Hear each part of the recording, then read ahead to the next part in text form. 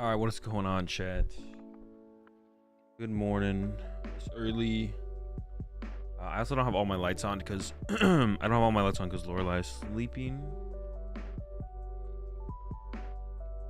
It's early. I believe we're already getting ready into round 4, so let's just go ahead and let's get into it. I think we have a familiar face. I forget what they were playing last time we saw them, but.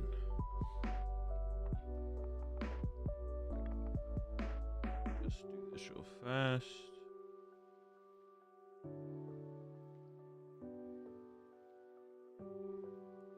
Oh, Darren Jakes. Yeah, I was like, I recognize the person. I don't know the name there.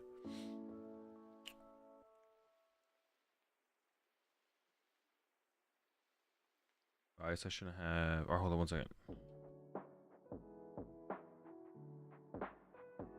And let's move this over. And we should be all good now. Okay, I think we're all set.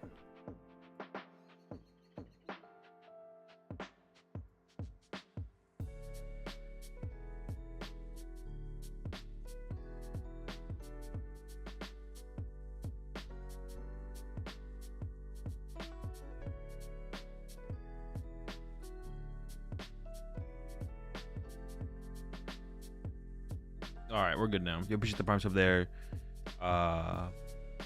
IB Repin. Welcome to the rat pack. I have plenty of rounds left. We're all out of muffins. I think I only missed one round, right? Did they even stream round 2? Maybe just streamed round 3. Yeah, they maybe just I don't even know. Crazy, no Guardian in the top 5 most played, right? I don't know. Is that true? Only one round so far. So they streamed round 3. Now we're in round 4. We got the Cloa double Bidoof prize though up against Lawzone, but Lawzone did prize their Iron Hands, so that is a thing, I guess. All right, let's get into it. It looks like Lawzone is going first. They did open the Drapion too. That stinks. Open Drapion is not good. I actually wonder if you should choose to go second in this matchup. And actually, that's maybe what Darren chose is second. This hand sucks for Angel though. This is a pretty good matchup for Lost Box, for sure. But this is a pretty good matchup for Lost Box. But okay, let's take a look here. They play a Team Devo. Check for the Charizard matchup. Is it a Kyogre build or Turbo build? It looks like it might just be a Turbo build. I saw Double Vacuum, Forest. There's a Counter Catcher in there as well, though. A Recycler? It doesn't look like a Recycler, so it looks like it's just Turbo Lost Box. Yeah, it looks like it's just Turbo Lost Box. Number 1 Zard, 2 Dawn, 3 Tina, 4 Moon, 5 Mew. According to the graphics. So then what number 6 is? Do they only show the top 5? Or yeah, does it? No, wait. Are Europe's graphics different? Then what? 6 is Guardy? Or they only showed 5. So we're gonna go for a Greninja here because they don't have a switch card to go into a Comfy. Otherwise, you'd probably go with Comfy here just to start building up the Lawzone. It does have plenty of energy, so we're gonna see the Greninja attack happen. Depending on what Angel plays, this matchup is pretty easy. Because generally, the Cloth player doesn't actually play Manaphy. So what you can do in this matchup is you can just like board wipe them. You can attack with like Greninja twice. Okay, there's a Comfy. And there's a Cold Wish for next turn. So not everything they would want, but it's a good start. Might even bench the Cram. Is you can basically board wipe in this matchup. You can like Greninja the B-Barrel and a Cloth. You can Sableye 2 or 3 times. And then like do one final Sableye. 6th deck was Mew, so that means 5th was Guardy then. So it's a pretty good matchup for Lost Box. Turbo, non-turbo, whatever. But it's a pretty good start here for Darren, though, in comparison. S-Ball, VIP Pass. And then you can knock out the Drapion with Cloth or the Electrode, I believe, right? Electrode should be able to get the knockout here. There's an S-Ball for the Billy, and then we should see the Battle VIP Pass here.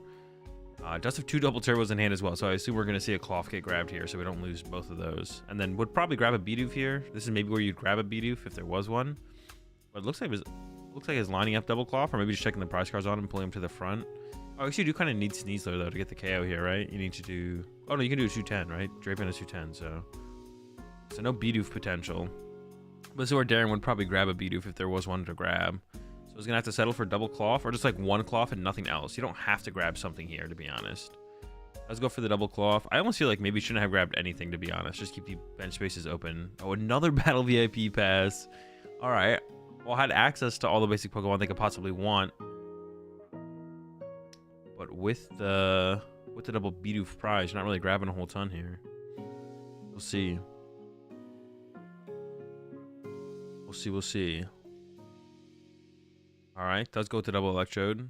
When you play Zard, what's your opinion on the matchup against Ryan Moon? It's a good matchup for Charizard. Appreciate the 6 months there, Ketonomics. Way too early in the morning. What should I play at my challenge this morning? Whatever deck you're most... It depends on what your goal is. If your goal is to maximize your win percentage, just play the deck you're most comfortable with. My answer is going to be the same every single time, though. So it's just going to be that. All right, here comes the Billy. We do lose a double turbo, but I don't think that's that big of a deal. It has the Drapion in there as well. Oh, there it was at the end. Oh, wait, but didn't get... No, it does 210. So did get the Tool card and the Spicy Curry. So it does have the KO here on the Drapion. Wait, right? Yeah, Drapion is 210, I think. Yeah, I think so. There's the Curry. Oh, has Switch as well, so actually could, I guess, attack with the... I don't see a reason not to attack with the Electrode here, though. Yeah. It's my last one to cap. I just don't want to pick. Well, give me like 3 decks to choose from, because I could like pick anything. You have access to every single deck? What if I say something you don't have access to? Yeah, give me like 3 deck choices to choose from at least. Help me out first, and then I'll help you out. Tails on the Curry, so it's going to be another 20 going back into Darren's turn. Definitely needs to be a comfy send up here from Angel. Like I said, I was already even attached to Greninja last turn, so I was already setting up for the potential of the Greninja. Doesn't need to do it quite yet. Ooh, a lot of good cards in this Colress. That's a lot of good cards. You also want to keep the counter catcher so you can go like counter catcher Roxanne and then Greninja or Sableye around the Brute. So you definitely want to keep that counter catcher here, I think, as Angel. I don't think you're brute forcing through the active in this game. But it's already going to give up the I like that. I think a counter catcher might be the best card there, to be honest. I'm a big counter catcher fan right there. Yeah, I think the counter catcher is super good there. Because I think one of your win conditions is counter catcher the Brute. Goes for the Dragonite and the Forest Sealstone. Are we doing predictions today? Yeah, we can do predictions. I'll start them up going to the next round. Yeah, I'll start them up going to the next round. Oh, there's 2 counter catcher in this list, actually. Okay, we still have a counter catcher. Never mind. I just assumed there was only one, but there's another one. So we still have counter catchers. It's a Comfy, Super Rod versus Switch Cart. Probably the Super Rod, so you can guarantee use Greninja next turn. And if we're using Greninja next turn, we'll want like recovery on our water energy, even if we have plenty in the deck. Goes for the Switch Cart, though. I was kind of thinking we were attached or tree in the active. But I guess then we start to run out of Switch cards later, but I don't know. We'll see. It does have the Dragonite. Oh, wait, we're only at 3 in the Lawzone. I didn't even realize that. So we do need to like go get another Comfy here. I thought we were at 4. I thought we got rid of 1 turn 1. I literally thought 3. Yeah, but we actually have to use the Dragonite here. Now, do we go get another Comfy or do we just get a Vacuum? We do have Switch Retreat in hand or even Escape Rope. So you could just get Vacuum, get rid of the Battle VIP Pass, get rid of the Forest Sealstone. Live your loss a little bit more. I feel like probably getting second Comfy makes a little bit more sense, so we have it as an option on the next turn. But we'll see what Angel chooses to go for. Yeah, I thought we were 4 in the Lawzone, but I forgot we didn't even get to use the Comfy on that first turn. Tina Zard, I've won with Cloth Miraidon, Lugia, Guardian, Mew already. So Tina versus Zard, and you're trying to win with them all. I'd go with Tina. Did you see my message? What was your message? Did you like the shirt that I made for you? Yes, I appreciate the shirt, Vin. I do appreciate the shirt. Probably wear it on stream in one of these coming up days. Goes with the Comfy grab. Didn't grab an S-Ball as well because you want that S-Ball in the deck to be able to find other Pokemon later. There's the Switch Cart. Gotta pick 2 here. What was it? Vacuum versus Psychic? I think we take the Psychic there, right? What was that card? Here comes the Cram Punch. No KO, but just getting some damage in. It was the Vacuum. Why did we have the Vacuum? I guess we can get rid of the Brute's tool at some point. Maybe that's worth it. Okay. I guess I could see it. There's the Punch. We got the up to 170 on the Electrode. We do have to flip for Poison again. Or not Poison, but Burn. and heads. So it did heal from the burn. It's still poisoned. Does have that switch in hand to be able to fully heal the rest of this damage. Has an escape rope now as well. But if you escape rope here, I don't know. He says, do we want to kill a Comfy? Want to KO a Comfy or a Cram? I guess is the question here for Darren. Because you escape rope here, I'd have to imagine a Comfy's getting pushed up. There's that Bidoof in hand. And that's why I was like unsure if I want to see Darren fill up the bench with the Electrode. I was like, what if we get a Bidoof out of our prize cards and we have no bench space for it? And with the current hand, I think you'd want bench space for Bidoof here. Actually goes for a boss on the Bidoof from Darren. I feel like an escape rope would have achieved the same thing. But Darren does end up leaving the Electrode in the active here. And actually in this situation, you don't really want to KO the Electrode with the Cram, to be honest. It's kind of like an overkill of your damage. Lost Box is really good at being efficient with your damage. So in this situation, we do have the escape rope here for Angel, though. So Angel can escape rope around the Electrode and just punch whatever Darren sends up. And then Sableye later to clean up the Electrode, plus what was ever got punched. I really don't like that. Starts with the Comfy? I don't like that either. We should definitely start with Culver's here. I don't think we're ever not playing Culver. Oh, wait, we do have access to Roxanne. Maybe I take it back, actually. Hold on. I actually take it back. Oh, and now the vacuum's actually going to work out pretty well, to be honest. Okay. Things have changed a little bit, actually. The escape rope is actually going to work out pretty well here. Or not the escape rope. The vacuum is from... Oh, we didn't get vacuum. Wait, where did this vacuum come from? Oh, we held it. Yeah, that's right. The vacuum's going to work out pretty well here, though, because Angel can get to 7. Here we go. Vacuum away.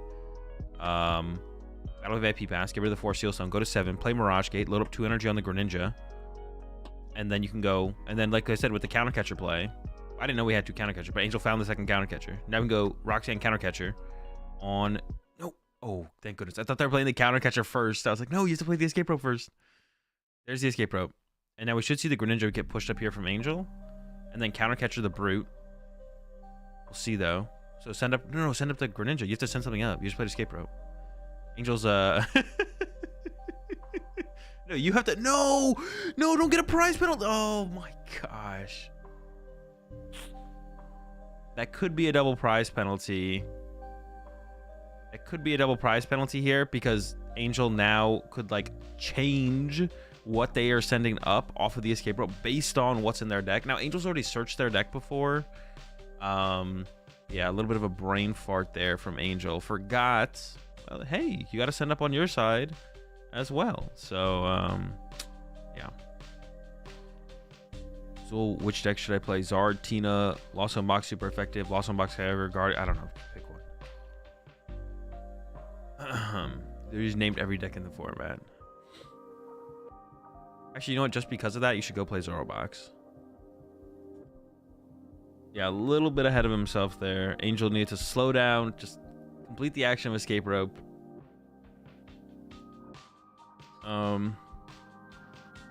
Interested to see what they decide here. It's not cut and dry. Decide what penalty they have. I think it should just be a warning, to be honest. I think it was like the play is pretty obvious there. Yeah. I'm just gonna go ahead and time you out there, Frank. You're just being weird and negative for no reason. If Angel forgot, why couldn't Darren forget? Sure, it is possible that Darren let Angel not switch and go to a different action before pointing out that escape rope hadn't been completed yet, but it's also possible that Darren didn't do that because Angel missed it, the judges missed it. Why couldn't Darren also miss it? It's just such a weird, what a weird way to view life. See you later, Frank. Azul in the AM. Yeah, I wouldn't be surprised if it ends up being just like a warning for Angel. Like, I feel like this doesn't need to be.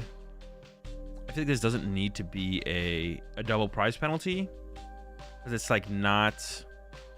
It was pretty obviously what was gonna happen, but like if it is a double prize penalty, I don't actually. To be honest, in like these situations, it doesn't seem like I don't really like I dislike double prize penalties a lot. Yeah.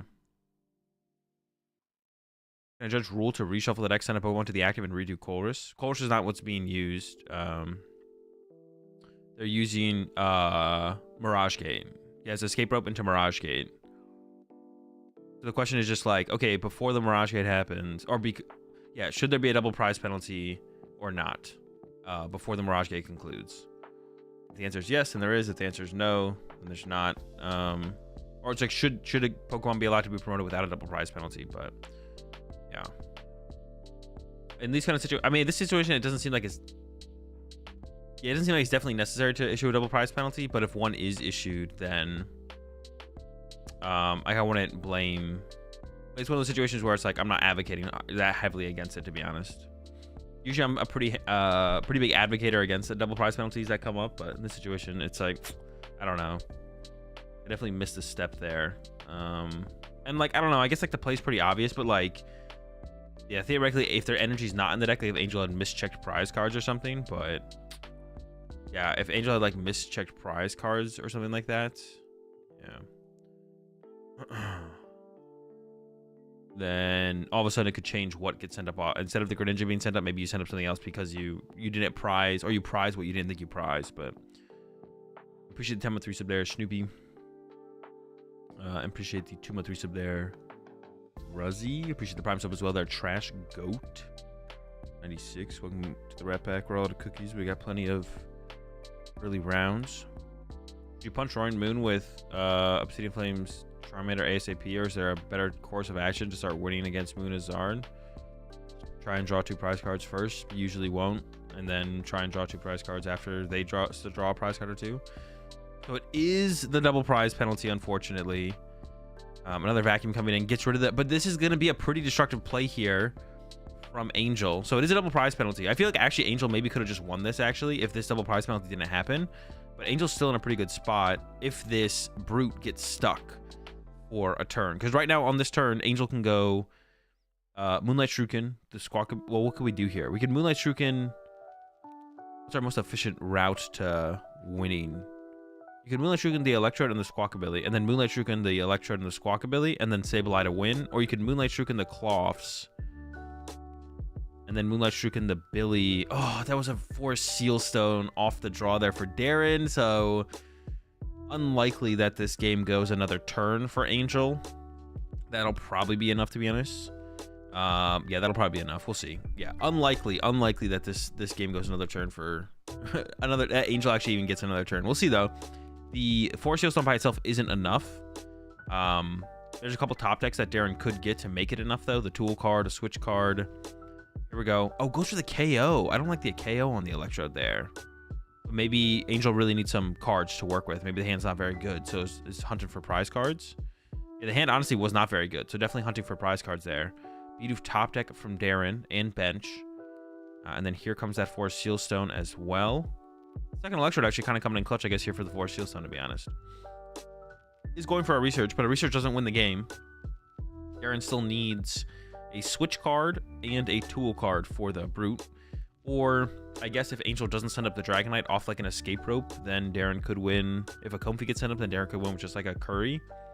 But Cram or Dragonite should always get pushed up here from Angel if an Escape Rope comes down. Yeah.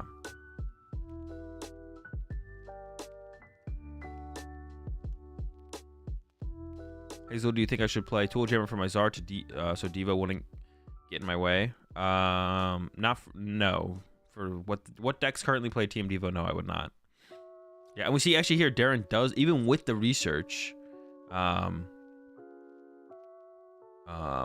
even with the Research here from Darren does whiff the play, did get the Tool card, and then does have, checking the vacuum count here, deciding whether or not they want to put the Tool card on the Brute Bonnet. Potentially play around another Roxanne probably is the thought process here, because there's no Switch card in hand. Has B-Barrel for next turn, Research for next turn, has the Town Store. He's just going with the Poison play with the Brute. But yeah, still no Switch.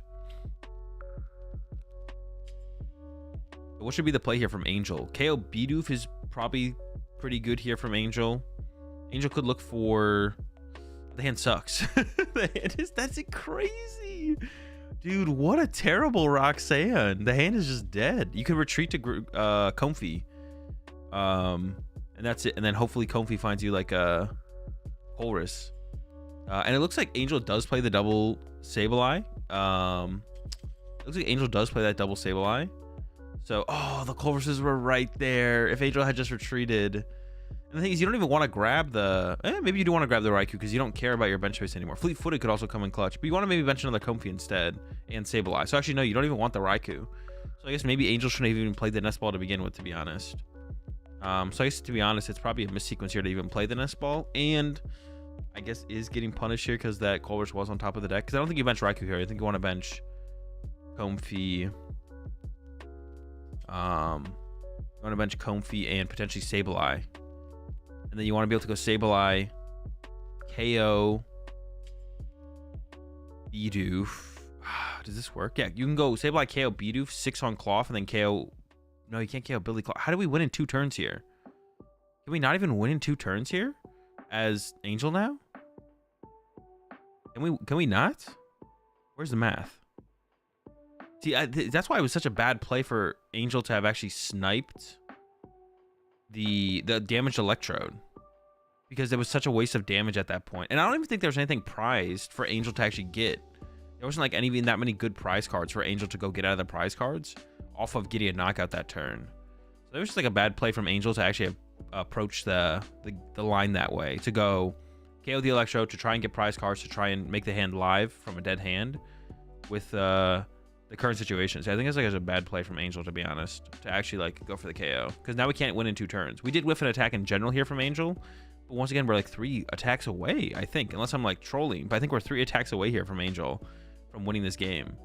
I guess like Curry's could have always gotten in the way too, though, because Curry does heal 5 damage before it burns your Pokemon. So you could like switch the damaged Pokemon to the active, healed it, and then got it out of there. So it's possible. It was always possible that Curry was going to be a problem. Darren goes and searches out a Cloth. I don't know why. Now we're going to draw less cards off our B-Barrel. So this is just a misplay here from Darren. Unless there's a research in hand. Oh, there is. Is there? Oh, there is. Okay, this is fine then. I still don't know if I like that play there from Darren. I think Darren's... Yeah, so this is what Darren should have done. Darren should have not gotten a Pokemon there.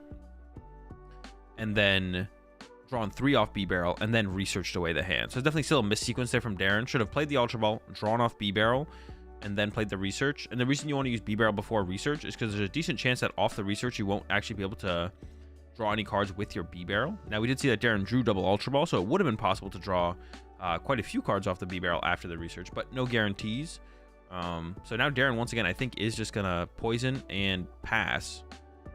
Nothing else to really do. Yep, there's the pass. At some point, I guess Angel could just KO the Brute, and maybe that would be a win condition here for Angel. That's not a good win condition, I guess, though, because of the Spicy Curry Electrode attack. There's the Town Store use. The Colresses are once again on top of the deck. Using Town Store here, I think, is like fine, though, from Angel, because Angel's deck was random to random, so it doesn't really matter if you use Town Store or don't use Town Store. But it does kind of suck that you see the Colresses on top of the deck there. But actually, I think Angel actually does need to find a Super Rod here. So that is pretty important to find on Angel's side, because I don't think there's no energy in the deck. I don't know if there's any energy in the hand. I don't think there is. It does have Mirage Gate, though. So to be able to attack with Sableye this turn as Angel, to start sniping around this Brute, you are going to need that. But once again, I don't see a 2-attack win condition here for Angel. KO Squawkabilly for 7, and then we have 5.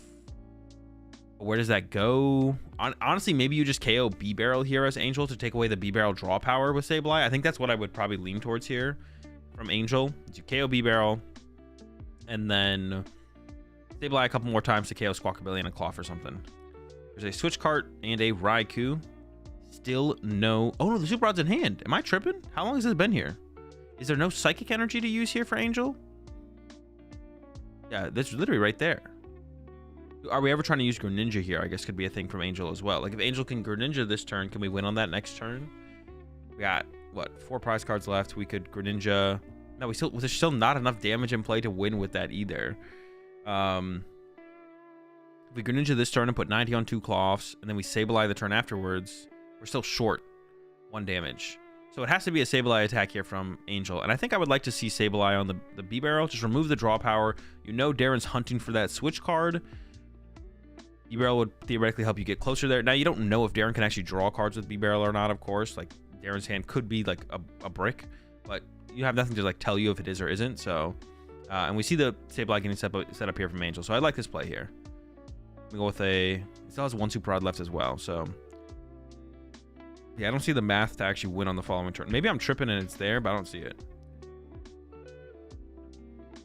And it all comes back to that other Electrode that Angel kind of KO'd for Darren earlier in the game, which also led to B-Barrel even being possible to set up, to be honest. I would like another shot of... I would like to see Angel's prize cards again, to be honest. Actually see... to actually see if there was anything that was actually... that could have been pulled off the prize cards that would have actually provided Angel with any sort of draw power. Because Angel got an Iron Hands and a Town Store off the prize cards, which obviously those aren't helping you. So, yo, appreciate the 16-month resub there, Devour. And the tier 1 sub, Medina. I don't know if I missed that one earlier, but I appreciate it. Welcome to the Rat Pack. We're out of milk, but we got plenty of cheese. Another flower selecting coming in. 2 Mirage Gates, pretty easy there. Wants to dig a little bit deeper before locking the Sableye in the active here, because if your Sableye gets KO'd, you lose, so you're assuming that Comfey's not coming back to the active on the next turn. So you want to try and find that Colress, so that way you could use the Colress while the Sableye is stuck in the active. And here we go, Lost Mine. Like I said, I think I would like to see the B-Barrel get KO'd. Yeah. Could KO Billy and hit the Brute and go for Hands on Brute? Oh, true. Well, Hands isn't possible anymore. I don't think Hands has been possible for a while, actually. I don't think Hands has been possible for a while. So Hands was never an option, I don't think. 110 on Electrode and Greninja on the next turn is the only play. Oh, true. That is a play. Yeah. It was there the whole time. Yeah, Greninja KOs both those. Yeah, I was like, dude, I don't see a way to draw 4 prize cards next turn, but it does exist, and there it is. Now, Darren could play Bravery Charm, and could Bravery Charm the Squawkabilly, and that would take the Squawkabilly out of range. Also, if Darren could get the... if Darren can get the Electrode or Squawkabilly into the active, and then heal it with the Spicy Curry. But this play works for Angel if the Brute Bonnet stays stuck, and then like top decks Colress. I didn't see any. I did not for Darren there. I did not see any of those Bravery Charms in the deck. So I don't think Darren plays the Bravery Charm. Does play the Town Store though, so it'd be weird to not play Bravery Charm, to be honest. Maybe they're in the prize cards. Yeah, it'd be really weird to not play Bravery Charm and then play Town Store. I feel like, is Town Store only finding 4 Sealstone then? Doesn't seem very good. 2 Spicy Curry. There's 2 Spicy Curry in the hand for Darren there, but no way to get into the active. Has used B-Barrel. Iono's coming down for only 3 cards as well. So even if Darren gets a switch card... oh, wait, no. If Darren gets a switch card, the game's over. But also needs a way to... needs, like, exactly switch, not escape rope. And there is the switch. Cloth is sent up. Poison. Cloth knockout. Last prize card. That sucks. Angel was actually on the comeback there. That was actually crazy. Angel was on the comeback there. Even with the double prize penalty, Angel almost got there. Angel almost got there even with the double prize penalty. And that probably shows like how good this matchup can be. And also Angel plays the double Sableye. So like board locking Darren. And what I mean by board locking is basically what you do is you don't draw prize cards, so Iono doesn't hit you very hard. And what Angel can do is use Greninja, put like 90 on a couple Cloths or the B-Barrel, and then, what was the DPO? Angel forgot to send up a Pokemon off Escape Rope and then attempted to use Mirage Gate and looked at their deck before completing the Escape Rope on their side.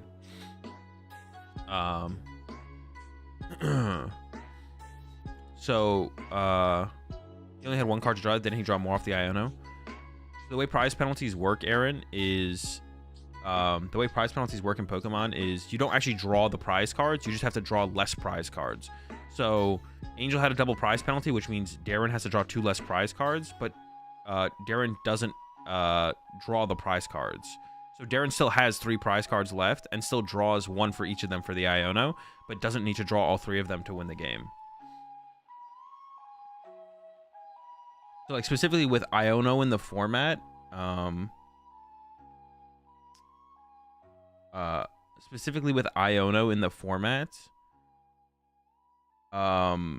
double prize penalties are like super punishing to get, because you can't even like an Iono make a comeback. Prize cards here, switches prize, which we saw be pretty relevant in the first game. Counter catcher's prize, which was also super relevant in the first game. Angel is choosing to go second.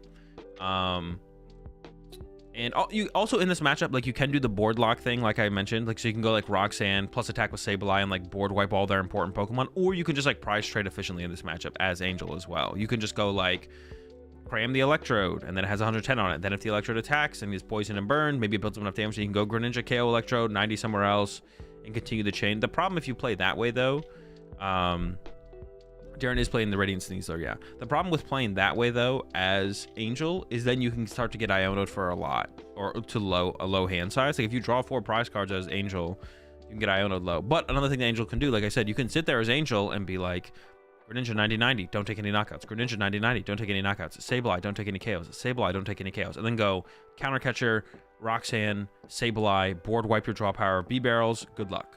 And I like that line a little bit better in this matchup.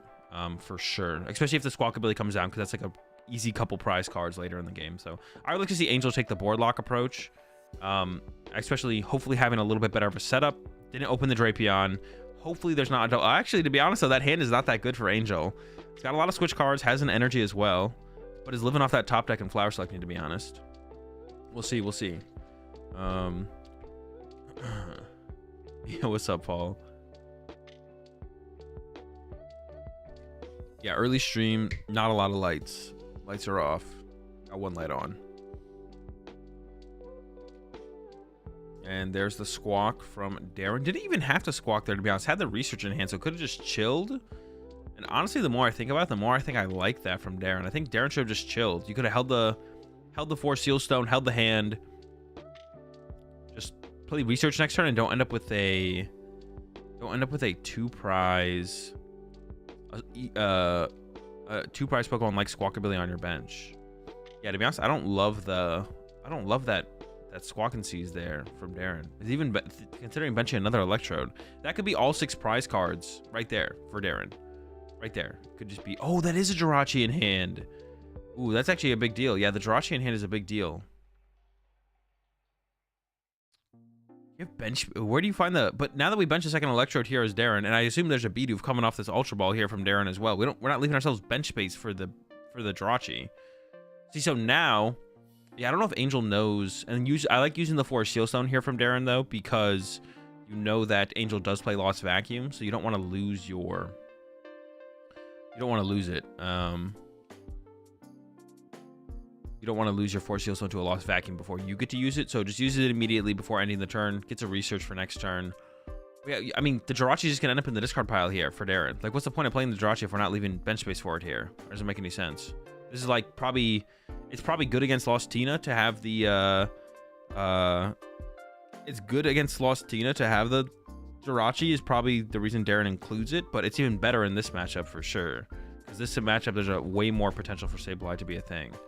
The reason that Darren did bench a second Electrode would be my guess, though, is because Darren's scared of like a turn 1 Dragonite from Angel, because Angel has basically shown that he's playing a fairly turbo build of Lost Box, which could turn 1 Dragonite or Raikou and KO this Electrode. And here we see, oh my gosh, was the top deck also bad here from Angel? Never mind, we have a Dragonite. Okay, it's not that bad. I like the Sableye keep here, I think. I assume Angel plays like triple Super Rod, maybe quad. Here comes Dragonite. And we do have 4 Seal Stone to go to Colress here. So it's not that bad. I didn't see the Dragonite top deck there.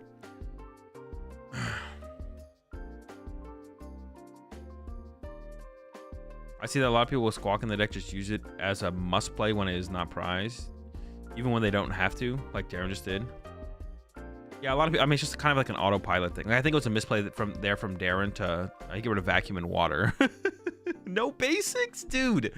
Angel is drawing. You actually maybe consider taking the Vacuum just so you have a way to. I guess you do consider taking the Vacuum here from Angel, to be honest, because you need like a way to build up your Lawzone. Ooh, Sableye give up. I don't know if I like that, but actually, do you retreat to Dragonite here? No, you retreat to the Sableye here as Angel. Actually, maybe use a switch card. Oh, I think we retreat to Sableye here. We're just gonna leave the Sableye in the, or this Comfy in the active. That's all of our draw power. Goes with the escape. Okay, we are conserving the Comfy. That's the important part, is that we conserve the Comfy here. Actually, Angel could have sent up and should have sent up Dragonite here. Yeah, Angel should have sent up Dragonite here because Dragonite can't get KO'd by Electrode because there's no room on the bench for Sneasler. There's the boss on the Comfy as well. Wait. Oh, wait. Okay, sheesh. I thought Darren didn't have a way to get the knockout. I was like, wait, what? Oh, wait. The town store also gets the Brute Bonnet's tool, I guess. I think it's still interesting to not include, like, at least one Bravery Charm, but if you're going with the town stores, most people play the town stores, but Yeah, so I liked Angel protecting the Comfy. I think Angel should have gone to Dragonite, though, because without Sneasler, without room for Sneasler, there's no way to KO the Dragonite, and had plenty of switch cards in hand to free up the Dragonite. And if you ever attack with the Dragonite as Angel to KO an Electrode, then you're freeing up the bench for the Sneasler to get return KO. There's the Colress top deck, though. That's sick. We needed something here for Angel. There's a Battle VIP pass. So we're going to give a Battle VIP pass and Escape Rope, probably. Maybe the energy goes, but... Finally, kind of cooking here. I don't even know if I call this cooking here for Angel. It does have the Vacuum, though. We did end up keeping that, so we can get to 7 in the Lawzone, which could lead to a Dragonite attack for Angel. But I feel like attacking with Dragonite is not what you want to be doing in this matchup. I think you want to try and take it slower if possible. I think we're probably going to have to go for a Greninja grab here as Angel. We'll see. I think Greninja makes a little bit more sense, but it's eyeing up the Comfy. The Comfy is just like so resource intensive to utilize. You have to like switch into it and then switch out of it, and I don't know, it's like a lot of things. And isn't even going to be able to utilize the Comfy here if you get rid of the Escape Rope. But you can't play the Escape Rope anyways, because the Electrode doesn't end up in the active. There's some Mirage Gate. Oh no, I guess you can put an energy on the Comfy, so we can still use the... I think Greninja was a better grab there from Angel, though, I feel like. Yeah, so I guess we can still use Comfy here to see top 2 cards. We could also just wait and attack with Dragonite, I guess. You don't have to as Angel. You don't have to push Comfy here, but I think you probably do, because it's possible your Dragonite's inactive on the next turn, so you want to dig a little bit deeper in your deck here. But it actually goes for the Dragonite play, even though could have used that Comfy. Especially if you find like Greninja or an S-Ball for Greninja, then you could see a lot more cards over these next 2 turns with the Comfy finding a Colress or Comfy finding Greninja, which could lead to that next Colress, or even into the Roxannes. Because actually, if this Dragonite gets KO'd, Roxanne becomes a possibility. Yeah, I really don't like that from... I don't like that from Angel. I don't like Angel not using the Comfy there. Because I think finding a Colress... Because, like, yeah, once again, this Dragonite might not get KO'd this turn. And if Dragonite doesn't get KO'd this turn, then you're going to want to keep digging through your deck with a Greninja, potentially back-to-back turns of Greninja, or, like, a Colress. Like, just use a Colress at the beginning of your turn. See more cards. But now that kind of... Well, maybe you need it... Well, although, hold on. Now I'm thinking about a little bit more. Does the switch card ever make sense to keep... There's the research on the Jirachi. Keeping that bench press open for the Sneasler. That is not Sneasler. The Dragonite's definitely surviving. So, if there is Sneasler, you get KO'd. If there's not Sneasler, it's Poison, Burn. So they're doing 210. Darren would be punching you for 210 damage. And if you take 210, 220 back into their turn. But then they're attacking again, so that's like way more than 230 at that point. So, I guess the only other thing to consider here from Angel was to keep the switch card around to heal your Dragonite, but you know, energy means you can't rope either, but goes with the rope anyways and doesn't even punch the Dragonite, which is probably correct though, to be honest. You probably don't want to punch the Dragonite. You're just going to pass here as Darren. Yep, poisoned. Cloth takes 10, so does the Sableye. Okay, looking pretty good for Angel now, for sure. Now it's looking really good for Angel. Hey, pretty good that the switch card's still around as well. Has a energy in hand as well, so can go like Flower Selecting and then Retreat, which we probably want to see here from... Probably want to see that here from Angel, is the Flower Selecting. There's a Town Store. There might be a Force Seal Stone left. It looks like there is. And then we'll get 1 Flower Selecting off here. Get another switch card, retreat to a new Comfy. Hoping for like Greninja or... Definitely hoping for like Greninja or something like that. Oh, it has Boss at hand as well. So we could just see Boss KO Electrode here from Angel, which is probably the play. Manaphy and Raikou both could end up in the Lawzone. I don't think Angel would care, but has to take one of them. Attach, retreat the active. Boss KO Electrode seems like the play here to me.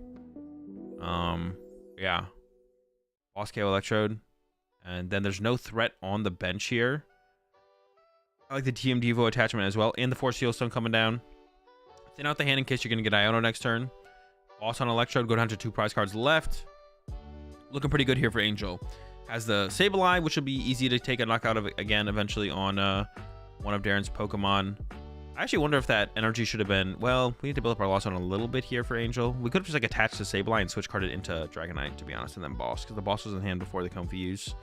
But I don't mind the Comfy use there, I guess.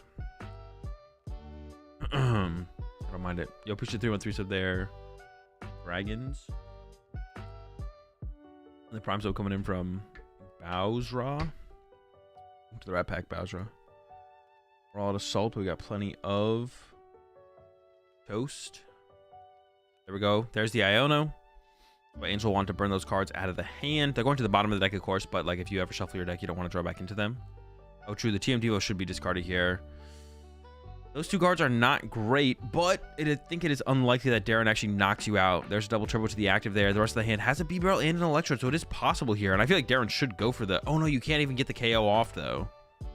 Because you can't... You don't have room... You don't have bench space for Electrode and Sneasler. So looking really good for Angel here, but does need a little bit of help here to still close this out. Is not quite there. Is for some reason not into benching the Electrode. I don't know why. I feel like Electrode probably should have been benched there to potentially push up because it has higher HP than something like a Cloth. I don't know about that. There we go. There's the Cloth Punch. Not going to be KO'd and not that much damage. 180 seems like too much. Is that correct? Wait, is 180 correct? That doesn't seem correct.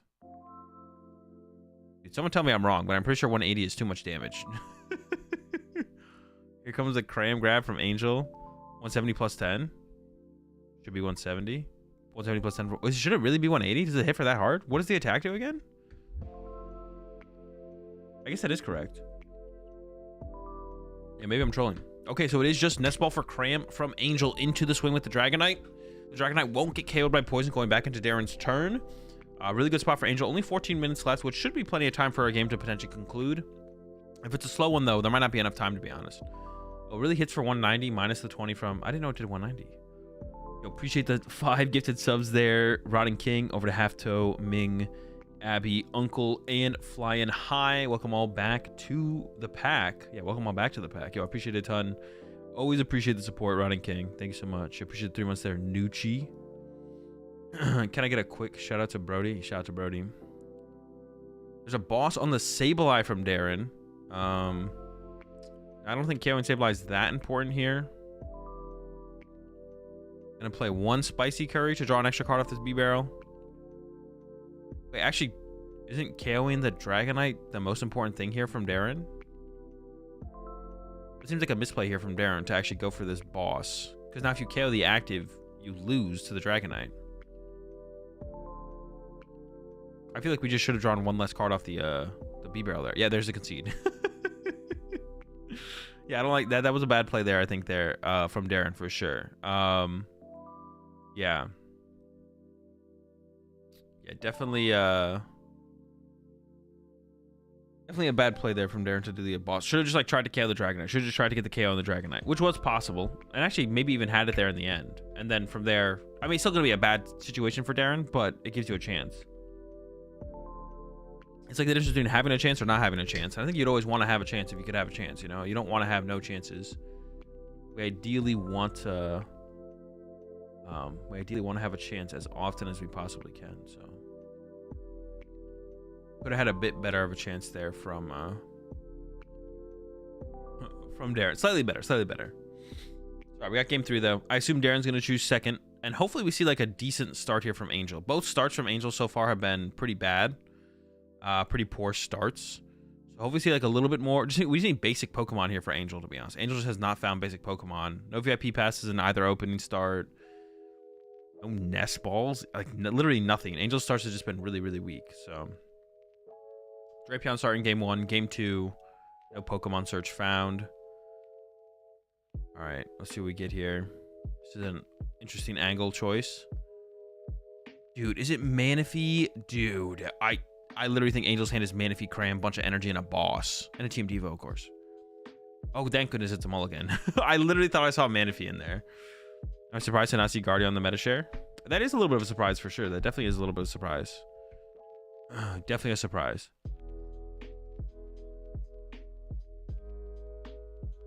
I thought it would have been like decently popular as well. But definitely a bit of a surprise. I mean, it's a little bit tough out there for Guardy. Got the Miraidon matchup that's tough. The hands are tough. Tina's a close matchup, but Zard is still the most popular deck though, which is good for Guardy, of course. It is Tina, Paul. Couple switch card prize, couple Pokemon search cards prize. There's that battle VIP pass though for Angel. Let's go. All right, we're gonna get a little bit better of a game here, I think. Immediately played it though. I don't know about that. but does want to maximize maybe the odds of finding Chorus. There was in the hand, I believe there was. Well, I guess maybe you don't really want any more other Pokemon. There might be a nest ball in hand though, so we can use that to find whatever Pokemon we'd want on the next turn. These are definitely the situations for both players where you want to start playing pretty fast. You want to start playing pretty fast. That way you can, you know, have a chance to actually close out this game here. And not just tie. Plenty of switch cards and energy in the hand here for Angel as well. Boom, concealed cards coming through. Another Comfey. No nest ball, actually. I'm not sure if I like that choice to not Greninja before using the Battle VIP pass then, because there's some stuff that we want to see here. Gives, honestly, there's that Force Seal Stone in hand, though. Was Drapion a better take there? Could have been. Here comes another Escape Rope from Angel. Probably leaving the Electro in the active is correct here. Here we go again. 2. Definitely give up the Town Store here. Don't want to give that to Darren. Another Comfey coming down. Attach Retreat and third Comfey here getting used. Cram versus Battle VIP. Ooh, okay, goes with the Cram. Battle VIP pass found Dragonite there, though, and there's a Force Seal Stone in hand, and immediately benches the Cram. I don't know if I like that. Clogs the bench a little bit. Yeah, I don't know if I love that. All right, draw for turn here from Darren is a Boss. Has an Escape Rope. Has a Curry. I think also has... Uh-oh. I think also has 2 of the tool cards for Brute Bonnet. Oh, no. I think most people play 3. That means... Ooh, double Battle VIP pass off that. Research, though. That could get pretty awkward for Darren here, moving forward. Yeah, this could get really awkward here for Darren on this following turn. Because you have one more tool left. And it could be prized, actually. I don't know. Yeah, there it is. It's in the deck. But it could get vacuumed after you put it in play. So Darren could get the tool, put it in play, get a knockout, and then Angel could go return knockout, vacuum away your last tool card. And then there's no way for Darren to KO a Dragonite anymore. So yeah, losing double tool card off the research there is pretty tough. Definitely not great. Definitely not great. He just goes for D9 next turn, so VIP better. That's what I was thinking. I was thinking like VIP pass for the Dragonite there seems pretty good. Because you definitely don't probably have enough time to like play the board lock game here from Angel. Also, you have the Force Seal Stone in hand as well. You have the Force Seal Stone in hand here as well from Angel, so yeah. No, yeah, so I like the Battle VIP pass take there over the Cram. Lost on the Cram, play Battle VIP pass, put a Dragonite on your bench. I want to like play in too much fear of your opponent having Boss, Curry, Sableye, Brute, tool card for Brute. That's kind of like a lot for Darren to potentially have, so playing around that doesn't seem correct. But it's gonna be load up the bench, knock out the Comfey. 20 comes in from that burn, and heal the burn. Yeah, so can Angel find the Dragonite? Ooh, that's a good top deck. Mirage Gate's good here. Immediately goes into the Comfey use. Probably should just take another water here and then Greninja one of those away. Got 2 water on the hand now. There's a Colress. Okay. Still no Dragonite, though. There's Vacuum. There's Pokestop. There's Super Rod. Still no Dragonite. We are going to get up to... what, 6 in the Lawzone here? Gives up the Pokestop. That's like one of our best ways to find the Dragonite. And then gives up the switch card in the Escape Rope. Ooh, I don't know if I like that. I think we give up the Vacuum here. We don't really need the Vacuum anymore. Or we can get to 7 just by retreating to the other Comfey, I feel like. Yeah, see, now we don't have the Dragonite here to actually make a play happen. We do have Counter Catcher, so you could go like Counter Catcher, Cram, KO something off the bench. Or even just like punch the Squawkabilly. That'd be fine. Wait, is there a Squawkabilly on the bench here? Actually, I don't even know. Lining up the Vacuum play. Could go with the Greninja play here as well, I guess. I guess the Greninja play is available. No, there's no Squawkabilly. Okay. Yeah, I don't know. Counter Catcher the Brute, and then Greninja snipe the Cloth and the Brute, maybe? I don't know. There's plays available here for Angel, but none of them feel great. Is doing that play, though. It looks like Greninja is going to be the choice from Angel here, though. Get a quick count of the discard pile. Checking the energy. Hopefully there's a water left in the deck. I would imagine there is, but it's possible there's not. Going with the Super Rod. So Angel's not confident. If there was a water and another energy in the deck, you'd probably just go ahead and play this gate first, because now your deck's kind of clogged. And there was. So the did not need to play Super Rod, but has been trying to play pretty fast here. Probably didn't thoroughly check the prize cards because there's not much time left, which is reasonable. So just wants to play on that safe side. All right, where's this Greninja damage happening? Also, do we see the counter catcher? Counter catcher is available for Angel. I kind of like it. Yep, there it is on the Brute. Make Darren have another card here on this next turn. And then just hitting up the Troads. Okay. I don't hate that. It means we can avoid putting a 2-prizer in play ourselves to get through these things. Don't have to put the Dragonite in play. If they come back up in the active and swing, you can smack them back with a Cram or start to pick them apart with Sableye. And yeah, now we need to see that switch card here for Darren to get this Brute out of the active. That's the 3 retreat cost on that Brute is so annoying. If it just had 2 retreat cost, then you could just like hard retreat it with a double turbo. But it having 3 retreat cost is so annoying. And could draw 1 with B-Barrel before using the Iono, but I think is just going to go in with the Iono. Has another Brute in hand. Going for the B-Barrel for 1. Probably doesn't want an Iono Angel.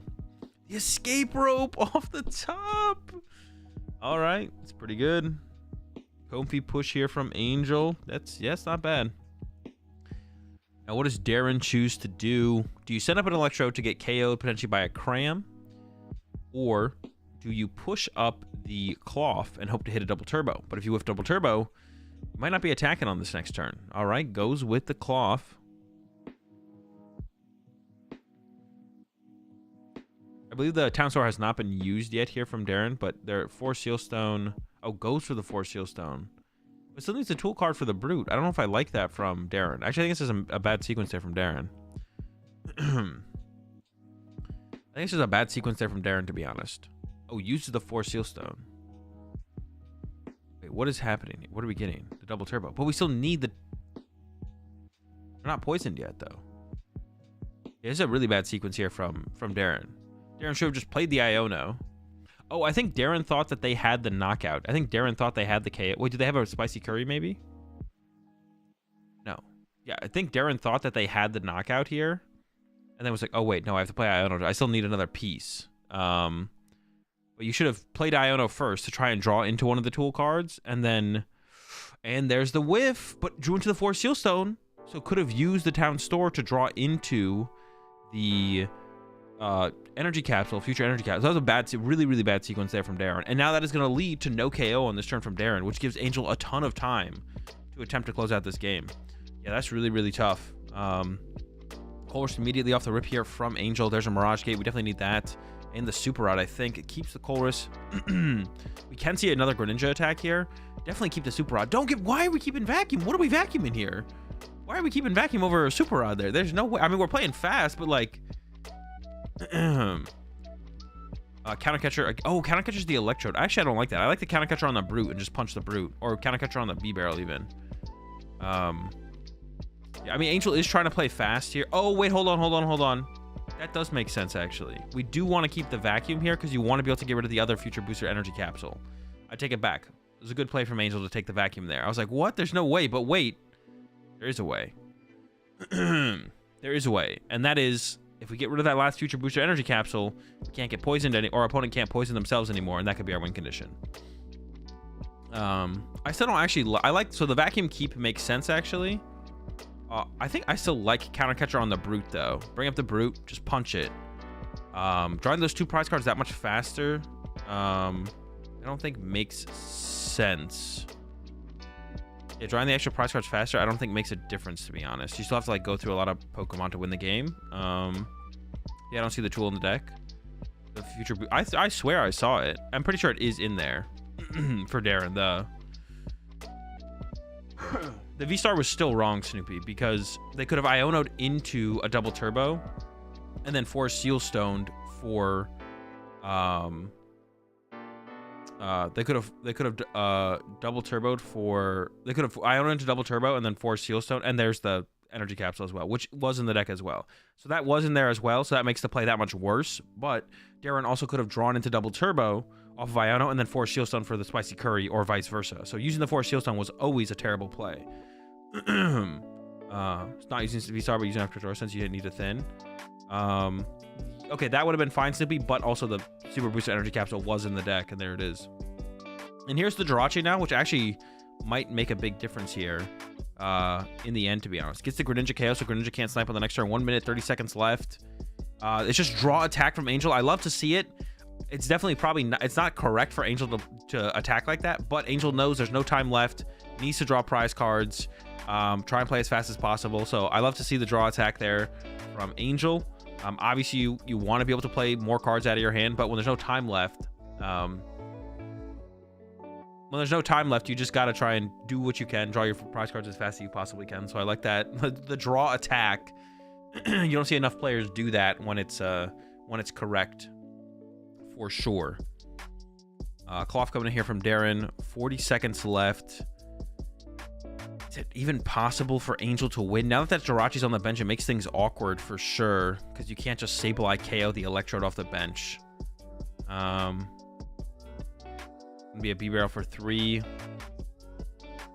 2, 3. This is definitely enough damage to KO this Cram here. I don't actually know if Angel plays boss, because Angel does play double counter catcher. It makes me think that Angel actually doesn't play boss, but I'm actually not sure. No, wait, what am I saying? We know Angel plays boss. We've seen Angel's boss before. We've literally seen Angel's play, so plays 2 counter catcher and the boss. Yeah, what am I talking about? We literally saw Angel play boss last game. We do know. We actually do know. We know for sure. And time is called. So Darren is turn 0. Angel will be turn 1. Darren turn 2. Angel turn 3. Does play the boss though. So could go KO Cloth with Cram and then boss KO Electrode with Cram, or like Sableye if you can put it in the active with the boss. That works as well. I'm pretty sure Angel probably only plays 1 Cram. So this is where you'd be liking to have 2 Crams here. There's the boss top deck. Like I said, it doesn't need to be Cram. It could still be like a Sableye. As long as you can get the Electrode into the active, the Sableye will still work. There's an Iron Hands. Oh, Iron Hands could be a reasonable attacker as well. No gates in the Lawzone. A lot of gates in the hand here for Angel, but a lot of energy in the discard pile. So attack with Iron Hands here could actually be a pretty good attack here from Angel. Oh, 2 gates in hand and the Super Rod actually. Oh, the hands is coming. Yeah, the hand's happening. There's a Super Rod in the hand as well. There's like 4 Mirage Gates in the hand here for Angel. There's like 4 Mirage Gates in the hand here for Angel. And has that vacuum to get rid of that Future Booster Energy Capsule, I believe. Yeah, has the vacuum for that as well. If there's 1 energy in the deck currently in hand, Angel has the play. Is there an energy in the deck though? I don't know. Hands KO Trode. Oh my gosh, there is Hands KO Trode on the board. I didn't even, dude, I just like literally missed that play. So if Angel doesn't missequence anything, that's game, right? And there's plenty of energy. There's 4 energy in the deck. There's literally 4 energy in the deck. Angel has literally game in hand. I didn't even realize it. I didn't even realize that we could go. Yeah, we top decked the boss, so it's all here. And it doesn't even need to play Super Rod.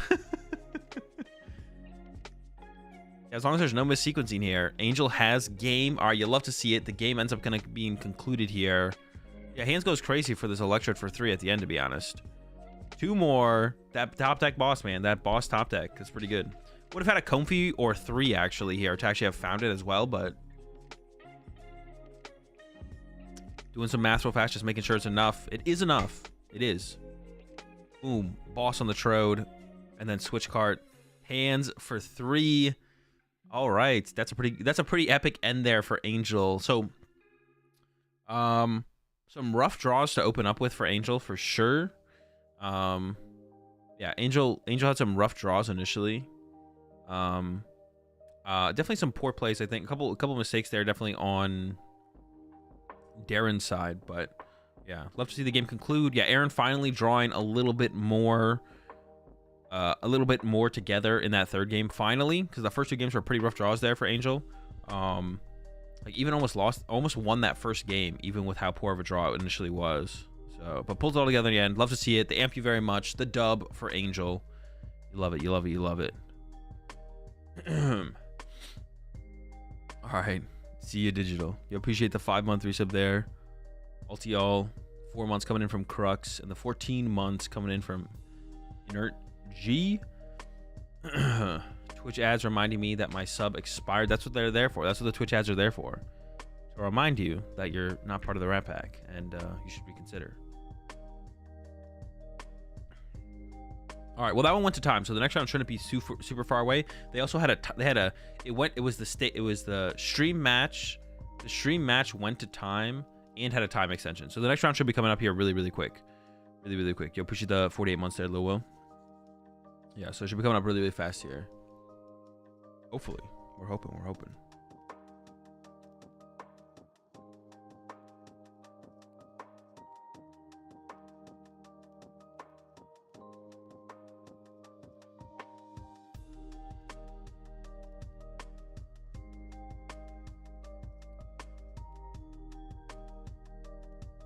I ended up pulling the Palafin. I did not end up pulling the Palafin, unfortunately. No. Unlucky. Appreciate the 413 sub there, Incubus. And no Palafin for me. I will be in Knoxville, yeah.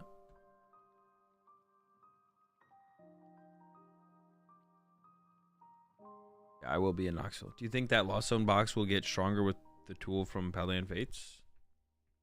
I mean, the answer is yes, because it's another tool for the card to play. But will it become a better deck in the meta? I don't know. Did Cloth win? Nope. Lost box 1. No Cloth.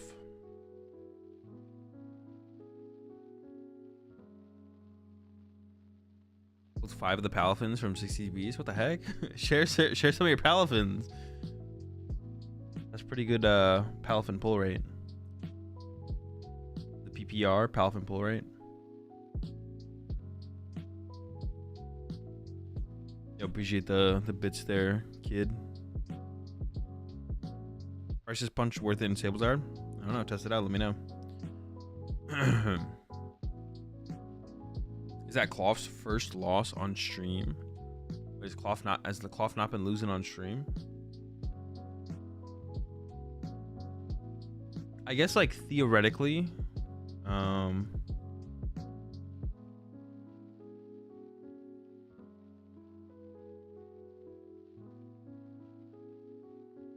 like, the Crisis Punch would give you, like, another option to hit hard in Sablezard. That doesn't involve, what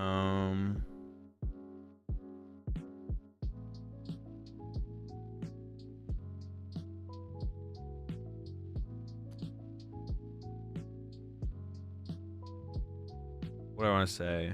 Yeah, so like it'd be like you don't have to recover Charizard to hit hard at the end of the game, but yeah, you don't have to like recover your Charizard. So you can like attack with Charizard on 2 or 3, and then maybe 2, and then like have Sableye, Crayum at the end to like close it out. So that seems okay. What's my take on Chi and Pow currently? I don't really have one. I might probably play with Iron Hands, but yeah, so the Crisis Punch seems like it's probably decent to include as a one-on, but I don't know. I haven't actually tested with it. We will be doing that next week, though. Next week, we're going to be doing the play-in with the Paladin Fates decks. Wait, there's still like a 13-minute break until round 5? Yes. It seems kind of... I mean, because like they went to time with the time extension on stream. Usually the stream round starts like after the rest of the Swiss rounds. So there's like a little bit of a time after that, and then they had a time extension. That's interesting. That it's still 13 minutes. Lunch break, maybe? I don't know if they have lunch break. I feel like they usually don't do lunch break at European events, but maybe I'm wrong. Do they usually have lunch breaks? I thought they didn't usually have lunch breaks. I think Paladin Fates is legal for Nox. No, it'll be the first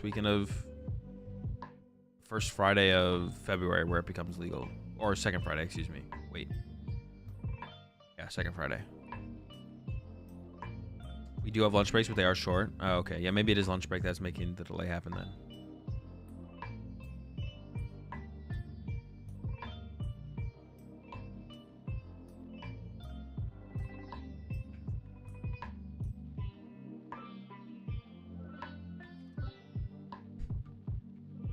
How does Miraidon beat Zard?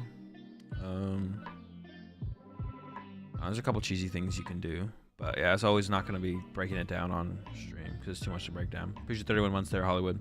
If you didn't play my deck during the last Doodle stream. Do I have to resubmit it? Go read the rules in the dude stream. Hollywood. Either go to the dude stream submission page or go to the dude channel in Discord. But I'm not going to tell you the answer because the answers are literally right there. The Uncommon Energy podcast comes out every Wednesday, Mad Guy, at 7 a.m. Eastern. Do you anticipate Nox being... I appreciate the 31 months of Hollywood. Do you anticipate Nox being a different meta / skill level than a super diluted 2,000 player tournament, or about the same? It's about the same. The skill level doesn't change. Well, actually, that's not true. It's harder. It is easier to day 2. It's easier to day 2 tournaments that have more players, but they become the more players there are, it's harder to win. So, bigger tournaments are harder to win, but it's like not something where it's like, if you ever got to the point where you're like nitpicking the 2,000 player regional I1 is worth more of an accomplishment than the 1,050 or the 1,500 player regional U1, it's just like weird. Yeah, I would say definitely. At first I was like a little bit unsure about that, but I think definitely, yeah, larger tournaments are just harder to win. I think except for maybe comparing it to ICs. ICs are a little bit different because there's a higher concentration of good players at ICs. So even like smaller ICs feel like they are potentially harder to win than regionals that are potentially harder because there's just a higher concentration of good players. Because like the best players from every region show up to ICs, and then even you have like Japanese players showing up to ICs as well. So that changes things a little bit, but yeah, 2,000 on average, a 2,000 person regional is harder to win than a 1,000 person regional, but to get day 2 is easier. But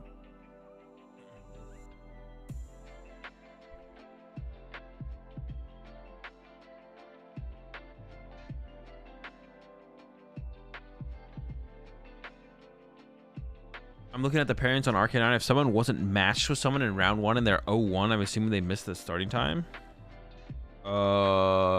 They're being, yeah, they were, no, that's not how it works, Brew. They're being added to the tournament with a round 1 loss. So I guess yes, the answer is yes. I should hear your question. Yeah, they are put into the tournament after round 1 with a round 1 loss. So yeah, the answer to the question is actually yes.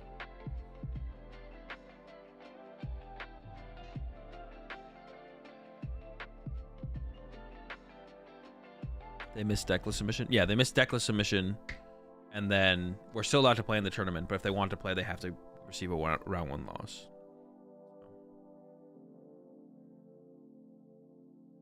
I guess as far as Nox being a different meta, I mean the meta will probably be somewhat different. Just feels like 1,200 players might be a different meta for some reason. People bringing more target decks than a wider range of decent matchups. No, it's just not. 1,200 players is still a lot of people. Like the meta. On average, the meta between a 1,200 player tournament and a 2,000 player tournament is going to be the same. It's going to be 10% of this, X% of that. It'll be about the same. Nothing really changes. Big tournament's a big tournament.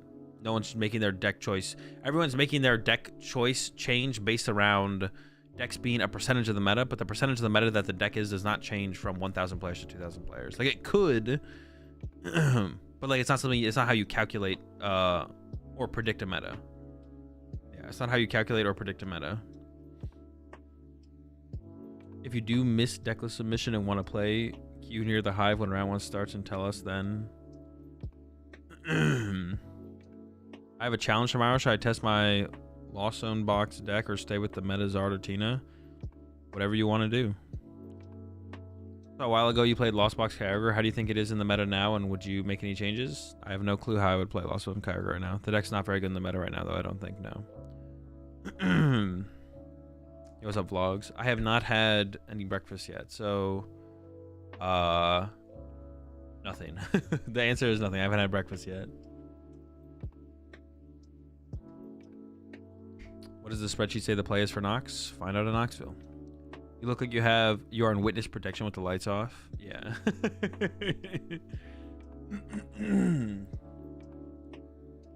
Maybe turn the lights on in a little bit.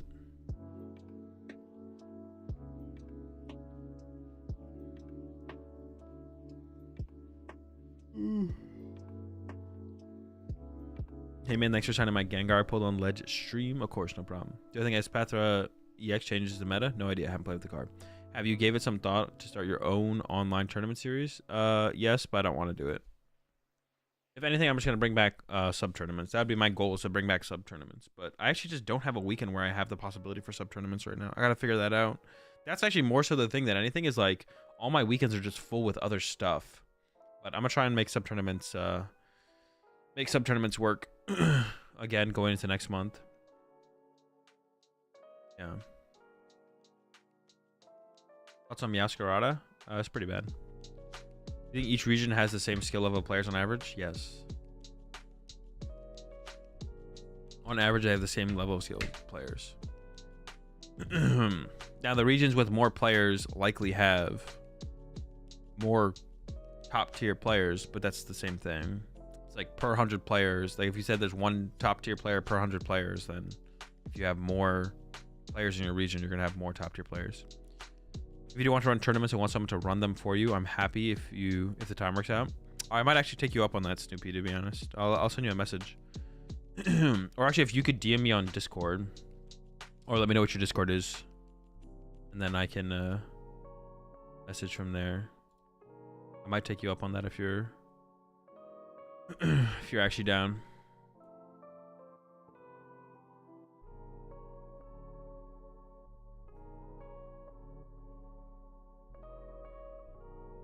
Next show mat's been announced yet?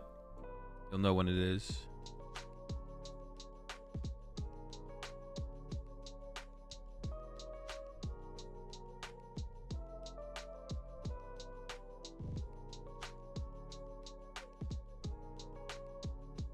Alright, I sent you a friend request, I think, Snoopy. I think I got the right person. Jeez. What are we looking at here? Winning in from... Oh, Lost Box vs. Palkia, winning in from a while ago. Why do people play different Charizards and Charmander? Isn't it optimal to play the best four? No, because there's like situations where you'd want the other ones, but you don't need as many of them. Options are generally more powerful than... Like, it's usually better to play... Like, theoretically, it's more powerful to play 4 different Charizards than... Theoretically, it's more powerful to play 4 different Charizards than to play 4 of one Charizard, because then your opponent has to play around theoretically the option of each of them. Now, there's not that many situations that would actually come up where your opponent is like scared of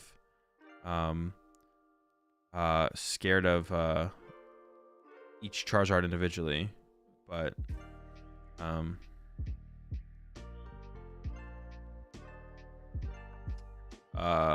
yeah, because you don't need... If you don't need the Charizards that consistently, then... or if you don't need the Charmanders that consistently, excuse me, then having the option of all of them is better. Because there's just situations where you can use each of them. How high do you think Guardian percentage would go if the whole event was 75 plus 3? How high would the Guardian percentage go if the event was 75 plus 3?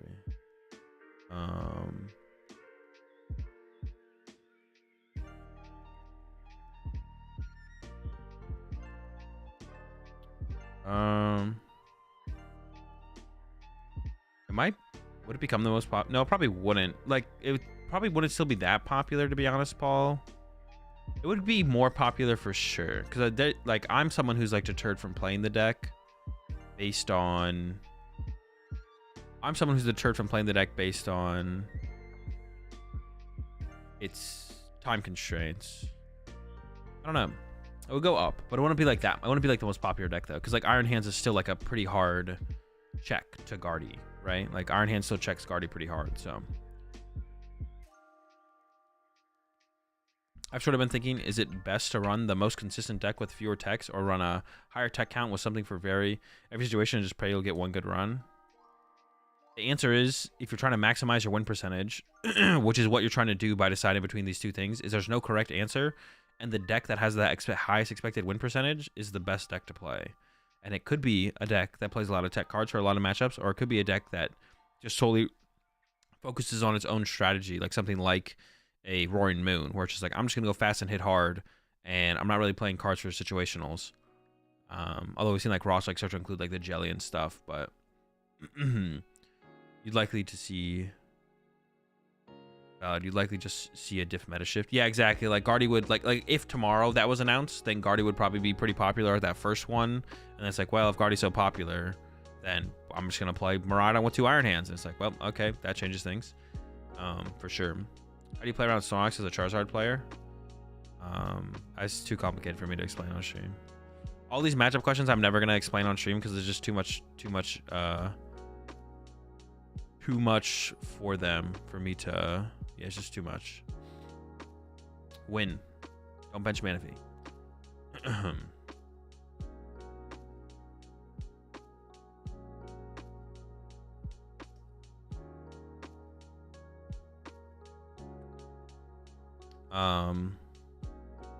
What was the other question though? I was gonna go. Yeah, I can answer the other question. You just lose. Just don't. Even instead of not winning, just don't lose. Yeah, just don't lose.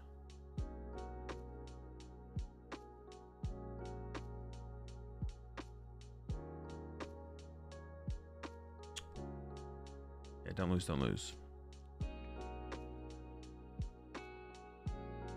Oh, yeah.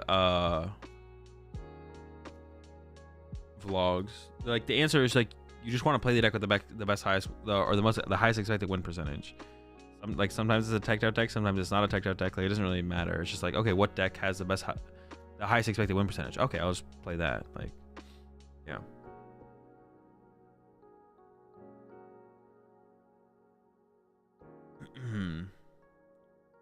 Yeah.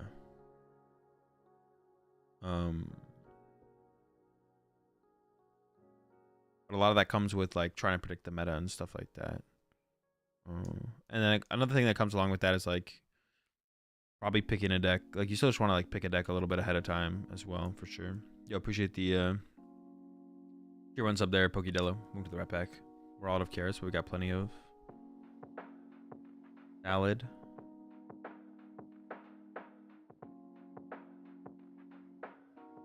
All right, round 5 coming up. I guess I did take a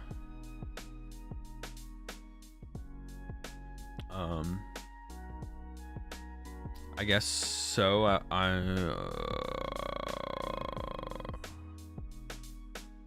guess so. I'm a guess that I'm just losing to RNG shenanigans then. Oh, wait, you're talking about the Moon strategy? Yeah, Moon's a pretty favorable matchup for sure.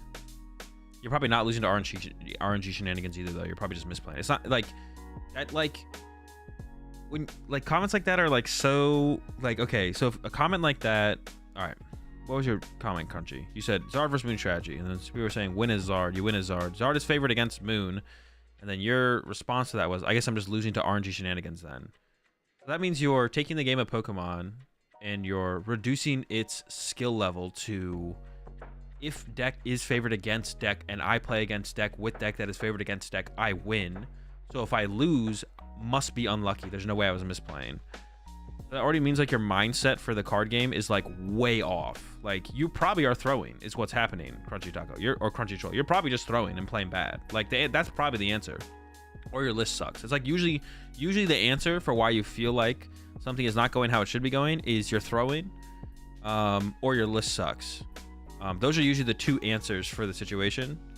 It's never you're unlucky. You being unlucky is never the answer. Almost never the answer. It's very rarely the answer is you're unlucky. So you say like just but your comment already means that your mindset around the Pokemon TCG is incorrect. So you have to first change that. You have to change about how you think and look at the Pokemon TCG before you actually can improve as a player. Dude, does Alberto double sleeve his deck? I'm tilted, bro.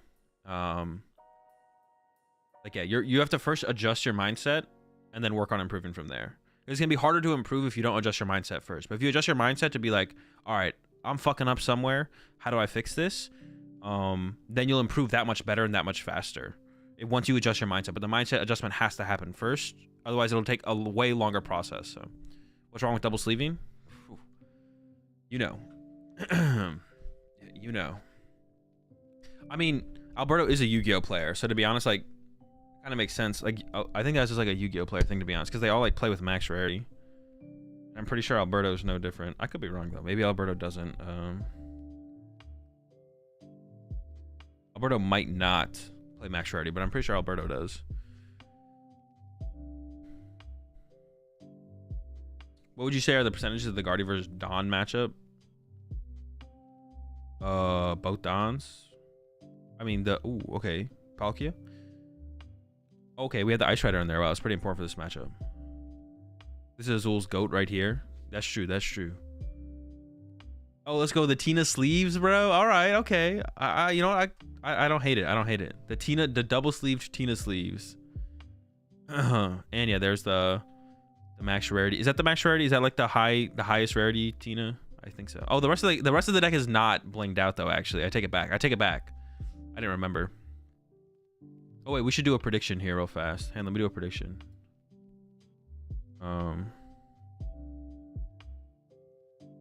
Let's see. A prediction. Name the prediction. Who will win? Why did it? Who will win? Player on the left. Oh, I just want to be able to reuse this one. Player on the right. And I'll give you guys... Well, normally I'd want to give you like at least a minute. We'll give you a minute here. Now game one started, but that's fine. Our prediction. And we do want you guys to know what they're playing before we do the prediction, I think, as well, though. So you also kind of have to double sleeve on art sleeves because they feel so bad to shuffle and split like crazy. That is true. I do agree with that. If you are going to use art sleeves, putting some Dragon Shield oversleeves on them does make sense. Yeah, it does make sense.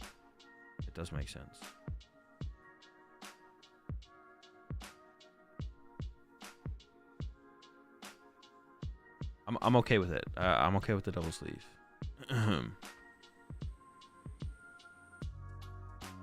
Show off the... Yeah, if you're gonna use artwork sleeves, then you kind of have to double sleeve them, to be honest.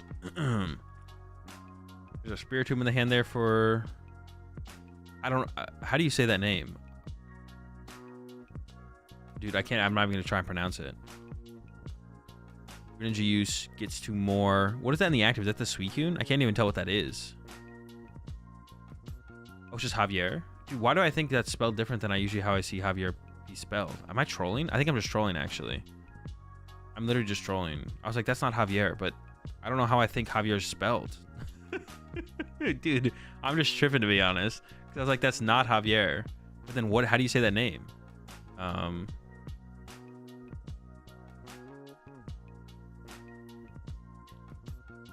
don't know. To be honest, I literally was like, that's not Javier, but it's similar to Javier, but it's not Javier. Wait, how do you say that? But it literally is just Javier. Yeah, I don't know. I just forgot how to spell for a second. There's the fleet-footed. Another vessel. Okay, we're kind of cooking a little bit here. And here comes that heavy ball from Javier. You appreciate the 20 months there, Envy Dark Lord. Maybe I'm thinking about Xavier. I don't think so. Like my first thought was, oh, is that Javier? But I was like, no, that's not how you spell Javier. It's not. So how do you say that name? That was my thought process there when I looked at Javier's name. I was just like saying Javier. All right, where's the energy for turn go for Javier? Goes to the bench Palkia, not to the active Suicune. Interesting. And there's the pass over to Alberto. Let's see what Alberto's cooking. Jet, Nest Ball, energy, another Jet, a Colress. So pretty good here for Alberto. Well, how do you play this here as Alberto? There's no Ice Rider in play yet. So what if you just don't bench very many Pokemon as Alberto? Like, what if you just go Colress and then a Beseeching here from Alberto? But he immediately plays the Nest Ball before the Colress. Well, that makes me think that might be the play here from... Alberto, is to actually go with the just double Tina board and just go into an Beseeching here. We'll see. Here's a prize checking going through. I think so, because otherwise, why would you play Nest Ball before Colress if you wanted multiple Pokemon? That doesn't make any sense, right? Unless Alberto's on that. I play Nest Ball before I play Colress because I want to check my prize cards. I mean, that could be Alberto's mindset. Both Super Rod and the Gates are in there. So my guess would be that we're going to grab... Oh, but is lining up the Comfy. So it is going to be the Comfy grab then. Okay, I take it back. So that means Alberto's just not concerned with finding another basic Pokemon then, I would assume. So, yeah, so Alberto's just not concerned with finding another basic Pokemon this turn, I would assume. And then we should see the Colors come down now. There it is. Which you don't want to put too many basic Pokemon in play, though, because yeah, you don't want Palkia to be able to KO your Tina. So if Alberto just doesn't bench... Oh, there's a Battle VIP pass, though. So we'll see how Alberto handles this. You also kind of don't want double Comfey in play just for them to die to the Greninja, so... we could, like, Lawzone the VIP pass and the Comfey here, to be honest. Yeah? But just thinking about keeping the VIP pass. Honestly, I don't hate that, though. I don't hate just trying to go with the Abyss Seeking play here.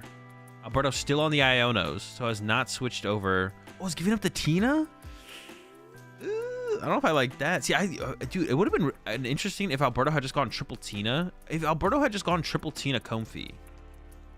Gave up a Tina there, so we don't have the possibility of getting triple Tina. But we might need a third Tina before the game ends. I mean, Greninja is good for sure. But to be honest, I think I would like to have seen Alberto play it that way. That would have been very interesting to see Alberto. Like, one Comfey, triple Tina. You don't put all three Tina in play immediately, because then it allows the Javier to actually KO Tinas with Palkia, but we could have seen... That could have been interesting. I would like to have seen Alberto like play it like that, I think. For how Alberto drew, Alberto had the possibility to play it that way, so I would like to have seen it play out that way. So what we could have seen from Alberto would be switch card into Comfey, use Comfey, and then jet energy onto the Tina, back to the active, and use Abyss Seeking. He's eyeing up the Cram here. The Cram Punch on the Suicune is like okay. I feel like just going the Abyss Seeking just seems better. I think he's still going for the triple Tina route. He just valued Rod, not sure. But you could have given up the Battle VIP pass there, Paul. We could have, but now that we have so many basic Pokemon in play, there's like a possibility for a double cross switcher on our Tina, which is not great. And if we go for an Abyss Seeking now, then it feels really bad for... Oh, double Tina off that. If you go for Abyss Seeking now, it feels pretty bad. You're kind of just giving up the 2 prize cards here. Yeah, see, I don't know. I don't like this sequence here from Alberto. I feel like we could have just gone, like, keep the Tina, Battle VIP pass for another Tina. Our bench could just be... All right, we could have Tina in the active, Tina on the bench, and Comfey on the bench. But now we, like, lost onto Tina, but still went into Abyss Seeking. That Abyss Seeking feels bad. But Abyss Seeking also feels bad here after you bench all these Pokemon. Now, if we Abyss Seeking, if our bench was Tina Comfey and we Abyss Seeking, then we actually can't get KO'd by the Palkia. Right? Am I tripping? No, then Palkia does 200 damage. We actually just can't get KO'd for turn. That feels great. We Abyss Seeking this turn. We Abyss Seeking next turn. They KO that Tina. We evolve to a Tina. We bench another Tina. Start swinging. That feels... I think we're in a good spot there. But this... I don't know. I'm not a huge fan of this. Like, if we're going to put a Tina in the active, why would we not limit our bench to just, like, nothing? Like, Alberto's bench could have been Comfey Tina with a Tina. I kind of like that play a little bit more, to be honest. But we'll see how it plays out. I'll let Alberto cook.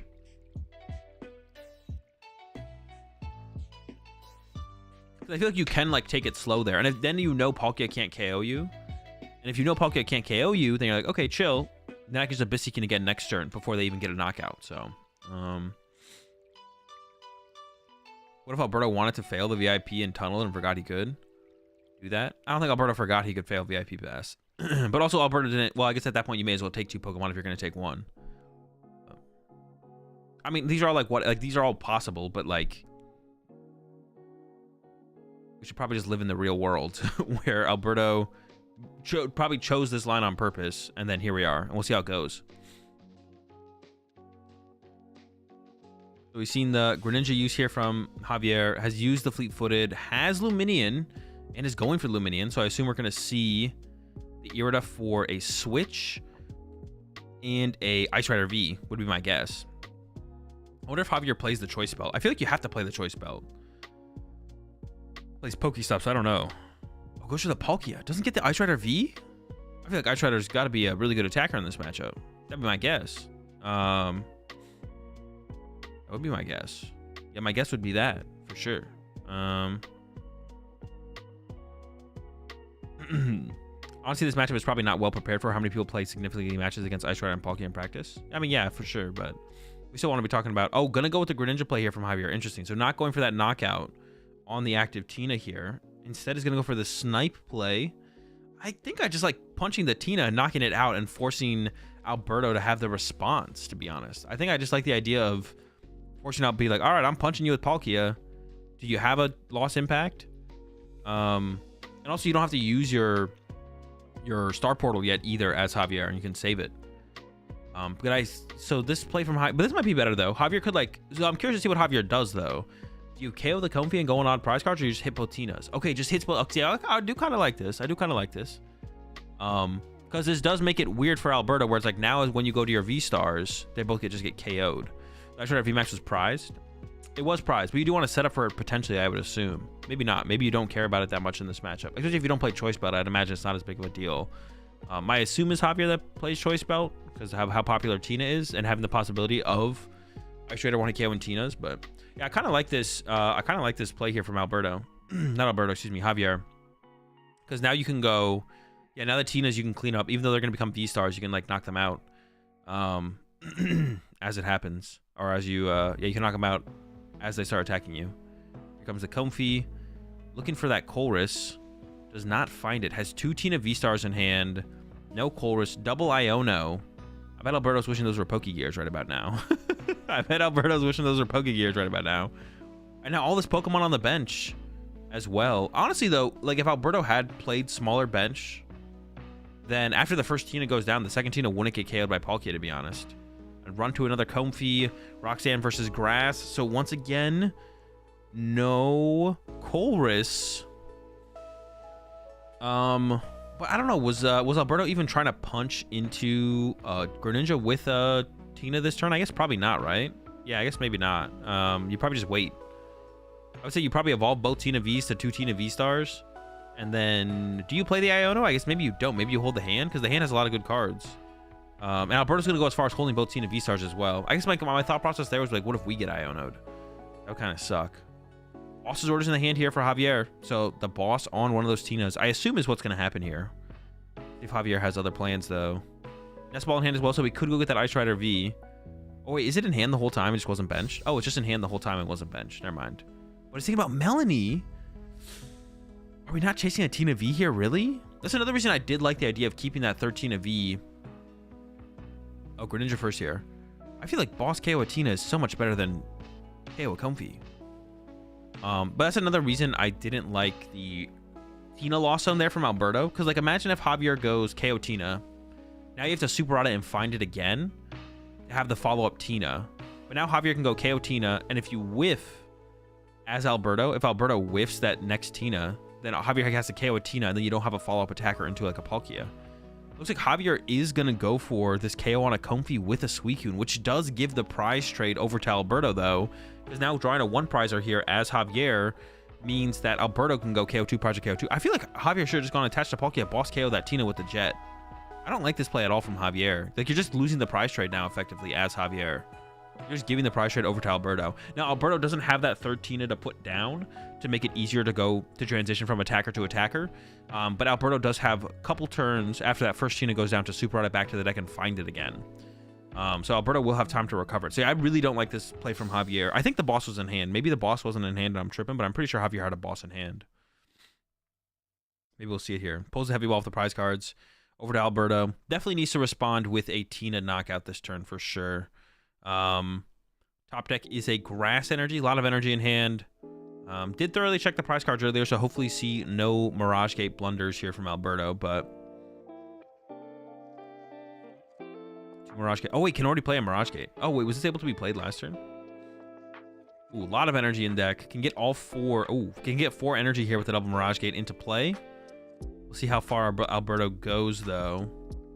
Definitely wants to Lawzone these water energy for sure.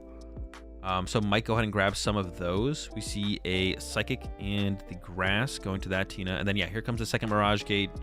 Grab water. What is it? The last one, Psychic. So Psychic to the Tina. Water maybe to the active Comfy if there's no switch card found. Yep, there it is. And then still has an attachment for turn that can be played out of hand, which will probably be the second water energy, I would imagine. Yeah, I'd imagine. Ninja KO's double Comfy next turn. Ninja's already been or the Star Portal's already been used. Ooh, I don't know if I like the... Well, I guess you... Do you want to use Greninja here as Alberto? I don't know if I like that, to be honest. Maybe I was thinking maybe just wait, to be honest. But I guess maybe we're going to Greninja here and then Super Rod and then Iono. Or maybe you just hold the hand and Roxanne on the following turn, actually, to be honest, the more I'm thinking about it. Yeah, you also do want to play that Super Rod to recover a Tina V as soon as possible as well from Alberto. So actually, Alberto's probably just going to chill here, actually.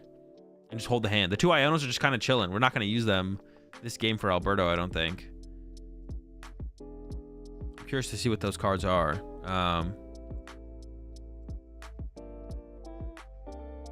What are they? What's in the hand? What are the choices? Which card and what? I thought the other one thing was a Pokemon.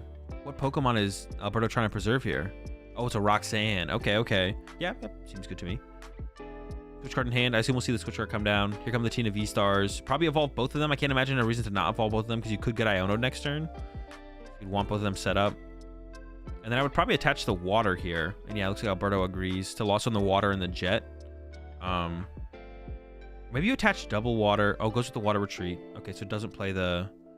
I guess that makes the most... Well, you would want to attach water switch card. Wait, no, it's like the... Well, it's not exactly the same thing, I guess. Now, which energy do you Lawzone here from Alberto? You probably keep the water on the Comfy, I would guess. And then we Lawzone the water and the grass? The jet and the grass? The jet and the water? That's interesting because I feel like keeping the Comfy around as a pivot makes a little bit more sense. You have so much energy in the discard pile, you'll be able to recover with the Super Rod. I don't actually like that play from Alberto, I don't think. I feel like you could just like Lawzone the one off the active Tina there, and that's fine. And keep the pivot around on the Comfy for future turns. Yeah, active's going down anyways. Yeah, I don't like that from Alberto.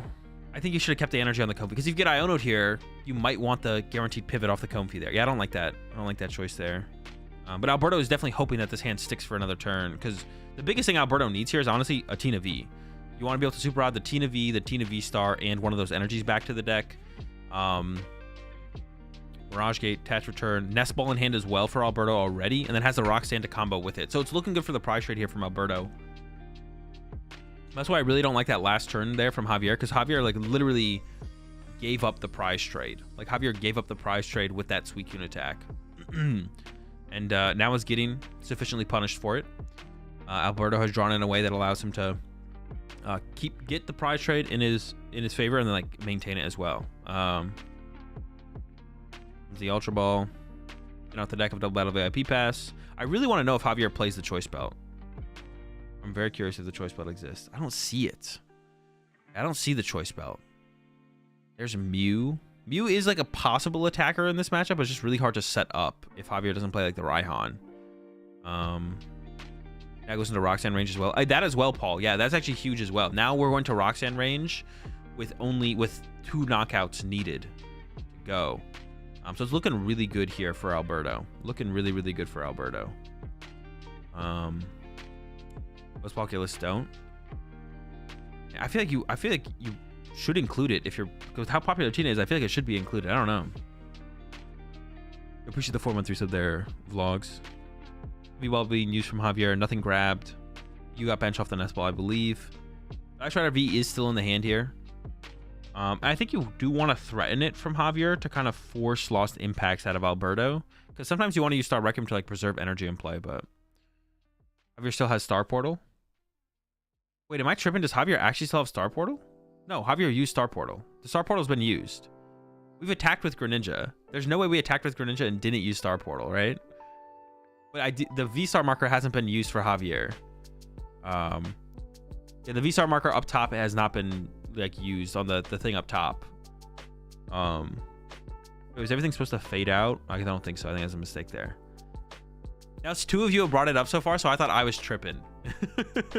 Yep. Now you know what? They were like, you complained about the display, about the V-Star marker not being used. All right, now you don't get the display at all.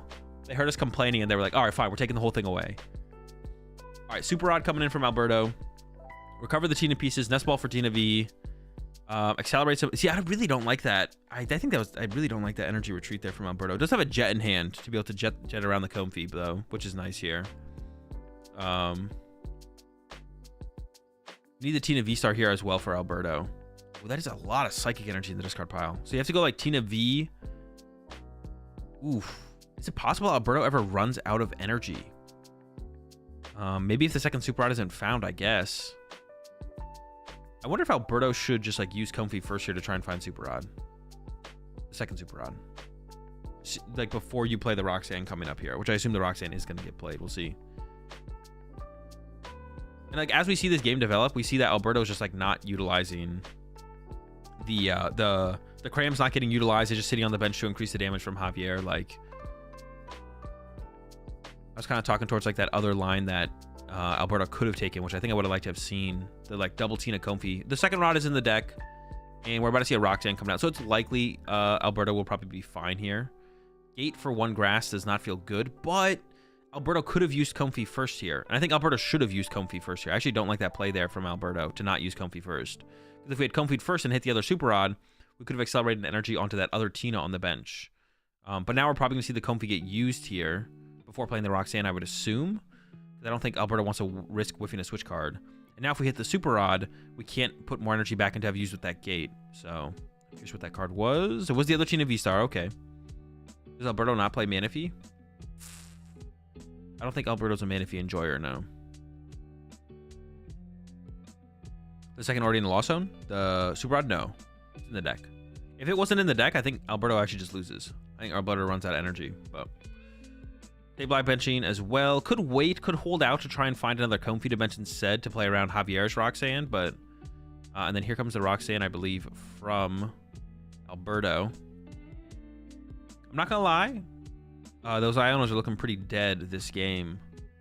I don't know if it's better to play Iono or Pokegear, to be honest. I don't really care, but... Just to spark some debate in the Tina enjoyers camp of Ionos versus Gears. I'm just saying, the Iono looked pretty dead. Alberto didn't use an Iono this game, but was in a situation where a Pokegear would have been nice. I'm just saying. I'm just putting that out there. Whatever you guys want to do with that information is up to you, but... Oh, there's that Super Rod. That's a big hit. Ain't the Tina V-Star, but has an Iono in the hand as well. The Iono's not going to be very good at drawing cards on this next turn. Uh-oh. Alberto's probably going to be in a position where... You'd be wishing for a Pokegear coming up here to find a Roxanne or a Colress. Immediately plays the Super Rod as well. Not holding back. Psychic Grass on the way. Throws them all in the deck. Playing around Roxanne here with this play. So that way if you get Roxanne, the energy's already in the deck. You don't have to find the Super Rod again. But you could theoretically draw into all your energy, which could suck, though. All right, here we go. Lost Impact on the way here for Alberto. Probably going to Lawzone the Jet. It doesn't really matter at this point. I guess you get rid of a Jet and a Psychic here because you have 2 Psychics in the deck. So if this Tina for some reason doesn't get KO'd. There we go. Alberto goes out to 2 prize cards. Does have Countercatcher Iono in hand. So Alberto could, at the very least... There's a Nest Ball and... Ooh, not very good prize cards. Alberto could, at the very least, Countercatcher the Luminion and then play Iono and then hope to pull together the knockout on the following turn. He's like Iono is mostly for consistency, which Gear would do, no. So it depends what you're trying to do, though, Edwin. Like, Gear does not guarantee Chorus, whereas Iono is guaranteed to be an Iono. So Iono, as far as just seeing more cards in your early turns, does guarantee that you see more cards than Gear does. But as the game progresses and you want access to stuff like Boss's Orders and Roxanne, and Javier did draw the Roxanne there, that's actually kind of huge. But actually for Alberto's hand, the Roxanne's actually not that big, to be honest. This actually gives Alberto a chance to draw into Roxanne, which almost seems like the bigger deal here, to be honest. Yeah, so Gear is like more versatile, but less consistent at just seeing you cards in the early game. Or being like a disruption card in the mid or late game, because you're not guaranteed to see Roxanne off Gear, but you are guaranteed for Iono to be Iono. So they both, like, if you play 0 Iono and 0 Pokegear, adding either of them does increase consistency, but they do different things. So the question is, what do I want these 2 spots that are going to be devoted to some form of consistency? What do I want them to be able to do? And then you play with both, and then you figure out which one you think is better. Because the goal at the end of the day is just to maximize our win percentage. So it could be meta dependent where you'd want one or the other, although that's probably not true. I think the Iono and the Pokegear are both trying to do the same thing, just maximize consistency for the deck, and less so like are trying to be like meta specific. Although I guess Ionos are theoretically better, a little bit better against other Lawzone decks. But all right, here we go. Knockout on the Tina is happening. Alberto did just get Roxanne. We don't know what the cards are in the hand here are for Alberto. There's the gate and an Iono. But, ooh, okay, the gate's good. The Nest Ball's also not bad, because you can get another Comfy here. But Alberto, oh, wait, there's no Comfys left. Wait, how many Comfy were prized? There's 1 in the Lawzone, 2 in the Lawzone. Here's the gate. But Alberto still needs a lot here. Alberto needs to move the active and find the V-Star. Has the Iono, but Iono's not great. So I think we'll probably see Alberto use Flower Selecting first here to try and find Roxanne or Colress, which will see more cards. Okay. Here we go. Comfy. Oh, Alberto's not a big fan of that. Wait, there's the Col. Wait, that means it's Roxanne, right? Oh, it's the Tina V-Star. Okay, Iono. Alberto needs to draw into an energy or a switch card. There's 2 energy in the deck and 1 switch card in the deck. If Alberto sees either of those, Alberto wins 2 cards off the Iono. Decent odds? Okay odds. Oh, it's a whiff. 2 boss. The double boss. Oh, no. All right, that's an L in game 1 for Alberto. Let's see if Alberto adjusts the play, though. I didn't really like a couple things that Alberto did there in that game. There's definitely a couple things there I didn't love from Alberto.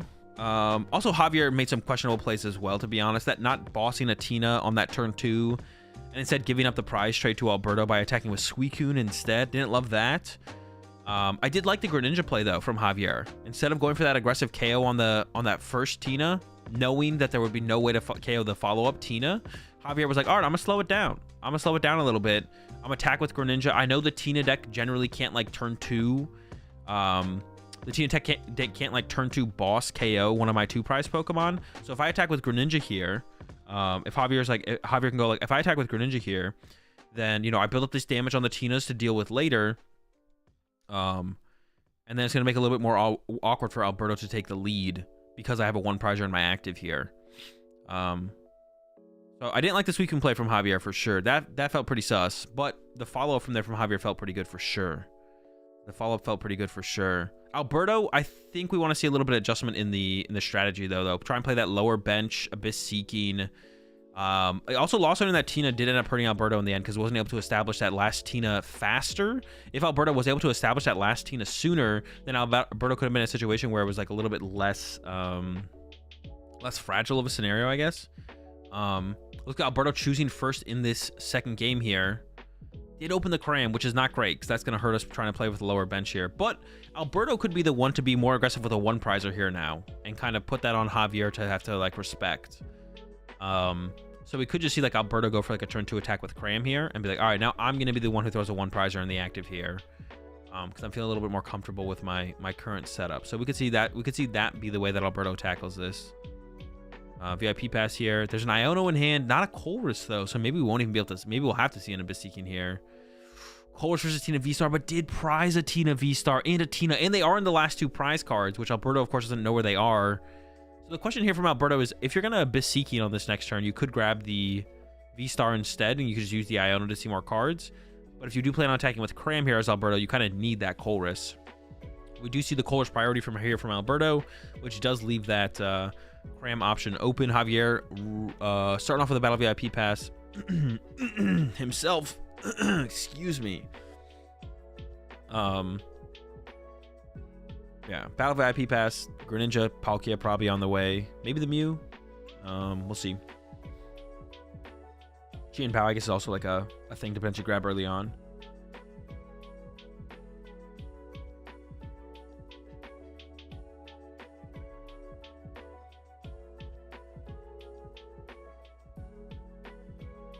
Does the player who goes first draw for turn? Just got into the game and have heard conflicting stuff. Yes, the player who goes first does draw for turn. I don't know how you've heard conflicting stuff. I don't know how you've heard conflicting stuff on if you draw going first in the PokemonTCG, but you do. You do draw going first in the PokemonTCG. The only thing you can't do when you go first is you can't attack or play a supporter. But everything else you can do. All right, double Battle VIP pass coming in from Javier. The Suicune is coming out. Potentially for a turn 1 attack here, actually. Another Palkia. And the Ice Rider V is making an appearance in this one as well, as it is in the active here. I guess, like, theoretically, the Ice Rider is maybe not that... Well, to be honest, if your Ice Rider does get KO'd, giving up the Cross Switcher over the Chien Pao? Like, no, you got to keep the Cross Switcher. The Cross Switcher's too good here.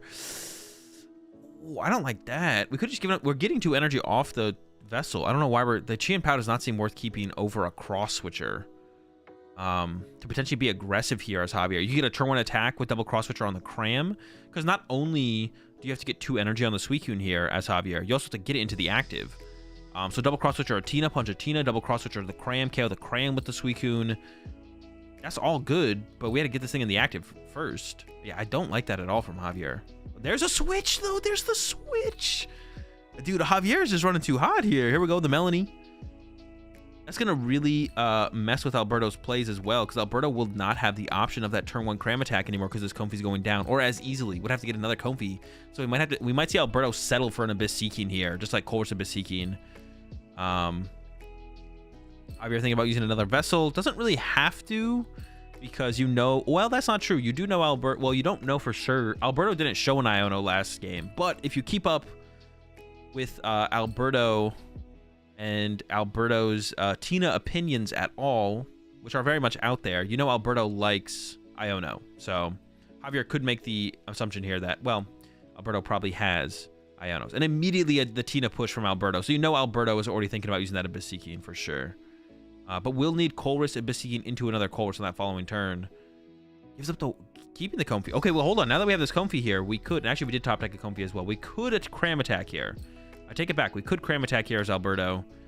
And if the Comfy gets benched, I think that's the route we're probably going. We could just see attach active and Abyss Seeking as well, though, from Alberto.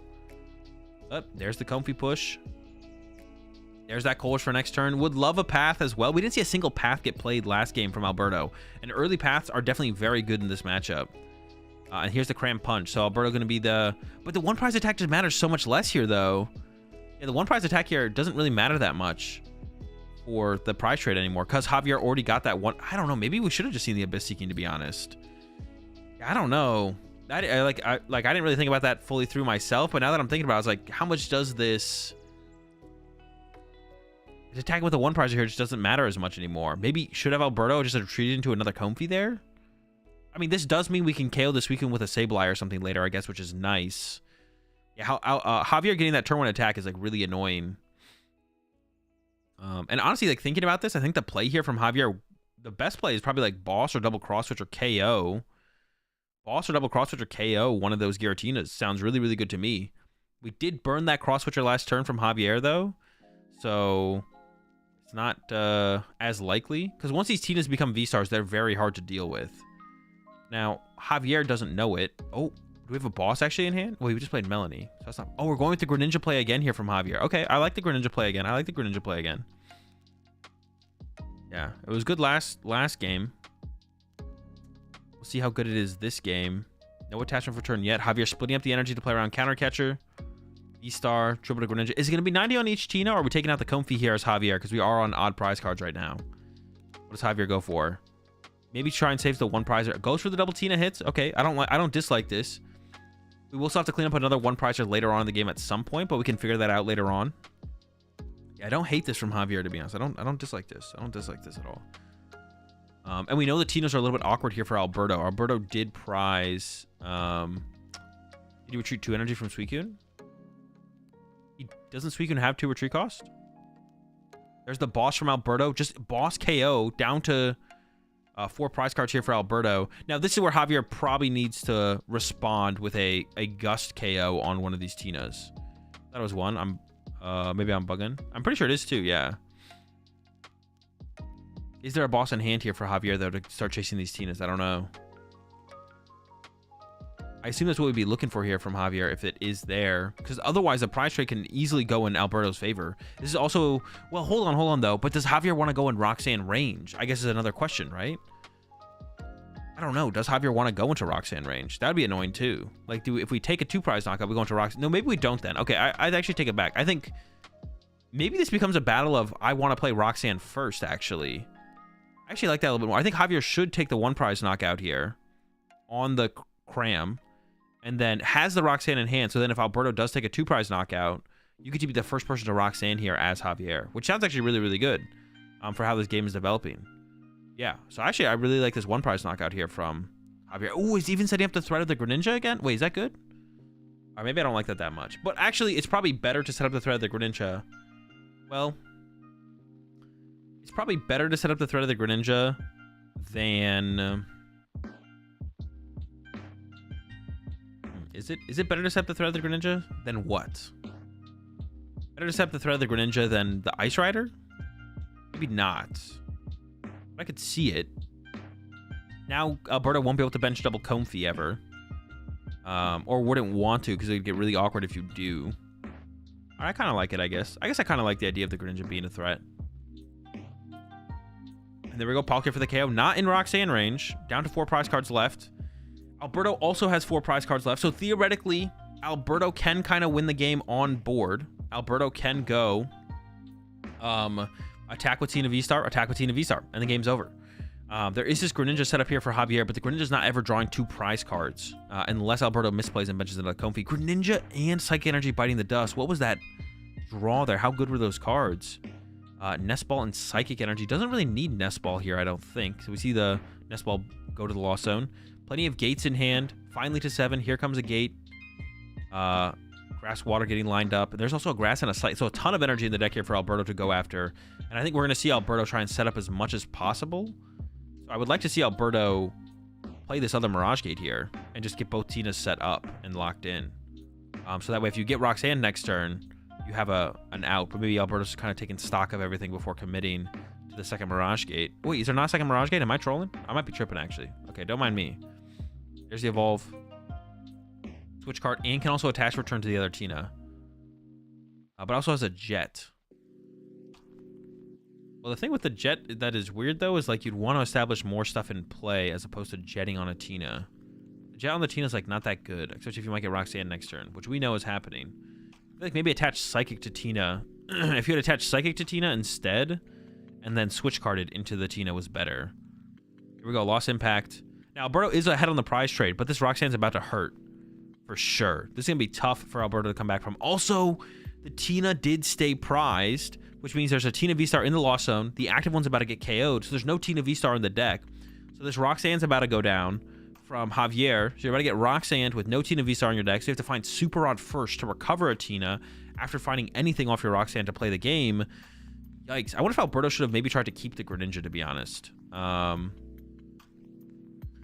Yeah, I wonder if Alberto should have kept that Greninja. That is true. By attaching to the Greninja, it does like put pressure on Alberto, or it does like threaten the double Comfy KO, so you can't really bench the second Comfy as Alberto. Yeah, I wonder if Alberto should have kept the Greninja as draw power, to be honest. Because like you could benching Greninja was fine for Alberto. Wait, Luminion's getting benched? Is the Roxanne not in hand? Oh, wait, do we need the bench Pokemon? Oh, we need the bench Pokemon here as Javier, actually. Okay. So that would have been interesting, actually, if Alberto had found the Tina V-Star and was able to at least evolve to Tina V-Star this turn. The Tina couldn't get KO'd if Alberto didn't bench anything else. That would have been interesting. Oh, maybe that's why Alberto didn't bench the Greninja, actually, was to force Javier. Well, Javier having a basic Pokemon here is pretty easy. But I guess Alberto was maybe thinking ahead to like, okay, on the next turn, if I evolve the Tina V to a V-Star, but don't get the attack off, but only have Comfy and Tina in play, then Palkia can't KO me.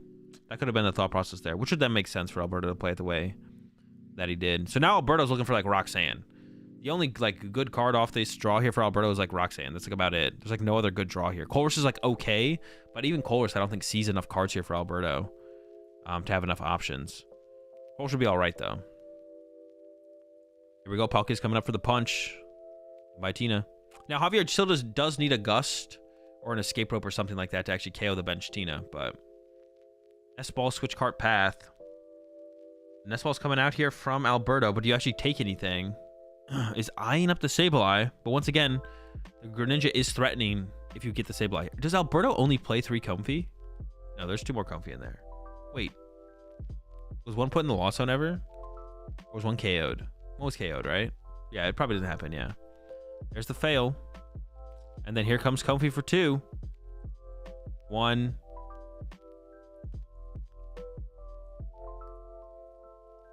Also, it's the Sableye Boy's the other card, though. It's a Grass Energy. Yikes, that is tough. Path coming down to prevent the draw power from Javier, but all Javier needs is Escape Rope. Hey, there was a Cross Switcher top deck, so I think Irida here should be able to get a second Cross Switcher at the very least.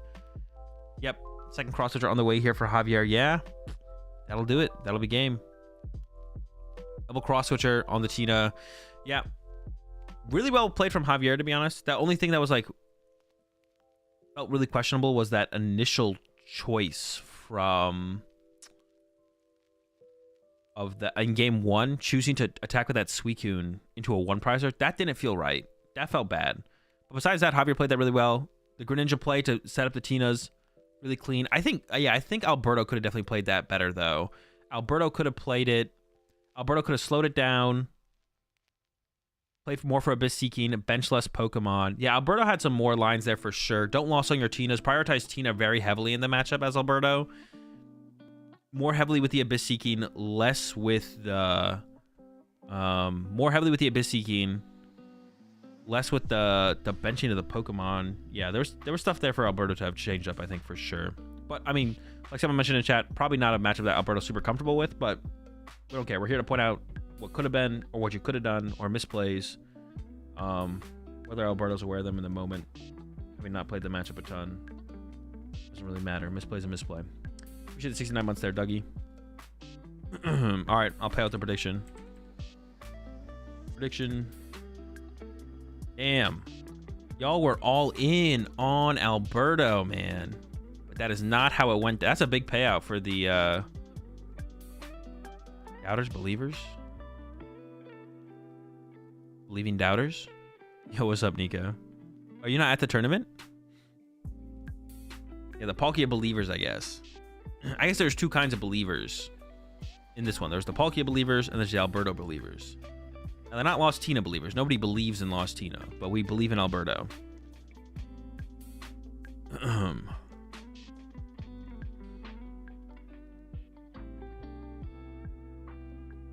happened to game 3? It was a 2-0.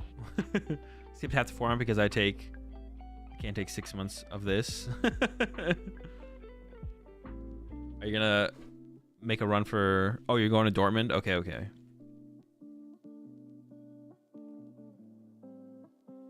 I'm an Alberto believer, but so was everyone else, so I made the gamble with Palkia. It was a good gamble.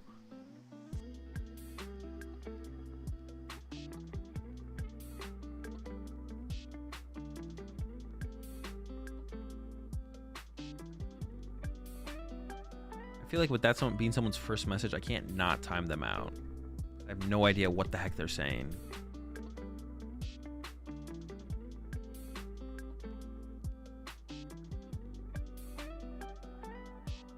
Honestly, I would have probably bet on Alberto as well. I think that matchup is favorable for Tina. But to be honest, that Greninja play is like a really big deal. But it was weird because, like, yeah, I mean, the way Alberto drew no early paths to, like, even potentially prevent the Greninja draw power. He had no early paths to prevent the Greninja draw power or prevent the Star Portal, prevent the Fleet-Footed or Lumineon. Like, no early paths from Alberto, so that was pretty rough. I wonder if Alberto went down to 3 paths, because those, yeah, the paths were just, like, not happening for Alberto. We saw 1 path get played the whole 2 games. I think there was definitely some mistakes there from Alberto. And then it was played well from Javier. Doing that Greninja play, set up the Tinas. Javier was definitely, like, understood the matchup, which makes sense. It's like Javier's playing the Fringe deck. Alberto's playing, like, the big-time meta deck. So it makes sense that Javier has a better understanding of the matchup, for sure. Definitely makes sense. You appreciate the 2 months there. So, what round is next? Round 5, I assume. But they might switch it up on us and jump to round 7. Is that what we're going into? Round 5? 3, 4, 5? We've seen for round 4 and round 5? No, so we're going to round 6. Round 6, right? That was round 5. Yeah, never mind. Round 6. Round 6. Correct myself there. And it's already 7. You know, I think it's time. It's a little bit early for me. It's time for me to go with some caffeine. So I'm going to go grab some advanced real fast, chat. Alberto just tweeted live from the sidelines of Liverpool Regionals. Alberto, how you feeling? Alberto tweeted, played really bad on stream. Should have played Golden Go. All right. You heard it there first from Alberto. Golden Go, better than Tina. Of course, we all knew this in our hearts, but yeah, even Alberto knows that he did not play great on stream. Yeah, round 6 coming up. It's time for me to go with some caffeine, though, so I can stay awake for the next 3 rounds. I'll be able to stay awake. I'm not really worried about that. To be honest, I'm surprised how not tired I am, but I was kind of excited to watch this, to be honest.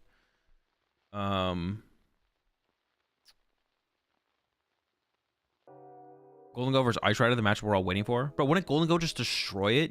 Ice Rider can't KO a Golden Go. Like, you just get smashed. You have to play like a Vitality Band. That's where you need the Vitality Band to come in clutch. All right, let's see this interview here with Javier.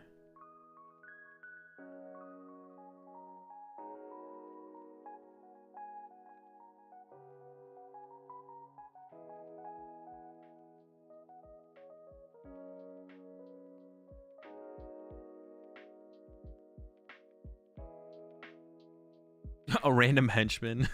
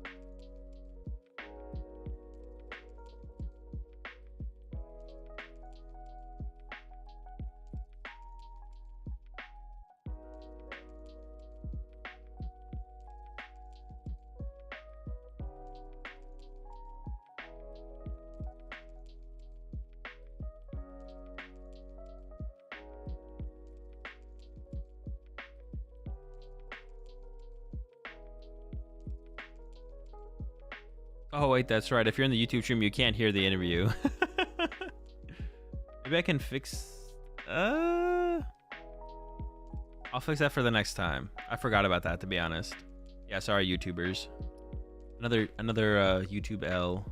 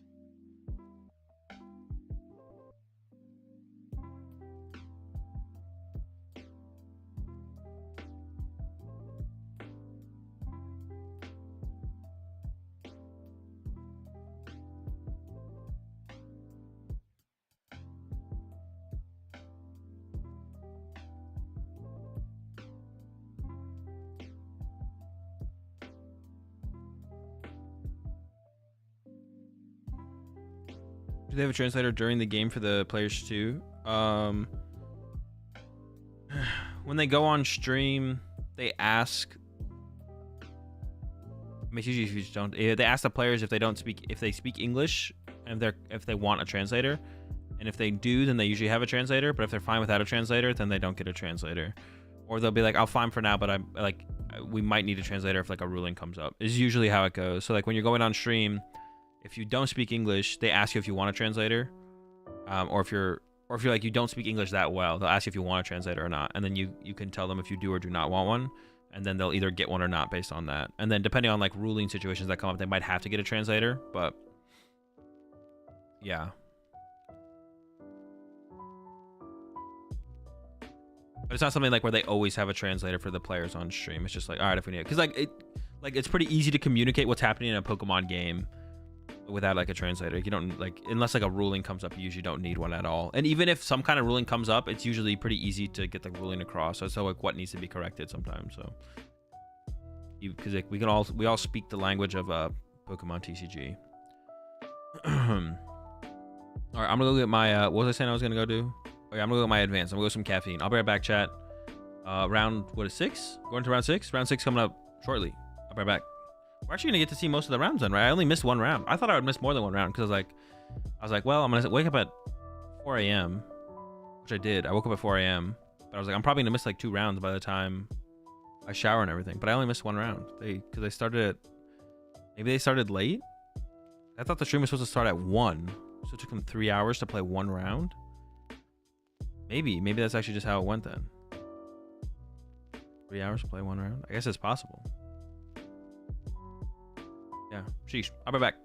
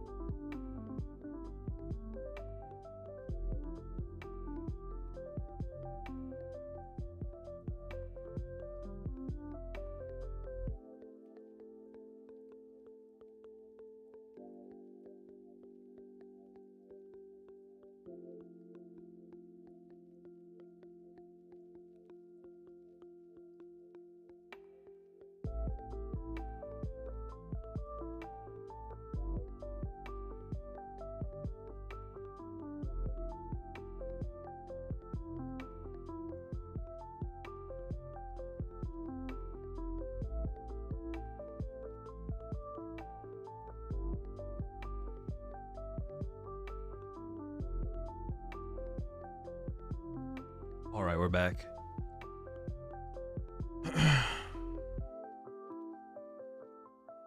Players to watch: Christian Fontenot, Alberto Conti, James Cox. Bro, get Alberto off the sheet, bro. He lost. That's an L.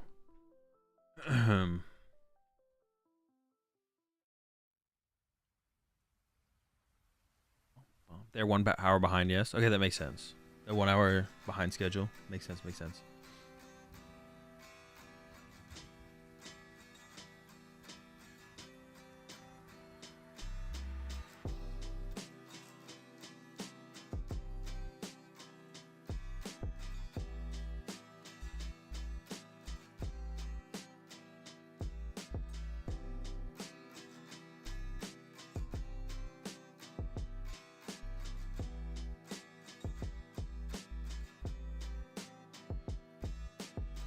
Wait, hold on. What the heck?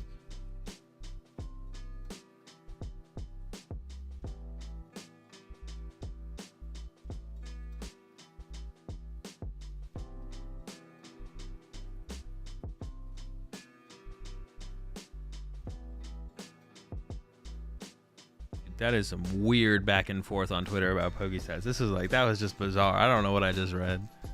I should do a tweet though that I'm streaming Liverpool. I don't know what I just read. All right.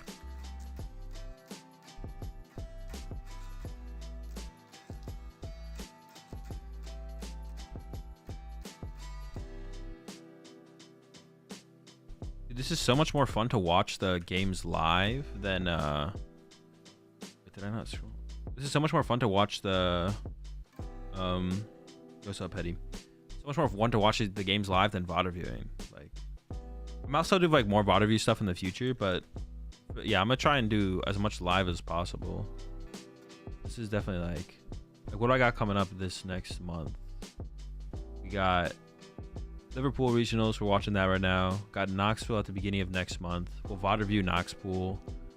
We got Dortmund. I'm gonna watch Dortmund live. Honestly, we might not VOD review Knoxville because there's not that many days between Knoxville and Dortmund. Maybe I will. We'll see. And then we got Champions League Fukuda on the 17th, 18th. They got the new cards. They got rotation. That's gonna be hype. Champions League Fukuda on the 17th, 18th is gonna be hype.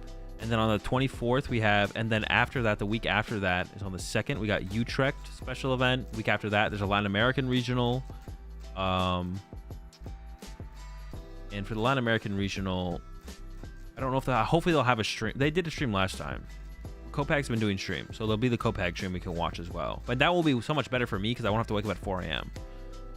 Yeah, a lot of watch partying going on the next 2 months, to be honest. Yeah, the next 2 months is gonna be a lot of watch partying. Is Rowan Moon markedly worse with Palkia V-Star?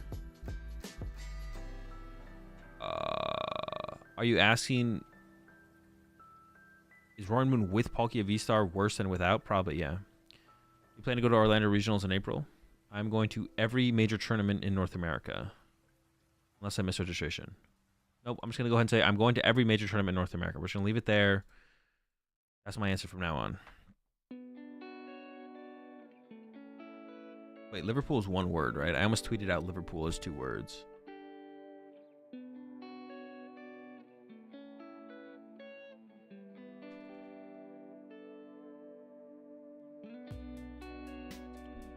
I know, Mershawn, I know. I have the lights off because Laura, like, I'm in the room I'm in. Mine and Lorelai's bed is just over there and she's sleeping. Did you go to every local in North America? Nah, locals suck. I'd rather stream people playing at locals than actually play in a local. Dude, why is that Greninja so smushed? What'd they do to the Greninja? Why is it smushed? You guys see that? You guys see what I'm seeing right there? Am I going to play Miraidon for Knoxville? Maybe. What do you think you need to do to get over your world's hump? Hey, what do you mean, tentacle? Or 10 talk podcast? The chat blocked half of the Greninja. You could kind of see it. It was like squished. It was like tall, but thin. That Greninja's on a diet for sure. You should start eating some protein.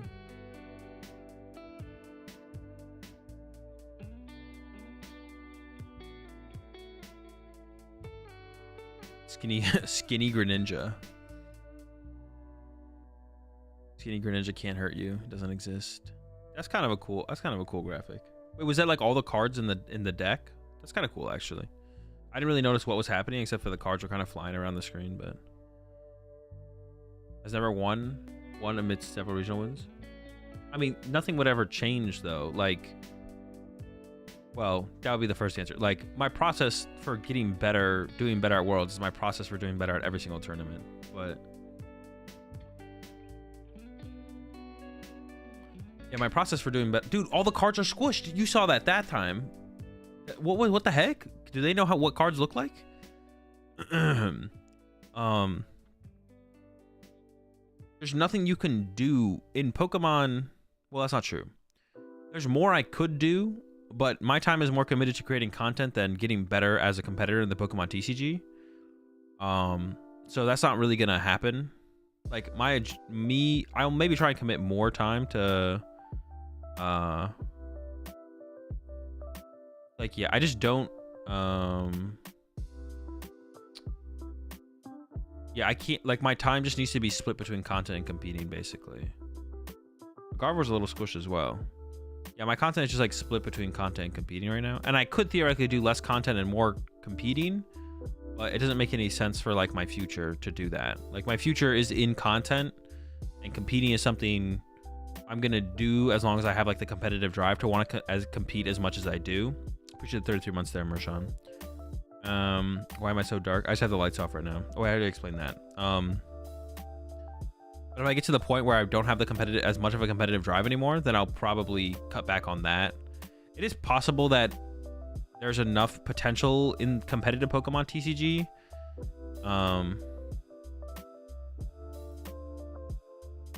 that maybe I make the adjustment, but so that's probably why you haven't gotten that major title, because you're just not hungry for it like that. I wouldn't say that. It's just like I have an understanding of that, like content creation is my long-term future, whereas like putting more time towards competing isn't beneficial. But like, even if I did put the extra time to competing, it doesn't mean I would win Worlds. Like, if I spent if I, instead of like ever streaming or creating YouTube videos, I spent all the time just working on like try hard testing, it doesn't mean I would all of a sudden win Worlds. It's like, that's not how Pokemon works. You can't, it's different than sports where it's like you can't build up, like there's like the ceiling in Pokemon, like the ceiling in Pokemon is more of like a constant thing where it's like, as the meta changes and shifts and evolves, you have to constantly be testing and trying out new things. All right, now you're just being weird, Tentacle. Like, now you're just like attacking the chat for no reason. Like, I get your initial question, but now you just got to get timed at. Like, or maybe the chat's coming a little bit too hard at you as well. Like, you guys don't need to come hard at chat. Like, you don't have to come hard at Tentacle. Tentacle's like, all right, so, or Tentalk, or Tentacle? I said Tentacle. Tentalk was a little aggressive in their questions, but they weren't being like bad faith. Not bad faith. They weren't being like hostile with their questions. They just worded their questions poorly.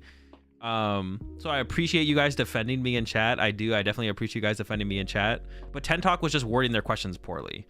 Well, chill. Yeah, they were just wording their questions very poorly. I got what they were saying, but they definitely were worded them a little aggressively. But it wasn't like anything too bad.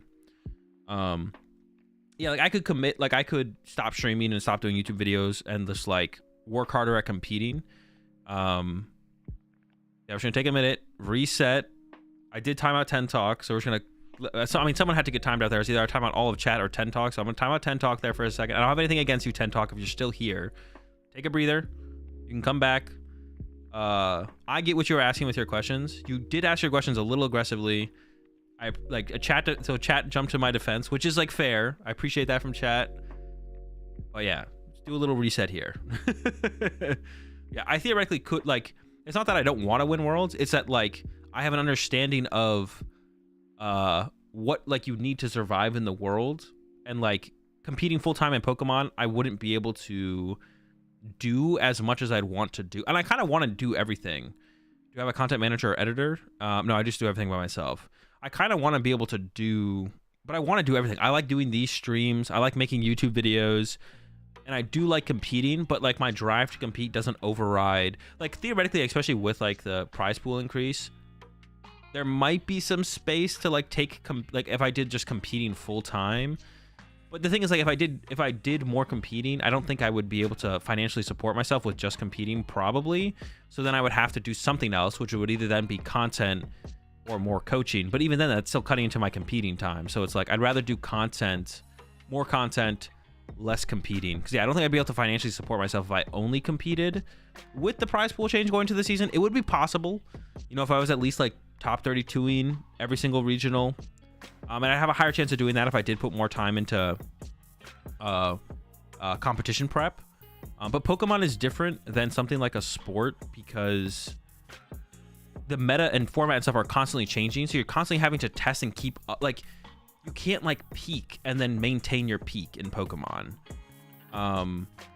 as easily as something like sports, because if you just wake up and like, I guess that's not really true. Like, you still have to put a ton of time in with sports, but basically what I mean, like, nothing, when you go to play a game of basketball, you just go to play a game of basketball. It doesn't change, right? But when I go to, when a new set comes out, you have to readapt to like everything. And like, things do change in sports as well, but not at the rate that they change in Pokemon. You're still showing up to play a game of basketball. But in Pokemon, it's like, all right, new set drop, new matchups, new decks, rotation hits, new set, or new decks, new matchups. Like, it's constantly moving. So it's like not comparable at all. Well, I'm just saying, like, you constantly have to be like on like atop of the changes. You can't just like repeat the same thing over and over again. You can't like have a repeat. You can have a repeat routine, but you're constantly having to learn so much more new information in Pokemon. Pokemon's not harder than sports, but it's like different. I'm just like trying to make a comparison. Also, need to consider that no one is able to just grind 24/7. Everyone has a job, school, etc. So it's not like you're missing out or falling behind compared to the rest, especially since you're making money with Pokemon stuff already. Yeah, it's also true. Like, compared to the competition, that's true, Nico. Like, compared to the competition, I'm like on par for my time being put into the game, or I'm definitely ahead of a lot of people. Or just like as much Pokemon as I play, even if it's through content means instead of just like try hard testing. So I'm ahead of a lot of people with that. Yeah, there's not that many people who are actually do that much more than me, or are that much more informed than I am, for sure. So yeah, maybe my comparison to sports is just bad, but basically what I'm trying to say, like, yeah, it's like in Pokemon, it's like hard because yeah, there's always more and new information to utilize and stuff. Probably shouldn't have tried to make a sports comparison, but some of you might get what I'm saying.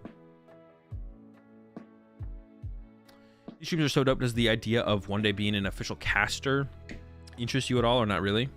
I mean, I'm not against the idea, but it's not one of those things like where I really want to do it or anything. It's not like something I'm like, I really like at some point I want to be a caster for Pokemon. If the opportunity comes up, I'll kind of like take it for what it is in the moment and like decide whether or not it's something I want to pursue. But it's not, yeah, it's not something where I'm like, it's one of my goals to end up in that role, or have that be part of what I do, right? Like if I stopped completing a lot and then started doing casting, I would still do content too, right? I'm not going to drop content and only do casting. I would do casting, content. So yeah, it's not something where it's like I really want to do it, but it'll be like, if I got the opportunity, I would probably do it, but it wouldn't be like my full-time thing at that point. I would, you know, casting, content, so on and so forth. A little off topic, but are we doing? Yes, we are doing predictions for the tournament, Oswald.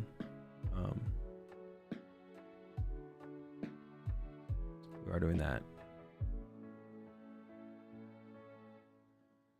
Also, even as an intense practice, playing and watching on stream is still interacting with the game in some way and has to help a little. Yeah, for sure. But like, I even see it when I like, even if it's just like so usually for like regional championships. Usually for regional championships, the only time I like try hard test is like the night before the tournament with like a couple matchups or situations that me and my group want to go over.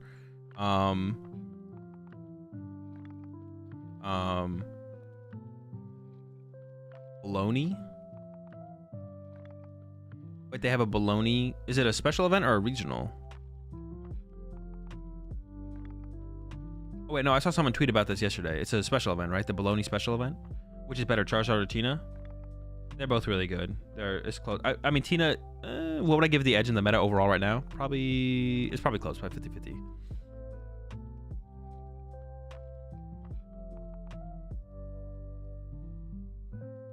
Cold cuts special event.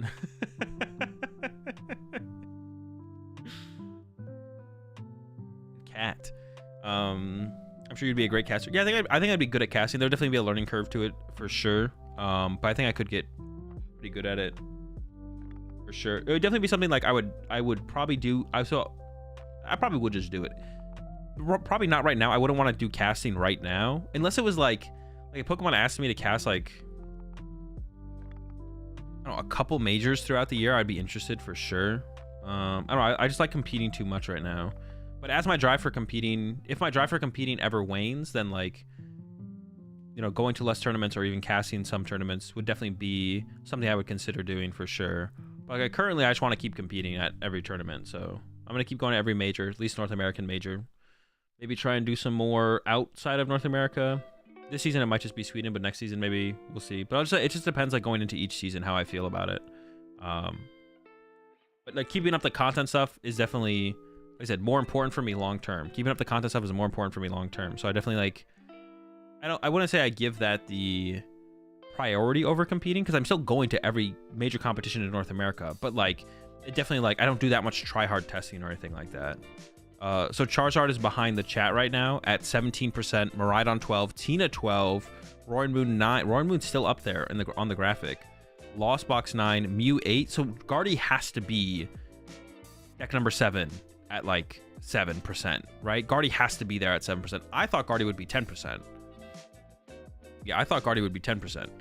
But yeah. I think you'd be better as an analyst in between games than a play-by-play commentator. Weird that Pokemon doesn't do proper analysts between games like how League and Dota does. It probably will be something that develops eventually, to be honest, Revwood. It's like the next evolution in the potential content for the stream, right? Get a couple more people to come to the events to be like the analysts in between the rounds, right? So it's like I feel like that's the eventual evolution of the stream content for the official Pokemon events, because like where we are right now is not where we were even like a couple seasons ago with the amount of content they have on the stream. So it's like it's in the process, I assume. And I would love to be in that. To be honest, if I had to pick Revwood, like if I had to choose between being a caster or just an analyst in between games, I think analyst would be. I would prefer that, to be honest. If they give me one of those like weather boards that I can use to like pull up specific plays throughout the game where like the pivotal moments and like, you know, I can draw on it. I would love to do something like that. That'd be sick. So yeah, it just depends. Like going into each season, I'll kind of be like, okay, how do I feel about wanting to compete going into the season? And then I'll be like, do I want to go all out again? Like going to the season, I was like, all right, I want to go all out again. So I went all out again. I'm going to every North American major again, trying to make my way to Sweden. And then, you know, after Worlds, I'll once again, like kind of just reevaluate, look at it and be like, okay, where are we at? I'm definitely not putting the content stuff down though, to try and compete more. I don't think. I do like the idea of it though, to be honest. I kind of like the idea of putting down the content for a season, maybe not fully, but close to fully, and then just fully going all in on competing. But like I said, like long term, that doesn't make sense for me. Like monetarily, financially, it doesn't make a ton of sense for me to make that decision. And I guess my drive for competing isn't high enough to make me want to like make that choice to do that. But I guess if like some big sponsorship opportunity maybe came to me to be like a full-time competitor, that would be like something that would push me in that direction for trying that for a season or something. Magnus 5-0. What other names stand out here? Fabrizio 5-0. Is Fabrizio on Mew again? That's the big question. Leon 5-0. Leon won with Mew last season, right? I don't remember. I don't recognize many of the other names besides those. Those are the ones I notice. Qualify for Worlds into content for the rest of the season angle. That'll probably be that like theoretically eventually, if my competitive drive dies down a little bit, then that would be like theoretically that's what I would do, and still give myself a shot to like compete at ICs probably as much as possible, and then maybe try and compete at Worlds every season and still try and compete for Worlds finishes. I think I'd probably want to at least try and get my Worlds invite and compete at Worlds at the very least. But yeah, like as of right now, I'm still like wanting to compete at everything. So after Worlds this year, I'll like reevaluate where I'm at, what I want to do. But I appreciate the 65 months there, Locke. But I do need to like be somewhat realistic with everything and think about my future as much as possible as well. So like I can't just like go all in on competing and then, you know, give up on I would compare an all-out competitor role as someone like Tord right now. Yeah, but Tord does a lot of coaching as well, right? Like Tord still has like other financial means besides just competing. I'm pretty sure that's all. I'm not 100% sure, but my assumption is that Tord just does like competing and coaching. I don't know if Tord. I don't think Tord has like a 9 to 5, or is in school or anything. But I could be wrong on that. But I'm pretty sure Tord is just like competing and coaching. So that's what I mean. Like if I dropped the content, I wouldn't just be able to do competing. I'd have to do more coaching. But I would rather do coaching content and competing than competing and coaching.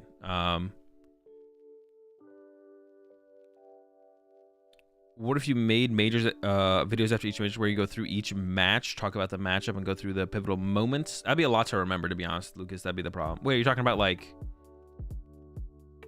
videos on the live streamed matches? Do you really think your competitive drive will ever go down? It might not, to be honest, Brayden. It might not. Yeah, my competitive drive might not go anywhere, but like other stuff might get in the way as I get old. Like I don't know, like there's so many other things that could happen in life that would make me have to like stop competing as much as I have. But if my competitive drive doesn't go anywhere, then I'll just, you know, I'll be here till I'm 40, still still competing in all the North American major tournaments. Although I did talk to Caleb about this at the beginning of the season. I was like, yo, Caleb, because I saw Brent put out his tweet where he's like, yo, I'm pretty much going to like not everything but a ton of tournaments across like every region. I was like, and I hit up Caleb. I was like, yo, what if we did this? Like, what if we went to all the Latin American regionals? We went to as many European regionals as we could. Probably didn't go to anything Australia because it's just ridiculously expensive to go to Australia. But I did have that thought at the beginning of the season to just try and go to as much as possible outside of just North America. But honestly, I would have been pretty burnt out. Yeah, I would have ended up being pretty burnt out. Okay, the real question is, if you're casting, which Pokemon are you choosing to wear as your pin? Well, we'd have to switch it up multiple times. I don't know. I'd have to look at... I don't even know what pins are available, but definitely have to switch it up tournament to tournament. He only does coaching and competing. Okay, that's what I thought. Like more highlight videos? I just don't have the time to like do that kind of stuff there. Vlogs. Like, I would rather stream more and create more content out of my stream VODs than like edit video. I think at some point I will get to the point where I do want to make a little bit more high quality content, but I'm not gonna I don't want to edit that. At that point I'd find an editor and I'd be like, all right, I want to create like a higher quality content out of my stream footage or like other kind of content, but at that point I'm just gonna hire an editor. Like I don't want to like, I'm currently in a situation where I don't need an editor and I'm just like usually turning my stream content into the YouTube video content. Or like other stuff I do, like set reviews, giving my thoughts on new cards, or like the deck reviews that I've been doing recently, or the deck profiles. Yeah, I would never want to do like the high-end editing myself. I would always end up just like like at some point I'll probably get to the point where I want to hire an editor to have, maybe not all my videos will be higher edited, but some of them will though. You should do a video with Wolfie where you guys teach each other how to play TCG and VGC, see how fast you guys can pick it up. That'd be interesting for sure. Yo, appreciate the 9 months there. Waking Eyes, how's it going, bud? The Evolution series is fire. Yeah, that stuff's fun. Actually, to be honest though, like that's maybe where that will go. Like I probably won't ever. I started watching TCG. Why is there so much time in between games? It seems like there's a delay for this one, to be honest. Well, it just depends on when the round gets started, T-Hubs, because like the matches are, just depending on when the next round starts. So like if on stream, if the stream match ends, oh wait, we have Leon versus, all right, Leon's coming on stream versus MACIEJ. I want to say Mace, but the J at the end is throwing me off. Someone tell me how to pronounce Mace's name. MACIEJ.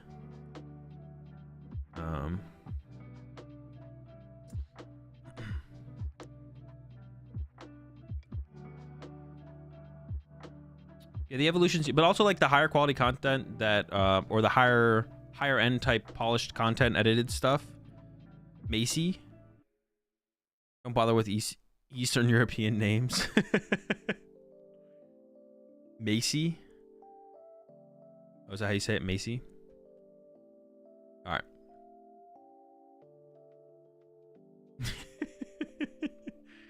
That's how Wikipedia says, but you have no idea what that means. Yeah, I have no idea what that means either.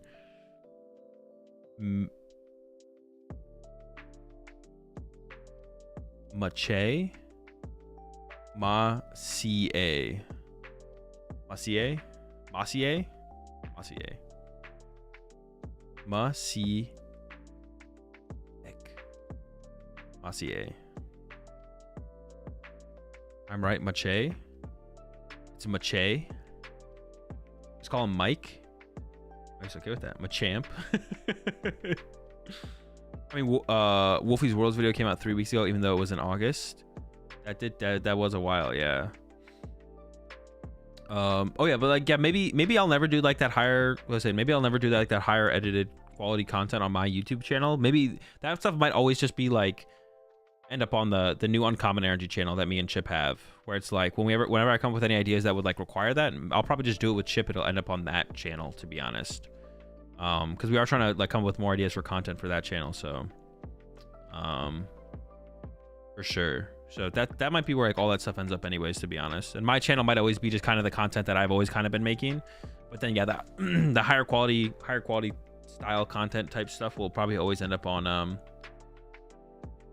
the Uncommon Energy channel with Chip now, which makes sense. I think that channel has a lot of potential for like the stuff we want to put on it, and like we have the chance to be like a more mainstream YouTube like competitive casual Pokemon TCG channel, like almost like what more like what kind of like because my channel is like more towards competitive, and like if you go a little bit more towards casual, it's like I'm probably I'm on like the furthest right side of like competitive. I guess even I would say like Celio's Networks channel is like further more competitive than I am, but Celio also does like more high-end type content as well. But it's like I'm on the do me and Chip live close by? No. We literally live on opposite sides of the country. So like I'm on the higher like competitive side, and then it's like Mahone and then LDF. But like the channel that me and Chips have started, I feel like even reaches more towards the casual audience, even further than like what LDF and Mahone do. So like what me and Chip are doing with the Uncommon Energy, the new Uncommon Energy channel, I think there's a lot of potential for that channel to be like huge, like to be like we could be like the biggest competitive, not competitive, but Pokemon TCG, because we're not super competitive on the channel, but the biggest Pokemon TCG channel that is not like opening packs, like non-collector based. We could be the biggest non-collector based Pokemon TCG channel for sure. I think the potential is there for sure.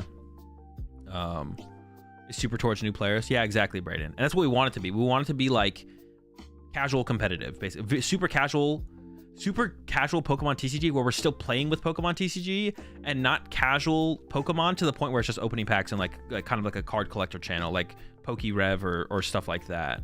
So I think there's a ton of potential, a super ton of potential with the new channel that me and Chip are doing, because it's like as far casual as you can get, where it's not just a pack opening channel, and we're still playing Pokemon.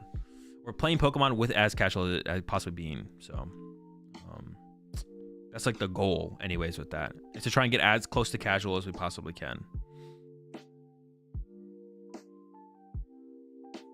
You got shafted with your packs in the new series, Kick W. Good cards next time. Yeah. Why did I get timed out? I just timed you out 10 talk to just like cool off the chat a little bit, because you guys are going there's too much hostile back and forth. So it's either I time out you or I time out like half the chat. So it's just easier to time out you and like reset the chat for a little bit. I got nothing against you, 10 talk, just needed to, I was hostile. Well, no, the chat in general was just being a little hostile back and forth. So I just wanted to cool things off a little bit. Yeah, I got nothing against you. You're more than welcome to hang out.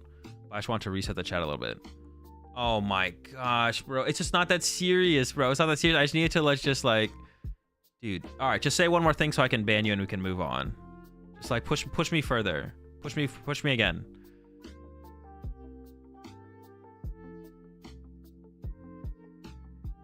Dude, it's like a 10-minute timeout, bro. It's not that big of a deal. I just want to cool off the chat, reset it. Dude.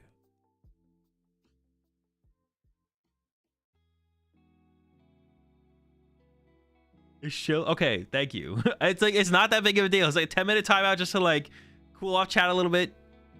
I'm not saying you were being hostile. That's it. I was saying it's like a little bit too much hostile back and forth in the chat. That's what I was saying. Like it's not a big deal. Like it's not a big deal. There's no big deal going on. I just need a reset button. A reset button. Showing him more mercy than Onassis.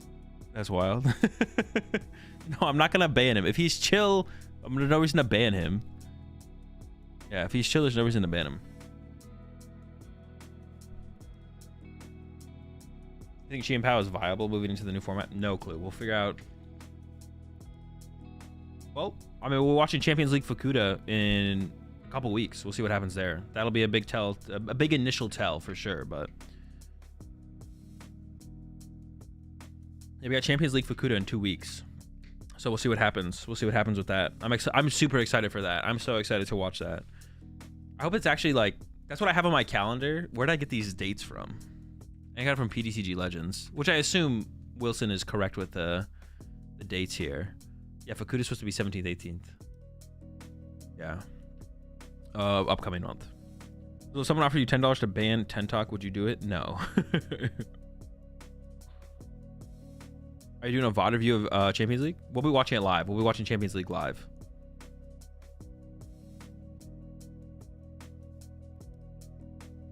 Uncommon Energy, next step is high-level podcast interviews. I mean, we do have guests on at some point.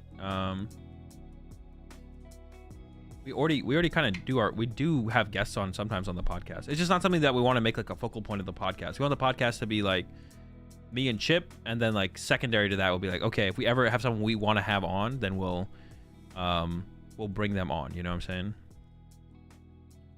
Yeah, if we ever have someone that we want to bring on, we'll bring them on. But I mean, there is like potential for like other content to do like more interview. I actually kind of want to do that myself. It's like an interview style series type thing. All right, I'm gonna start the prediction here, chat. We don't know what the players are playing, but we should know in about 2 minutes. So I'm gonna start the prediction. I'm gonna give y'all 2 minutes. Yeah, I'm gonna give y'all 2 minutes to. Should I just give you 5 minutes? No, I'll give you 2 minutes. They're cutting up right now. So if you don't want to predict until you see what they're playing, don't predict yet. But you can go and predict if you want, and we'll see what they're playing here in just a second. But I'm just gonna start it up so I don't forget.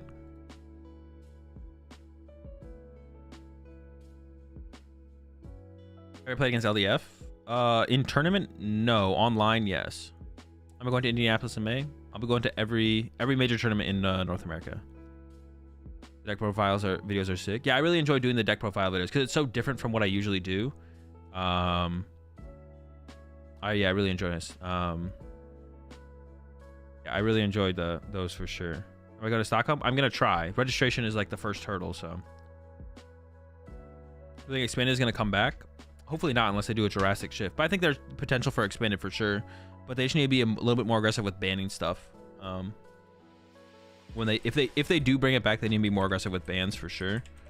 But it can't return in its current form for sure. They would have to do something pretty drastic to it.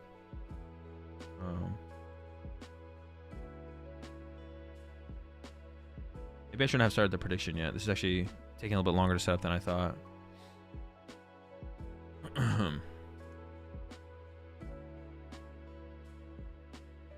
How much time do you guys have left on this prediction? I still have some time left.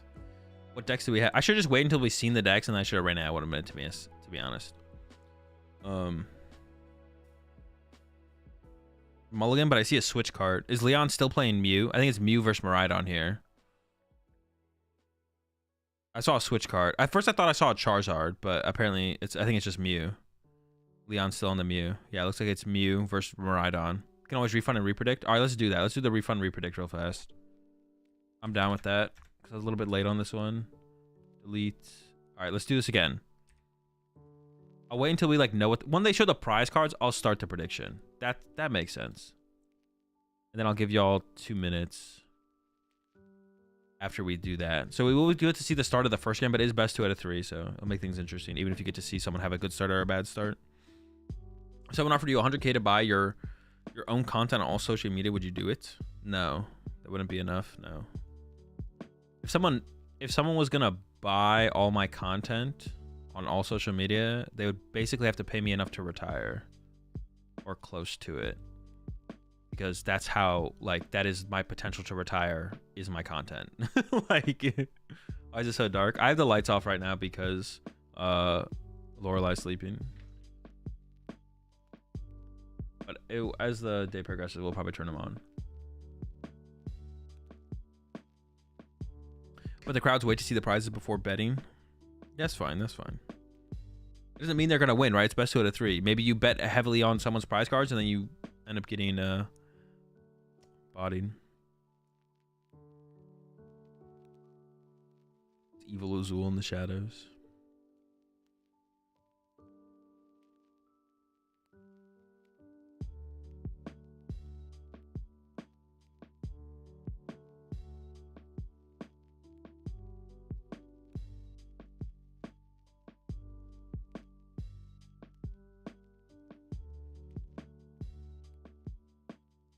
We finally have it. How many mulligans was it? 3? All right, starting the prediction. Here we go. There we go. Prediction up. Get your prediction in. You're saying if you die now because you only need nothing to survive 1 second, like just... Sure, Turbo. 3 mullies. Okay, and we do have Leon going first. It is the Mew, but 3 mulligans is a lot.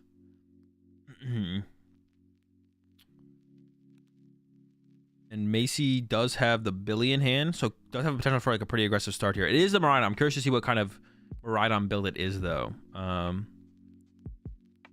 Weird question. Did you ever do VOD reviews on all the stream Stuttgart matches? I do not remember. I don't even remember if I did those, to be honest. I have no clue. I can't remember. I just do not remember.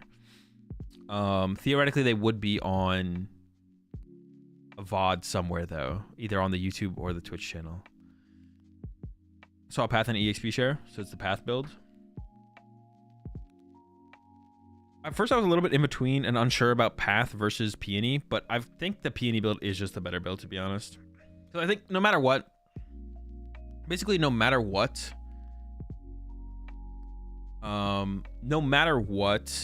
your charge on matchup is bad. No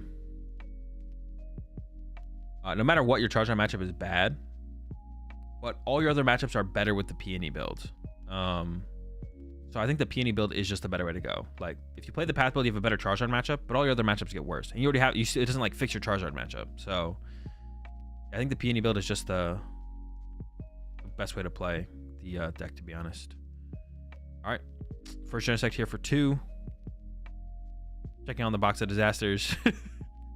Escape Rope and Feather Ball. Leon is fully just committing to the setup here, though. It looks like one way you can play out the early game.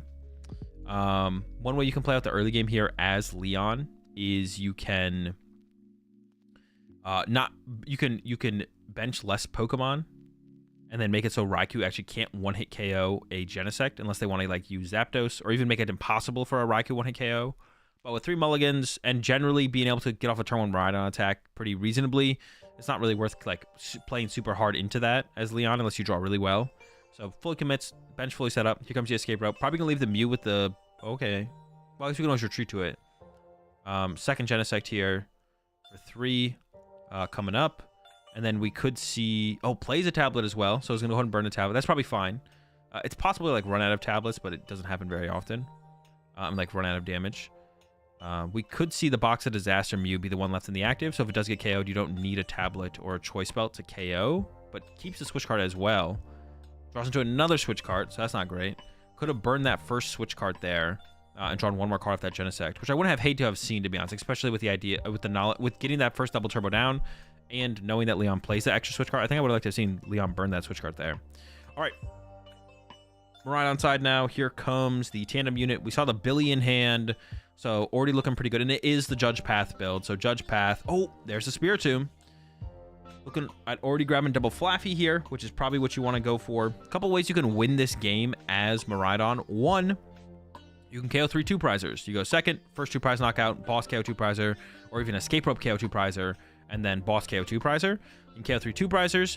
You can KO 1 2-prizer, KO another 2-prizer, and then also, ooh, that's 2 boss in the hand here. That's probably going down to that Walkabilly here. So double Flaffy getting lined up, or double Mareep actually, off the Miraidon. The other way you can win the game is you can KO 2 2-prizers and a Mew VMAX. And then like the last way you can win this game is you can kind of just brick them with Spiritomb and then like just go through their active. And we do see the Ultra Ball here, which we'll probably be going to go grab. There's the bench Squawkabilly. Ultra Ball. Oh, there's a path in here. Oh, you have to give up the path here. You got to use the Squawkabilly. Give up the Lightning. I like that. Getting rid of the boss as well. And we're going to go grab that Spiritomb. I assume it'd be pretty weird to not grab Spiritomb here, to be honest. But they seem to be debating it. What else would they ever wanted to put on the bench? There was definitely like a little bit of a hesitation there. Huh. Is it right to bench double Flaffy if you prize... bench double Root if you prize one Flaffy? Yeah. As long as you don't... as long as you want double Flaffy in the matchup, benching the Mareep when you're especially going into a turn drawing prize cards is usually correct. Mewtwo's Raikou first is probably their thought. No, you want to use Fleet-Footed after the Squawkabilly use for sure. Oh, the EXP. Ooh. I don't like the EXP share to the Miraidon though. Oh, they are. Why are they using Fleet-Footed before Billy? That doesn't make any sense. I don't like that at all.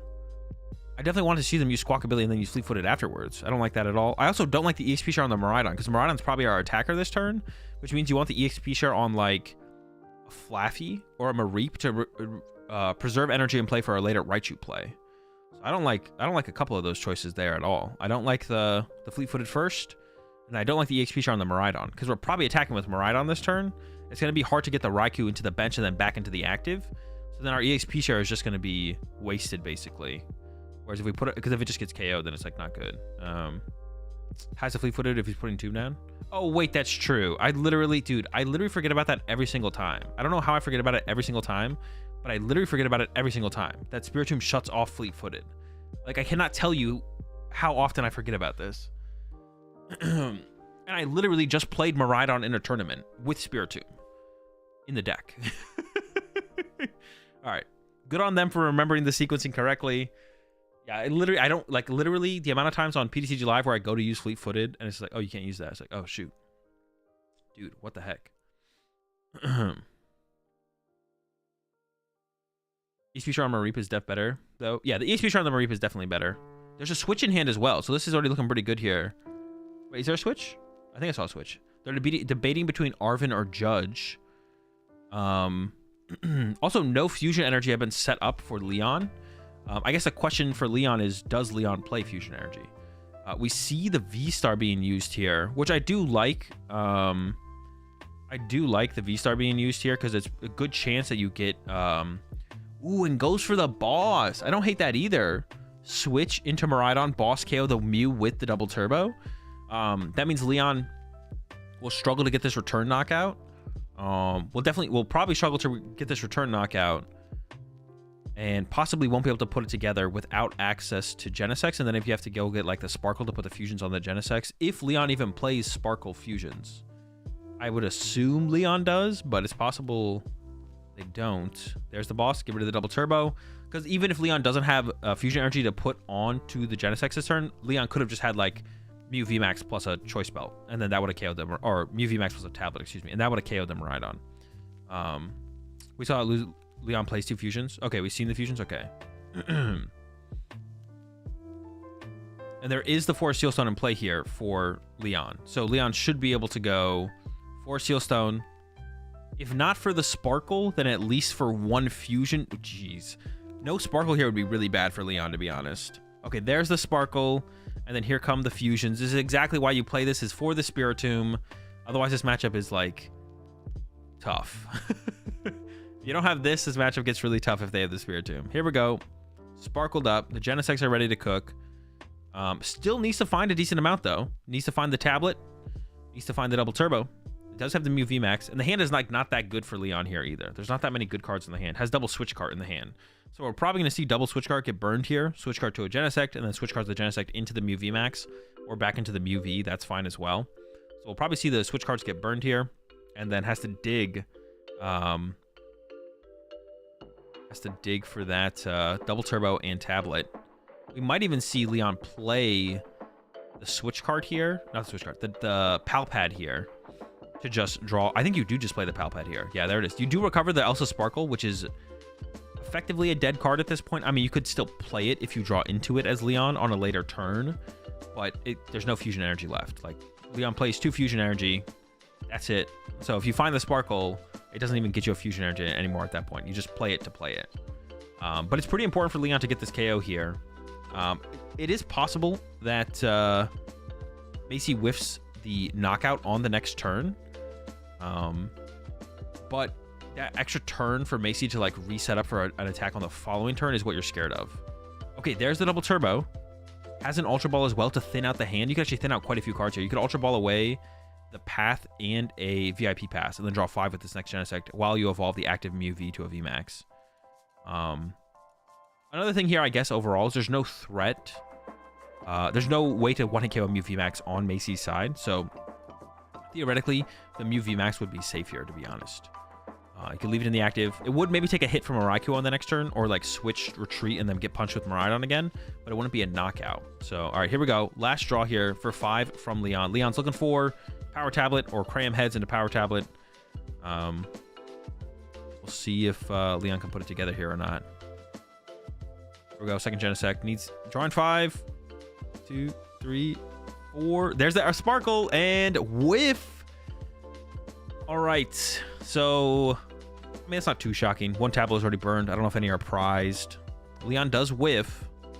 So now Macy might not be able to take full advantage of this whiff. Macy might not be able to actually take a KO here, but it gives Macy like a turn to like stabilize, and doesn't have to like aggressively trade back and forth.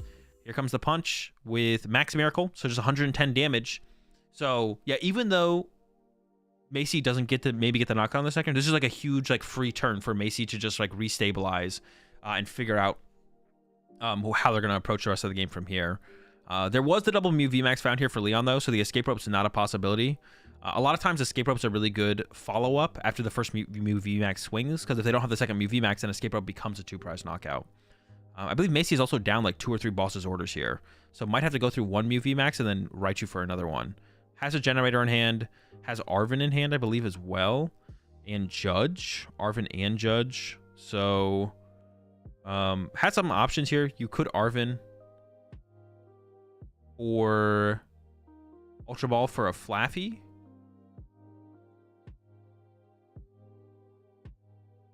Definitely taking their time here. They got a Beach Court as well, so they could retreat into the Raikou.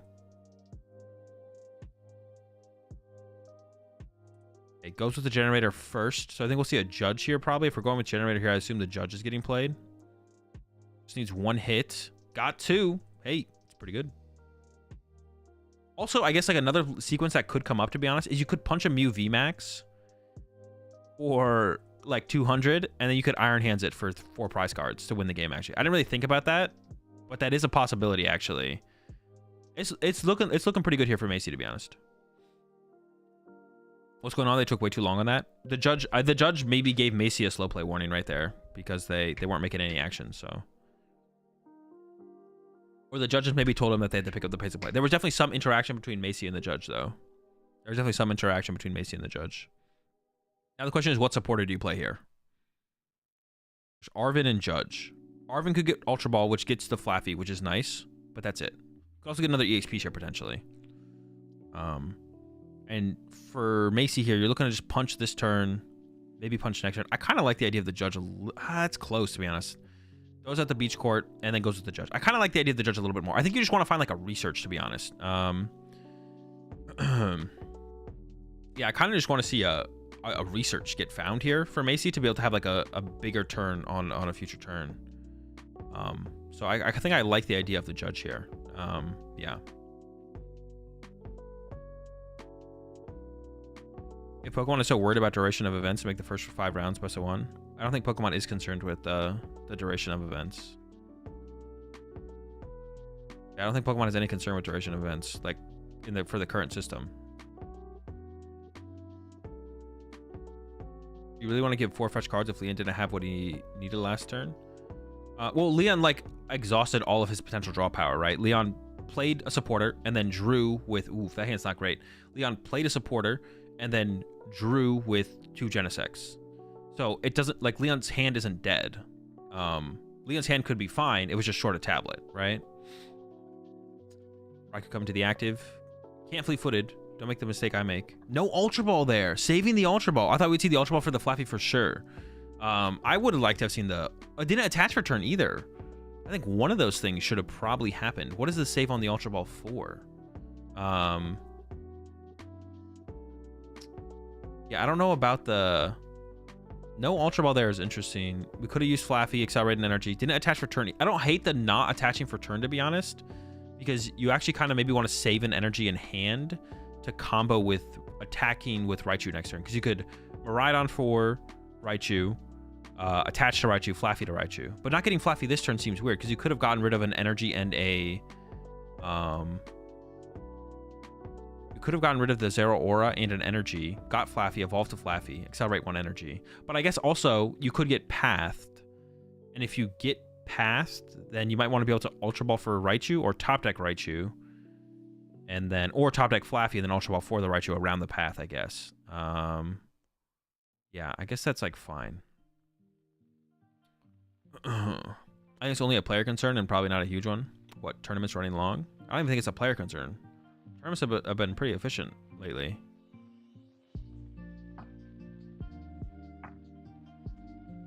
I think you prize one Flaffy and discard the other one with Billy earlier. Oh, maybe there's... Okay, maybe I'm just wrong on the Flaffy being around then. Well, then we definitely should have attached for turn, I think, for sure. Macy 100% should have attached for turn then to something. That is possible, though. Maybe one was discarded and one is prized. That is possible.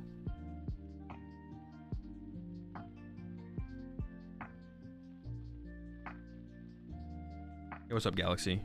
Why is it so dark? I just have my lights off right now. Rising is fine, except give...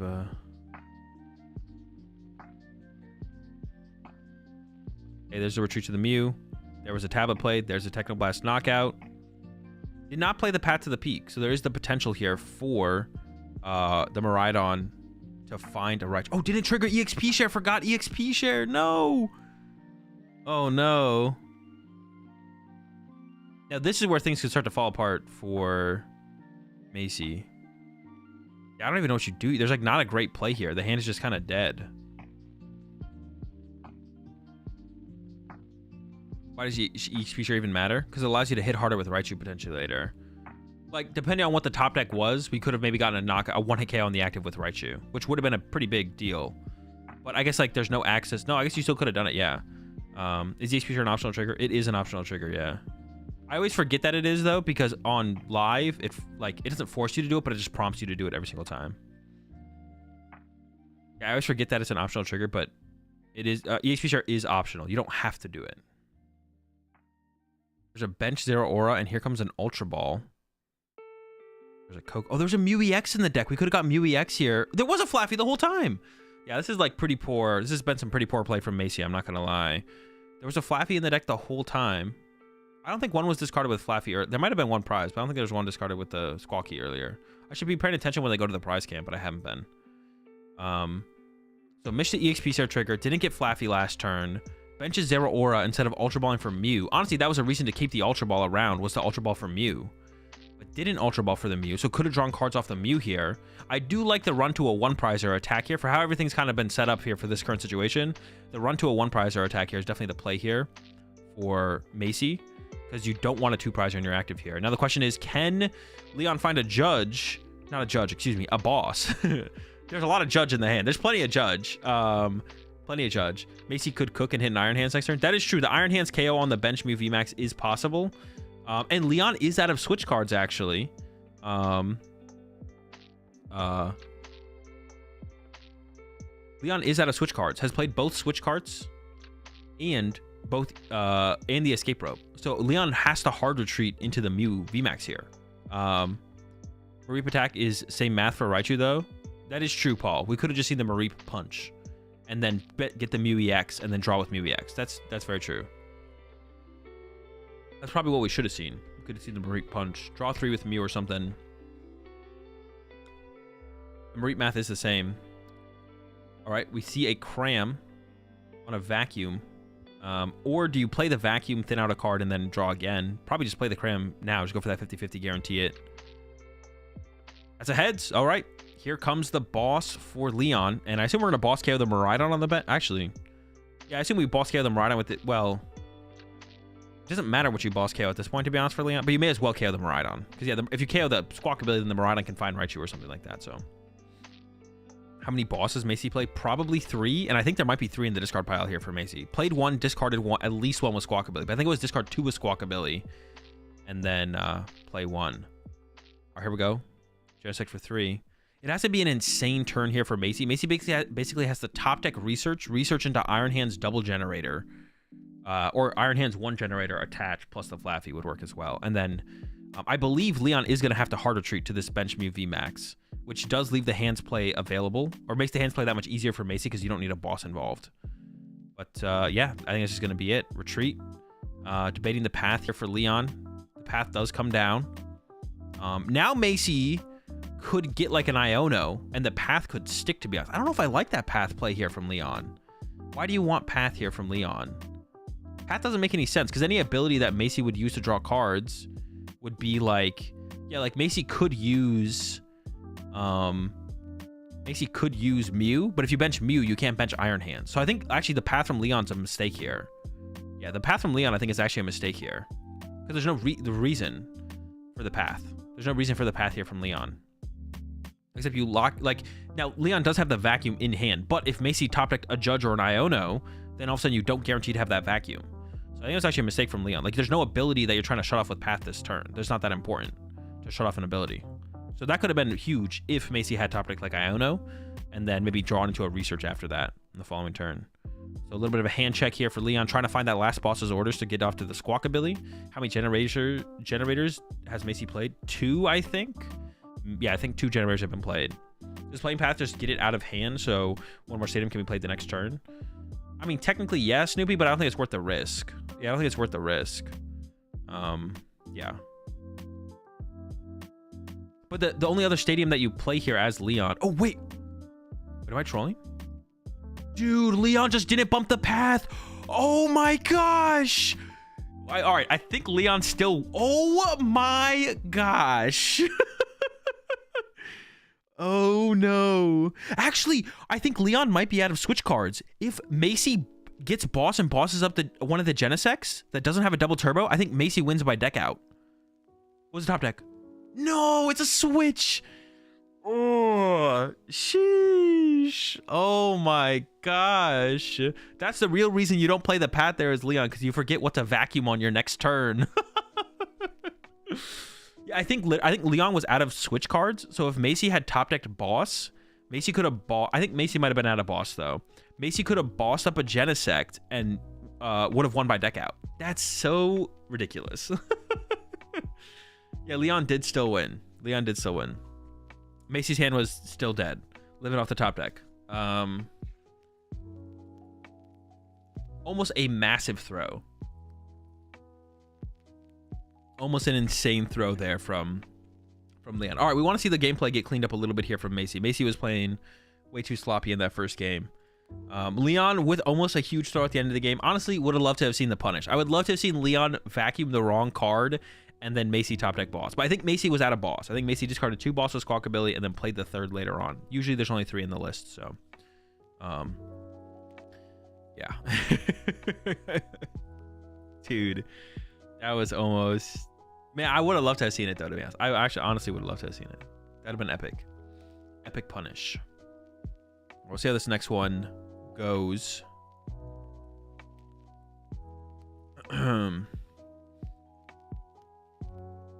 I want to see...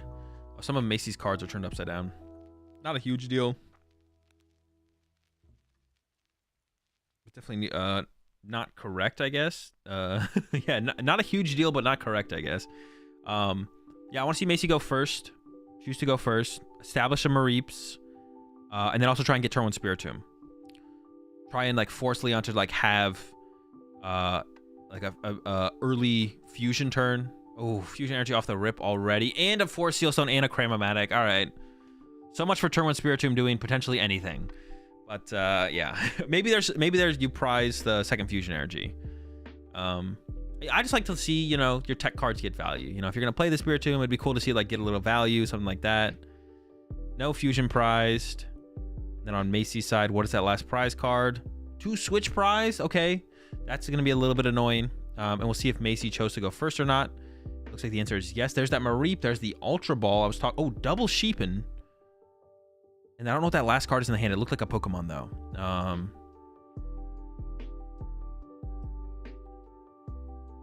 So what do you Ultra Ball for here? If the hand is live, you could just get the Spiritomb. If the hand... Because you can also, like, turn 1 Raichu attack here. Turn 1 Raichu attack here is pretty good. Little prize check-in. Squawkabilly wasn't prized, so if we need that, we can go for that here. And then we can use that Fast Charge on the Raichu initially here as that first attack. Just gives him extra energy in play.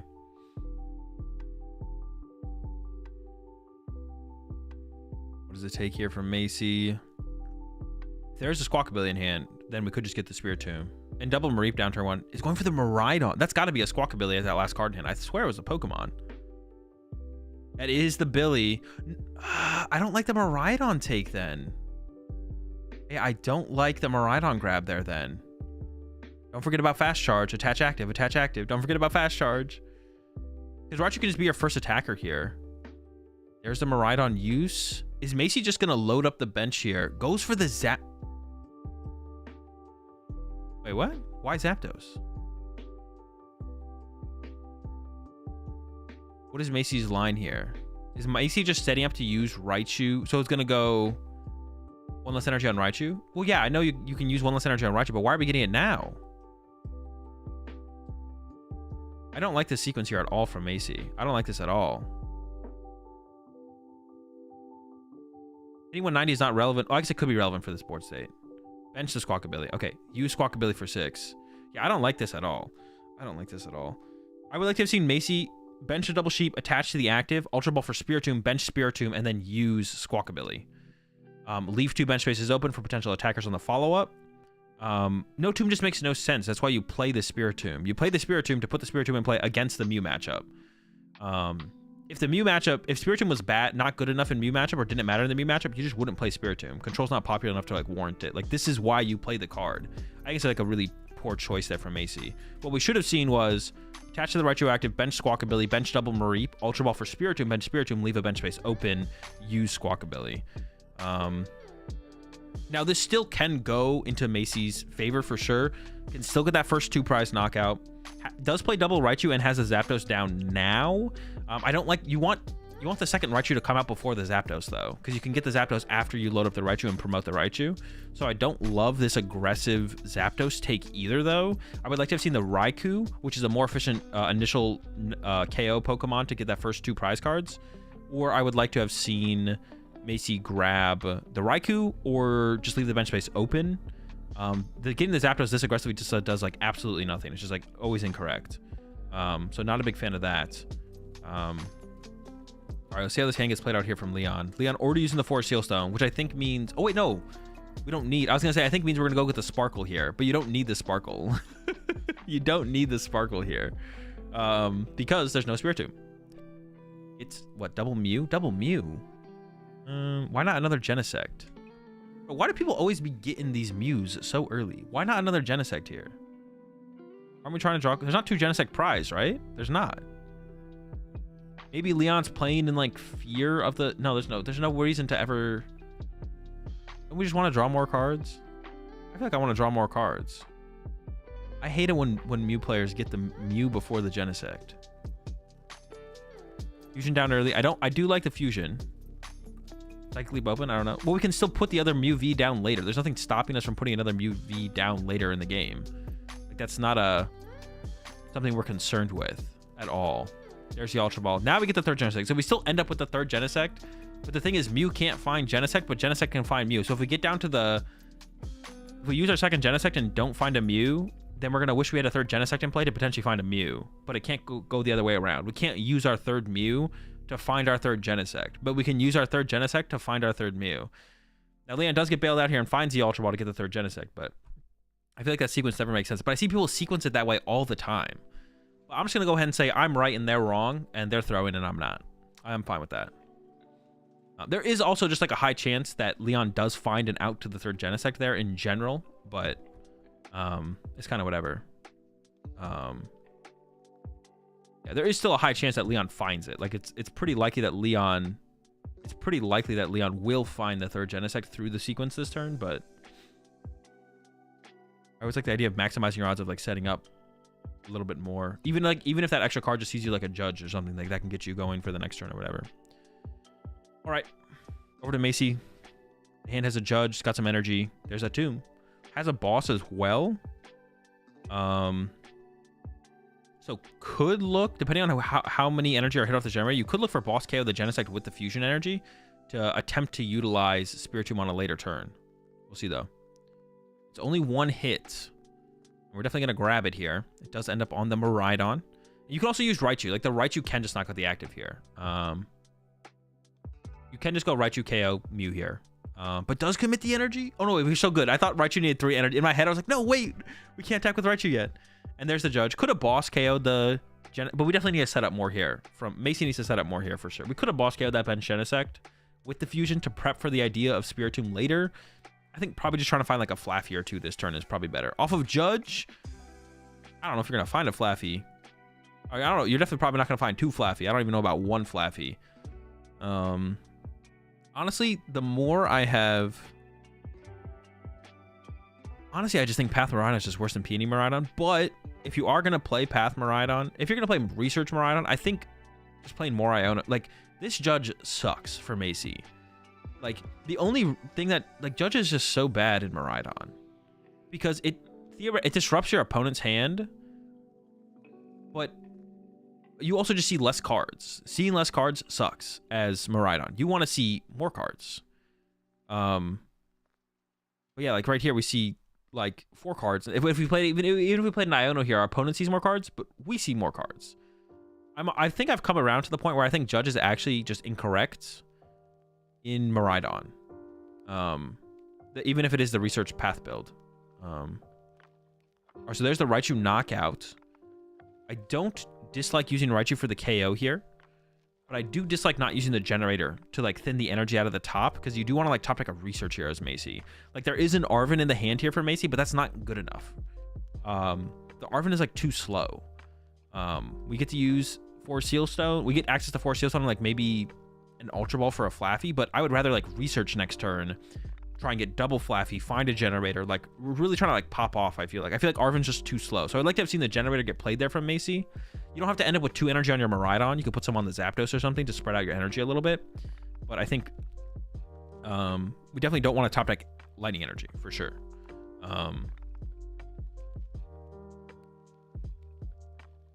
Yeah, the Judge is like good against Charizard because Judge Path is good against Charizard. Or just Judge in general is good against Charizard, to be honest. That's like an upside of playing the Judge, but that matchup's already bad. Like, I'm really trying to tech for that matchup? Not really. And then Judge is theoretically good against Lost Tina as well, but I actually feel like, once again, you'd rather be more set up than, like, the value of you drawing more cards outweighs the value of disrupting your opponent. So I feel like just, like, playing, like, 4 Iono 4 Research, if you're going to commit to, like, the Research build over the Peony build, I feel like 4 Iono 4 Research just kind of makes more sense. All right, Leon's going through it here. The Genesect draws are going to be coming through. I can't tell if that's a double turbo on that Mew VMAX or not. There's a boss on Miraidon. Yeah, what is that on that Mew VMAX? I cannot tell. I don't know what that is. There's a Path. A Path is like not that powerful in this situation for Leon. Another Mew VMAX. I can't tell. Box of Disasters. Is it a Box of Disaster? We're still short a double turbo here from Leon then, right? Also, does not have access to 4 Sealstone. So it is possible that Leon actually whiffs here. Not super likely, but it is possible. And honestly, if Leon does whiff here, I wouldn't hate to see like a Motivate play happen from Macy, to be honest.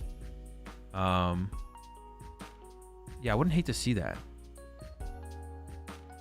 There's another 2. Can't use the switch card. Has 1 more Genesect left. It does have an Iono as well. I don't think it's played a supporter yet, but no, played boss. And yeah, there's the run. There's the run away. There it is. Wait. No, retreat switch card. We're not done. 1 more. And there's the whiff.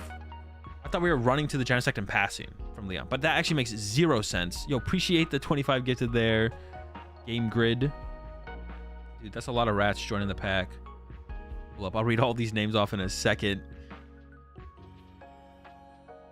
Oh, just show off the box. They heard me. They heard that I didn't know what the card was, and they were like, all right, let's help Azul out here. Did I make any changes in my Charizard deck? No, I would run the same 60. that I would run the same 60 that Rogerson got second with. I think that's it. Optimal 60? No, there's no such thing as an optimal 60 if you believe that. I would at least start there. I'd be hard pressed to find a change before like Knoxville though. Definitely hard pressed to come up with a change before Liverpool. Path goes to the discard pile here from Macy. I don't like that. Could we have played that path there? Ultra Ball away the path? I don't like that. Does get a Flaffy, which is good. And here comes the Forest Seal Stone for second Flaffy, but didn't keep the Path Iono combo. That could have been a pretty good combo to play here. Well, maybe the Iono not so much, but the path would have seems like it would have been pretty good. Oh, we just played Arvin to get that Forest Seal Stone though, didn't we? Yeah, so double Flaffy set up. And like I said here, from Macy, you don't actually have to take a knockout because Leon whiffed the KO. So I'd like to see a Motivate, I think. Oh, it does have Boss, so it is probably happening actually. I take it back. We are probably going to see a knockout here. No, we just played Arvin, right? I wasn't really fully paying attention. Flaffies are happening. The Raichu is loaded. But you can't play. Could have attacked with Zapdos here from Macy. A one prize. I like the one prizer attack a little bit better. Wait, but hold on. There's a generator in hand. We should probably play this generator before we keep sequencing cards, though. We could get the KO here from Macy. I should have played the generator first, because if you whiff all your energy here, maybe you don't want to attack with Raichu. The generator should have been the first thing played after the Arvin. Honestly, I would have been fine to see the punish there and the whiff. This is it. I don't know. I don't even know how much I like this play. So you do get the KO as Macy here. Leon reading Zapdos real fast. Like, all right, hang on, let me see that. So the problem with this play, though, is I almost feel like this is too aggressive from Macy, and Macy has, like, nothing in play. Macy has nothing in play to be able to take a knockout next turn. I almost would like to have seen Macy, like, use Motivate. And now that you've drawn 3 prize cards, now you get Iono to 1 instead of getting Iono to 2. Yeah, I actually just don't love that play there from Macy. Here comes the Iono. Combo with Path as well. Leon is a couple turns away from actually winning this game, but I actually don't think Leon's in a terrible spot here because Macy has nothing on board. Does have double Flaffy. There's double Flaffy, but that's it. Is just the 2 Flaffy. That's a Super Rod. Super Rod's not going to be super helpful there. Yeah, appreciate the 25 gets it there. Game Grid. Appreciate the support. Always appreciate the support. Welcome to the pack. Back to the pack. David Allen. Wander, DJ, Maclid F, Surge, AADS, SM, SSBM, Shady, Zack Attack, Crayon Eater, Daniel Davis, Nico, Count of Money, Rubik's, Diego, Galaxy Hopped, Juggernaut, Darth Bean, Market Dimly Lit, Tiff 000, Leonad Backwards, I'm Fernin for you, Easy Lassic, the Super Sabby, and Sleepy Dreepy. Welcome on to the pack, back to the pack. I appreciate it, Game Grid. We're all out of chapstick, but we got plenty of moisturizer. All right, there we go. Leon's got the knockout, has the Path as well, which would shut down something like Mew for draw power. So I think putting Path out here makes sense. Also, Miraidon could go get a Raikou, which would be a pretty good attacker here to potentially go boss KO on a Genesect. So I think Macy here probably should push up Zapdos. I think Motivate with Squawkabilly would be decent as well, but pushing the Squawkabilly off the rip. There's the Research top deck though, so we could see Super Rod. Probably want to recover a Raichu, maybe a couple Lightning, so the last couple generators can hit a little bit harder. There actually might be 0 generator left, but finding another attacker is actually pretty important here. Also, finding attachments for turn is pretty important. So Raichu double energy grab here from Macy. Double Flaffy plus a Motivate would be super powerful here just to load up a ton of energy in play for the potential of a Raichu knockout on the following turn. But getting enough energy in play for the potential for the boss KO would also be a pretty big deal on the Mew or the Genesect. Things are looking really good here for Macy. Like I said, on that last turn, I wasn't a huge fan of that play from Macy to kind of go all in on that knockout because it did set up for this Path Iono play from Leon, which Leon was able to get. But, I mean, that Research top deck, bailing Macy out here for sure. Going to give Macy some options. Without that Research, though, Macy was in a pretty bad spot. But with this Research now, looking pretty good. The cut back from the shuffle. Here comes that Research for 7. And all Macy wants to find here is an energy and another attacker to bench. You don't really even need that much here from Macy. There's the energy. You could even put out Beach Court. Oh, there's the Spiritomb. Do you ever put the Spiritomb in play here? Comes the attach to the Billy. I don't hate the Spiritomb. Here come the Flaffy charge ups. The Tomb would be nice. I kind of like the Tomb. Wait a second. Is this game? Wait, Macy had game. Macy had the potential for game there. If Macy had gone Bump Stadium, Miraidon for Raichu, then use Generator hit 2. Now, is that worth it? That's a little bit all in. We talked about going a little bit all in on the last turn. But honestly here, Macy kind of wanted to set up multiple attackers here as well. I think I would like to have seen Macy play the stadium and go get like Raikou and then Billy to Miraidon and then load up the Raikou as well. No Spiritomb bench. Why are we not benching Spiritomb here as Macy? We know we're getting a bench space next turn. Yeah, I do not like the not Spiritomb bench here from Macy at all. Not benching Spiritomb here makes no sense.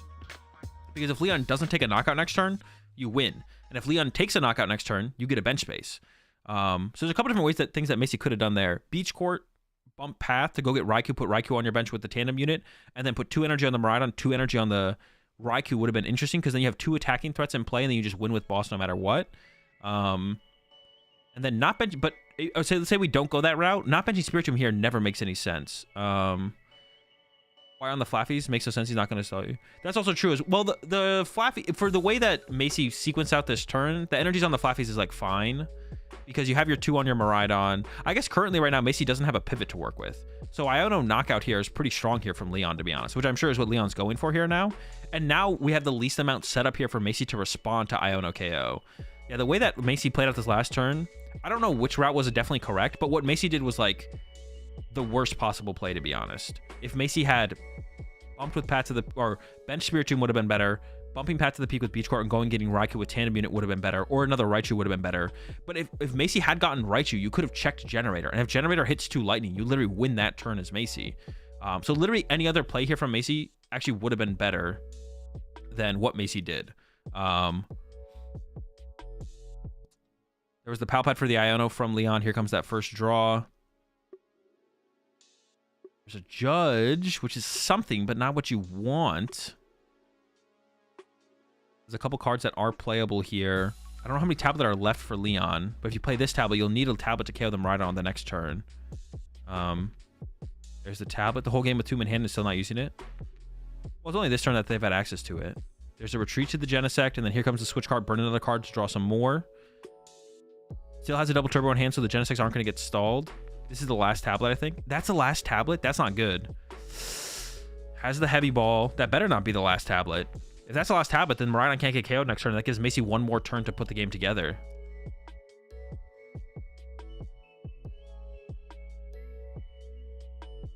How mean are we allowed to be about the Euro player pool in this chat? Well, what does that even mean, such Joss? There is a tablet prize, but it's in the top 2 now. The tablet's in the top 2. It's possible. Oh my gosh, that's so bad. There's a path. There's a Judge. Judge to 4 is not very good, though. That's not a very powerful disruption turn. If Macy just gets a Stadium Bump or a Raichu, Macy has game on board. If Macy just gets yeah, see, like, that's too toxic, Brayden. I'm gonna have to time your ass out. It's fine to I'm gonna time your ass out as well. It's not too cool. Oh wait, someone already did? Wait. How come I can't time your ass out again? One time out.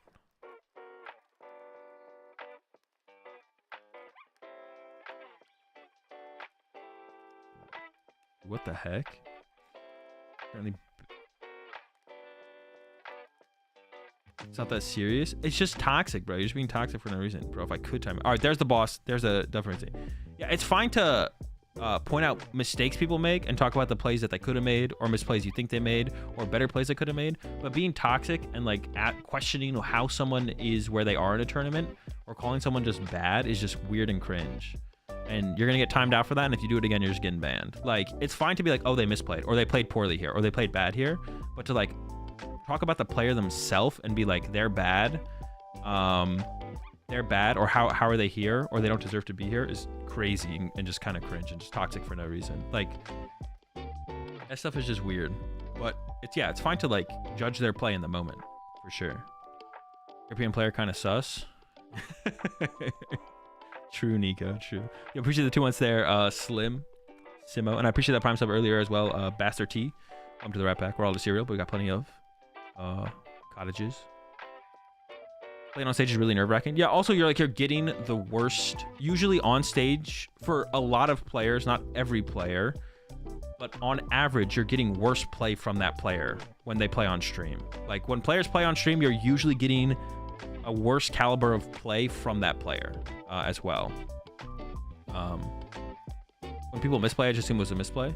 Yeah, me too as well. Yeah, I just assume it was a misplay too. Well, yeah, I don't like try and justify people's misplays. Well, sometimes I do if I think they have like a thought process down a certain line of play, but I'm not going to be like, if I think someone just like threw, like not benching Spiritomb from Macy last turn, I'm not going to like try and justify the not benching the Spiritomb. It's like, no, they just threw, they didn't bench Spiritomb, but that's like fine. We're just here to talk about the plays. We're not here to judge the person, right? That's like the difference. Like that's what I want to get through to you guys in chat. Like, don't be toxic. We're not here to judge the player. We're here to judge their play. Is that the best way to put it? That's a good way to put it, right? Yeah, we're here to judge the plays the players are making, not the players themselves.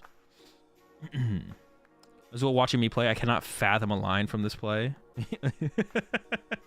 Fathom. All right, so Zapdos is prized, and that was like the only main thing there. They didn't let us see the prize cards for very long there, to be honest, but yeah. We are here to judge and path. Enough said. All right, Leon does choose to go first here into this game 3. You'll appreciate the 3-month resub there, Nephims. So Macy has a little bit more control in this match than Leon. Not based on like the prize trade, because generally Mew is just favored in this matchup. If you can get your fusions, find your fusions and get them down. Oh, turn 1 path here from Leon could be huge though. Think about Ultra Ball. I think you got to give that Mew VMAX and that Palpet here. Leon's definitely considering keeping them. As long as there's not 2 Mew VMAXs prize, this should be fine. You should be able to get there. Ideally, there's none prize. You don't have to really worry about it. But Macy can just like not bench non-2 prize Pokemon. Like Leon, to set up to have the potential to win this match, has to bench put down a bench full of 2 prize Pokemon. So Macy can theoretically win in 3 turns. But on Macy's turn, Macy could just be like bench Murray, bench Zapdos, and be like, all right, pass. And like kind of force the game into a tie there. I'm sure Macy wants to win. He's going to play for the win though. But like that's really the only control you have at this point in this game. But besides that, they're just going to kind of play the game like standardly how they normally would. There's like no difference to how they're going to adjust their play.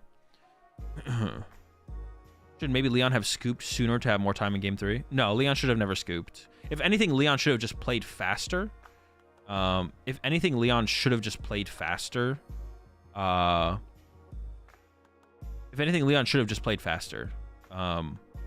yeah, Leon should have never scooped, I don't think. All right, here comes some more stuff. Oh, just played. What? Wait, did Leon have another Genesect to use there? Or no? Did Leon use all 3 Genesects? I thought there was one more Genesect to be used there. Leon's hand is literally DTE switch card. Leon could literally just lose to Raikou attack. And if all 3 were tapped, so I assume so. Okay, maybe they all were used. Leon should have got a 4th Genesect there then. Yeah, what was that sequence there? Did Leon grab Genesect and then ask to switch the Genesect back for a Mew V? I think that's what happened there. Leon was like, can I switch this for a Mew V? I think that's what happened. I could be wrong though. He pulled Mew first. Oh, he pulled Mew first and then wanted to get Genesect, but had already pulled Mew and started shuffling the deck, and then was forced to get Mew instead. Okay. Yeah, I missed that sequence there. I was too busy looking at chat. Picked Mew first, then went to go get Genesect, was told, nope, you already locked in Mew. That's fair. But Leon's getting bailed out here. Well, kind of, to be honest. Actually, no, Leon's not getting bailed out here because the Spiritomb has full effect now. This is actually so good for Macy. Macy has this one lined up here. Does need to play fast though. Macy's biggest enemy right now is time. Macy's biggest enemy right now is time, for sure. Not even close. Gotta play fast. Gotta go fast. EXP share being put on the Raichu, I don't love. It probably should have been put on the Spiritomb. If you have, like, you don't want to put the EXP shares on the things that are going to be attacking soon, or that already have all their energy for their attacks, which the Raichu has both. Which Raichu might be both. It definitely has its energy for its attacks, and it might be an aggressive attacker. All right, here comes the Squawk ability. We might not see a turn 1 attack here from Macy, but Macy is still in a really, really good spot. Definitely should not bench anything here. Should just Squawk and Seize, and then hope to get off a turn 1 attack here. We'll see.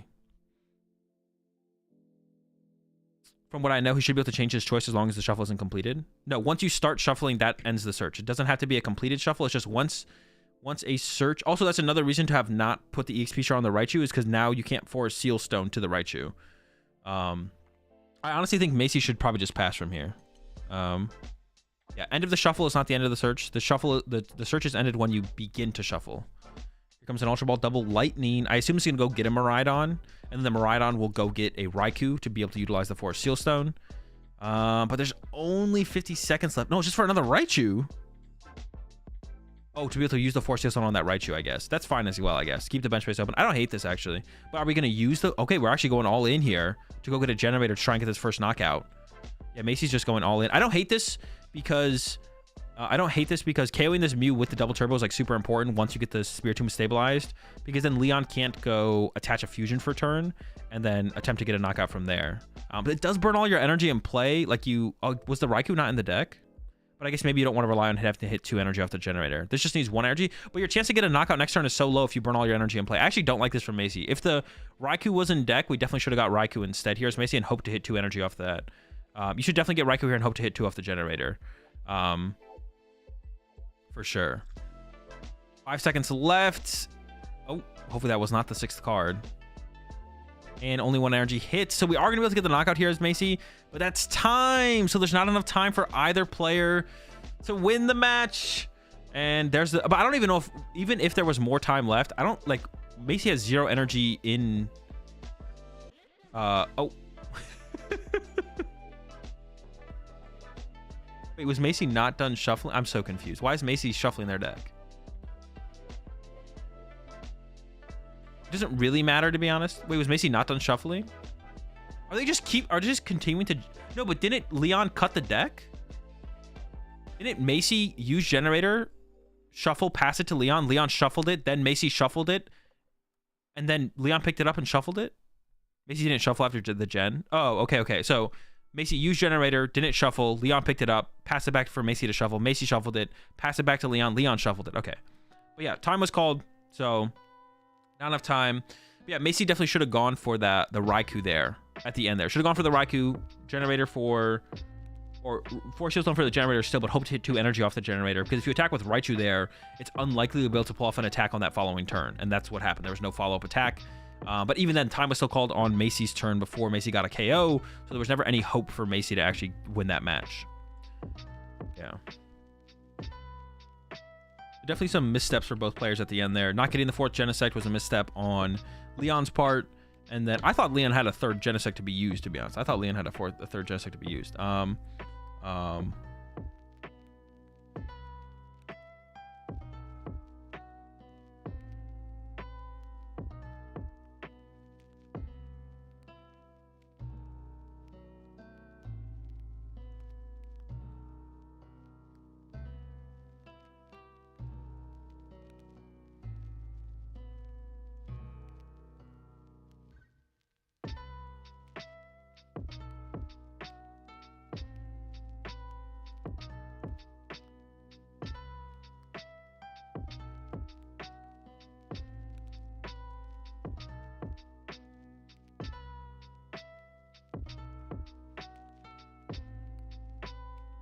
Sorry, I was just reading some Twitter stuff, some Twitter drama. Why so dark in the room? Because Lorelai's sleeping. PTCG community never fails to amaze me.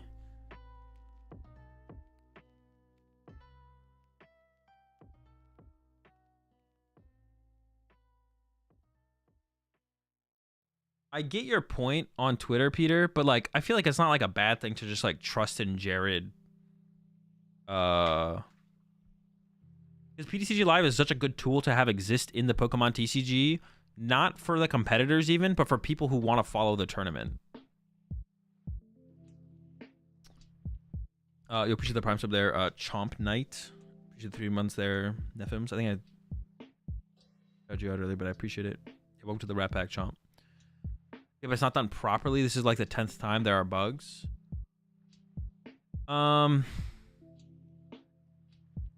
There's always going to be bugs. I don't know, that's tough, Peter. And to trust Jared is sure, but he competes. I trust him 100% if he wasn't an actual competitor. That is fair. I mean, I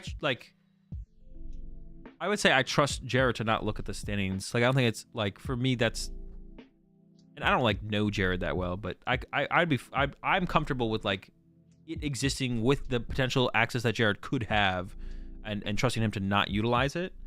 There were so many times at Charlotte that Arcanine was laggy and it was quicker to get my pairings from live. True. Live is really good for the game because it allows people to follow major tournaments without being there and see the standings, see who's up against who, see what decks people are playing, see who's in potential for top cut, see who made day 2. If some random guy was able to click F12 on his website and look at day 1 decks, I mean, that's true. Like, that shouldn't exist, obviously. But, like, is it okay for it to exist and then get fixed? Is it okay for it to exist initially and then get fixed? Is the question, I guess. And the bigger question would then be, like, if someone finds a bug and exploits it without reporting it to Jared to get fixed, are we scared of those people existing in the PokemonTCG community? Because if I ever came across a bug on PokeStats Live, I would go tell Jared about it, right? But I know there's definitely people who exist in the game as competitors. If they found a bug on PokeStats Live and were able to exploit it, they wouldn't say anything. And they would just take advantage of it until it got fixed, potentially. Like it existing, the problem is that it was created by a competitor. Jared is at literally every regional. I see what you're saying. For a second, I thought you were talking about PTCG Live, not PokeStats, and thought, yeah, of course there's bugs. No, we're talking about PTCG Live. I think being good for the viewing experience and being good for the game is 2 different questions. But I think, well, no, it's not 2 different questions. Those are both true. PTCG Live is good for the viewing experience and good for the game because of that. However, you could argue that PTCG Live does compromise competitive integrity. I mean, Kika definitely has a point, though. Maybe just keep the program without during event submissions. You can still check pairings and check decks, and decks would just be submitted after. That would be that would be fair, I guess, as well, Nico. I guess like you could removing the ability to see what people are playing, I guess maybe is the correct way to move forward. I think having it still as a tool where people can look at the tournament and see who's doing well, and who's up against who and stuff like that is still a great thing for the game, for people who are not at events to be able to follow along live with the event without actually tuning into the stream. But it would be also really cool to have the deck data as well, because I'm sure a lot of people who like go look I'm sure a lot of people who go look at PokeStats Live want to also see. I think a big part of it is seeing what people are playing, right? I think a big part of that is seeing what people are playing. When people go to PokeStats Live, they don't just want to see how people are doing. They also want to see what people are playing. I think seeing what people are playing is a big part of it. But I could understand like removing that from PokeStats Live and being like no longer showing the decks, but then just keeping around just the tournament record data, I guess. But you can't see that during day 1 anyways. Yeah, but you'd be able to see it in day 2. Yeah, you can't see it in day 1. But then do we remove it from day 2? Well, it's like day 1 doesn't matter as like day 2 is one of the things that like are more important, right? Or people care more. I see what you're saying. But like following the tournament in day 1 is also less exciting than following it in day 2. Like people going from day 1 to day 2 is kind of like whatever, but seeing who's in contention for top 8 and who ends up doing really well with what decks is like the more exciting information, right? For sure, but I could see it. I can see it both ways. I think it's a really cool thing to have, especially in comparison to like sports. The fact that you can just like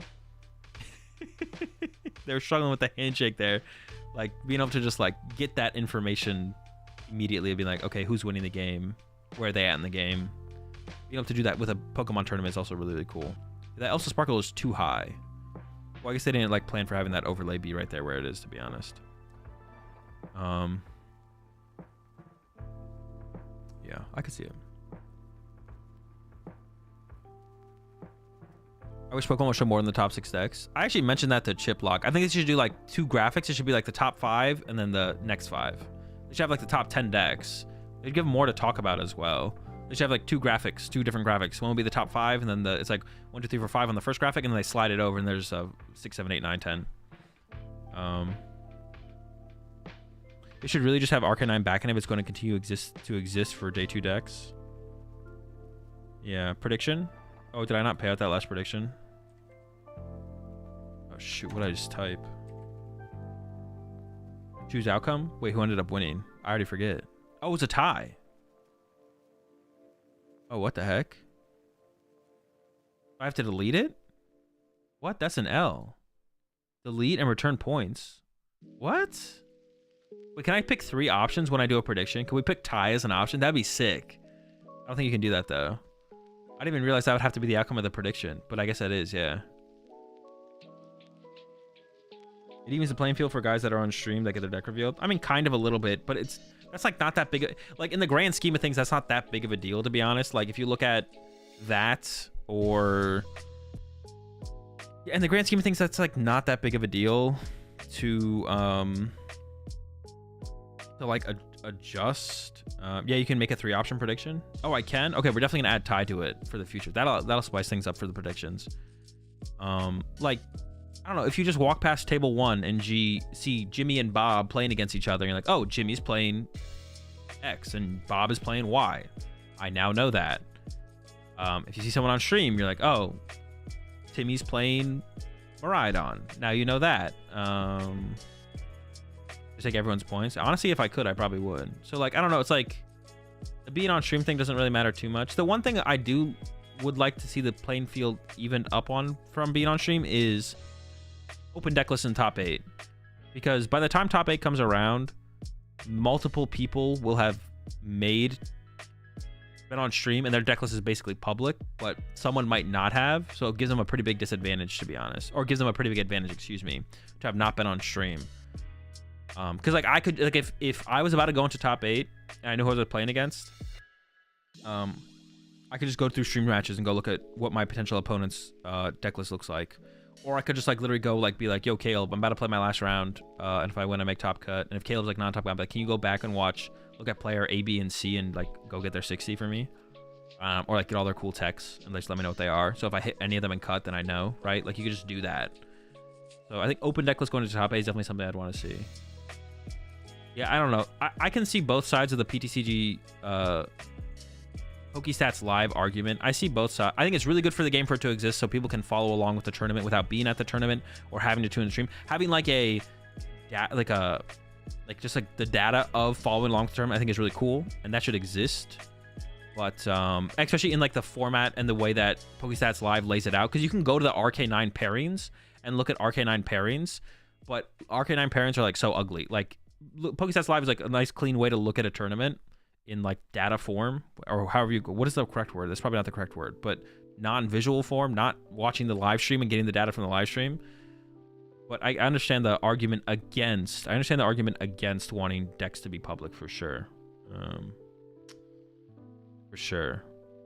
I'm fairly new. Is there a world where they move to open deck lists entirely? Hopefully not. Open deck lists are, I think, overall would be an L for the game. Like John knew Azul didn't play Turo before the top 8 match at Portland.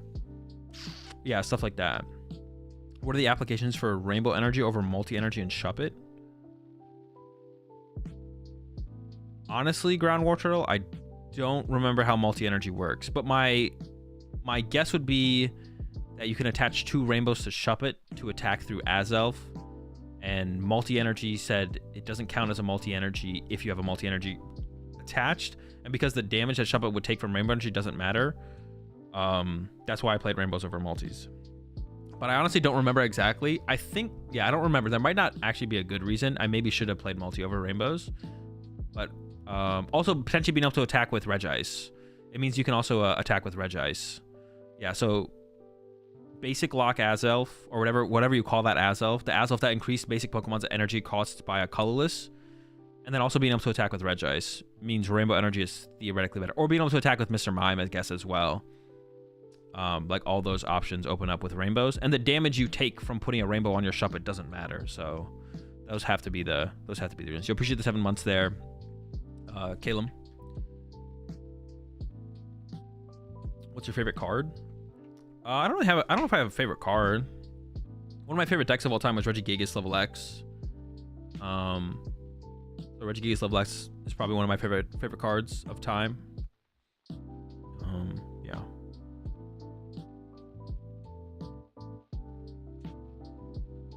Yeah, I definitely understand both arguments of the PokeStats Live thing. I'd be if PokeStats Live all of a sudden changed to not showing decks at all ever, not reporting decks and only showing records and stuff and standings, I think that'd be.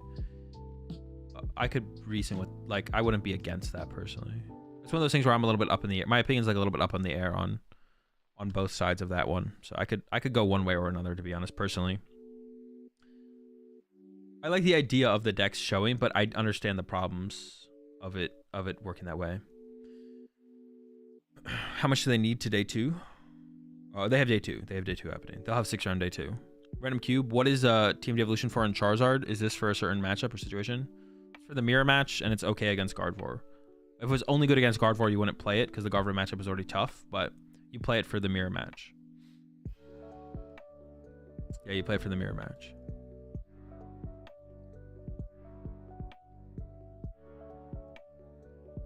Basically, the mirror match becomes kind of like not a control, like it's like a resource control matchup where you're like, you got to preserve our candies to not lose them all to getting TM Devoed.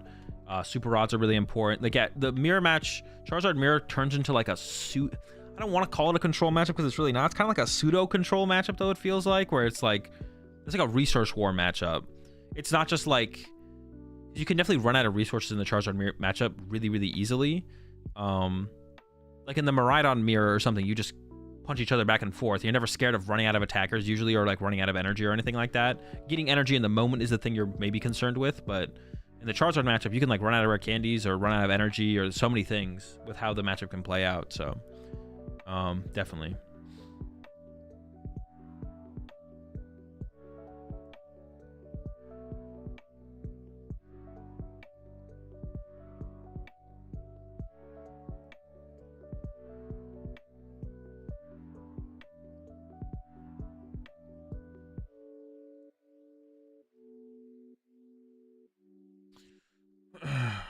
What do you think about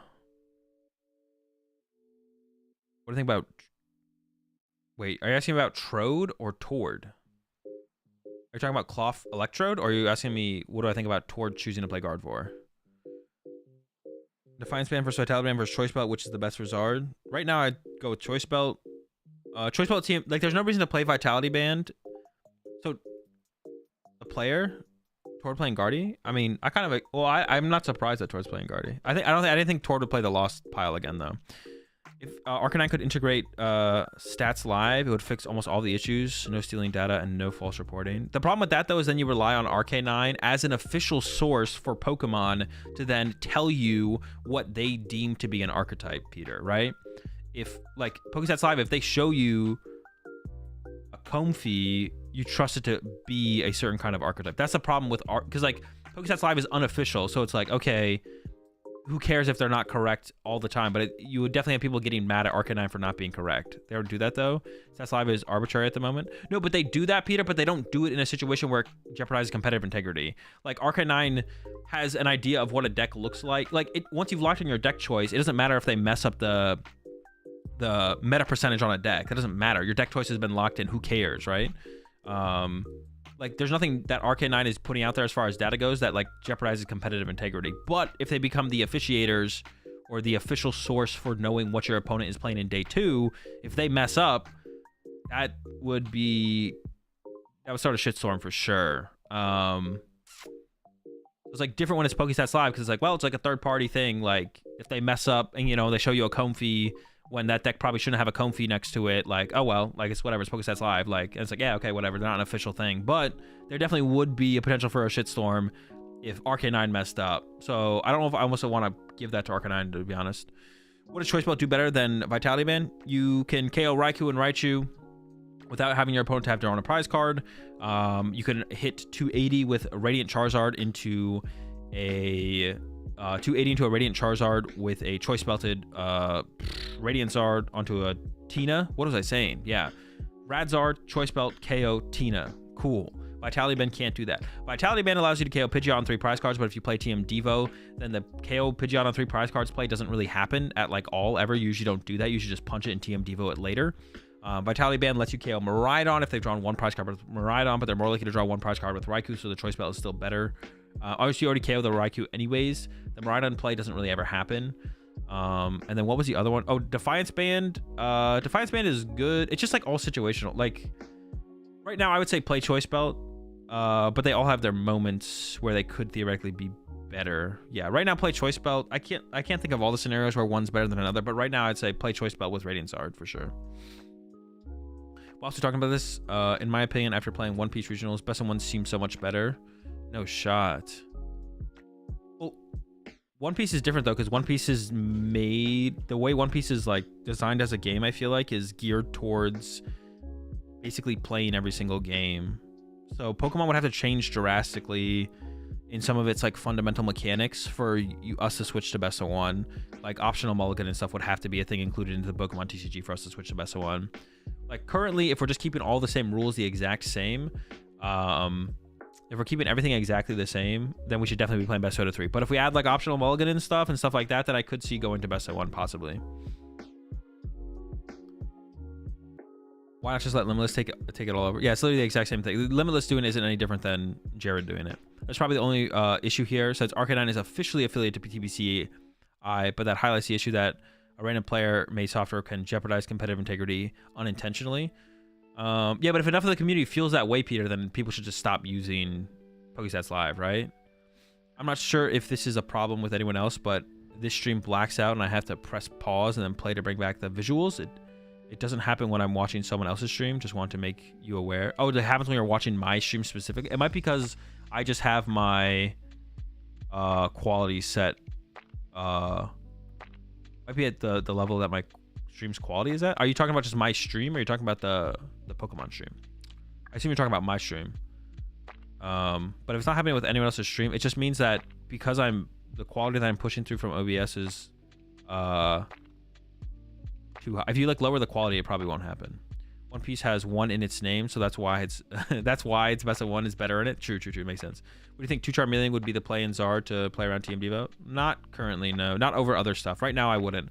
Radiant Charizard is also a way to play around TM Devo that does other stuff, because it gives you an attacker that doesn't need to be an evolution that you can use once you get TM Devo. Pokemon is also designed for Best of One in Japan. Yeah, but that is true. But Best of 3 is also just better. Even for Pokemon being designed for Best of 1 in Japan, Best of 3 is just better. I think by a lot. I think Best of 3 is better by a lot. But once we get like an optional mulligan potentially involved, I could see Best of 1 being better. But I would like an optional mulligan with Best of 2 out of 3. I want Best 2 out of 3 with an optional mulligan. That sounds super good. Then we're playing tons of Pokemon. Do you think about putting Team Devo on your Miraidon deck for the regional? Not really. It doesn't really do that much against Charizard as Miraidon. Only if your opponent throws like really bad does it do anything. Play Defiance Band and Choice Belt so I can hit 280 with Radiant Charizard twice if I need to. You shouldn't ever need to do that though. Yeah, you shouldn't ever need to do that. You definitely should play. I would definitely recommend playing something else. 50 minutes is so bad for Pokemon. So I agree that there are flaws with Best of 350 minutes, Nico, but Best of 350 minutes is, but like, so like that is true, but it's better than Best of 130 minutes. So like, shouldn't that tell you how bad Best of 130 minutes is? It's like, if you like, well, okay, so maybe you disagree with me. Maybe you think Best of 130 minutes is better than Best of 350 minutes. I don't even think it's remotely close. I think Best of 350 minutes is like it's not, I don't even question it anymore. I just don't even question it. It's like, it is better than Best of 130 minutes in Pokemon. So for me, it would be like, if you think Best 2 out of 3 is bad, then you should hate Best of 130 minutes because it is so much worse. Dude, watching people play Best of 1 in Japan, it sucks, bro. You just see them get like dead draws and donked, and it's just like, bro, I would hate to play in Best of 1. Watching Japan play Best of 1 is like, I'm so happy we get to play Best 2 out of 3. It's like, it looks awful, man.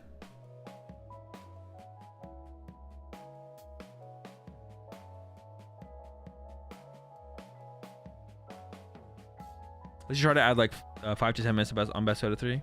They could. That's a lot more time though for every single round. I think they should try no +3 and then instead do 60 minutes no +3. But I don't know if that'll ever be a thing that they try out. Theoretically, it doesn't increase the amount of Pokemon played, but theoretically it does. Coming from MTG and Yu-Gi-Oh, it's weird to have best of 3 in Pokemon because the main reason to play multiple games against the same person is the side deck. Without the side deck, it doesn't make much sense. It does, though. Going first and going second makes a big difference.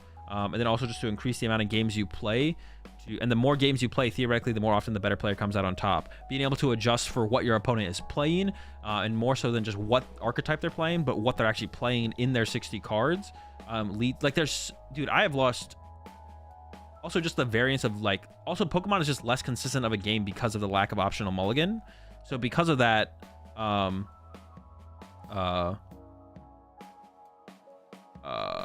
the amount of... Because of a lack of an optional mulligan system, the amount of RNG that makes games get decided by poor openings or donks is a lot higher in Pokemon than Yu-Gi-Oh! Or Magic. So, because of that, the best 2 out of 3, like, evens that out somewhat. It's just like, dude, just like the beauty of watching a best 2 out of 3 play out is just the amount of times when I was watching the Japanese stream, I was like, bro, if this was a best 2 out of 3, that'd be so sick to like watch. Like when you go from watching a best of like the amount of like how much more complex and in-depth a set can be. There's no mulligan in Yu-Gi-Oh. Oh, is there really no mulligan in Yu-Gi-Oh? Why did I think there was no why did I think there was a mulligan in Yu-Gi-Oh? I thought there was. The complexity and depth to a best of 3 matchup Pokemon versus a best of 1 is like, it's just such a beautiful difference. Like I don't even know how to explain it. It's such a beautiful difference to watch players adjust and adjust their play, and adjust how they approach the matchup, and then play around tech cards differently. It's just so, yeah, it's like beautiful. There's like no other way for me to put it. It's just so beautiful to watch the play adjust throughout a best 2 out of 3 series. Like it's so much more in-depth play. Like it's so, yeah, it's like I can't even like describe. It's like another thing that just makes it so much better. Best of 3 so much better than best of 1. What's my thoughts on playing Temple over Path and Miraidon? Temple does not seem like it does anything in any matchup where it would consistently make a difference. Yeah, it's just like, yeah, it's just so, it's so beautiful. Best 2 out of 3 is so beautiful. Multi-game sets are just beautiful, I guess, in general. But you can't really go doing a best of 5 would be kind of ridiculous. Yo, appreciate the 7 months there, H-Trainer Cam. I've been playing the PTCG since 2010.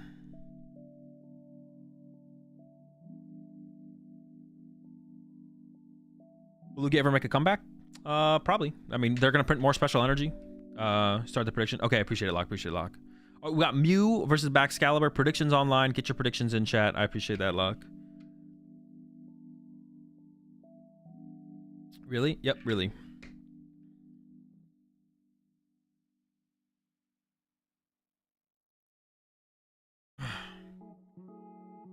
Yeah, dude, my man Ethan's got the freaking swag for sure.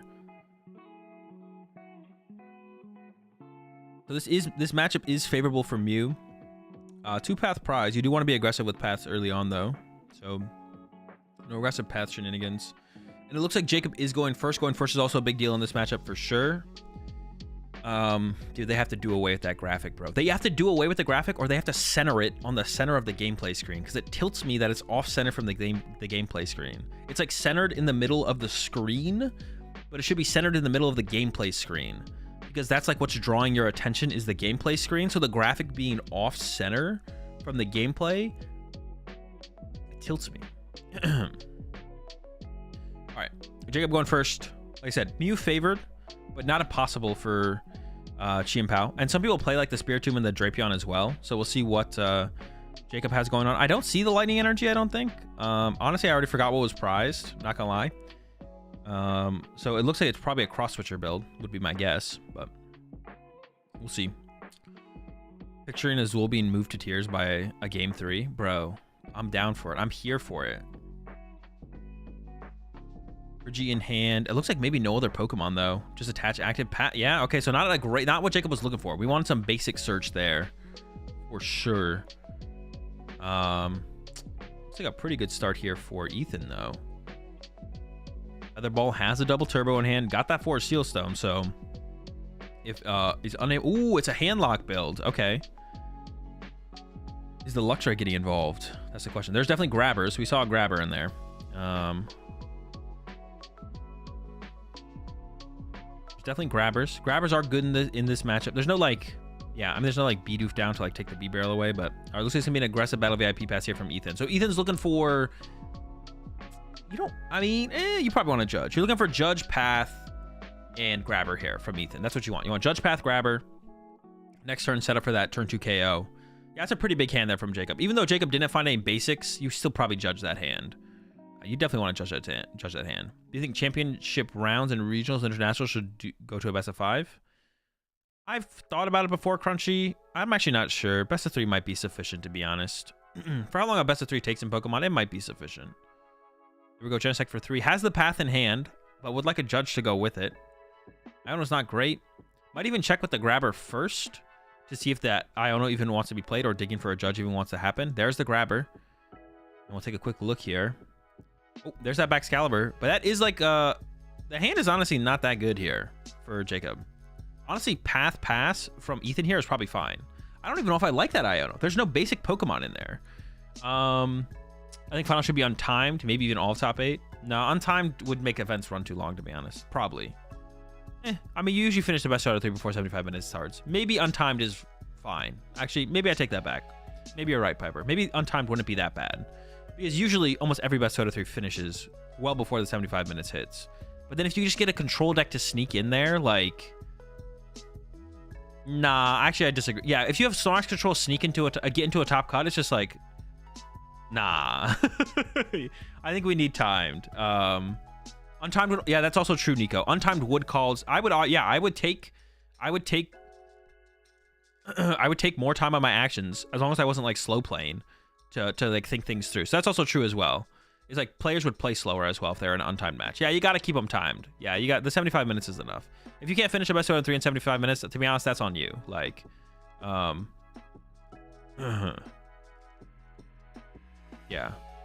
We need to get, yeah, you're right. Thinking through it, we got to do it. All right, was there an escape rope there? Now we see the Chienpao getting used again. Yeah, I don't know how much, I guess you could take away the double Iridas, but because there was no path bump in the hand there for Jacob, I didn't hate the idea of, wait, was that a lightning energy? I thought I saw a lightning. I didn't see an Iron Hands though. Maybe not.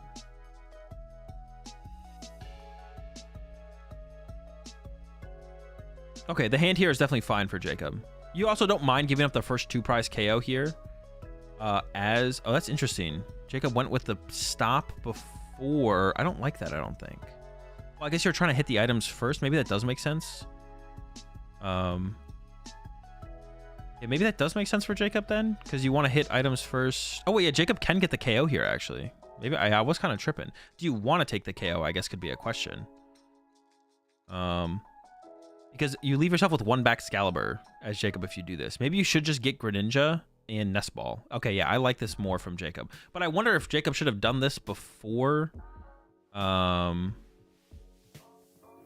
I wonder if Jacob should have done this before using the Pokestop. I don't know.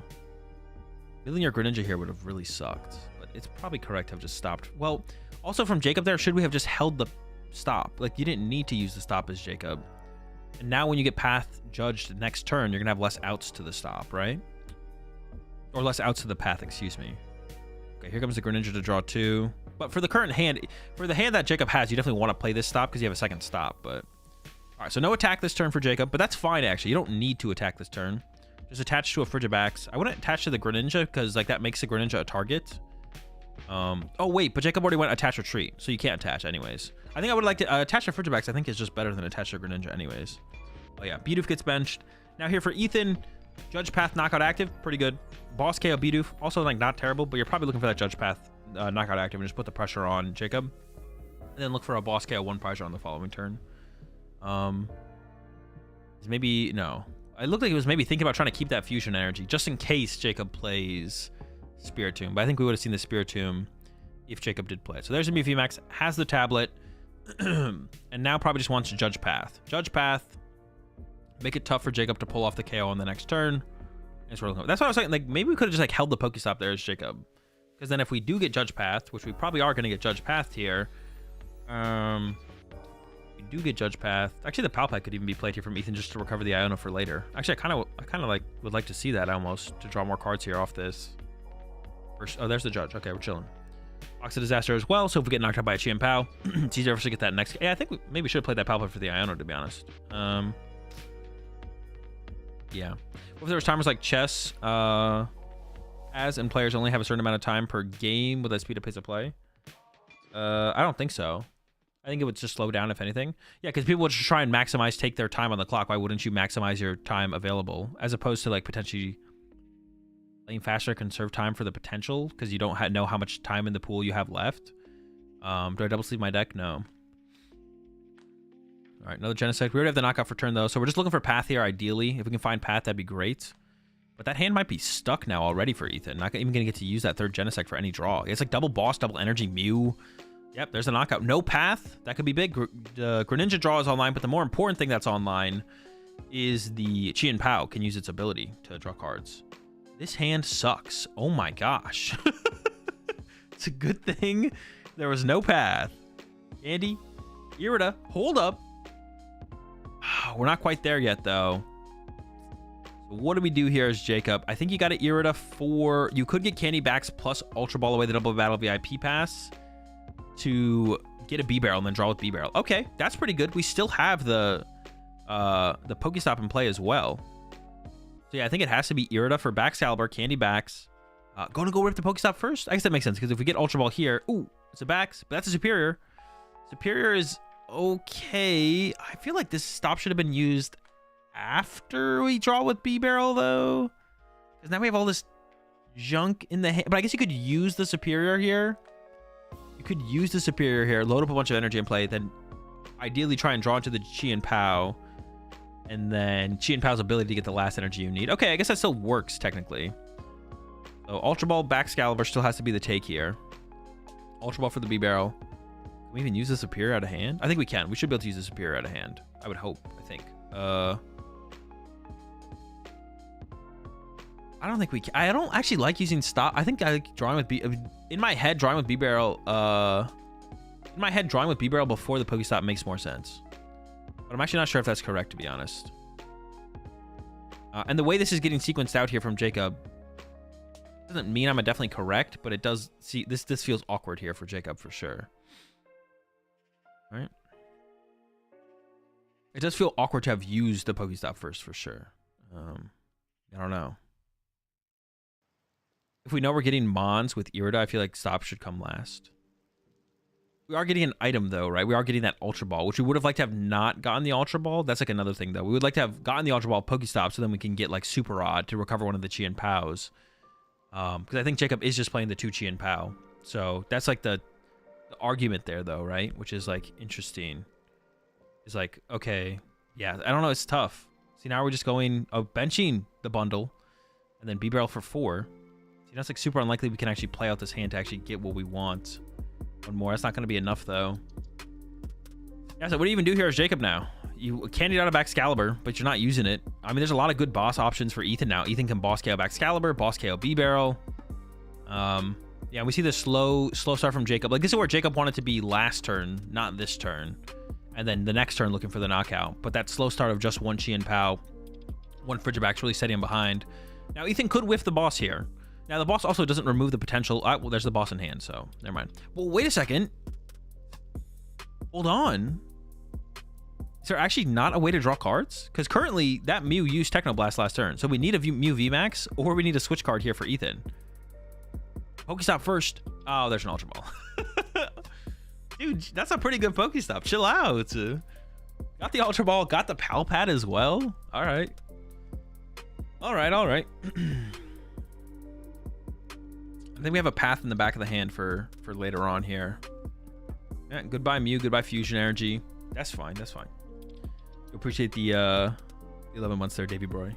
There's the Mew VMAX. And the question is, like, yeah, what does Ethan value here? Are we going to KO the Baxcalibur, or are we going to KO the B-Barrel? With how much of a struggle Jacob's last turn was, I honestly kind of lean towards boss KOing the Baxcalibur a little bit more. But boss KO B-Barrel definitely does take away something from next turn and is, like, more preventative for, like, future plays here. There's the retreat. We didn't need a retreat yet, but it's not that big of a deal. Goes for the Baxcalibur boss. I think it's close, to be honest. Usually you want to KO B-Barrel. Usually KO and B-Barrel is correct. But in this situation, because of how much of a struggle Jacob's last turn was, I don't hate the boss KO Baxcalibur. Because I think out of hand, Jacob would probably be able to pull together the KO with the Chi and Pow. But without Baxcalibur, I don't know if Jacob would have the resource to get there. But why is it not always Bib? This situation just makes it feel closer. Usually I'm down for the Bib KO. This situation just feels closer than normal.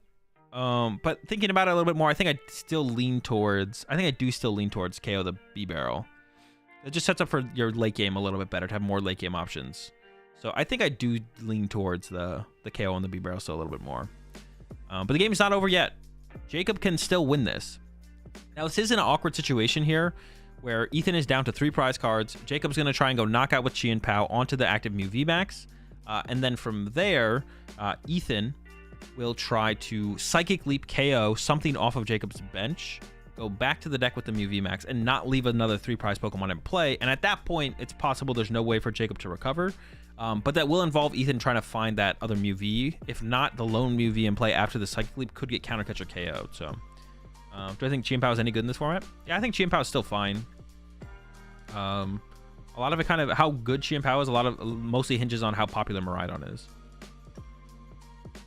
There's a lot of Miraidon. Chi and Pow's not that great of a play. So there's not that much Miraidon. Chi and Pow's pretty solid. And there's the concede. You're ready for Lost Vacuum? Probably doesn't play Lost Vacuum. Probably does not play Lost Vacuum. Do you think Chi and Pow's any... Oh, I already read that one. Scoring up, see if there's any more questions. I feel like there were some questions earlier I was going to answer, and then I just didn't.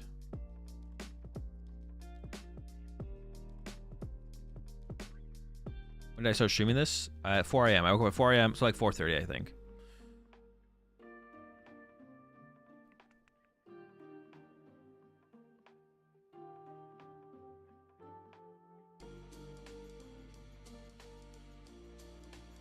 It don't take that much more time. You still need to make you still be required to make moves at a reasonable place to play. I think there'll be still quite a increase in time spent per action. It would still be within the rules, but like it would be a lot. It would still be more time.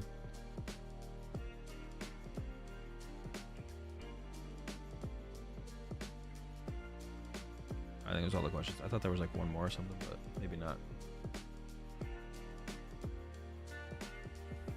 Chi and Pow hands or no? They do have the hands. Yeah, they are playing a hands build.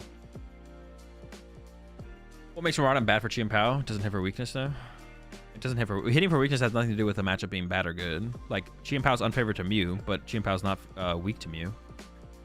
It's just like the way the games play out leads to you losing more often than you win, basically.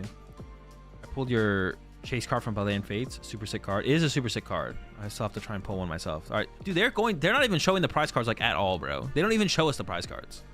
All right, Chi and Pow once again going first. This time has a Nest Ball, which is like a pretty big deal to have any Pokemon search, to be honest. So you can like find Greninja, start drawing some cards. Ideally in this matchup, the best setup for Jacob is double Baxcalibur, double B-Barrel, Greninja, and then Chi and Pow. Chi and Pow is weak to Genesect. True. It is weak to Metal. I think there's double Nest Ball in the hand here as well. All right. Nest Ball coming down. Get the Greninja. Another Nest Ball. Get a Bidoof. And then should probably use Greninja before potentially Pokestopping, but I wouldn't just put the Pokestop in play because you might want to save the Pokestop to bump a Path next turn. Or if you are going to get Judge Path from Ethan, which is probably Ethan's play, is to go Judge Path, you want more outs to the Path in your deck so you can bump the Path back. It looks like a pretty decent hand there from Ethan. I see Double Turbo, I see VIP Pass. We'll see. Actually, you might see Jacob actually draw with Greninja before playing that second Nest Ball. I think there's a second Nest Ball. I could just be wrong on that, to be honest. There might not be a second Nest Ball in the deck. There is. Ooh, Battle VIP Pass. Okay, now things are looking really good for Jacob. There's a B-Barrel prize, but getting down the double Bidoof is like the more important part anyways to begin with. Get to the B-Barrels a little bit later on. Or if one B-Barrel's KO, then you have at least a spot to put the other one. Only single Bidoof. I think there is another Bidoof. I don't think there was a Bidoof prize. There might not be a Nest Ball in the hand either. There might not be. We should definitely establish double Bidoof. Well, I guess if there is Bidoof also prized. Oh, there was also a Bidoof prize. Bro, see, they didn't show the prize cards for very long. I didn't see what was prized. That does suck. The Doofs are important. There might actually be another nest ball in that hand. I thought there was, but there might actually not be. There's a B-Barrel in that hand. Attach to Greninja and pass from Jacob. All right. Pretty good start here for Jacob in this one. But it looks like Ethan also has a pretty good start as well. Okay, P-Pass. Some Genesect. Maybe a Mew. Is eyeing up a Mew and a Genesect. And what is in that rest of the hand? No. Oh, wow. That hand is not good. We actually might be seeing Boss Palpad from Ethan here. Does go for prizes. Jacob, Nest, B-Barrel, Bidoof, Ultra Ball, Water Rod. Ethan, 2-Path, 2-Tablet, Box of Disasters, Cramomatic. So 2 tablets being prized could lead to a situation where Ethan actually can't KO that third Chien Pao, especially if Ethan burns any tablets in the early game. Yeah, this hand sucks for Ethan. Can Ethan even draw a card? I think Ethan can draw 1 card. Yeah, Ethan can boss up Bidoof, right? Oh, goes for the Frigibax. That's bad. You shouldn't do that. Palpad it back and then Genesect for 1. But Ethan could have gotten a second. See, once again, I think Ethan should have got second Genesect here. And then escape roped, unfortunately, into a Genesect. But then if you draw 1 off this first Genesect and it's like a Box of Disaster, then you can draw 1 off the next Genesect. Why would you ever get the Mew over the Genesect here? Doesn't make any sense. It increases your odds of attacking turn 2, but so does getting a Genesect. A second Genesect increases your odds of playing the game. Why do people love getting Mew before Genesect, bro? God damn it. That's why. Because they always get bailed out. Dude, come on.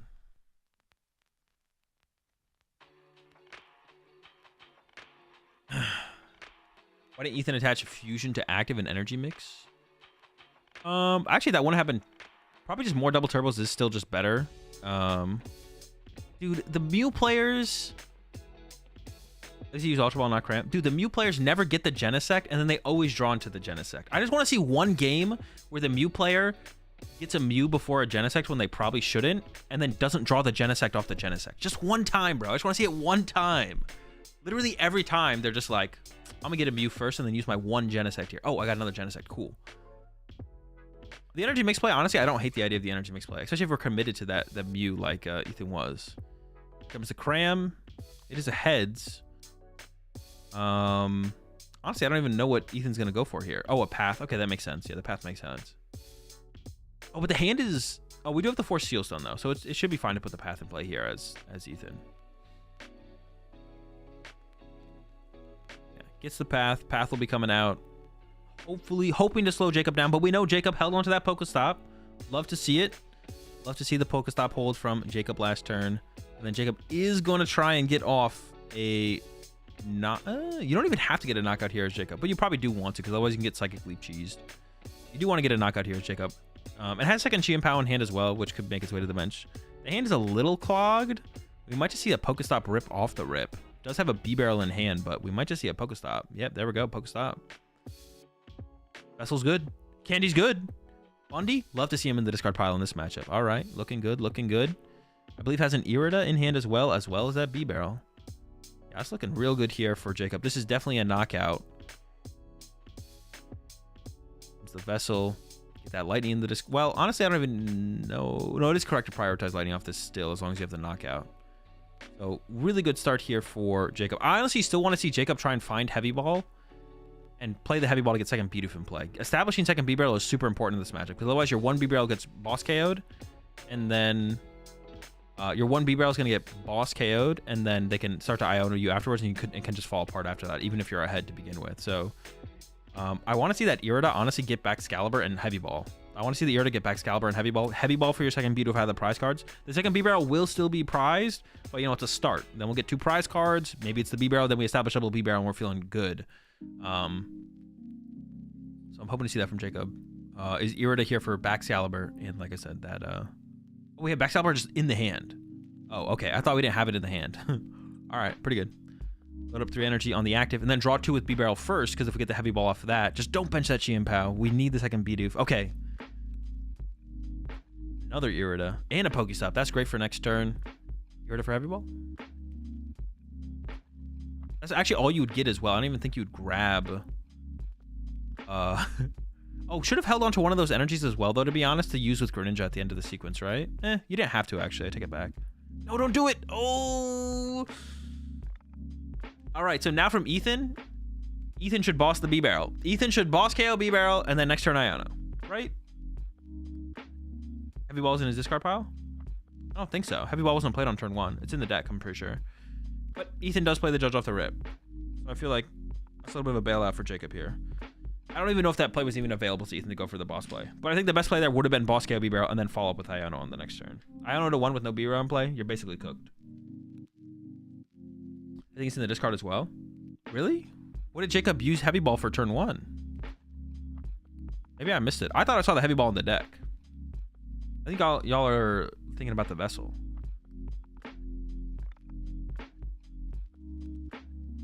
Yeah, I don't know if Ethan really had the potential to do the boss play there for the current setup, but I guess what I would have liked to have seen, because this situation is, I mean, situation is still fine for Ethan though. I guess you could, maybe this is better. Like, I'm trying to like think about this line as well. Like, Ethan just goes Judge, Path, Knockout, Active, and then Judge, Path, Knockout, Active, and then hope that, but Jacob needs so little to knock out your Mew VMAX here. Jacob needs a, like double recycle or superior or 1 energy plus a superior. Yeah, Jacob needs so little here to knock you out. I don't know. Doof was in deck? No, the Doof was prized. Second Doof was prized. All right. See a little grabber action here. Honestly, though, do you even play the grabber here? It's a pretty good hand. Oh, there he is. Oh, no, he goes to the bottom. No, Bidoof. Unlucky. The Bidoof did get pulled out of the prize cards, though. Off the prize cards. It did get pulled out of the prize cards, off the prize cards. There's a tablet. And it looks like it might just be a swing here from Ethan. Ethan might rip the Pokestop here to try and thin out the hand with an Ultra Ball. Nope, there's just a knockout. Chi-Pow sent up here from Jacob. Once again, I think we should try and get... Well, no, actually, in this situation, it's fine for Jacob to maybe just go... Huh, interesting. Do we bench the other Bidoof? Or... Yeah, I think we do still bench the other Bidoof, though. I think we should bench the other... Well, do we? We could just, like... Well, no, I would still bench the other Bidoof here. Yeah, I would try and get the other Bidoof down. Trying to, like... think about why we wouldn't. I think we always do just bench the other Bidoof here. Because like we can take a turn off and whiff a knockout for a turn as Jacob. We don't have to take back-to-back knockouts here as Jacob. We can like take a knockout and then we could even like establish second candied Excalibur here as well. Oh, but we need to go ahead and grab a superior here. Oh, it does play the triple Chi-Pow. It's just going for the Chi-Pow as well. And now at this point, getting the other Chi-Pow is a little bit better for sure because Ethan can't afford to like Gust B-Barrel this turn and then Iono next turn. That's why I kind of want to see Ethan go for the Gust last turn and then this turn would go with the Iono. But now it would be really it'd be a really tough sell. It'd be a really tough sell here. Or it'd be really tough to call the correct play being Gust KO B-Barrel now, unless like Jacob plays down to like a 0-card hand, but that's probably not going to happen. So at this point, I like the... Well, but see, the thing is with the Chi-Pow play still, I guess, you are kind of assuming, I guess, you just win the game next turn as Jacob. But, like, theoretically, Ethan could go knock out your active, and then you could whiff for a turn. But now you have another 2 prizer in play for Ethan to go after next turn. There's a 6 knockout, down to 1 prize card for Jacob. Now, if Ethan plays Countercatcher, that would be crazy. If Ethan has... Now, Ethan doesn't play... Wait. Ethan could. Now, I don't think Ethan does. But if Ethan does play Countercatcher and could go Countercatcher Iono to 1, that would be disgusting. Ethan probably doesn't play Countercatcher, though. So that's probably not going to happen. Does have the Iono, though. That's a start. It's like a pretty big hand there for Jacob. So you're definitely playing the Iono here, I think. I mean, you could go for the boss on the B-Barrel and hope the hand is bad. But I don't think so. Is Jacob running Countercatcher in his list? Jacob is. I'm talking about Ethan. Sorry. I don't know if... Yeah, I'm talking about Ethan. If Ethan played Countercatcher, that would be sick. Probably doesn't. Probably doesn't. So really, Ethan is just hoping that there is no... Like, I don't know. Ethan is hoping for not 6 or 5 energy, actually, on the next turn. Honestly, I would not play the grabber here. Don't play the grabber. No! You want that to be a Pokemon that gets stuck in Jacob's hand. Because if that's like a Baxcalibur, then Jacob draws 1 less off of B-Barrel. I think you actually don't play Grabber there. That's what I was trying to talk about, the Grabber last turn. I don't think Ethan should have played Grabber last turn. Well, all right, maybe in this situation you had to play the Grabber because you need to draw more cards off Genesect. No, but we could have drawn more. We still have 4 Sealstone. If you have Superior, you concede, I guess. No, Superior is not quite enough because I don't think there's any water in the deck. So you need Superior plus 1 more water. We need the 6. Yeah, if that was a Baxcalibur or a B-Barrel, if you grab it, you have to put them on back in the deck. Yeah, yes. That's well. Why would I be saying that if it was no? Am I wrong? Maybe it isn't no. Okay, V-Star Power coming out. Gonna go get Path to the Peak here, I assume. It is. You have to put it back, right? If there's a Pokemon there, I think it has to go back. Oh, there's no path left. All right, so now Ethan's like, well, I'm going to take... there's no path. I'll take a boss. You put it in the hand, and you put a Pokemon you find there at the bottom of their deck. Yeah, okay. You do have to put it back. Yeah, so I would like to have seen... Playing path is bad here. Wait, is it? Jacob's last card is Stop. Oh, wait, yeah, you know it's Stop. True. That is true, Piper. Wait, then what was Ethan looking for there? Did Ethan even know what he was looking for there? Because, yeah, path there was bad. That's true, Piper. That is true. Putting a path in play there would have been bad because then it lets Jacob play the Stop out of hand. But then Ethan, like, used for Sealstone. Def looking for path? No, yeah, he definitely was looking for path, but should not have played path if he found path. Heavy ball here from Jacob. There is a B-Barrel left. Also, I guess right now in this situation, the what's it called is pretty good here. Iron Bundle. Because it does require, it would mean you need less energy to actually take the knockout. So if the Iron Bundle's in not quite, gives up the Ultra Ball, but that was the out to the Iron Bundle. I don't know where the Iron Bundle is though, to be honest. It takes 4 energy, 5 energy, does not quite have enough energy. Wait, is there one? Oh, there is one in deck. Oh, okay. I thought that we were out of it. I thought we were out of energy. Iron Bundle, discard the Pokestop. Yeah, but we could Super Rod the Iron Bundle back into the deck and then use the Iron Bundle. Yeah, I thought there wasn't another energy in the deck there for Jacob, and the way Jacob was playing, like, confirmed my suspicions. But then Jacob did have another energy in the deck. Okay. Yeah, I was like pretty convinced that there wasn't energy in the deck. We needed like a Super Rod or something. Oh, that's true. Super Rod is game anyways because Super Rod means we get 2 energy off of Shivery Chill. True. My bad. Yeah. That's yeah. True.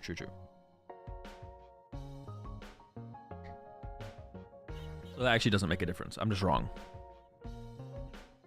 All right, game 3. This is where it gets really tough for Chi and Pao, though. I went into game 3 going second. Now, if Jacob can set up a board with no 2-prizer in play, with no Chi and Pao, then you kind of still get that extra turn to play with. So ideally, Jacob wants to have a board of Frigibax active, double Bidoof, Greninja, Frigibax on the bench. But it's hard to get going without putting Chi and Pao in your active to use Shivery Chill usually, so that usually has to happen. But ideally, if Jacob could like pick a setup, that's what it would look like. That's what it would look like. It looked like double beat, double Fridge, double Doof, Greninja, leave a Doof in the active. Prize cards, nothing super consequential on either side, I don't think. Pretty much whatever. Oh, that's double VIP pass. It's possible. And there's the Manaphy start is honestly not great. Yeah, honestly, the Manaphy start is not great. But double battle VIP pass, Jacob does not have to put a Chi and Pao in the active here. And also might not be able to because there's no energy in the hand. But I guess the Irida could get a... You probably will play the Irida for a Vessel to start to build up energy in the discard pile and draw cards with Greninja. So that probably will happen no matter what. We probably are going Irida for Vessel plus something. The one thing Jacob has to make sure to not do is actually fill the bench, though, because then if Jacob fills the bench, then Ethan can go KO Frigibax, and then if Jacob benches Chi and Pao, Ethan can go Boss KO Baxcalibur, and then there's no Baxcalibur left. So because of the Manaphy start, unfortunately for Jacob, Jacob has to go Greninja, Fridge, Bidoof. But if Jacob fills the bench with 5 Pokemon that aren't Chi and Pao, Ethan can like board lock Jacob. Yeah. I guess also the Manaphy honestly punching for 20 like could be relevant later as well. I don't know if it's necessary though. Genestic flips to the front are so clean. Yeah, Ethan is too clean with it. All right, there we go. First Genesect for 2. There's a Mew. There's a double turbo. Mew comes down. Double turbo to one of the Mew. See, here in this situation, I think I'm fine. Well, actually, no. I think we still should have got a third Genesect over the Mew. And once again, never punished. There's the third Genesect. We should have got third Genesect before we got second Mew, right? We're never getting punched. Like, what are we scared of? Yeah, what the heck are we scared of? Why would we ever... What, dude, once again... Now, do we grab the VMAX here just to have it for the next turn? Ethan does go to get it. Does that make sense? We have gotten 2 Yeah, you should have got 2 Genesects instead of them. I mean, every time, bro. Literally every time the Mew player... I mean, there is like... Oh, so the thing is, there is a very high... The Mew on the first turn of the game does have a lot of outs to Genesect. So there's a good chance you draw in 2 and out for the Genesect again. I just want to see them whiff one time and then be like, oh, I guess my turn is just over now because I didn't get a Genesect earlier. Ooh, that hand is actually not that... There will be some draw potential through the Genesects, but the hand is actually not that powerful. All right, double VIP pass coming in from Jacob. Unless the only thing I could see here from Ethan is Ethan is like scared of the Rain Splash from Manaphy, which does technically mean it would be easier to KO Mew VMAX later on. So if Ethan really wants to play around the Rain Splash, then you would want to get a second Mew V into play here. So that way, if the active Mew V gets Rain Splashed, you can retreat to a different Mew V that can become a Mew VMAX next turn. But I'm not sure that's worth the trade-off. Yeah, the Manaphy start here is honestly pretty awkward for Jacob. It's nice that it's not a Chi and Pao because you have a little bit of flexibility, but not great, to be honest. Yeah, the Manaphy start is not great here for Jacob. It definitely, like, limits your potential here.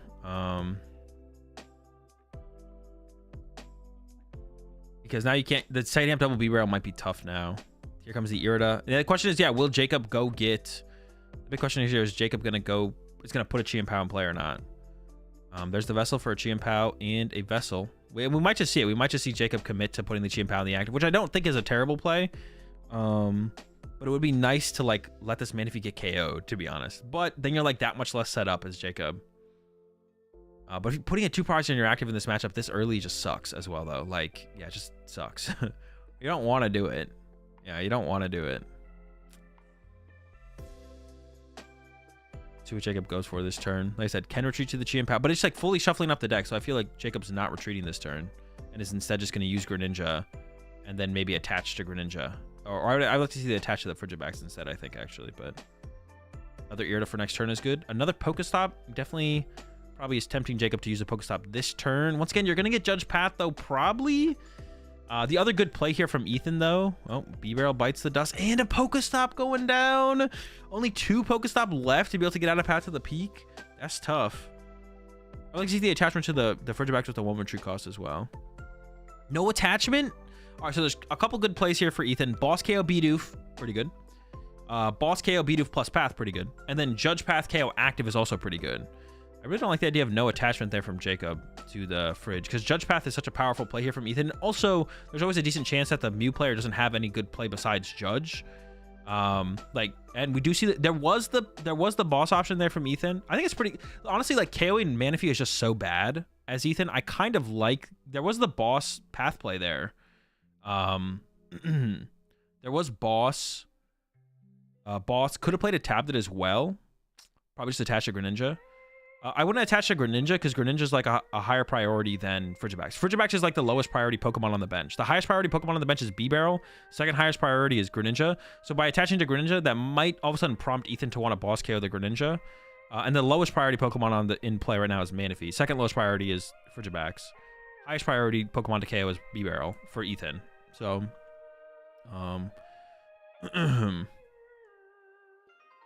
Rope is gone. Oh yeah, Rope here would be... Rope here is okay. Like, if Jacob got Rope, Jacob would just push up a Frigibax. So it's not that big of a deal. There is, in this situation, I guess specifically, there is a Frigibax prized. But Jacob does have Heavy Ball, so it's like not that big of a concern. Yeah, I think, honestly, I think Boss KO Bidoof plus Path from Ethan. I almost like that more. I think I like that play more from Ethan. Seeing 2 Pokestops go down... Removing the B-Barrel as what seems to be the main source of draw power from Jacob just seems like the better play here. I think I would like to have seen Ethan go Boss Bidoof, even play a Tablet so you can Psychic Leap KO it and you don't have to find it out to your Technoblast next turn. Yeah, that would have been better for sure, I think. I like the Boss KO there on the Bidoof. If you're going to take a 1-prize knockout, you may as well KO it on the highest priority Pokemon. And then on top of that as well, yeah, there's the Force Seal Sun for the path. I think Jacob did draw into a Pokestop there, though. The other thing as well, KOing Manaphy means it opens up the possibility for Jacob to set up double B-Barrel plus Chi and Pow. But if Manaphy stays in play the whole game, there's almost never an opportunity for Jacob to set up double B-Barrel plus Chi and Pow, plus having a Chi and Pow in play at the same time. But by KOing the Manaphy, it gives Jacob everything he wants. Okay, this hand is not great to start off with, but it could improve. The top deck is an Irida, I think. Okay, that's good. Has the Pokestop and a Vessel as well. Stop him on the path. We could see the Vessel on the Super Rod and then draw with Greninja first. Jacob needs a lot here. I think I like that sequence best. Just Vessel away the Super Rod, get 2 waters, use Greninja. Or maybe Lightning Water, who cares? Same thing. Depends how many waters in the discard pile. Draw with Greninja. And then figure out if you're going to go into Pokestop or Irida after that. There we go. Now, it is also possible for Jacob to leave the Greninja in the active, and that's where Ethan would want to Psychic Leap KO and send up a 2-prizer to make it so Jacob can't actually get a knockout. Another play that Jacob can actually make here is use Greninja to put 90 on the Mew V and 90 on probably a Mew V Max. Yeah, we could see Jacob put 90 on the Mew V and 90 on a Mew V Max, and then just not put a 2-prizer in play. And then if Ethan knocks out the Greninja, you could theoretically attack with Greninja again, KO the Mew V, 90 on the other Mew V Max. And then if Ethan knocks out the Greninja again, Ethan's down to 3 prize cards, and then Jacob wins the prize trade from that. That would be a lot of resources to chain together, though, and would probably be pretty unlikely. At this point, I think I want to see Jacob use that Pokestop. And we're hoping to hit some stuff. There's a retreat. I don't like the Shivery Chill first here, though. Shivery Chill first here seems really weak. I think we're trying to... I'm trying to like hit Ultra Ball and draw with B-Barrel before I use Irida. But it looks like Jacob's going to get these waters. But then where does this sequence go from here?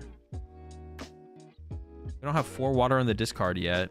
Yeah, we almost wanted to mill a water, to be honest. Maybe you... See, the thing is, we can't draw with B... We should also probably have Nestballed for... Is that the second one? Wait, why are they off to the side like that? I can't see anything. Yeah, milling a water honestly wasn't... Oh, there's the 4th Pokestop. Milling a water here wasn't bad here from Jacob, to be honest. But the Nest Ball, maybe you can't afford to play here, Jacob, because you maybe need to keep the Nest Ball. Well, at this point, maybe you don't keep the Nest Ball. But you maybe needed to keep the Nest Ball to actually use as a discard fodder here. So now Jacob can Ultra Ball away a water and a Nest Ball. And then go get rid of a water and a Nest Ball. We go get ourselves E-Barrel. See, and if Jacob had just attached that water, another mistake that Jacob made was not attaching that water to the Frigibax. If Jacob had just attached that water to the Frigibax, we'd have 1 more energy in play here, and then we'd actually have the 6 energy in hand right now. But that was actually a big mistake from Jacob on that previous turn, was not attaching for turn.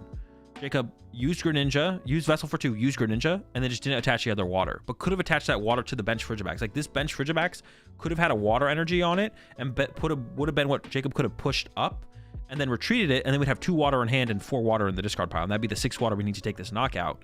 But now with how Jacob played this, we might not get the KO here. Yeah, we might actually get the KO here. There's the candy. Water energy from hand. But now we need to draw into a water energy or the Vessel off of the B-Barrel. 1. There's the Bidoof. There we go. There it is, though. Ooh, but what do you need to get rid of off of this? Oh, Bidoof bites the dust. I almost wonder if the other Superior should have gone instead. It depends how many... I honestly... Oh, I don't know. I almost feel like the Bidoof should have been benched. Yeah, you just boss the backs. Bossing backs here isn't that good. Bossing backs here is okay. The potential for another candy backs is like not super unlikely here from Ethan. I think Ethan going for boss B-Barrel is better here. I think I want to see boss B-Barrel into oh wait, but you lose if you boss B-Barrel. Wait, no, it can't be boss B-Barrel. Okay, it can't be boss B-Barrel. Honestly, I think the play here from Ethan is And Ethan did lose a Mew V earlier, so Psychic Leaping isn't a great play anymore either. Aren't there 2 backs in the discard already? There's 1 backs in the discard pile and 1 in play, but we haven't seen a Super Rod from Jacob yet, I don't think. Boss Bib Leap. The problem with Boss Bib Leap, though... Oh, I guess Counter Catcher wouldn't be active. Well, Boss Bib Leap only works if you have triple tablet, though. And then you don't have any tablets to 1KO with Chi and Pow later, so that can't be the correct play either. Boss Leap Frigibax would be okay, to be honest. 1 rod got dumped with an Ultra Ball. Oh, maybe it is just 1 rod left then for Jacob. It could be 1 rod left. Honestly, Boss Leap Frigibax and then promote Genesect, I don't hate. I don't hate that. Just the Genesect for 1. It's looking for a judge here. It's very much adamant about trying to find a judge here. But I kind of like the Boss Leap Frigibax. Going for the Baxcalibur. So it's just going to Techno Blast the Baxcalibur. I don't like this play at all. This play seems like the weakest play. I don't like this play. I think KO inactive or... Oh, here we go. Last draw for 1. It's a vacuum. Not great. We are playing the vacuum, though. Yeah, probably want to bump that Pokestop. Don't want to leave that up to Jacob. But I think Jacob has game in hand. I think Jacob has game in hand here. Has the Rod. Has the Superior. Has the Candy. If not, it's close. Judge would have been real nice. Yeah, Judge would have been... Dude, I think Psychic Leap Frigibax was the play here. Because if Ethan KOs 1 prize card, you're not in Counter Catcher range. And you should know Jacob doesn't have Boss because you've seen Jacob's Counter Catcher. Oh, we're close, but we're not quite there. We're close, but not quite there here. From Jacob. Yeah, we're not quite there. So we're going to get... Oh, what do you even grab here? You need to get a Baxcalibur. And we have 1 Frigibax prized. No energy grabbed? I don't know if I like that. Double... You only need 1 Bax, but goes for 2 Bax. I almost like the idea of like 1 Bax plus 2 energy. And then hope to get Heavy Ball if you whiff. You're only drawing 2 cards off this B-Barrel, though. Maybe just getting all the... I don't know, 2 Baxcalibur seems like overkill. I don't like the idea of 2 Baxcalibur. I don't hate the Frigibax grab, though. We also don't need to win this turn as Jacob. Jacob does not need to win this turn. It would just be nice to win this turn. Close. Wait, is that it? No, I think that is game. Wait, yes, that... Yo, that's game. That's game. That's game. Grab Baxcalibur plus a Superior or a Super Rod, because then you can use the Shivery Chill. Take 1 last look at the hand. Yep, that should be game. That should be game. As long as Jacob doesn't miss sequence here. There we go, the Super Rod, the Baxcalibur. Indie Bax.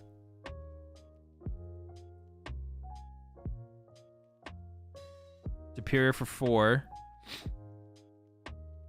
Super Rod, recover 2. Shivery Chill, 6. And there's the KO on the Mew VMAX. Yeah, definitely could have seen some different stuff from both sides, though. Overall, I definitely I think I would like to have seen that Psychic Leap there from that last turn from Ethan. They said you should know that Jacob probably... You've seen Jacob's Counter Catcher, and you should know if they have the Counter Catcher, they probably don't have Boss. So with that in mind, it's pretty safe to go for the Psychic Leap there. Also, but just leaving Jacob with that hand, like, you're probably losing on the next turn anyways. Yeah, I'm not a huge fan of that choice there from Ethan at the end, for sure. Not a huge fan, not a huge fan.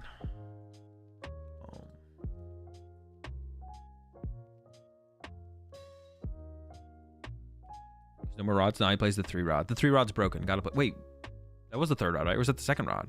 But also plays the 3 Chi and Pow. I wonder what Jacob doesn't play. Yeah, what does Jacob not play? It basically looks like the list. It looks very similar to the hands list that I played at LAIC. There was 3 rod. So there was 3 rod, but then there was also 3 Chi and Pow. So I wonder what the difference was. What the difference, because it's 1 card different than what I played at LAIC. But honestly, where are my Chi and Pow believers at, bro? I've consistently been a fan of Chi and Pow. Consistently been like, it's still a solid deck. It's got a tough Miraidon matchup. I've been saying that for years. You know what? I honestly hope Jacob plays a little bit cleaner and then takes down the whole tournament. If Jacob plays a little bit cleaner, I hope Jacob literally just wins the whole tournament. Broken deck. Broken player, easy dub. Wait, would Pow have had access to Counter Catch if he leaped? No, because the Mew player would have been down to 4 prize cards, and Chi and Pow was down to 3 or something, so they wouldn't have access to it quite yet. Pow is very well positioned, just very inconsistent. It's not that inconsistent. No, y'all are capping on this inconsistency. That's like calling, I don't know, what is another deck that people called inconsistent that just was never inconsistent? Like Miraidon, wait, was it Miraidon last format? Maybe not Miraidon last format. Like that's like calling Lugia inconsistent. I don't know, I played that shit to Toronto and drew like shit all day. Well, it's different now though. Now with the hands build, the deck's more consistent. Like for sure. The deck's more consistent for sure. Toronto, the cross switcher canceling clone shit, that shit is inconsistent. I agree. Well, I don't even think that build of Chi and Pao is that inconsistent. It is less consistent. But you get some hands in there, some vessels. Oh, that's probably what it is. It probably only plays one vessel. Yeah, it probably only plays one vessel, to be honest. That's probably what Jacob doesn't play the double vessel. Yeah, calling Chi and Pao inconsistent is like people is like the mentality that Lugia is inconsistent because it flips coins. Deck's broken. Now I will say it's not the most consistent deck in the format. Like I think the most consistent decks in the format are like Mew, DTE, Miraidon, and Charizard. Those are probably the 3 most consistent decks, but still pretty cool. My other concern with Chi and Pao is how often I get Gust KO'd and how many times I stop away to Irida. I know that's not every game and it's part of variance, but it makes me nervous. You just have to have like you just have to like remove that from your thought process. You should either think you should think that the deck is too inconsistent to warrant playing, or it's not, and then if it's not too inconsistent to warrant playing, at the point where the meta lines up well enough for it is when you play it. But if the meta doesn't line up well enough for it, then you just don't play it. How does the statement make you feel then? Chi and Pao is a good deck, but with my luck, I wouldn't play it to any IRL tournaments. Your luck is no different than anyone else's. Everyone has the exact same luck. The difference between the most unlucky player in the Pokemon TCG and the luckiest player in the Pokemon TCG, as long as they both work equally hard at improving and become better at the game, the luck factor between the two, the variance factor between the two, is probably diminished over just like 2 major tournaments or something like that. Maybe 1 major tournament. Like, yeah, the difference would be like two major tournaments worth of like once you've gone to like 2 major tournaments, you've basically evened out the potential of the variance, basically. Yeah, like luck doesn't exist. Like luck does exist.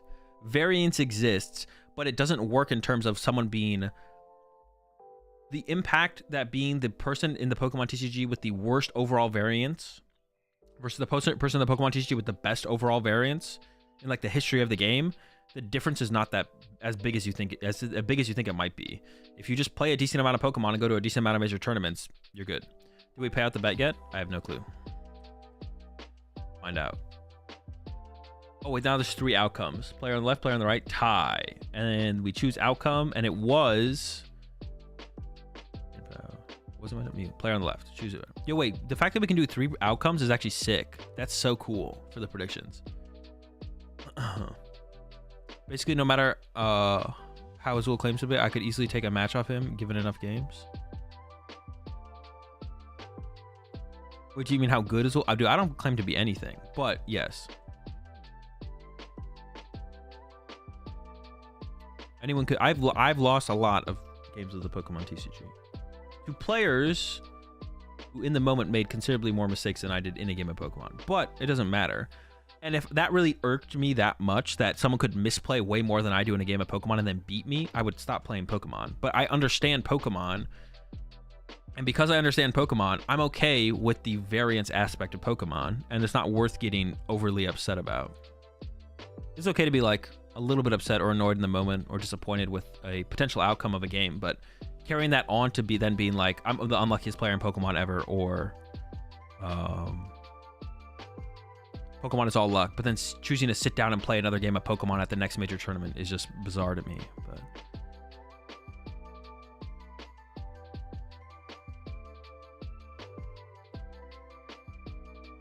would you say Tina has consistency issues? It is not the most consistent deck in the format, but its comeback potential makes up for its, like, so there's like consistency and power, or like comeback potential. You could even add in there as like a third thing, but that probably just falls under like the power category. But so that's why like the thing you don't want to concern yourself with how consistent a deck is or how powerful a deck is. or if it's a comeback deck or an aggressive deck, when you're trying to figure out if a deck is worth playing, the only thing you want to calculate is its expected win percentage. And a deck's expected win percentage is literally just that. It's expected win percentage. And if a deck, it's just like a deck has to just, a deck's win percentage could fully come from making comebacks in games, or from being a very powerful deck but a very inconsistent deck. But if it has the best expected win percentage, then it's just the best deck to play. It doesn't matter how inconsistent or consistent, or if it can make comebacks or not make comebacks, or if it's an aggressive deck early on, or the aggressive deck, or if it like I said, it makes comeback. It doesn't matter. If it's the best expected win percentage deck, then that's all that matters. How do you determine a deck's expected win percentage? Well, for me and my group, we do our spreadsheet, and then that's like gives us like a theoretical deck that theoretically has the best expected win percentage. But it's not like a super refined science or anything like that. Yeah, it's not like a super refined science or anything like that. It's just like, okay. And you don't even have to try and pick the deck that has the best expected win percentage. You just have to pick a good deck that has a decent expected outcome. The vast majority of players should just pick a good deck that has a decent expected outcome when ran into an expected metagame at a major tournament. To like do some baseline meta analysis and just be like, oh, this is a good deck. And I like this deck. And it's not going to be a bad play for the next major tournament I have coming up in 3 weeks. Okay, I will pick this deck, play with this deck, practice with this deck, get good at this deck, and then play this deck at the tournament, and then proceed to play the deck at the tournament.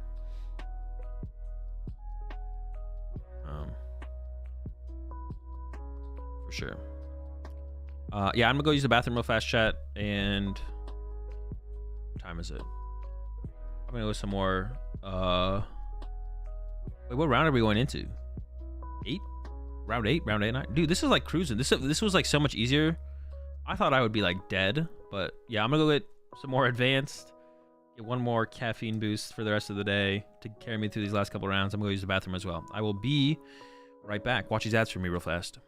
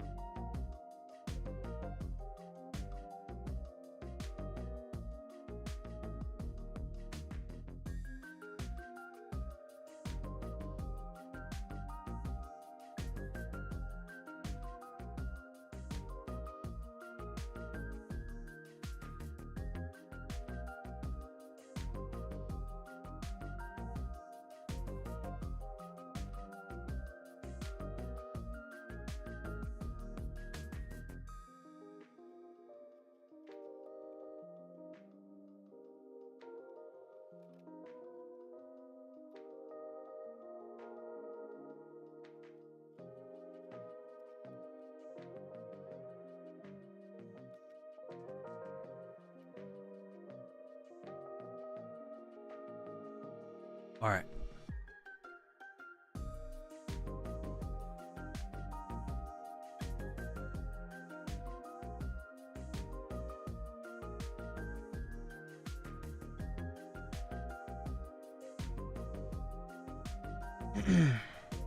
I'm trying to figure out how research is supposed to be good in Moon. Sada seems so nice, but Ross's list got top 8. I mean, so it's wait, let me read your question again so I can try to understand your thought process better. How research is supposed to be good in Moon? Okay, so research isn't bad. Research is never bad in any deck. Research is just a good, like, research is like one of those cards that's like neutrally good, right? Like if you're playing Gardevoir, energy is good, but you never play a grass energy because it's not like neutrally good. Grass energy isn't neutrally good in every deck. But research like literally is just like neutrally good in every deck. If every deck could play 60 cards and then also include a research, they'd be like, oh yeah, I'll do that. No card would say no to having an extra just research in their deck, right? There may be some like very specific decks, but you get what I'm saying. So the question is just like, Sada is also a good deck with Roaring Moon. You wouldn't play Sada in Guardy because you don't have any freaking ancient Pokemon. So the question is Sada better than research, and to what rate? Because you look at Ross's list and Ross has 3 research and 2 Sada, right? So it's like, so like if you look at that and then you want to like understand what the thought process is behind that, right? It's like, okay, we have some heavy draw support power and then some energy acceleration. But we can look at that and be like, okay, it looks like Ross values a higher rate of just draw power versus a higher rate of just draw power than actually, Mr. Streamer, we do have ancient Pokemon and Guardian. All right, true. We have versus just a lower draw power supporter plus energy acceleration, right? So, and that's like really cool to see Ross's list do well, because I think it's really good for like players to see a list like Ross's, newer players, and be like, wait, why doesn't he have 4 Sada? Sada accelerates to Roaring Moon. It's like, well, we're not concerned with, we're not trying to. So when you look at Roaring Moon, Ross is not trying to play Roaring Moon with 4 Sada. Ross is trying to play in Roaring Moon the best way possible to play Roaring Moon. And Ross's current take on Roaring Moon includes research, because Ross thinks research is correct. Now, it doesn't mean research is for sure correct. And you could come to your own conclusion, play with Ross's build, play with the build with 4 Sada, and you, through your own process, you can come to the determination that you think 4 Sada is correct. And that's fine. But Ross has come to the determination that a split of Sada and research is optimal, and that's why Ross runs a split of Sada and research. But it's really cool, especially for newer players, I think, to see something like Ross's list, because that's the kind of thought process you want to have. You don't just want to put 4 Sada in a Roaring Moon deck and be like, this is Roaring Moon. It plays 4 Sada. It does not play research. And then never try research. You want to have the thought process of, okay, 4 Sada and Roaring Moon is cool. It works. It makes sense. What if I tried some researches, though? What if I tried just like a heavy, like research is just a broken card. Like Miraidon's an aggressive deck. They just play 4 research. Well, they have generator. It's like, yeah, they have generator, but I have dark patch. And I also have energy switch. So if I can just like find Moltres plus energy switch plus some dark patches plus attachment, then that's fine. So it's like, let's try it with research. Let's put some research in there. Maybe we keep some Sadas. And that led to Ross to the point where he's at with his list. Because you always just want to be concerned with trying to make the best build of that archetype. Or by the time you actually have to sit down and play in a tournament, you want to have progressed as far as you possibly can towards the optimal 60 for that archetype in the current meta. But it's not to say one build is better than the other, but your mindset always wants to be to try and find the most optimal 60 whenever you can. You appreciate the 69 months there, Swag. And you want to be the innovator. Too many people look at decks and are like, bro, why don't you play this deck, this card? Everyone plays this card. You should be playing this card. You should play this. Like, everyone, like, if I started streaming, let's say after Paradox Rift came out, I started streaming with Roaring Moon and I played the Ross build. Do you know how many people in chat would be like, Azul, why don't you have 4 Sada in this? Why are you playing research? Research is bad. You should have 4 Sada. The deck combos with Sada. It's like, now if I didn't stream it, and then I just went and top 8'd a regional with like Ross's build, people would be like, oh my gosh, Azul's new build with the, or they just look at Ross's build and like, oh, Ross's build is so cool and innovative with like the researches and less Sadas. Like, they wouldn't even question, wait, why doesn't he have 4 Sadas? They might question, okay, why don't you have more Sadas? But they would be like, oh, that could just be the better way to play the deck. They wouldn't even like think to question and be like, wait, Ross, you should be playing Forsada. Ross, why aren't you playing Forsada? It's like, well, Ross literally just got top 8 at the regional. How are you going to tell him he should be playing Forsada over the Research Sada split? Like, that makes no sense. So basically the mindset that not enough people have is thinking about trying to be the innovator and try something new and different. But you want to be the player playing the next best way to play Roaring Moon like Ross did and be successful with it. Because theoretically, if that's a better way to play it, you're getting percentage points by going out of your way to learn the new and better ways to play decks and then actually playing them and executing with them. Yeah. Everyone is so results-oriented. That's a good way to put it, Kian. Yeah. Everyone is so results-oriented. It's like, this is what's doing good right now. Why would you not play what's doing good right now? It's because tomorrow I want to be doing not good with what is... I don't want to just be doing good with what people are playing right now, but I want to be doing good with what is best tomorrow, not just good with what is good today. And if that is like when I cut Radiant Charizard and wasn't playing Radiant Charizard and Charizard, the amount of people who would ask me in chat why I didn't play Radiant Charizard, which is fine to ask the question, but the amount of people that were telling me that Radiant Charizard was good and I should be playing Radiant Charizard was like, all right, chill out. Like, it could be good. I'm not against Radiant Charizard, but let's calm down here.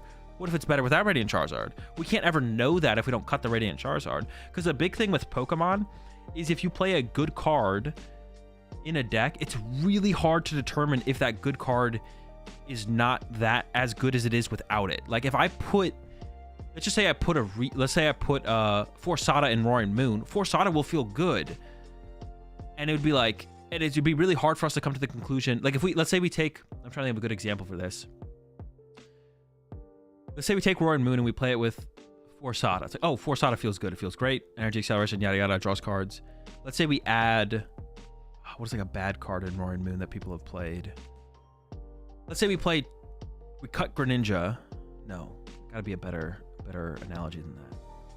Let's say we have the Forsada. Let's say we add 2 Judge to Roaring Moon. We're like, oh, we add these Judges to Roaring Moon, but we never have time to use them. We never get to value out of them. Okay, the Judges are bad, right? Because Judge isn't just like neutrally a good card. The Judges won't feel good in the deck. But if we take Charizard, for example, if we play Charizard with a Switch card and Radiant Charizard, it won't ever feel bad to have the Radiant Charizard and the Switch card in there. So it's really hard to come to the determination to cut it without just being like, listen, I just need, like, it's really, because like you'll use the Radiant Charizard, you'll use the Switch card, and you'll be like, well, I can't play the Switch card without the Radiant Charizard. Maybe you can like consistently come to that conclusion. So you know you have to include the Switch card if you include the Radiant Charizard. And if you just are playing Charizard with Radiant Charizard and the Switch card, or like maybe a Turo, whatever, it's really hard to come to the conclusion, wait, what if I cut the Radiant Charizard and tried it without it? Because it feels so good, and it is so good in the deck. Why would you ever play it without it? It was like, well, what if it's better without it? And it's really hard to like come to that determination. But when a card feels bad, and feels like super situational in a deck, like Spiritomb, right? If I put Spiritomb in my Charizard deck, it's like, it's good against Mew, it's okay against Control, but like I'm fine against Mew without it, and when I prize it or don't, like I don't need it, and maybe Mew's just not very popular anymore. It's like I never use this card. This feels just bad to have this dead card in my deck. It's easy to identify dead cards in decks when it's like a situational card. It's hard to identify when to cut good cards when testing though, because like let's just take like another example would be if you just took like I don't know, if you just took Charizard and you played it with like 4 Iono and 2 Research, that wouldn't feel bad. Like if you just took Charizard, like my list or the list that like Rogerson just got second with, and you somehow fit a 4th Iono and a 2nd Research, that wouldn't feel bad. It wouldn't feel bad to have 4 Iono and 2 Research. Like just more heavy draw supporters. That's great. And Ionos are like really, really good in the deck in a lot of matchups, right? It's like, oh, this feels great. I have 4 Iono and 2 Research. But it's like, okay, but do we need 4 Iono and 2 Research? Or could we like cut those for things that are maybe a little bit more situational, but then make our deck more powerful? Because like there is a decent amount of, not repetition. What's the word I like to use? What's the word? Not repetition, but to mean like different things. Redundant. Yeah, it gets really redundant. Like you could play 4 Research and 4 Iono in a Charizard deck, but that's going to get really redundant really fast. And having stuff like Arven to be able to situationally pick out your item cards and tool cards out of your deck is much more powerful than just playing a bunch of draw supporters, right? So you want to find so at the end of the day, we're just looking to find the optimal 60 for the archetype. We pick an archetype, we work on an archetype, we adjust the list with the idea of trying to find the optimal 60 for that archetype. And that's what we're always want to be playing or building and playing around, right?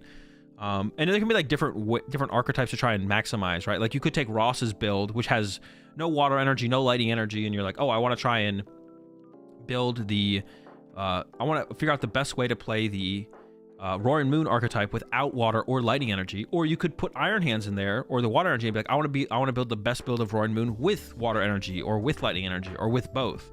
And there you could have like a little bit of separation. There's like a way to like, there's like a perfect 60 for an Iron Hands Roaring Moon, and there's a perfect 60 for just like a straightforward Roaring Moon, like Ross's. There's 2 different perfect 60s.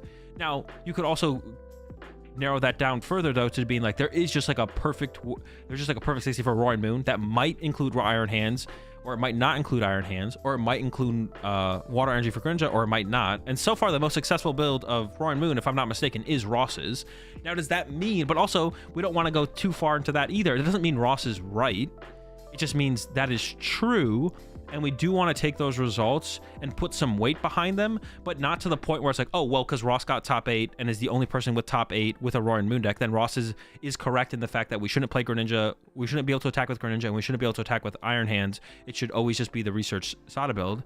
We don't want to commit to the idea that Ross is just correct, but we do want to add some weight to the results from Ross. And also we would even add a little bit more weight because it is Ross. Like Ross is a very good player for a very long time. We'd want to further add weight to Ross's results because it is Ross Cawthon, right? If it was Joe Schmo, who we've never heard of, we would still add some weight to their result because they got top 8, but it wouldn't be as much because it's not Ross.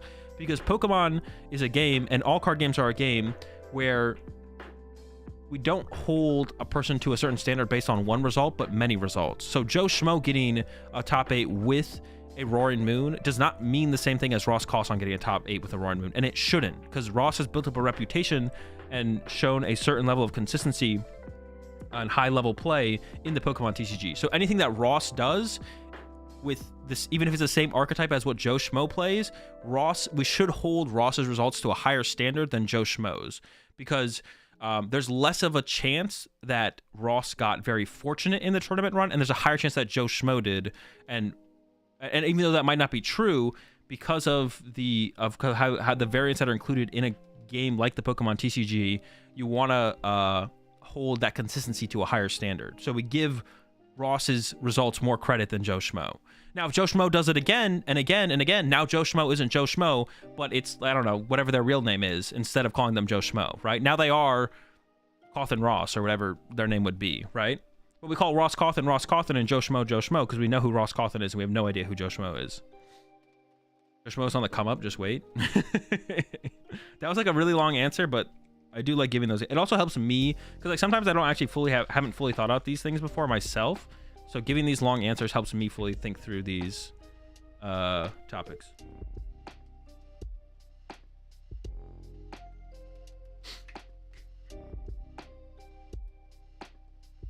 On another note, really enjoyed the evolution series video we did with Chip. Just wondering if y'all considered going into how y'all built your decks with the pulls you got. We'll consider going to how y'all built yours. Or maybe we could be a little bit more in depth with our deck choice analysis. Yeah, we could maybe do that a little bit more in our future videos. Could this answer be long enough to be a video on YouTube? Maybe. I guess I could clip it and put it on YouTube. I don't even remember what the initial question was. The initial question was like, why is research better than Sada, right? Maybe I'll go back and listen to it and see if it's worth putting on YouTube. It's a good call.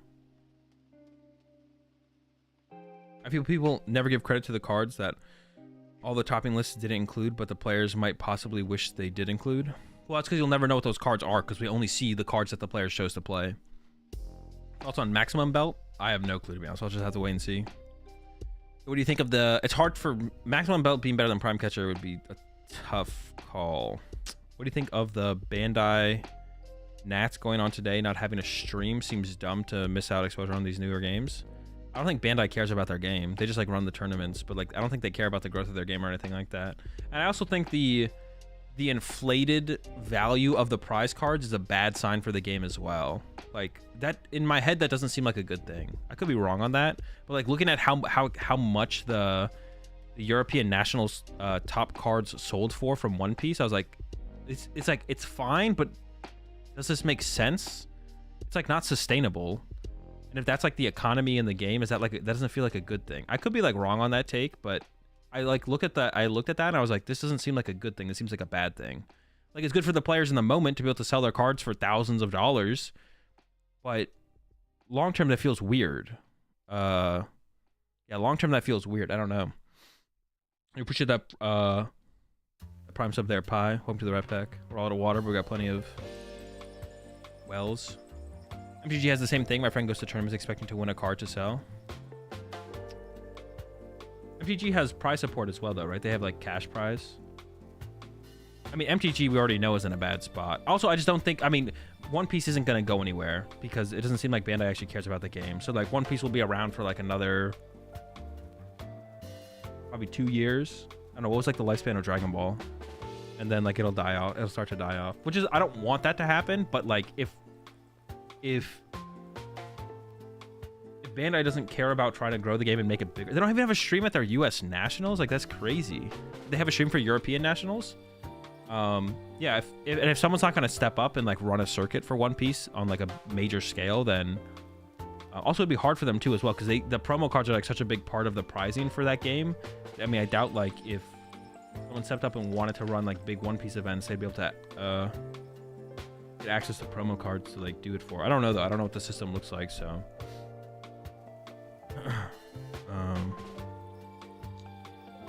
Yeah. YouTube music needs to be turned down. I haven't changed it in a while. Is it really that loud? Is it just this song that's playing right now? And I'm gonna switch songs right now, Hyrule, and tell me if it still needs to be turned down.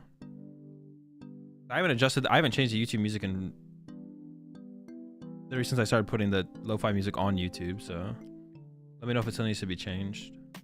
Or if it was just that song. Because some songs are a little bit louder than others, or a little bit quieter, so.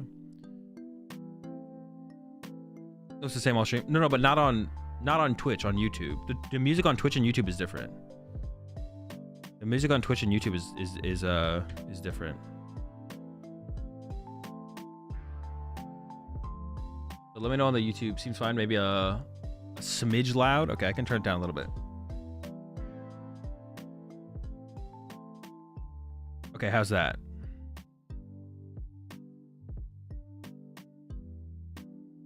I turned it down just a smidge.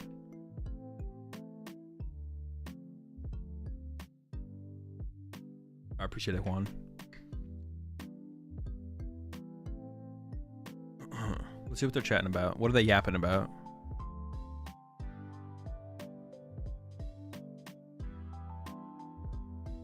They do be yapping, though. They do be yapping. I don't know what they're talking about. 120 on the second. All right, let's zoom back in for a second here. Let's see what we miss. Pelosi.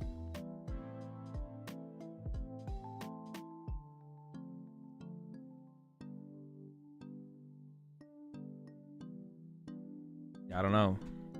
Ross might be correct. I think they're talking about the new cards. Straight chatting. They're straight chatting. We have Fabrizio versus Stefan. Dude, Fabrizio stays on the Mew. I wonder if Fabrizio is playing Mew again. Do you have a preference where people watch? Like, if you got paid out more one place over other, I'd watch. It doesn't matter to me at all, Uncle. Whatever works better for you, whatever works better for you is better for me. Sorry, I'm new. How do they get people from day 1 to day 2? Anyone with a match record of 6-1 or better. 6-1 is 6 wins, 2 losses, and a tie. With a match record of that or better makes day 2. And your match points carry over from day 1 to day 2. A win is worth 3 points, a tie is worth 1 point, a loss is worth 0 points. So if you go into day 2 at 9-0, you have 27 points. If you go into day 2 at 6-1, you have 19 points. Wait, 27 points. Yeah. Wait. Yeah.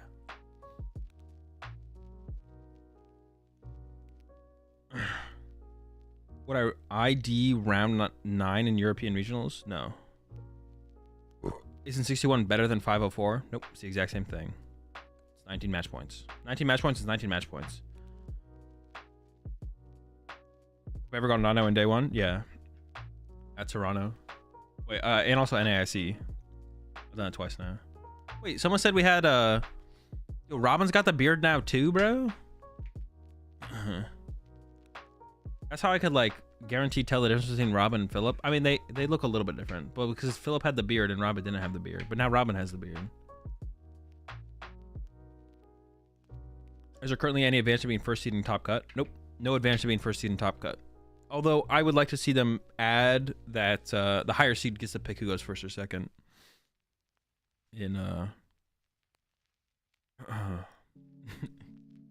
But there's not currently that in the Pokemon TCG. Okay, Robin's back at it with the Zard, it looks like. Okay, hey, let me get this prediction up real fast. We got Zard, Robin on the Zard.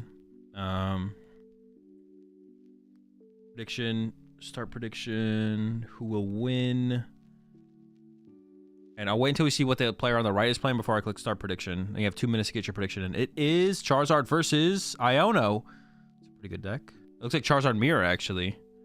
There's Candy, there's Iono. Hey, let me get a confirmation, though. I think it's Zard versus Zard. I'm gonna go ahead and start the prediction. It's Zard versus Zard. Wait, it could be Guardy, though. No, but there was Luminion, right? I think I saw Fire as well, so. Is your resistance higher due to a win or a tie? It's just based on who you played and how they do, yeah. Yeah, we got a Zard Mirror here. I see a Jolteon? No shot, you're trolling. But maybe, though.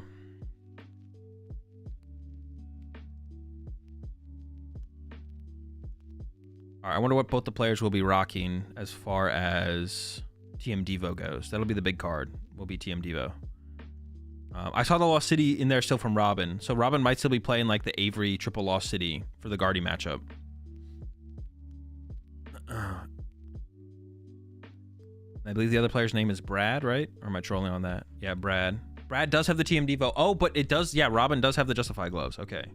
So I give the slight edge to the TM Devo player for sure. I think it is kind of close.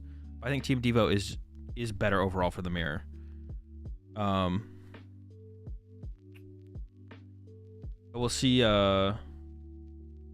who's going second. You do want to go second. Also, but like going second isn't that good in like going second I think is better in the mirror match. Going second is better in the 2 candy and 2 VIP pass prize for Robin. That's not great, but a lot of supporters prized for Brad here. Dude, they got to do away with that graphic, please. I beg you. Manaphy start from Brad. So was there a mulligan? There had to have been a mulligan, right? We would never start with the Manaphy. 1, 2, 3, 4, 5. Wait, did Brad start Manaphy? Am I trolling? I think Brad's trolling. Attach active, has Ultra Ball. Just passing. Bro, what? Wait, what is happening here?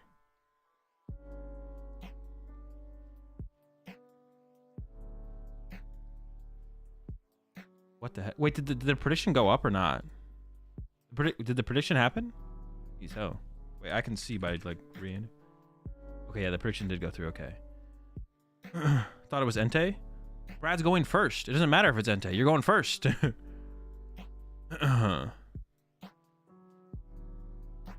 No, Brad is trolling. Brad's trolling off the rip here. Robin is going second. I'm assuming that means Robin won the coin flip. Brad also could have Ultra Balled for Rotom there and drawn 3 with Rotom, which is probably correct as well. Brad does have turn 2 Candy Charizard, but with no Pidgeot, it's not as big of a deal, to be honest. So yeah, Robin has a really good start here. Here comes the Battle of IPS. Did open the Rotom, which you kind of want to avoid the Rotom in the mirror if you can. You don't want it just kind of on your bench as a 2 prize liability, but it's not that big of a deal. And it looks like Robin's going to use the 4 Seal Stone as well, because you don't just want to leave it in play. So maybe just going to go get another Battle VIP pass here. And try and get fully set up. Isn't going to have that 4 Seal Stone anymore if you get Iono, though, now. So I almost would like to see maybe Robin try and hold on to the 4 Seal Stone, because there's another Charmander in hand. You don't have to be this aggressive with the 4 Seal Stone, I feel like. And, like, with how slow of a start Brad had, I don't think you're, like, scared of, like, Boss, Choice Belt, or Vitality Man KO your Roadie. Yeah, I see the Avery in there. I think I see a Collapse Stadium as well. Bunch of Lost Cities. So Robin is Tekken for the Guardy matchup. Has the Avery plus the Lost Cities. Which, like, does give you... It is pretty good against... Is pretty good against Guardy. Like, it's just still unfavorable, but it gives you something. As opposed to kind of having nothing and, like...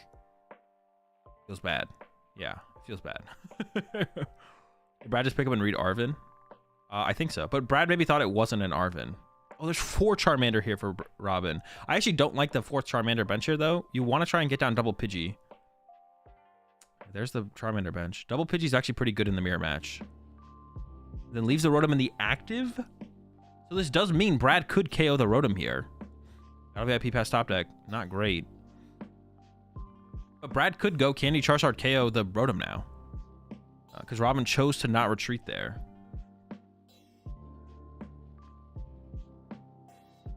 I said I don't love the 4th Charmander from Robin. Double Pidgey is pretty good in mirror because then you can like threaten. If he's taking for Guardy, wouldn't Devo be better than Justified? Well, maybe Robin thinks Robin thinks Justified is better than mirror than Devo, then going with the Justified makes sense, to be honest. Going with the Justified makes sense if you think it's better in the mirror, because you should definitely play. Oh, yeah. If you think Justified's better in the mirror, then you should play the Justified. Even with Devo, you clean KO Pidge and mirror, right? If you have Vitality. No, you don't have Vitality in Devo though. You don't play both of those. You play one or the other. Well, your plan is usually you boss punch the Pidgeot. So you'll boss or counter catcher punch the Pidgeot. Maybe Robin is content with going behind on prize cards here to not give Brad counter catcher though. That could be a thing as well. Like maybe Robin's like, all right, I don't really care if you KO my Roadie because you can't counter catcher TM Devo me later. But Robin did prize 2 rare candy. So if Brad is just like, screw it, you go candy, Pidgeot candy's art, I'm just gonna TM Devo you. Robin just like loses. That would be very unfortunate. And I don't know how thoroughly Robin checked his prize cards there. I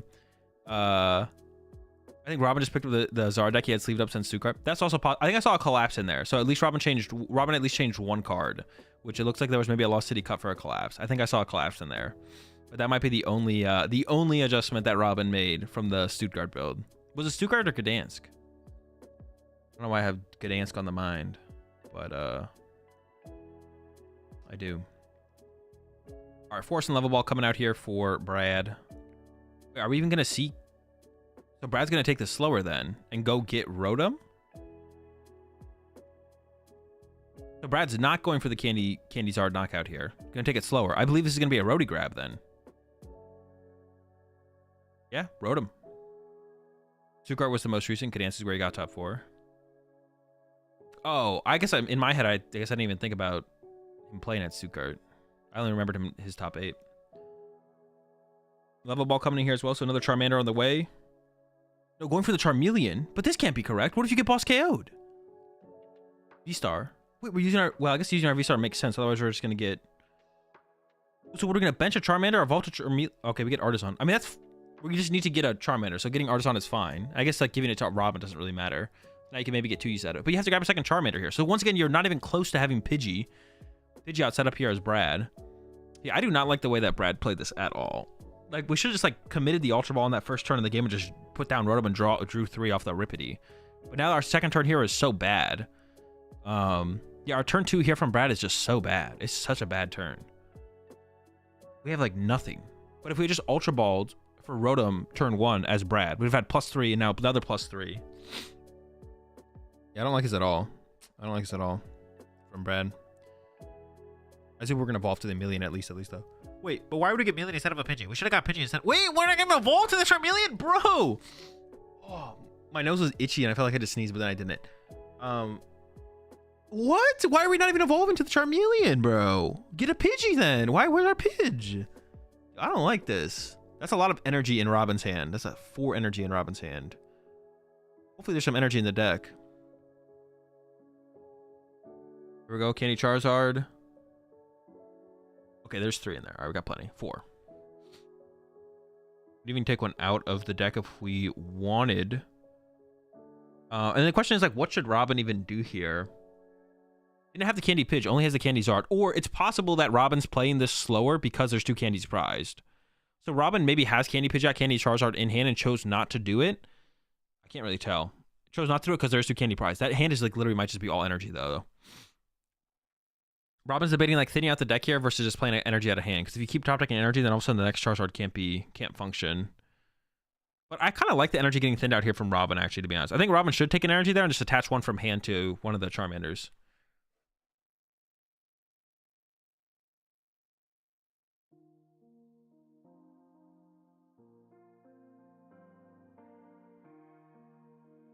8 energy kind of wild. 8 energy kind of goes crazy. There's the attach from hand. There's a vac. Oh, there's a research in the hand though. Okay. Yep. Get rid of the artisan. I like that. And then okay, we do have the research at least here for Robin. Oh, then we definitely probably shouldn't thin the energy out of the deck. Robin didn't thin the energy out of the deck, right? Yeah. I didn't even see the research in the hand. I thought the rest of the hand was kind of like dead for Robin.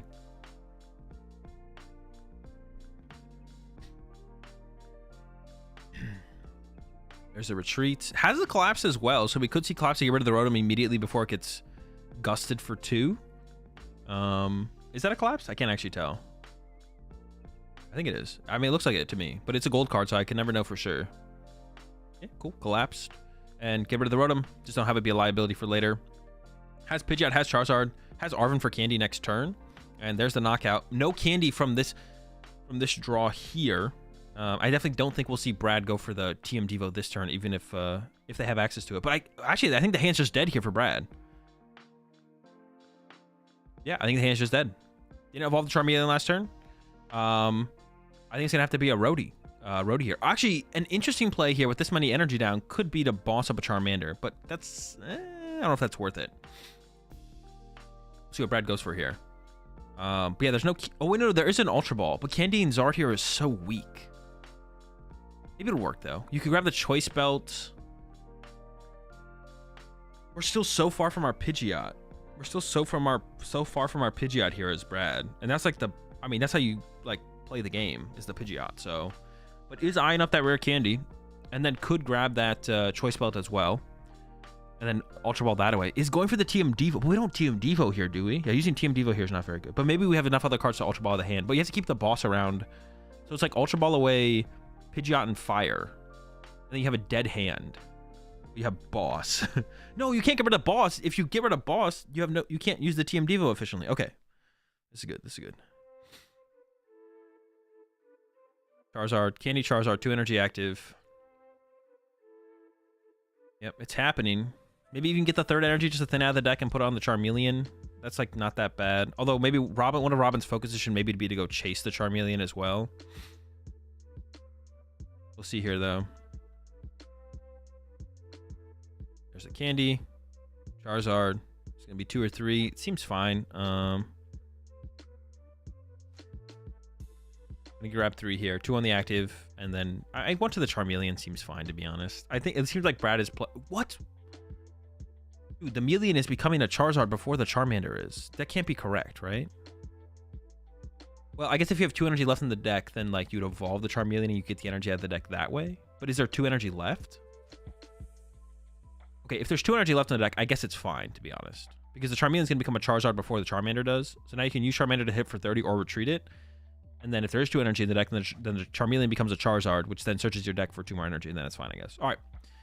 Here comes the punch from Brad, 180 into Robin's Charizard. Now, Robin does want to kind of chill a little bit and to play around TM Devo and not like Rare Candy or evolve a bunch of stuff, but you can only chill so much because theoretically Brad could just beat you by punching your Charizards over and over. So I'm curious to see what Robin does. Level Ball's great. You definitely want to establish Charmeleon as soon as possible. You want to get the Charizard into the Charmeleon as soon as, or a Charizard into play evolved through Charmeleon as soon as possible. And then there is Candy Pidgeot in the hand here for Robin, I believe. But that's your last Candy as Robin. And you're not drawing a prize card this turn. So if you do Candy out Pidgeot here, Brad could just be like, all right, chill, TM Devo. Knock out your active Charizard. Put the Pidgeot back in your hand, and then put Charmeleon back in your hand. And then Robin just, well, doesn't just lose, but it would be pretty bad. It might be just losing the game, actually, to be honest. So I think as Robin here, you have to chill. And actually, he's even going to go for the, I like the Boss KO on the Charmeleon here as well. You'd even want to like have Lost City here if you could as Robin. Lost City KO here is pretty good. Now, this turn, this does open the opportunity for Brad to go Iono TM Devo. Right here would not be terrible. But it's not great either. There's a boss top deck from Brad, so we could see the boss KO on the Charmeleon back. I think it's probably the best play here from Brad. Just boss KO the Charmeleon. Yeah, Brad's setup was super sloppy here. Definitely made some mistakes to lead to this sloppy setup, though. It wasn't just kind of a Drew awkward poor setup. This was a play poorly bad setup, so. All right, back over to Robin. Got 4 prize cards left for Robin. So Robin could go Counter Catcher. No, you could Boss KO Roadie. What do you do here, Robin? Now we have the candy in the hand. So now we got one of the candies off the prize cards now. Charmeleon's gone. So we'd like to super odd that and reestablish that for sure, probably. Candy of the Pidgeot isn't bad here. But then once again, there is that, because we still have another candy in the deck and we still have Charmeleon as well. So candy out Pidgeot's a little bit better here. But you are scared of that TM Devo. You are definitely scared of that TM Devo, especially if it gets combined with an Iono or something like that. But if we KO'd Rotom for 2, Robin will be down to 2 prize cards left. And then just needs to get through 1 Charizard there from there to win the game. Honestly, like, Boss KO Roadie here is, like, pretty good. Also, you could punch Charizard. Also, but probably actually better for Robin would be just punch Charizard, KO Charizard, Boss Roadie. Because right now, Brad's setup is so unestablished that Brad probably can't get Rotom out of play. Even if Brad plays Collapse Stadium, like, for Brad to be able to fill their bench, disrupt Robin, and then play the Collapse, it would be pretty tough. Yeah, we do see Robin here just go for the punch. Doesn't even super odd the Charmeleon back to the deck, which is interesting, because we could have seen a super odd for Charmeleon and 2 energy, and then maybe play, and is that 3 Arven in the hand? Play an Arven for like a level ball or something. Yeah, but also have to bump Collapse as well. Yeah, so there's like a lot of work to be done there. I think from Brad here, we want to just see Boss KO Pidgey. Well, actually, that's tough though, because the hand sucks. Dude, this is just tough, because the setups are so under-established. It's just going to be a knockout from Brad. Now, but this does mean that Robin needs rare candies on this next turn to actually attack, and that's where the TM Devo could hit. But it's not as a super devastating TM Devo here from Brad. And we can see Robin play the Iono instead here. So Robin taking the time here, I think, is going to pay off. Going to be able to go Candy, Charizard, Iono. I can't tell. The cards are full art. I literally can't tell what's in Robin's hand. But I think there's 3 Arven and an Iono. Here comes the Super Odd. You need at least 2 energy, I'm pretty sure here. Maybe even 3. And does eye up to 3 energy. Not going to get the Charmeleon, which means it's going to be harder to get into that last Charizard if it's necessary. And it'll have to come through a rare candy now. It can't come up through the through evolving up. But yeah, I'm pretty sure it needs at least 2 energy here to survive. There's 3 going back to the deck. And I think we'll see Candy, Charizard, Iono here. But that's why Robin didn't actually use the Super Odd last turn, because Robin valued just getting the energy more so than ever getting the Art Charmeleon. 2 active. Probably should thin out that 1 here as well. I would imagine it's worth it. Thin it out to the bench. Charmander has 1 energy left in the deck, so can retreat the Pidgey even if it gets boss stalled. Oh, 2 energy left in the deck, excuse me. So it can still attack with a Charizard, another Charizard, and hard to retreat something if needed. But it's just a boss away from winning on that Rotom here as well. Seems kind of weak. Doesn't the opponent just play the evolutions on their next turn? Yeah, it's for evolutions that get rare candies into play. 'Cause yeah, you don't get the rare candies back. You can't just go back from a basic to a stage 2. You can if you have candies, but eventually you can run out of candies. And like the Charizard deck specifically only plays 1 stage 1, which is just 1 Charmeleon. No Pidgeotto.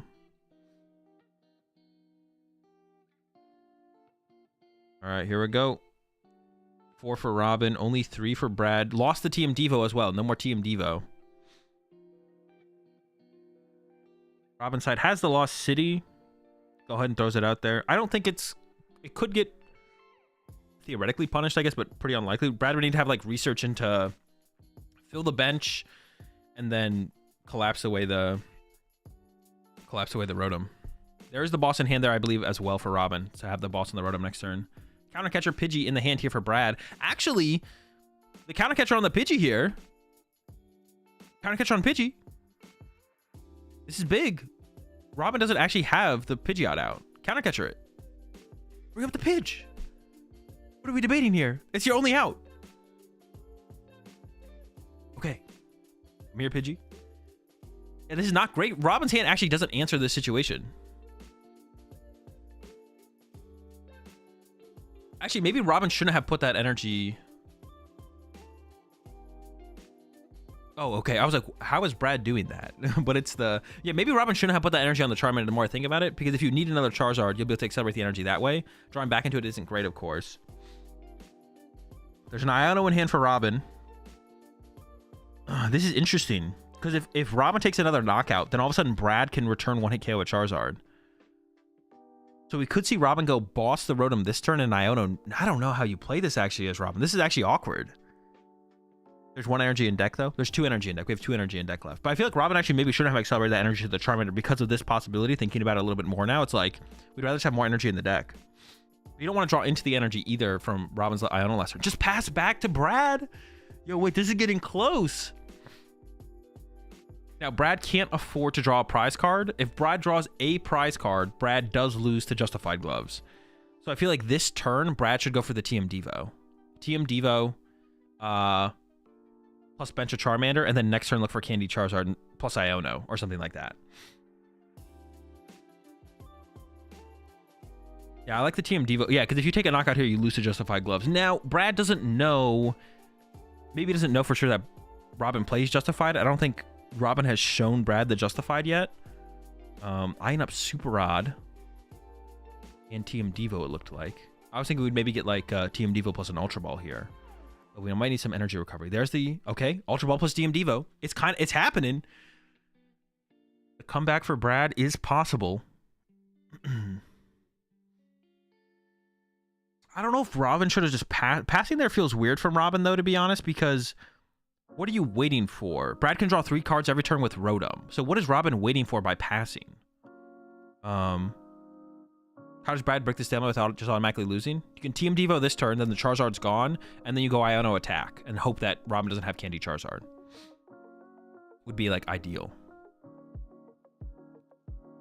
Oh, eyeing up the Pidgey here from Brad. Also, you could attack with Radiant Charizard. You could attack with Radiant Charizard. You can also attack with Charmeleon as well as Brad. If you can get Charmeleon set up, Charmeleon knocks out the active without having to 2-prize on your active. Just bossing Rotom was the play last turn. I think I agree, Alex. Yeah, I think Robin should have bossed the Rotom last turn, passed, and then this turn Iono and tried to dig for the energy. Hope Brad couldn't move the Rhodey. I think doing nothing makes no sense on Robin's part because, yeah, Brad can just sit there and just draw 3 cards over and over again with Rotom, so you don't have that much time as Robin. You maybe have 1 extra turn if the draw wasn't that good from Brad. But yeah, here comes the TM Devo. Charizard's going back to the hand. No Candy in the hand for Robin. Although this does open up the opportunity for Robin to top deck our Candy and then accelerate an energy out of the deck. There we go. TM Devo, Charizard to hand for Robin. No Candy in hand, but if it does top deck Candy, the game is over. Robin's not playing very fast, so I don't think it's rare Candy. What is that top deck? Now I'm curious. What is the top deck here for Robin?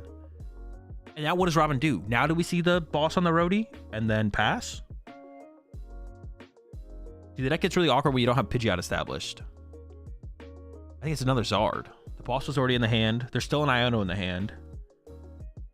This is tough. What would I want to see? Boss Rotom doesn't seem that good from Robin because I think you know Candy Zard's coming for Brad on the next turn. Honestly, I think Iono here from Robin to disrupt Brad's hand, because you know Brad like has been crafting this hand around the idea of it's just a pass though. There is Candy Pidgeot, Candy Zard in the hand here for Brad. The problem with this though is there's no Iono to go with it, so then you do just lose. Yeah, the problem with this play here from Brad is there's no Iono to go with this play, and because there's no Iono, Robin does just win the game with a Candy. Or there might be the Justified in hand. If there's not Justified, we win the game with an Arven. The hand's really big here for Robin, though, but not quite good. Oh, the Justified is in hand. So a Candy wins the game here for Robin. Or an Arven. Oh, but Brad is eyeing up the Iono. Okay, is actually going to go with the Iono here instead. This one thing, though, with Brad, though, is like you can't take forever as Brad either. But Robin does have like a pretty big hand here, so I don't hate the Iono this turn, but like we got to start doing something next turn as Brad, and ideally for Brad draws into Candy Charizard or draws into Radiant Charizard plus a Fire and takes this knockout on this Pidgey and starts like moving things along. Is there even a Zard in Brad's deck? That's a good question. I actually don't. I think there's one. I think there's one in there. I actually don't know though. There could not be, I guess. There's a boss, there's a vacuum, and a okay, there is. Can't do anything with this turn. It's going to be the insta draw for 3 here from Brad. Or insta charge, insta draw. Super Rod, Luminion. Quick Search can find a Candy next turn. That's there. We know there's one on the bottom of the deck. What is the hand here for Robin? There's an Ultra Ball in the hand and a Fire. Now there's one more Fire in the deck, so even if we Ultra Ball away this Fire, we could get another one next turn. I think Robin has Luminion here, but the research is gone. So I think Robin should just probably pass here and hope for a good top deck. But Robin has multiple turns here, to be honest, to chill. Robin has time here. Robin does have time here. Because what would you even get off of the Luminion here? Yeah, the pass I think makes the most sense here for sure. Collapse top deck. I don't think that leads to anything here for Brad. Don't have enough other basic Pokemon to collapse away the Roadie. This mirror match is really interesting, to be honest, because I think you just want to attack with Radiant Charizard here as Brad. Oh, no, the Charmeleon attack is sick. Yeah, you want to attack with Charmeleon here for sure if you can as Brad. And you can. No, you can't. No, you can't. Not of this current hand. But you do want to. You could attack with Charmeleon, then it needs... Robin needs a lot more. You want to try and attack with a one-prizer as soon as possible here as Brad. But it's not going to happen this turn. But you can get into Radiant Charizard next turn. Force Robin to not just have Candy Charizard, but Candy Charizard and a Gust. And we could see the boss here from Brad. Charmander getting loaded up as well. So there's a potential to attack with Charmeleon next turn. It's going to make it harder to potentially attack with a Radiant Charizard next turn, though. Thinking about playing a Super Rod. I don't know if that really makes a huge difference. I don't even know what we're grabbing here. I guess you get the Charmeleon at this point, right? Or is it already grabbed? It might have been grabbed.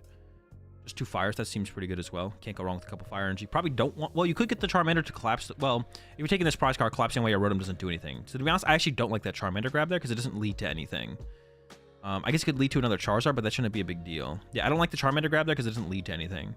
Because if you're taking this knockout, even if you collapse away your Rotom, your Pidgeot still gets KO'd, so it doesn't really matter. All right, here we go. Zard swinging. Does Robin top deck. Robin is just a candy away from winning at this. Well, actually, no, not a candy. There's going to be the boss on the Charmander as well. So theoretically, actually, next turn, Brad runs Robin out of Charmanders. So actually, the boss is big here as well. And then, I don't know, a Charizard off the prize cards. That's not going to be super consequential. Now, for Robin, what do you send up? If you know Brad has another boss left, well, you could, like, call for family for another Charmander, I guess. If there's any left. A little bit of a boss count here from Robin. There's one left. So it's going to be the Charmander promote, and then Robin's living off the top deck. And it is... Luminion for Arvin for Rare Candy. That's it. That's game. Robin wins game 1. Luminion for Arvin for... Oh, wait. Actually, it couldn't have been Rare Candy. It had to be the Luminion, dude. What a sack. And the energy's in the deck as well, because you need not just Rare Candy, but you also need the Justified Gloves. You need the Justified Gloves as well. Without Justified, you don't actually get the KO here. That's why if we could have attacked with a one-prizer here as Brad, Brad probably would have won. If Brad could have attacked with Charmeleon or Radiant Charizard, Brad probably wins. But because we had to, if we wanted to attack this turn, we had to use Charizard EX. We're not able to survive for one more turn and then like make the comeback from there. That was a close one. That was a good game. How much time did they use though? They used a lot of time. Yeah, it was a pretty good top deck there from... It literally had to be... It couldn't have been Rare Candy because it was going down to 2 prize cards there. I thought a Rare Candy would have done it, but it wasn't Rare Candy. We needed Arvin or Luminion. Arvin or Luminion or Charizard. Otherwise, then we could Ultra Ball for Luminion. They have 24 minutes left, so they have enough time for at least one more game. It might be tough to get a 3rd game out of this, though, if Brad wins. I want to see Brad... play a little cleaner though. Hopefully Brad chooses 2nd. You definitely want to go 2nd in the mirror match.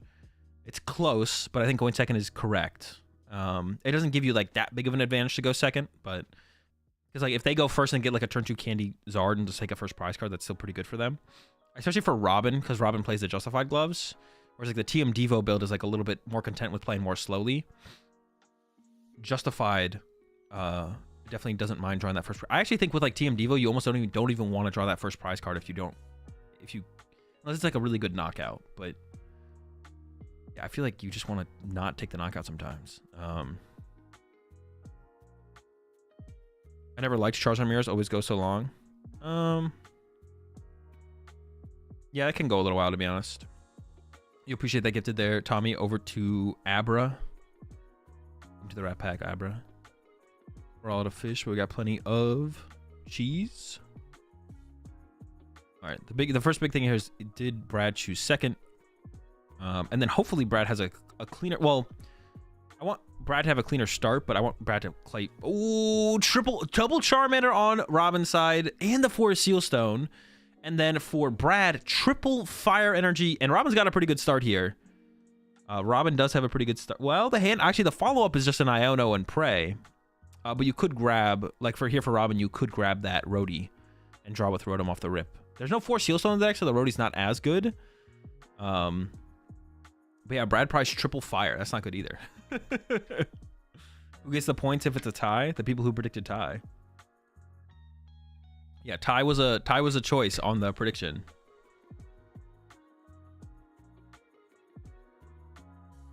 I'm gonna go Roadie Mander and then just draw 3 off the Roadie. But there's not that much to combo with the Rotom in the hand. And even drawing an Arven's not that good either because the Force Seal Stone is prized. So Rotom here, honestly, it's like okay. Getting Rotom here is like very okay. I don't even know if it's like correct, to be honest. I could see it being more correct to just like grab Mew. Or something to have a follow-up off of the Iono, to be honest. Is Brad on 6 fire? It looks like Brad's on the 6 fire double rod, yeah. This is going to be a Roadie for 3, but the draw here would... I mean, I guess if you just get a rare candy, you can at least attack as Robin, for sure. Maybe getting the Roadie's just fine. And I guess if you find an Arven, maybe you just go for the Candy Zard to start swinging. There's a Candy. All right, Candy Zard's there. Top deck an Ultra Ball or a Pidgeot, then we got the Candy Pidgeot, Candy Zard. Well, but does Robin want to go for that with the TM Devo on the other side from Brad? I don't know. All right, Arven from Brad.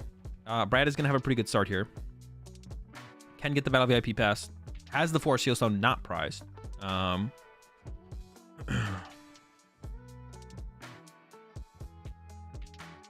Charizard used to be bonk, bonk, bonk win, and now it's Justify, TM Devo.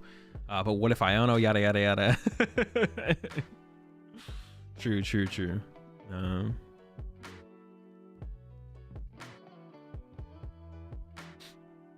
3 fire being prized by Brad hurts. It can hurt, but if you just like set up a Charizard, attack with the Charizard gets KO'd, and then Super Auto cover 3 fire, at that point you're just like fine, you'll stabilize. But early on there could be some weird situation that comes up where you are could make a difference for sure. Is Brad going back into the deck? I don't think so. Maybe Force Seal Stone for another Battle VIP. I don't think so. The hand's pretty good. I think you just wait. If you get Iono, you'd want to have the Force Seal Stone on the other side of an Iono or something. Don't play it. Don't play it. If you play it, are you using it? I wouldn't use it. I wouldn't play it unless you're using it, because if you just play it and don't use it, it's just going to get vacuumed. But we're using it. But what are we grabbing on? Are we just going to get like a Battle VIP pass? I guess. Then what are we getting? Mew and a Charmander? Mew and a Pidgey? Pidgey and a Charmander? I guess no Mew. I kind of like the Mew here. Was the Mew prized though? Maybe the Mew was prized. There we go. Double Pidgey is weird. Like you do want to like eventually build up Mew attach. Seems good. No, you don't really want to put any energy and play with 3 energy prize. You just want to hold on to those things. Don't want to overcommit them. The double Pidgey is like, you do want to like sometimes set up towards double Pidgey, but doing it this early feels a little weird from Brad. I don't know if I like the double Pidgey coming out this aggressively, but the Mew might have been prized, so then it's not even an option, to be honest. And then Roadie for 3, but honestly, once again, like kind of like Robin's hand, like the Roadie is kind of really carrying everything here. There's an Ultra Ball though, so Candy Zard is available, and just like one more piece away from getting Candy Zard, or Candy yada yada yada yada. Candy Pidgey, Candy Zard. You got me on the yada yadas now. All right, Candy Zard coming in from Robin. And here comes the Energy Acceleration. And I think Robin is definitely going to probably definitely wants to get this first product. You just want to start swinging. And then probably going to use that Iono as well. I don't even if Robin draws into, I think no Candy prize this time for Robin, but 2 Charmander prized. Which is like definitely less potentially punishing, consequential, whatever. Even if Robin gets Candy Pidgeot though, I don't think Robin's going to candy out the Pidgeot. You do have the Candy follow-up if it does happen. Maybe you... do you? I don't know. I honestly just don't know. Maybe you do. Oh, maybe you do. Maybe you do. Maybe you do.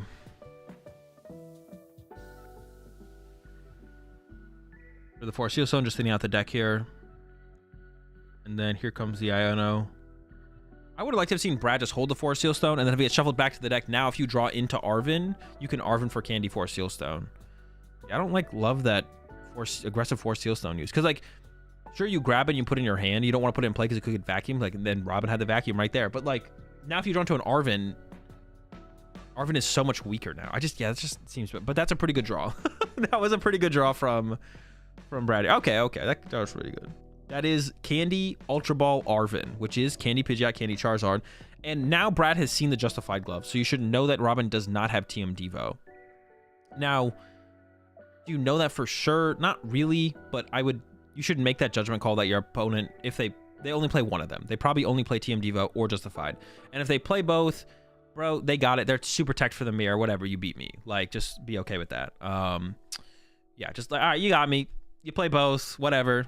I'll lose to the Charizard player who plays TM Devo and Justified Gloves in the mirror, whatever.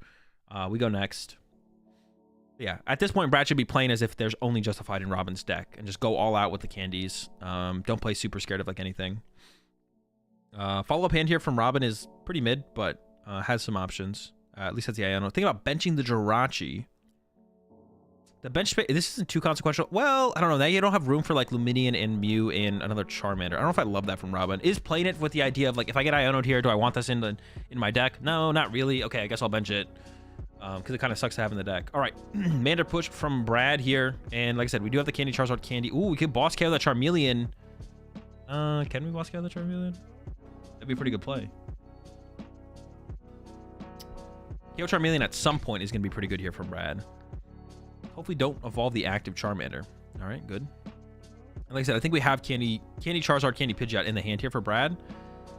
And I don't even think we have to get rid of so we can hold TM Devo in our hand as well here for Brad.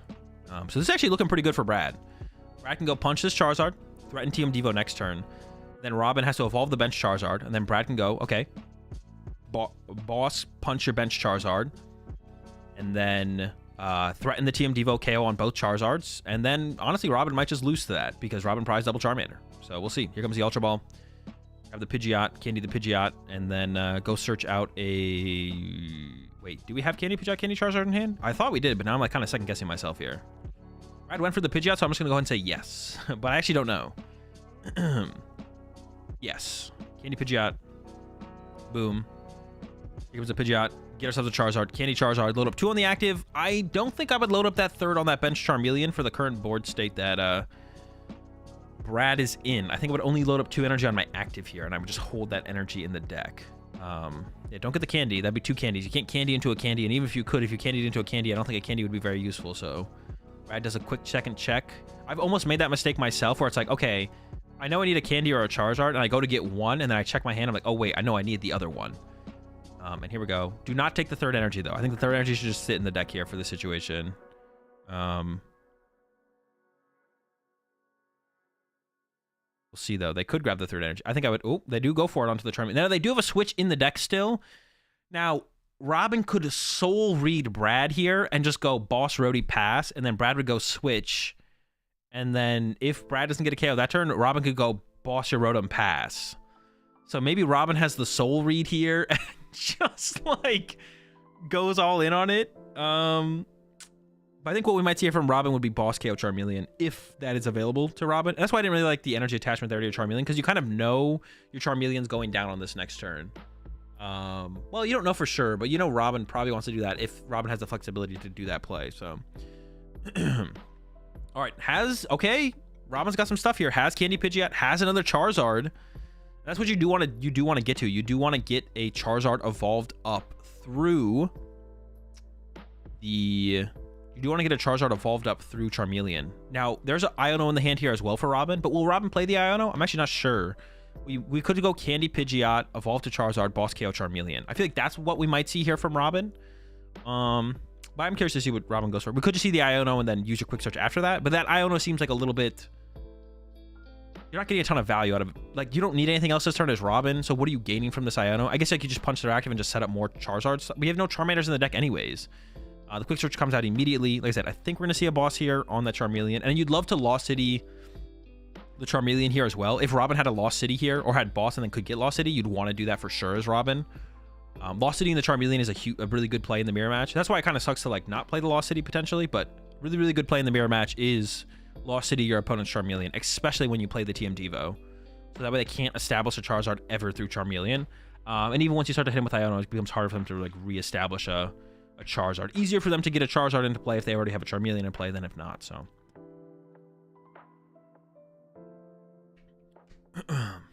Just a tidbit out there. If you're running Lost City in your Charizard deck and you encounter a Charizard Mirror, try and Lost City their Charmeleon. If you're going to go after the Charmeleon, no matter what, try and hit it with the Lost City as well. Except against me. If you do it against me, it won't work. So don't do it against me, but if you play against anyone else, it's a good play. All right, knockout on the Charmeleon. And for Brad now, we're just going to look for that. Like, actually, the board state is set up really well for Brad to just go boss Charizard, punch it. So I think this turn from Brad, we should see Quick Search for a Charmander, boss up the benched. Actually, you don't even need a Charmander this turn, but you could. I think you probably should get a Charmander here as Brad. Quick Search, bench Charmander, boss up a Charizard, punch it. And then that's the turn. And then just play towards this TM Devo play eventually.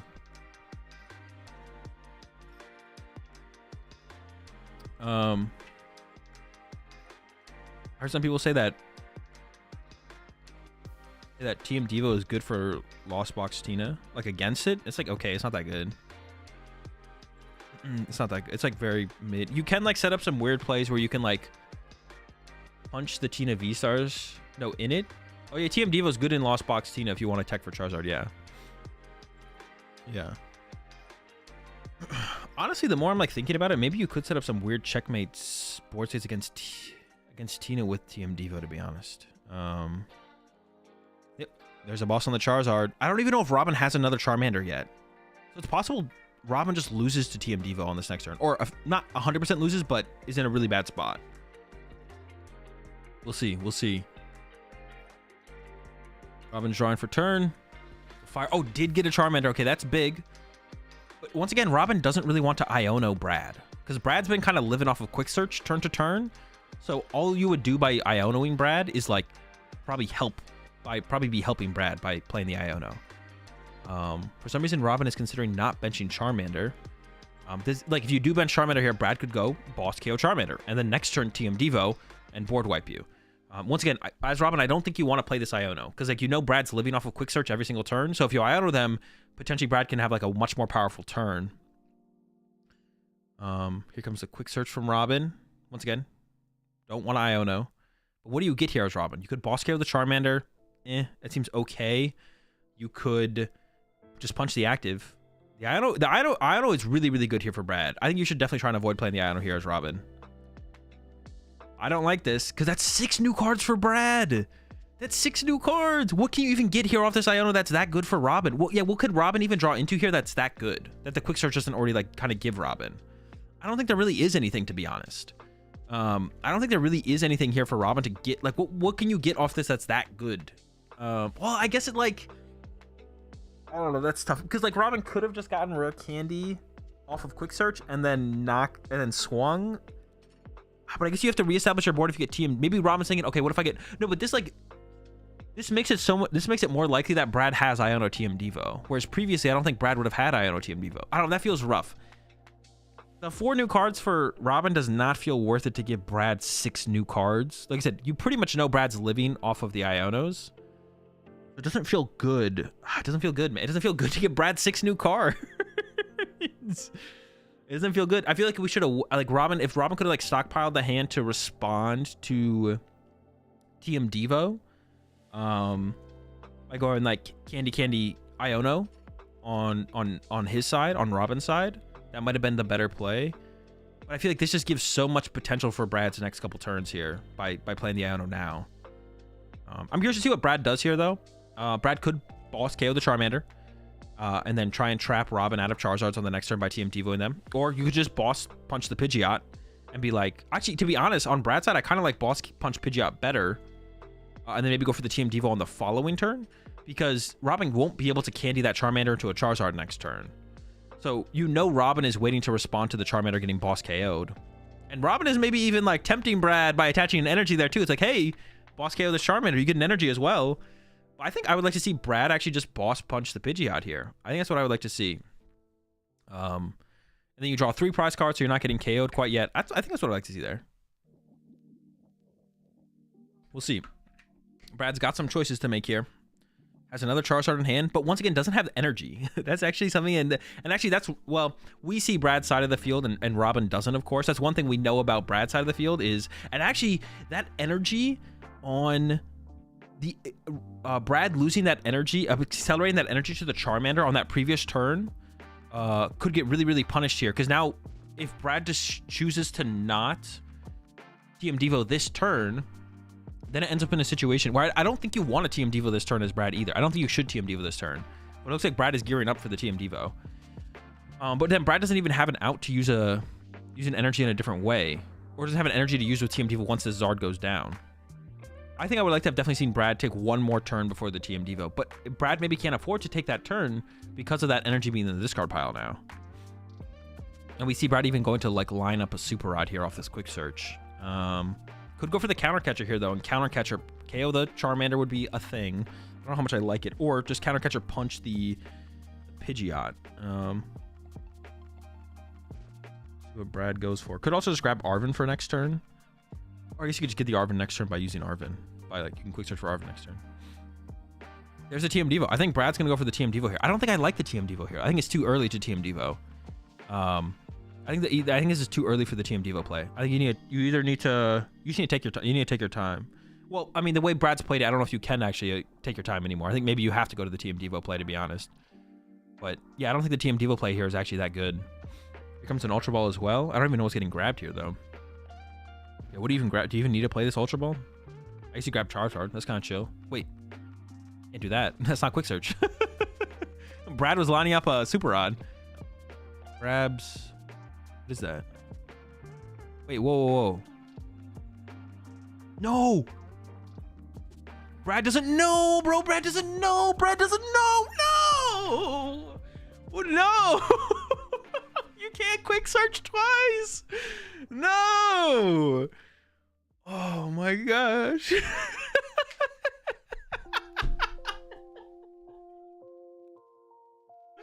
Dude. Dude, that is hilarious. Oh my gosh.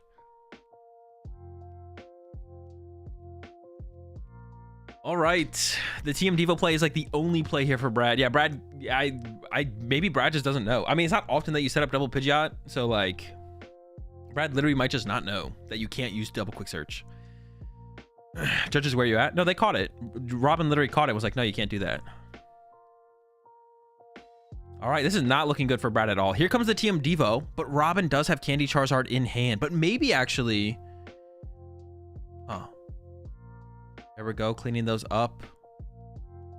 Robin does have access to Candy, though. So I think Robin has Candy, Pidgeot, Candy Charizard here, and should be in a fine spot to close this one out, to be honest. You have to go Luminion for the Arven. We'll go down to 2 prize cards here for Robin, but Brad doesn't play the Justified Gloves and was a little bit, I think, early on this TM Devo play. I think this TM Devo play was a little bit too soon. This is not when you wanted to do the TM Devo play. You want to take another turn or so before doing this. Here's your Arven. Here comes Justified plus Candy for Robin. I don't even know if there's a... What is the play here from Brad? I set up another Charizard and Punch, but... Oh, wait. No Candy Pidgeot. Wait. Did Robin not have Candy Pidgeot, Candy Charizard? Am I trolling? Oh, there's a boss in hand. Wait, what if you get Iono'd here? Wait, did Robin just throw?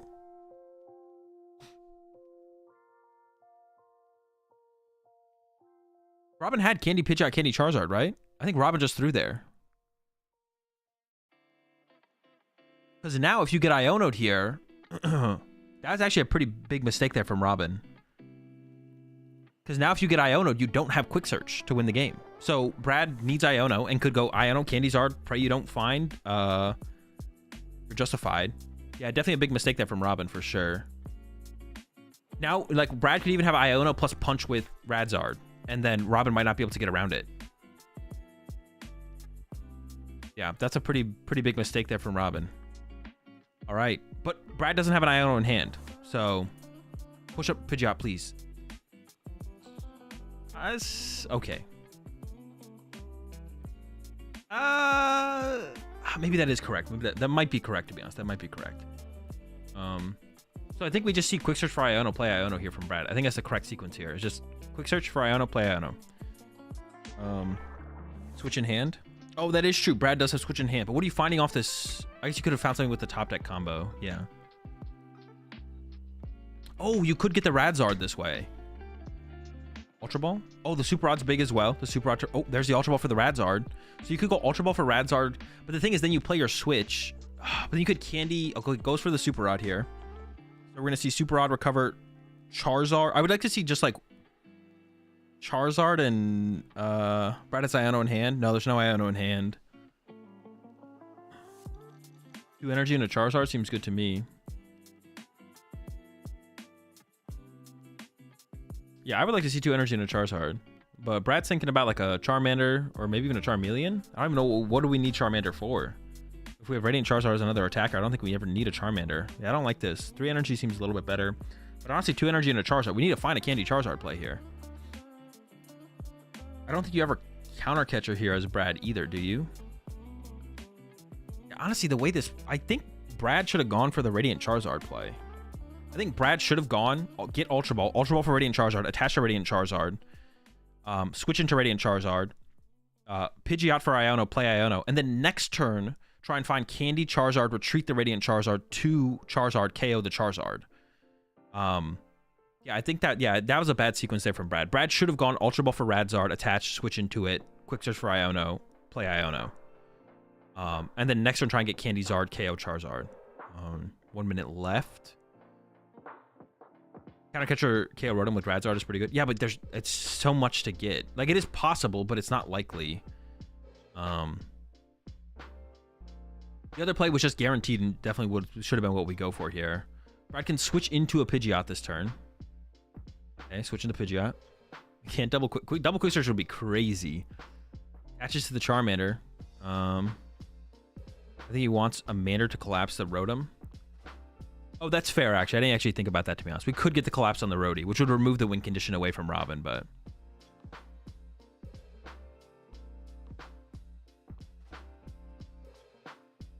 Yeah, either Brad doesn't know that you can't quick search with 2 different things, or, like, brain farted and was like... In the moment was just like, oh, I have Candy Pidgeot for another quick search. Okay, no collapse yet from Brad. Did draw... Yeah, I guess that is fair. Maybe putting the Mander... Well, I think you'd still want Charizard, though, still. Like, you have other basic Pokemon in the deck that you could draw into.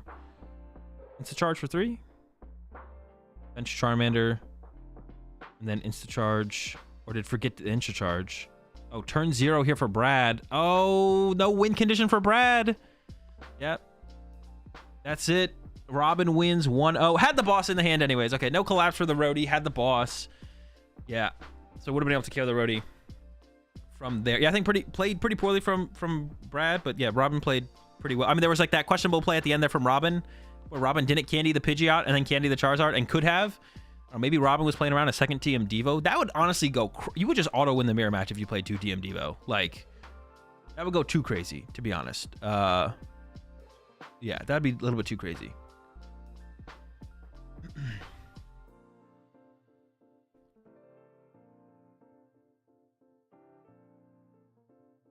All right, wait, what do I want to do? Oh, I have to play out the prediction. I was like, what the... I knew there was something I needed to do. Prediction, choose outcome. Player on the left did win. Robin Schultz.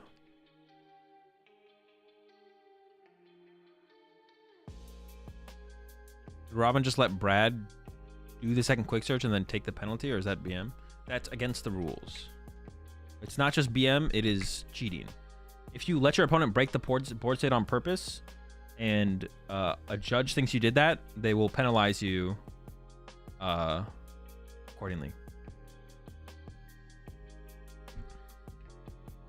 Yeah, they will penalize you accordingly.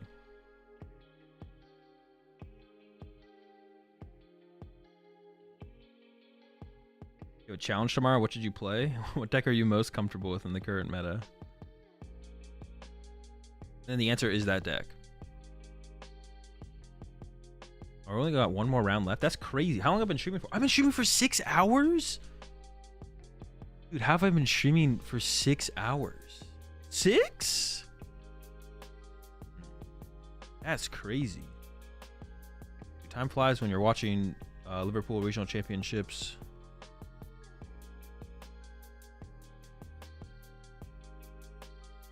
That is wild. That is something for sure.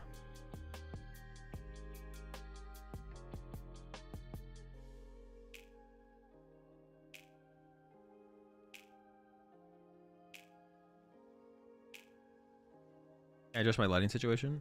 I guess I can turn the lights on now, to be honest.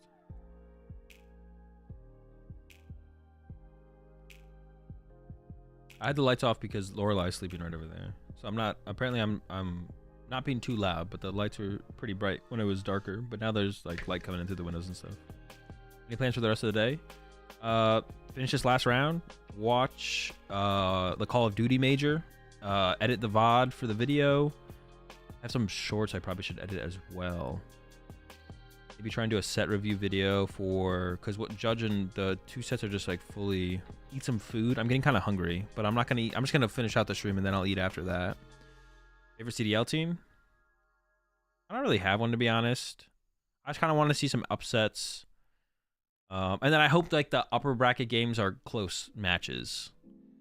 Like Optic and FaZe and Toronto. Hope they're close. And it would be cool to see one of the underdog teams now that New York is out put up a fight, but do I play COD? Nah, not really. Do I support Liverpool football team? Nope. They're trash. Yeah, hoping that one of the underdog teams can maybe put up a fight. And then, yeah. Rocker to win the major? No shot. That'd be sick, though. Like, see, I would like that to happen. That'd be sick.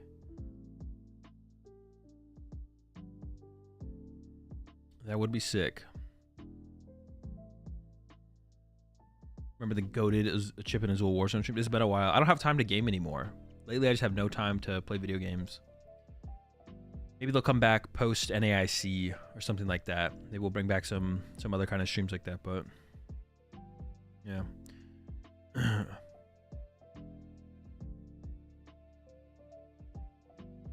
I see what Robin has to say in the interview.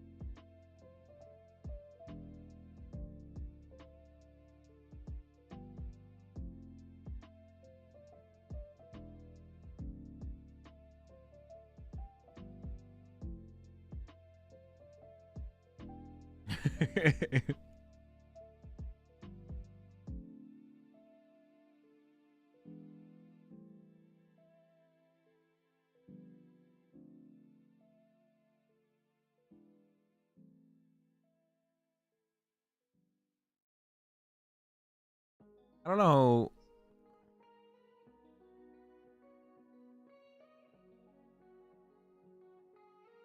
I don't know how I feel about the lounge setup.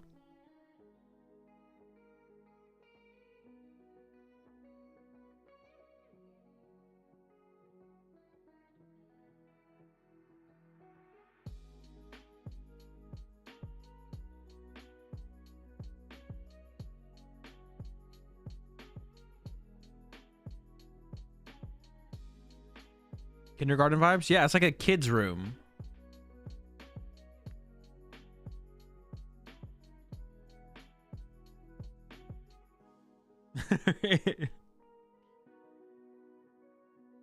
Yeah, I don't like this lounge setup. It looks like a kid's room. It literally looks like a kid's room. Or kindergarten.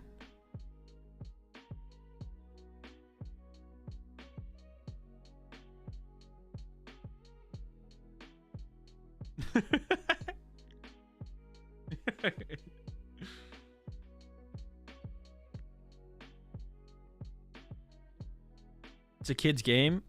Well, yeah, but it doesn't have to look like a kid's room, though. It is a children's card game. Well, yeah, yeah, but like, it still feels a little off-putting. Like you have grown adults. Like everything just feels small. I don't know. It's a weird vibe.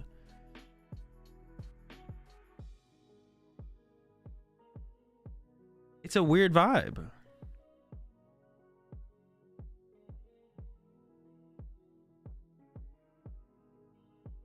It's the blue walls and like the little mat in the middle of the room, the little carpet thingy.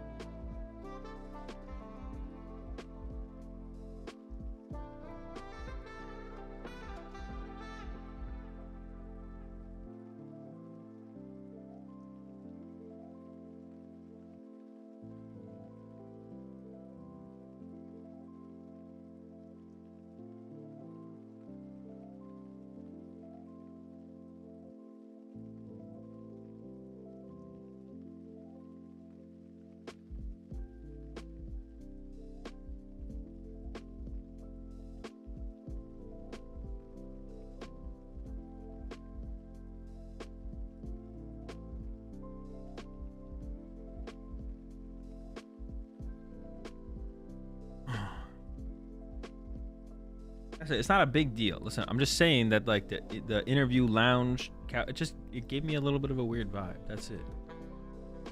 I haven't looked at any of the other ones and gotten that vibe before. I was like, I don't know, this one, this is not it. You know what I'm saying? It's just not it. You know.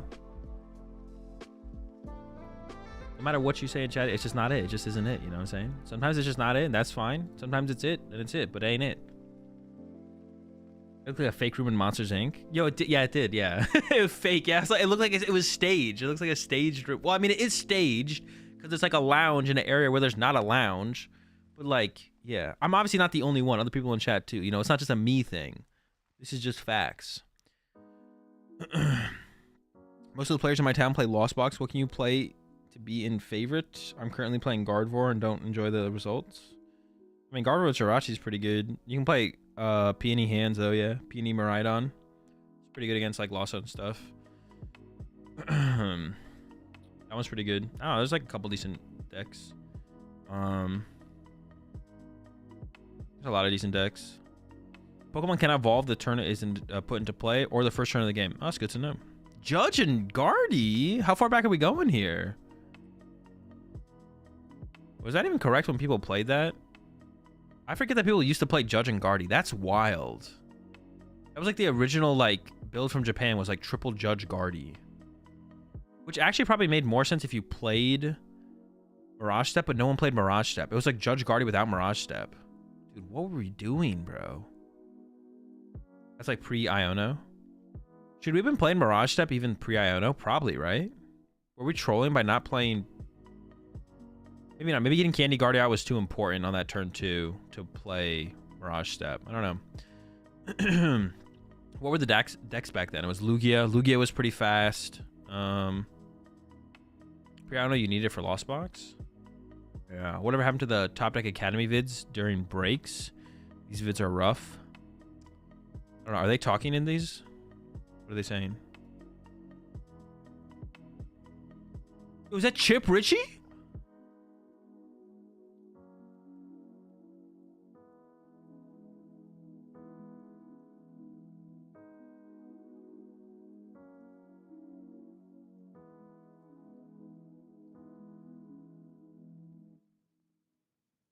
That's cool, Chip. Nobody cares. Lugia, Mew, Ogre, and Arc. It's like Milwaukee and UIC era last year. Yeah. I just don't remember. Like, I didn't play that much Guardy back then, so I didn't like have a good feeling on what the deck like needed to win games. To be honest, I'd have to like go back and play with the deck in that format. But Jesper versus Tord winning in. Or Jesper's about to get cooked. It depends. Is Jesper playing Tina? If Jesper's playing Tina, Jesper's cooked. If Jesper's not playing Tina, Jesper has a chance. Jesper's got a chance for sure. Not step would have been insane this format, just a bit slow versus Lost Box, but your matchups versus Mew, Lugia, other matchups, so you're trying to out trade them would have been so much better with Step. Yeah, right? It would have been, yeah, Step was definitely just like correct, right? Also, like mirror match would have been fine. Well, I guess it depends if you go first, but Jesper's on Tina. That's a free dub for Tord, bro. Easy. Wait, so it's winning in, or are they just playing against each other in the last round? Like it's 5-2-1 versus 5-2-1, or effectively like that? Like the winner makes it, the loser doesn't? Yeah, if Jesper's playing, I'm not gonna lie, if Jesper's playing Tina, I gotta root against Jesper here. All in on Tord. Or are they gonna be the stream match? Probably not, right? I thought that matchup was 50-50. It doesn't matter though. It's Jesper playing Tina. That's an L. Damn. Victory? Oh, they decked out. That's a dub. Literally zero shot. Jesper isn't playing Tina. I know. I tried to like talk him out of it at Charlotte. I was like, Jesper, bro, you gotta put it down, bro. Like, put the Tina down, dog. He was like, but what's better? Like, what would I actually play? And I was like, literally anything. But it sounds like he's playing it again. Sounds like he's doing it again. Back on the Tina. What's Tord on? Tord's playing Guardy. I don't know if they're actually going to see them play, but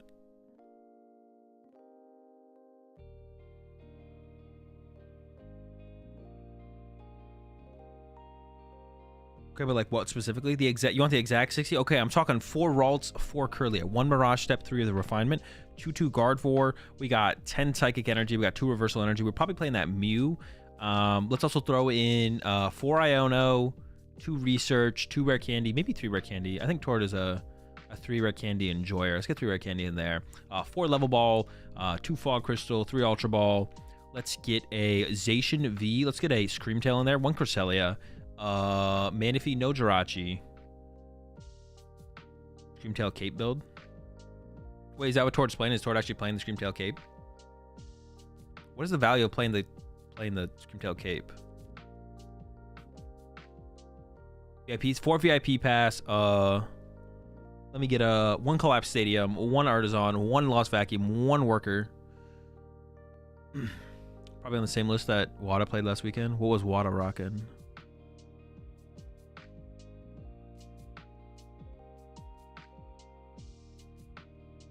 Oh, I didn't mean to do that. Look up the Wada list. The Wada 60.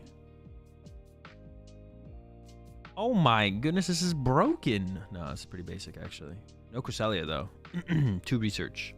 So I predicted the 2 Research. Oh, 1 Boss, 2 Counter Catcher, 2 Super Rod. You know what it is. 3 Level Ball. Eee. I mean, you gotta do what you gotta do though, I guess, right?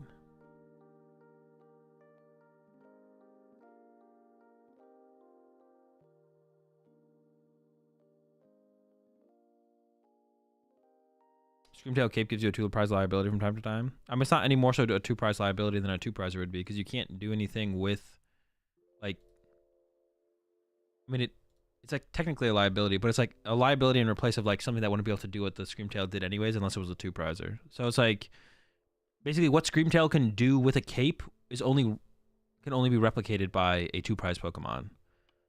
So because of that, it's not like you're all of a sudden have a liability where you wouldn't. It's like you're able to play the game with the Screamtail being worth 2 prize cards, basically.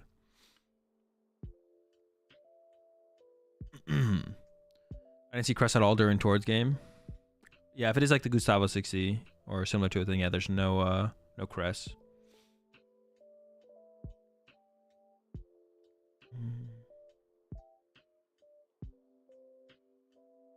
Vacuum plus Boss Guard EX is kind of scary.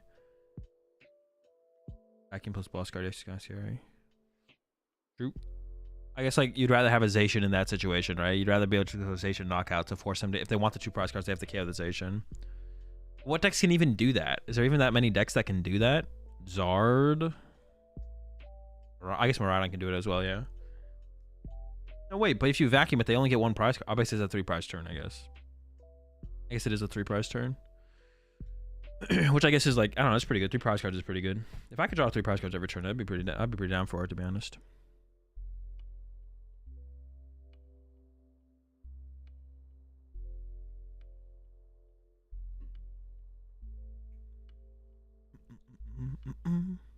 Saw a little Saj post with Leafeon. Oh, is Zach at this tournament with playing a Leafeon deck?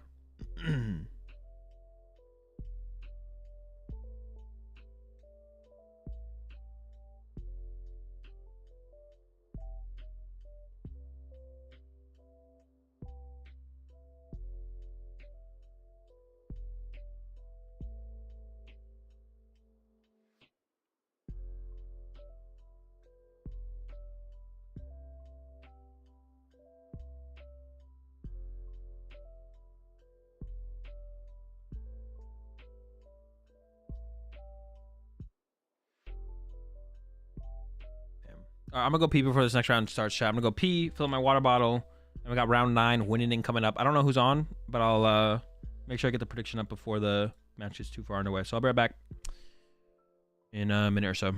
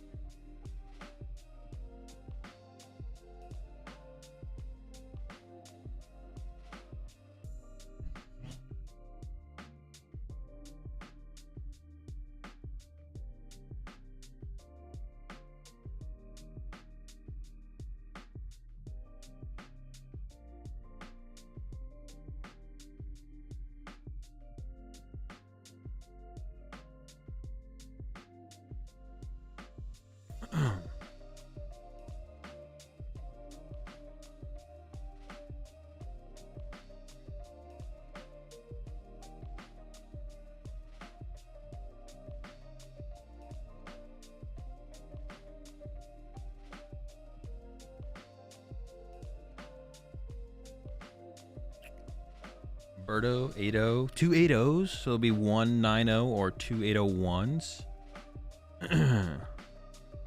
And then Tonnisson's up there. Cameraman's up there. Magnus. Decent amount of familiar names, at least familiar to me. James Cox is up there, 7-1. Does anyone know what Brent and James are playing? Fabrizio up there as well. Wait, weren't we gonna have Fabrizio on stream like last round? Or the round before? Maybe not. Maybe not. I'd assume Guardy. What did Brent play at Charlotte? Was it Guardy?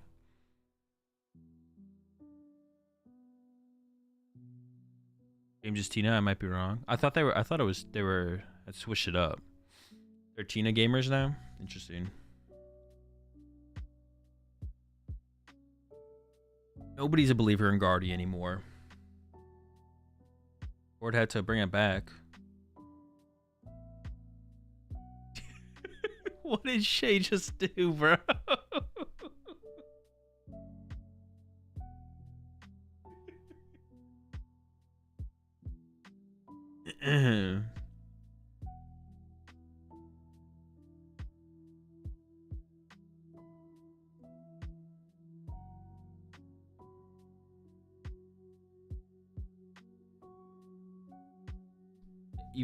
Even James is off Guardy, that's a sign. That's what I'm saying. James loves some Guardy. If James is even off Guardy, who knows?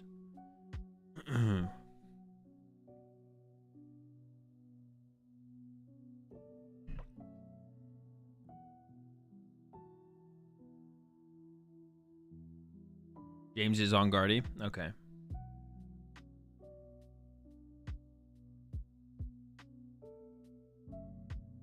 Guardy is fine until Lawzone starts running Avery, then it's over.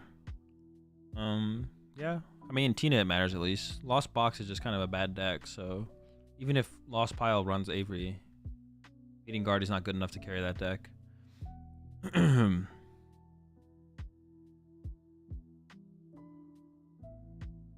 Appreciate the Prime sub there. Nostra. Welcome to the Rat Pack.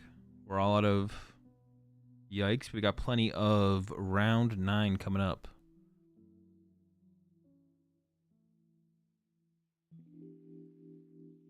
You should watch Lawrence. I mean, I don't get to pick who we watch. Yeah, I don't get to pick who we watch. Unless you're just saying just like watch out for them.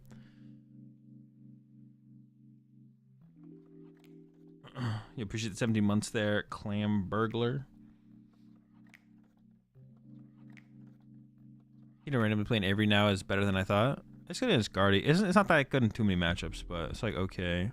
Would you recommend playing the new 90 HP Charmeleon or still the old one? The new one is probably the better one, Chris. I don't know for sure, but I would say the new one is probably the better one. Okay, I don't know for sure, but that'd be my guess. Not being able to get Sableye and then also not being able to get TM Diva sounds pretty good. Is a 280 damage TM good in Rapid Strike? What are your thoughts on Lost Box Zard in the current meta? It's just a bad version of Charizard. 280 damage. Unless you mean Sablezard. Sablezard's like okay. But unless you mean Lawzone Charizard EX. I think that deck's pretty bad. 280 damage TM Devo good in Rapid Strike? I have no clue, to be honest. I have no clue. Sablezard? Sablezard's like okay.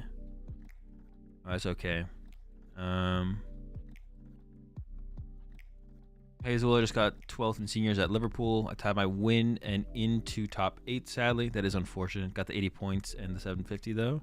Congrats on that, the top 16 finish. Hopefully you get the top 8 next time around. Yeah, I know which one you're talking about, Croston. I don't know. I know what TM you're talking about. I don't know if it's good or not.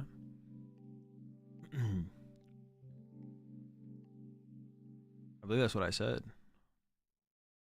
Yeah, no clue. Have not tried it in there. I mean, doing 280 damage is good, but doesn't mean it's good in everything. I wonder if you could could you get weird with that and like play it in?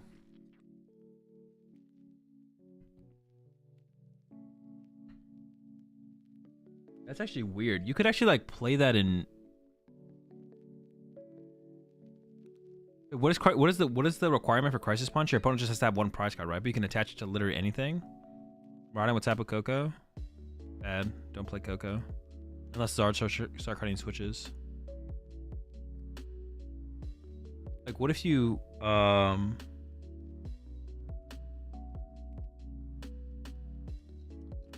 you could like, is that doesn't even seem bad in like Mew. I don't know what matchup it would be good for though.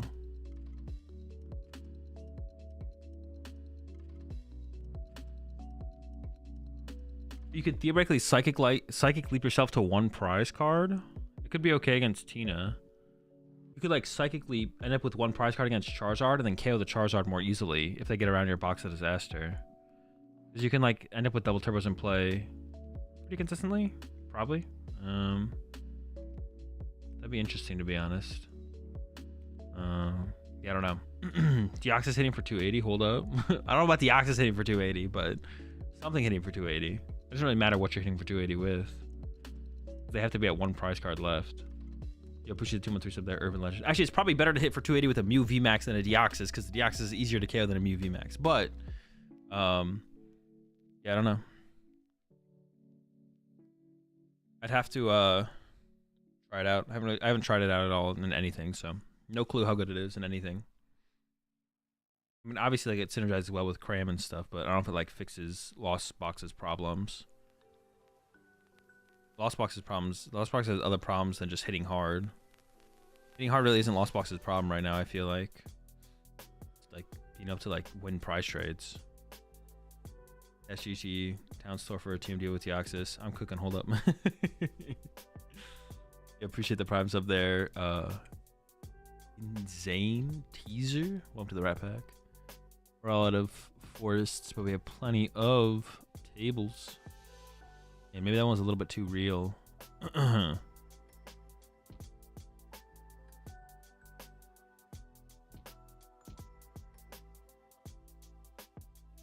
what's Shay yapping about, bro? Find out.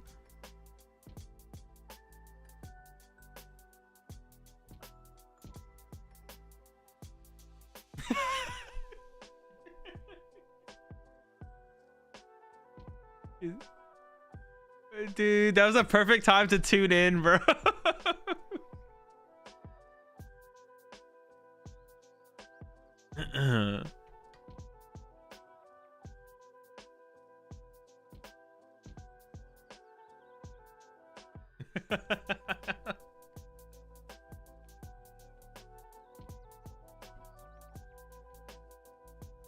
Snacks are a big deal. Shout out the snacks.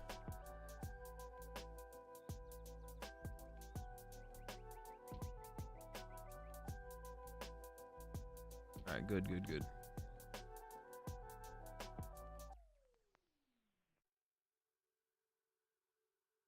I just want to know what decks we have here. I'm curious as to what decks we got. Oh, we're getting into it.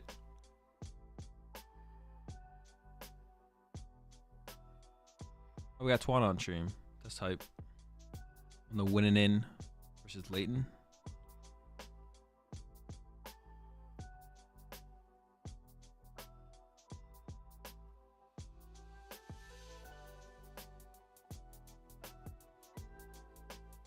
What's the matchup? On the right side, I see a Palpad. Oh, control, bro. Don't come at us with control. Control against what? What is it? There's a Pokestop. There's a Dark Energy. Oh, Moon versus control? Okay, come at me with the control. Let's get a Moon dub here. Let's get a Moon dub. Come on, Moon. Dude, if Antoine just opens like Squawkabilly 2 games in a row, I'm gonna be tilted. Well, it's still winnable, but it's hard. All right.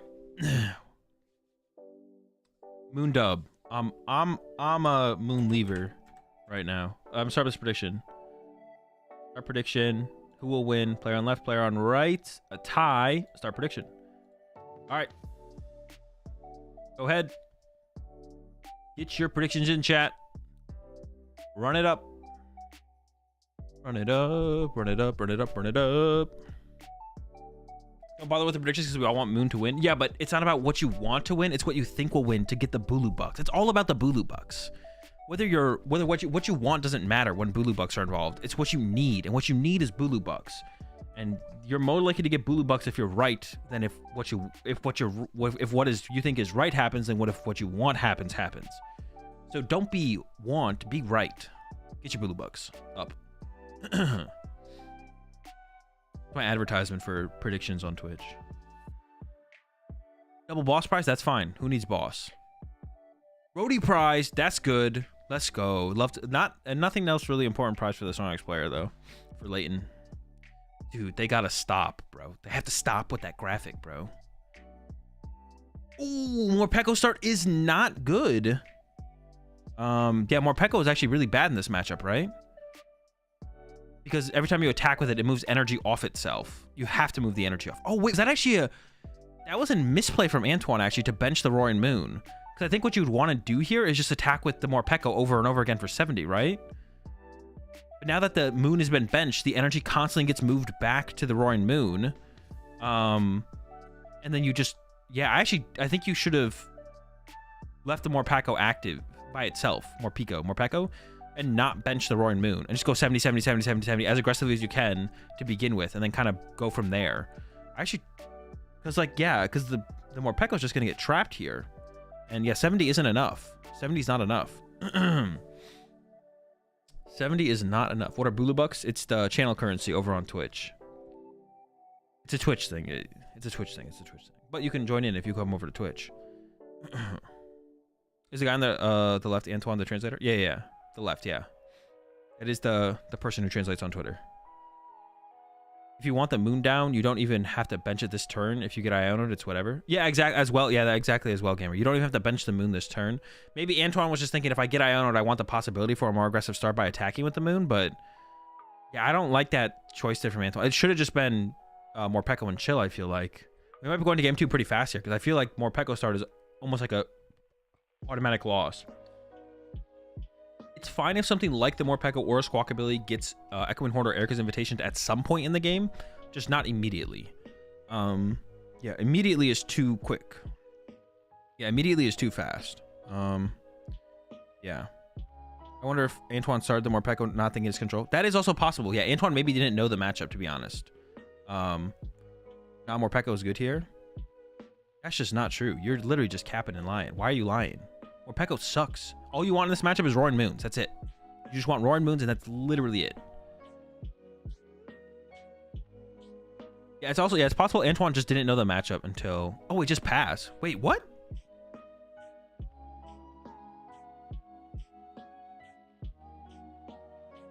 Wait, I'm confused. Why would we... Well, why would we attack? Sheesh, or there's a mute. Well, yeah, why would we attack there, I guess? But then why would we attach to the Morpeko to begin with? Thornton? Ooh, Thornton. Okay. Actually, that Erica's Invitation was good for Antoine there. Okay, there could be a Thornton. That's true. Thornton. Okay, that's kind of hype. That's true. There could be a Thornton. Oh, it's going to take us so long to find the Thornton, though. But I guess that's better than attacking with Morpeko, to be honest. I can get behind that. At first, I was like, wait, we attached to active, then we didn't attack with Morpeko. But if we attack with Morpeko, it's so bad. Then why would he attach active instead of just trying to switch into a Roaring Moon attack? But if there is a Thornton, hey. Okay. Boss retreat energies into discard pile for Sada. True. That could also be a play. Well, no, you can't retreat. No, you can. You can retreat. Yeah. Okay, that's fair as well. But then we wouldn't need 2 energy on the Morpeko. We could just have done 1 and 1 to the Moon, though. The second energy on the Morpeko is what's throwing me off. The first energy is kind of like, all right, whatever. Especially with the retreat play in mind. I didn't even think about that, to be honest. But Thornton's also a possibility. We don't know what build Antoine is playing, but we might get a peek here. Alpad. I don't see anything else. So dark energy for sure. There's a jellies as well, so I feel like it's probably leaning more towards the Ross Cawthon build. I saw the jelly, but that means there's probably not a Thornton in here. Yeah, there's probably not a Thornton in here if it is the Cawthon build, but we can't tell for sure. But it looks like just dark energy. I didn't see any lightnings or waters, but we'll see. This might be a scoop and go to next game pretty quickly here, to be honest. Because of that Morpeko. As long as there's not a Thornton. But if there's a Thornton, hey, it's pretty cool. It's probably just going to be attached to Mew Pass here from Antoine. Double Moltres in the hand. 2 of them. Just chilling. Okay, here comes the Poke Gear. Probably just looking for like Misfortune Sisters at this point. Yeah, Misfortune Sisters is probably the grab here. Just try and find those switch cards. Mill the switch cards. Here we go. Misfortune Sisters. How many do we hit? What is the matchup spread for this matchup? I'm actually not sure about this one. I think it's Moon Favor, but I just don't know by how much. Yeah, the Mew can copy the Snorlax. Well, it's like 2 hit KOs, it unfortunately. And the Mew puts itself to sleep, so if you stay asleep for too long, that could screw you. I mean, Layton is waiting for a KO to be had here so that they can just counter catcher up that Morpeko, to be honest. Or even boss it, maybe. How many switches? No Gift Energy, okay. No switch hits, though. Those are the important ones, or just the switch hits. Got rid of an Ultra Ball and something else there, but I don't think we really care about those.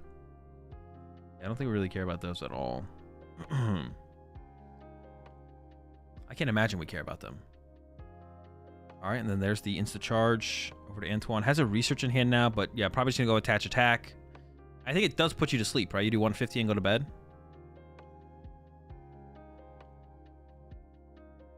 Wait, I'm so confused. Pass? Wait, am I missing something here?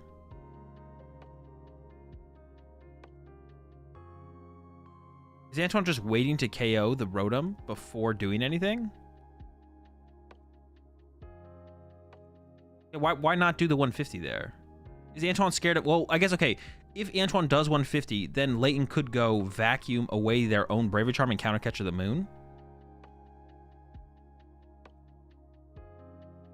Does Antoine, like, play some, like, sneaky, like... What could you even play? Is there, like, some card that just, like... Does Antoine play like the crab with a water energy or something? Like, or like, what is the point of just like chill? Maybe Antoine is waiting for an Iono before. Well, you should at least put 150 on the Snorlax, though, I feel like. But I guess the vacuum play, like I mentioned.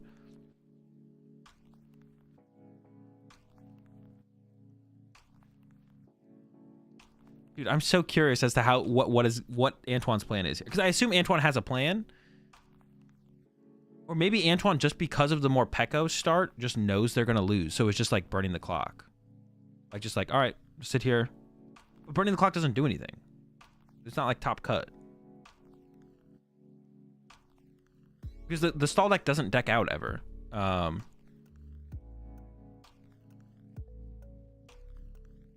waiting for the opponent to restore the Silene team. No, because they have...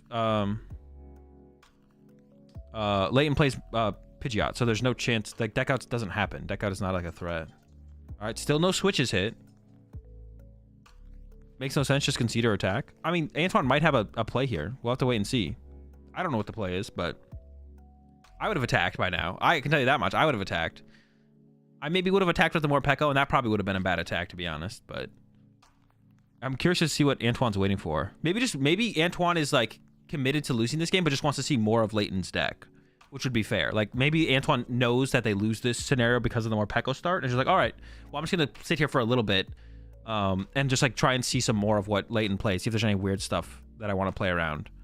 All right, there's the Instant Charge for 3. Top deck for Antoine. There is an Iono now. And an Energy Attachment is coming down to the Roaring Moon. Okay, now here's the attack copy. So Antoine was waiting for an Iono, it looks like. It looks like Antoine was waiting for an Iono, but can't take advantage of the Iono on the top deck because didn't do the initial 150 damage. So it's definitely a mistake from Antoine to have not done the 150 before. Didn't it shuffle? Wait, what'd they need to shuffle for? Oh, did they Ultra Ball and then... Oh, they didn't shuffle for the Misfortune Sisters. No, it's going to be the same cards. Wait, no, it's not. Oh, but it is just some of the same cards. Oh, did they really forget to shuffle there? Oh. That is a little bit of a yikes. Definitely a little bit of a yikes. Yeah, I don't know about that Luxurious Cape attachment. I don't think I'd attach that Luxurious Cape yet. What does Luxurious Cape say? 2 of the 6 cards are the same. Yeah. Well, it's probably not going to get... Ooh, that can get Frenzy Gouging now. I don't know if I like this. Also, maybe... I think Penny was maybe better than the Misfortune Sisters there as well.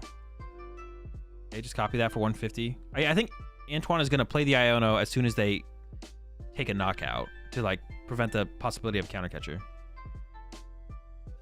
There's a Erica's Invitation in hand now as well here for Leighton. Oh, Gouge doesn't work. Oh, does it not work on Cape? Oh, I'm just trolling then. Why did I think it did? I literally thought it did. Well, we got to penny this now here, right? We're not leaving this thing chilling. I think we penny here for sure. Boss. What? We give 2 prize cards here. Why would we want to give 2 prize cards here? Do we really not penny there? That doesn't seem correct. It's a charge for 3. All right, over to Antoine. Top deck 4 Sealstone, which could lead to the switch. Is just going to be the pass, though. Now we get the penny for free. I don't know. I almost like the idea. Oh, no, we're not pennying still. Bro, why are we leaving? Why would we not penny? No switch card hits still. Why would we not penny this turn? Why would we not penny? Why would we not penny? Why would we not, like, reset? Like, it feels bad to leave this Snorlax here being worth 2 prize cards. I feel like playing penny on this turn was way better than playing Misfortune Sisters. Like, may as well just, like, reset the thing. That, like, buys us +1 turn, theoretically. Antoine still taking their time. Can't attach with the... Could go for an Iono here. There's a Judge in hand as well, I think. All right, penny, please. Please, penny. Thank goodness. I was like, bro, why are we giving up 2 prize cards on this thing? Please, penny this thing. Pushes the Bravely Charmed one. Interesting. I don't like that either, because you could have set up the other Snorlax with the cape, and then potentially pulled this penny off as well on the next turn. Before it could get KO'd. Why would you let a Snorlax get KO'd for no reason? I don't understand this, to be honest. Another attachment here from Antoine, and pass. Like, just penny this thing as well, right? Or I guess Frenzied... Well, no, I guess... Well, no, saving the Bravery Charm... I guess that doesn't matter. Maybe it doesn't matter. Oh, Giacomo. Usually doesn't get any value in this matchup, but I guess on the Gift Energy it does. Erica's Invitation is becoming pretty good here. I mean, we know Antoine has double Moltres V in the hand. Leighton doesn't know that, but just the further the game goes on, the higher chance that it's gonna hit is. And oh, Sisters versus the Invitation. I like the Sisters play here though. I think if I was in Leighton's shoes, I would be like, all right, we gotta find one of these switch cards eventually. Palpad's good, and another Dark Patch. No switch cards still. I don't know how many switch cards Antoine plays, and I believe at least 1 is prized, but yeah. Because he's waiting for a tech we don't know about. That is the way it feels. Antoine does have a Judge in hand. That would be a pretty good play right now. Has E-Switch as well. Yeah, but here comes the Invitation. This could ruin Antoine's plans. But it still hasn't drawn into a Pokemon that's like devastating to have in the active, to be honest. Yeah, maybe Antoine is just chilling. Just be like, well, I can attack. Maybe Antoine can literally attack with every Pokemon in the deck. Even if there's 5 Pokemon in... Well, no, the Morpeko would eventually get stuck. The Morpeko would eventually get stuck. Because Morpeko can't attack infinitely. So Morpeko is like... The Morpeko is kind of the killer here. It's like... Morpeko eventually gets... Also, Antoine probably doesn't play enough energy to attack with 6 different Pokemon in play. Even if there was 6 different Pokemon in play. And eventually top decking Squawkabilly would be killer as well. Now Antoine is thinking about doing something. Nope. Thought about it for a second and was like, all right, probably not. Comes the Silene from Leighton. But wait, what is there even to Silene for? Is there a Palpad in the discard pile? There might be. There might be a Palpad in there. I thought there wasn't, but there actually I think there is actually. Does get the whiff, but the Team Yell Cheer can happen next turn to recover the cards. Wait, is putting the Pidgeot in play? I don't know why. There's still 2 cards left in the deck. I don't know why you would put Pidgeot back in the deck right here. Now you have to shuffle, but if you wait until you deck out, then you can just like put the... Unless you want the Pidgeot in the deck in case you get Iono'd. But if you deck out first, then you can just like put the Pidgeot back itself without ever shuffling, which eats up less time. There was a switch card top deck, so we finally see a switch card here. Or Sealstone down. Okay, are we actually finally going to see a play here? There's the switch card into the Mew. It's happening. Something's happening. There's a Judge in hand as well. And there's the Judge. Okay. So Antoine getting aggressive here. Will it matter? I don't know. I don't know if this will matter. The Morpeko is still in play. Like, this does not get Morpeko out of play. But maybe Antoine does play like a Thorn or something. I think Morpeko being in play is a real problem. Doing 70 damage sucks. Like, it's not good. And also, you just run out of energy. Like, Morpeko being in play is terrible because you have to move the energy off it. So eventually, you don't have enough energy to continue to attack with it. Imagine if Antoine plays Tomb. I think if Antoine played Tomb, they would have waited for that as well, though. Oh, no, the Billy's in the hand! Get him out of there! Okay, that one would end the game for sure. Judge KO is pretty strong. Yeah, Judge KO is pretty strong here. I agree. We need to get into a Roaring Moon, though, so we can be one-hit KOing these things and not two-hit KOing them, though. Now we can push up the Luxurious Cape. Hand's not great. There's the counter catcher, though. Just counter catcher up that Morpeko. Plays Penny. I mean, maybe. We could maybe we could sit here and infinitely maybe and not analyze any gameplay. Both boss prize sucked. Yeah, both boss prize does suck. We're not gonna be able to ever access the Rotom unless Antoine does play Heavy Ball.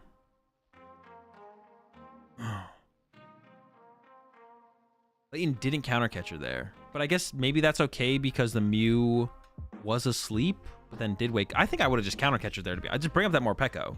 We just want to bring up that Morpeko over and over and over again. I feel like. Yeah, I'm not a huge fan of that choice there from Layton. Here comes the research, but it does discard the Squawkabilly. That's it. Echoing Horn should just end this game. And I'm curious. Well, Antoine did like choose to do that while they could keep attacking, so it makes you think that maybe Antoine has a way to maybe go attempt to fill the bench here, or has something else. But the Billy basically is a game ender. I feel like we'll see. I'm curious to see if Antoine concedes as soon as the Echoing Horn happens. Maybe you Avery first here. Avery first and then Echoing Horn. That's what I would like to see, I think. I don't think there's another draw supporter in the deck, is there? There's the Billy. Well, now you can't play the Avery. Oh, but I guess Penny's pretty good here. You probably could play the Penny. Counter catcher plus Penny.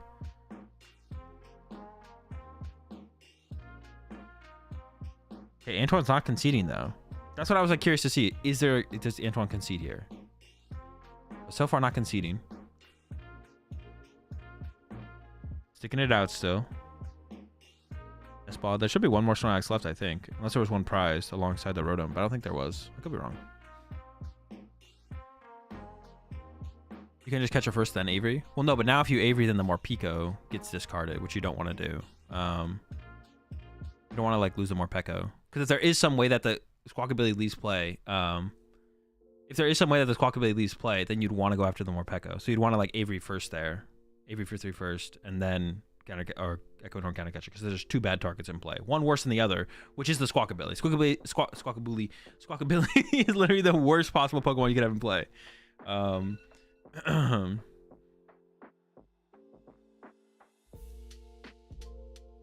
It feels like Antoine just doesn't have a game plan right now. Yeah, I don't know. Yeah, it does feel that way. I don't think Antoine does have a game plan.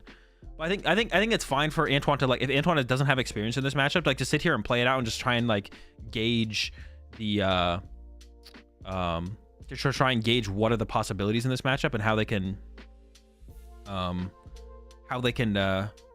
try and exploit a little bit of what Layton has going on. I think it's like definitely fine to like stick it out for a little bit to try and understand what the heck is going on and what I'm trying to do moving forward. Didn't he penny? Was that? I think it was last turn, right? I don't remember, to be honest. I think it was last turn. I think 2 turns have passed. The turns have been going by pretty fast. I guess Antoine still has switch cards, right? So I guess it's not over yet. Antoine does still have switch cards. We're not done yet, I guess. But, like, it's probably over.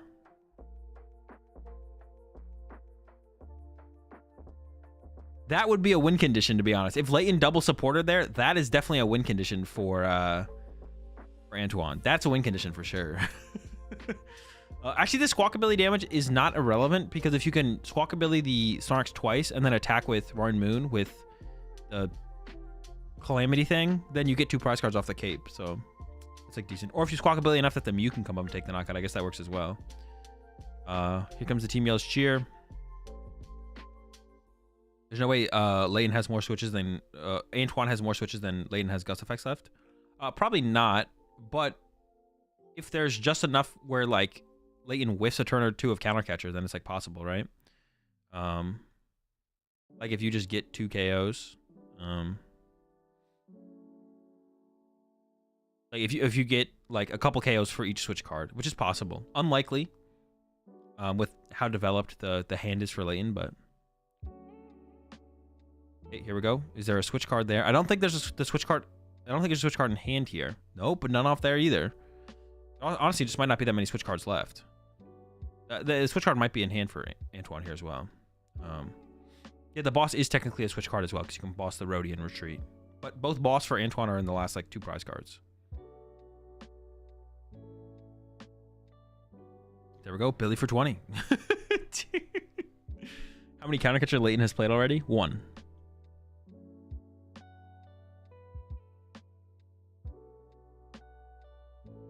Yeah, that's true. Antoine could just be playing for like a DPL, to be honest. I'd just be like, well, if I just sit here and my opponent like somehow screws up, I guess like there's a chance. Because technically, well, like this matchup can go by pretty fast if Antoine's winning it. Like if Antoine's trying a prize card every single turn for the next 2 games, then like you can get the dub. We'll see.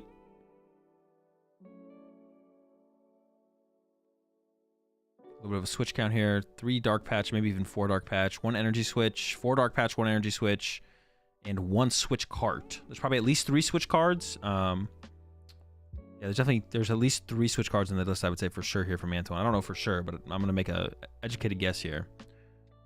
All right, Billy for 20. Exciting gameplay happening here. Love to see it. Gonna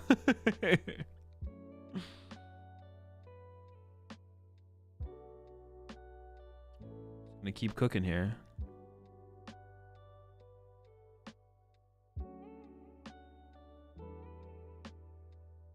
Was there any discarded there off that Misfortune Sisters either? I don't think so, right? 4 seals, 1 top deck. Couple energy switch in the hand. Here we go. Billy for 20. Let's go.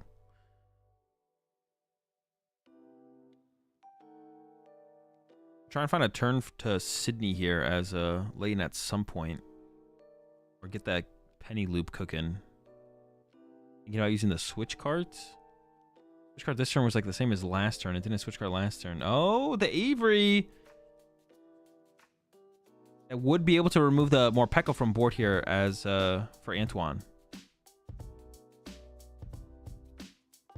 Oh, there's a crab in this build too. Crabby. The water energy, is it in hand? I haven't seen the water energy. Am I trolling? I feel like Leighton should have tried to play Silene first before playing the... It's in deck? The water energy? Dude, did it... Wait, I didn't see it. Am I trolling?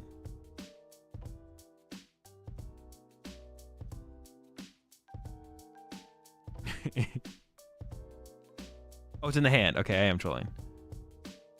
I think Leighton definitely should have tried to play that Silene first to recover a Pal Pad before playing the Team Yell Cheer there. I think that was actually a misplay there from... Yeah, there was a Pal Pad in the discard pile. Because now, if Leighton gets... Oh my gosh, there's 2 Pal Pad in the discard pile! If Leighton gets double tails, Leighton might deck out. Wait. No, wait, there's the Pidgeot. Okay, it's not possible. Okay. I was like freaking out there. I was like, what? It's possible, but there's the Pidgeot V. It's not actually possible. Dude, I was like, no way. Wait, you don't need the infinite loop because the Pidgeot saves you, I guess. Still a missequence there from Leighton, but... Double tails means no resources. Does that ever... The double tails. Okay, so you technically run out of penny.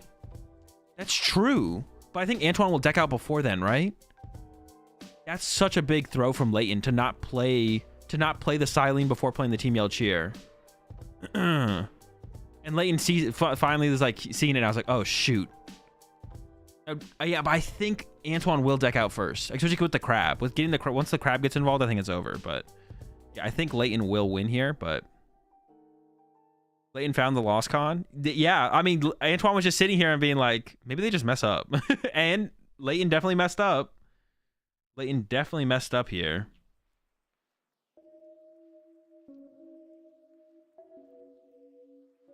We'll see. Antoine can draw into a switch, though. Well, the problem with that is there's, like, Leighton still has... What What does Leighton still have? Leighton still has plenty of counter catchers. Like, the Billy, I think, is going to get stuck in the long run. The Billy's going to be stuck in the active in the long run. But he's doing 20 damage. Just put on that pressure.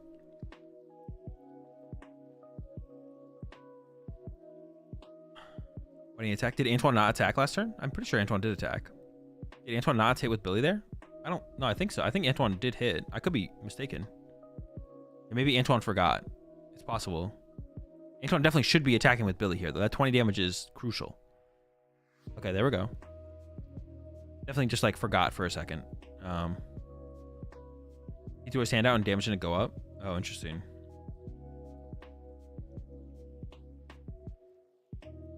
Misfortune Sisters. Only a couple cards left besides this Misfortune Sisters. No hits. I don't even know how many items are left. I don't even know how many items Antoine has in hand. Those big red dice look so goofy, to be honest. They look a little goofy, but it makes it easy to be able to read the board. All right, there's the pass. Lap Stadium top deck from Antoine attached to the Roaring Moon. I wonder how many more Shuffle Draw supporters Antoine has left. Maybe an Iono? Billy for 20. All right, one more Misfortune Sister. I think it's the last Misfortune Sister for Leighton. He's thinking about playing it. Okay. Is that everything? Nope. Two cards left besides this. No, there's got to be no items left. Maybe there's one on the bottom two that stayed on the bottom 2 turns in a row. Has 1 penny in hand, 1 Iono, but you don't want to play the Iono. He's thinking about, just putting the penny to the active or to the front of the hand. Not going to play it. Yeah, I think if there's no item, well, there's a Battle VIP pass in the hand here for Antoine. 160. What does that have? 250? Damn. This Squawkabilly is ways away from the knockout. This is like a lot of work here. The Billy's putting in the work. All right, 20 more. Honestly, I don't even know if Antoine has a switch card left.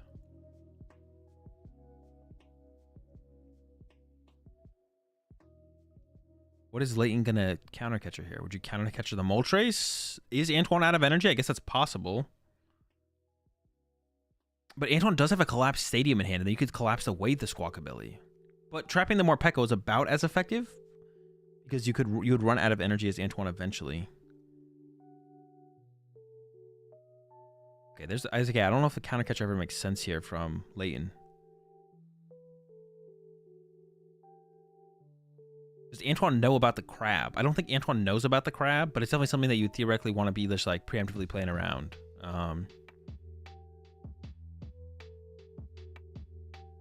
Oh yeah, I mean, I was actually thinking, yeah, these decks don't play that many energy. The Roaring Moon decks actually don't even play that many energy.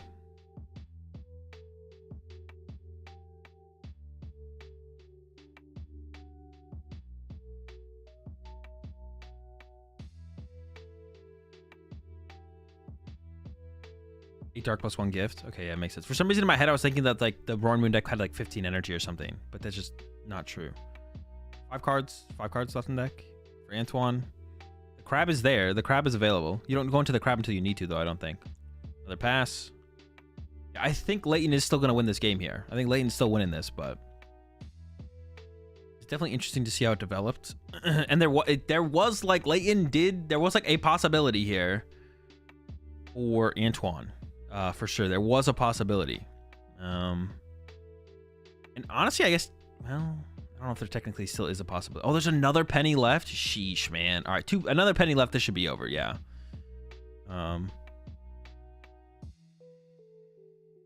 Squawkabilly for 20. Back to the 20s. Here we go. 1 card left. There's the crab.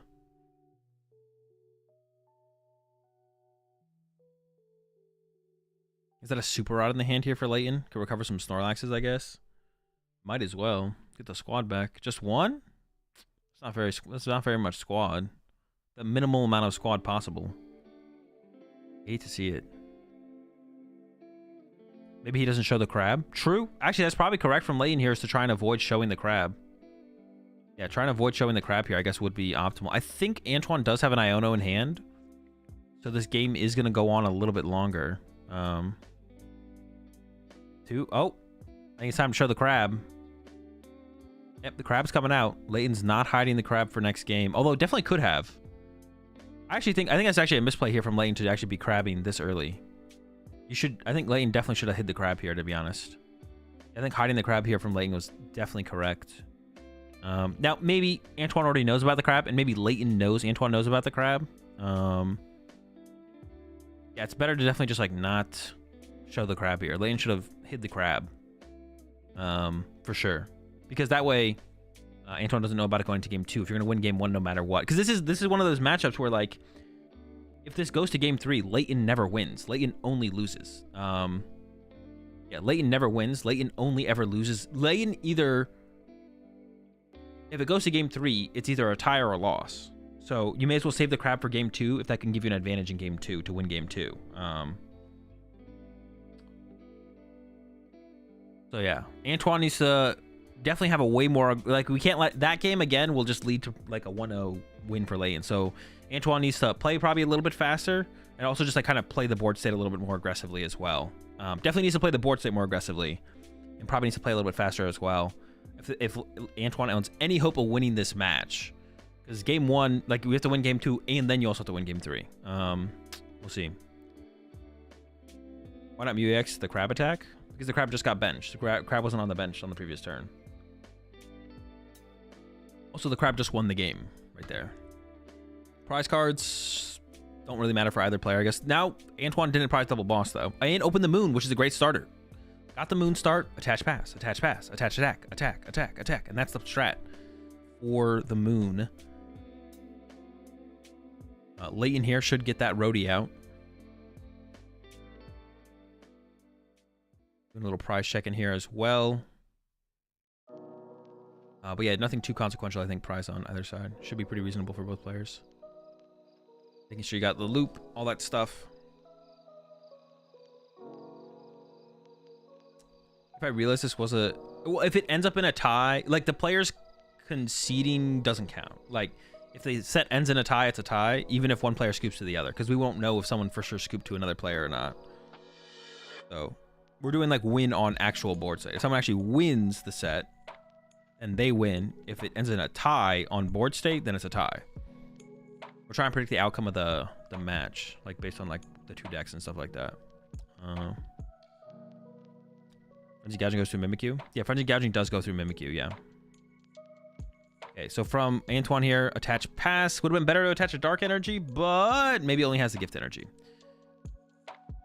All right, Sydney off the rip here from Leighton. What's in the hand? Oh, the Greninja's in there. Oh, no. Wait, this sucks. This hand actually sucks for Antoine. It has Research and Greninja in it. No Iono. If Leighton can find an Erica's, Antoine is cooked. No! Erica's? Hello? There it is. 4 Sealstone, Erica's Invitation. That's game. That's it. Not quite, because Antoine does have a couple switch cards, but this is basically game. This is basically calling game in this matchup. Dude, that sucks. Now, Antoine does still have, like, 3 switch cards. Can also boss Rotom and retreat. Yeah, I wonder if Antoine should have just played more aggressively there. Just play the research. Maybe you hope the Echoing Horn is prized. But both situations... Oh, the Morpeko is in there, too. But yeah, we go after the Greninja every single time. Yeah, I wonder if Antoine's going to stick this one out. Another Snorlax coming to the bench. Like I said, there's a couple switch cards.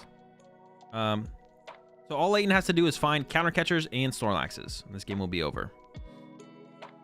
Draw a pass from Antoine.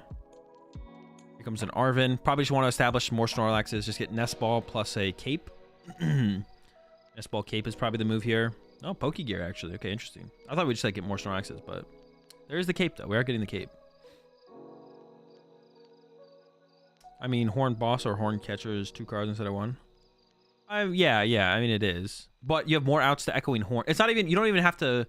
It's not even about gusting the card into the active right now. It's just about putting the card in play.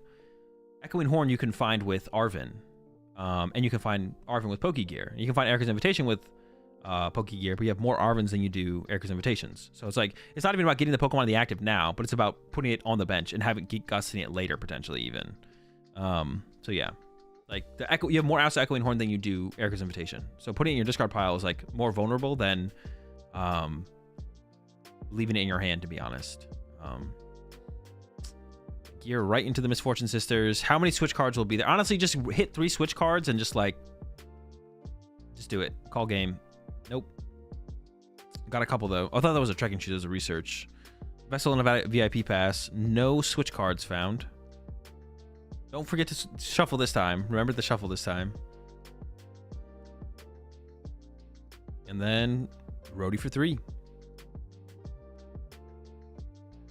Another nest ball. Here comes a trekking shoes. These cards are collapsed. The collapse would have been good if you could have switched the Greninja to the bench and then collapsed it away. But even then, you'd have to fill up your bench with a bunch of Pokemon, and not all of them would be able to attack. Another Snorlax, and then we got the nest ball in the hand for another Snorlax. Triple. Oh my gosh, the quad. I've actually never seen a Misfortune Sisters hit for 5. No switch cards still though. I mean, those cards, like the E-Switch is probably the best of those cards, to be honest, but still no switch cards. You still agree with draw pass from Antoine, or should he be researching? I have no clue, to be honest. I mean, I think the only way you win here as Antoine is if Leighton throws. So honestly, draw pass and hope they throw. Like, maybe this is the move. Is the matchup actually really bad, or is Antoine just throwing? This matchup, I think, is Moon favored overall, but it just depends on how your early game goes. Like, Antoine opened Research Greninja, which sucks. So ideally, you just sit there and attach pass and attack with a Moon, and then you have to like play your hand according to how you draw from there. But ideally, you're attacking on like turn 3, if not sooner. And then as long as you don't draw into your bad basics, you actually just win. But like Antoine opened the Moon, but then opened no energy as well as Research Greninja. So then it was like kind of just trapped, and then got Sydney'd, was it? And then Erica's Invitation, and the game was just basically over from there. But if you start taking KOs, you should be in a decent spot. He has no experience in the matchup. I mean, I wouldn't say that for sure. The first game was definitely a little iffy, but like this second game, there was nothing really for Antoine to do, to be honest. Another triple, or I guess now another triple. Yeah, I mean, the first game was, I think, pretty iffy from Antoine, but this game, like, there's not much Antoine could do, to be honest. Yeah. Could have played differently could have played differently in game 1, but game 2 was just like, what is it saying? Stuck between like a rock and a hard place. Like, you have Greninja and like, you want to play the research, but you don't want to discard the Greninja. It's just like, well, this sucks. Yeah.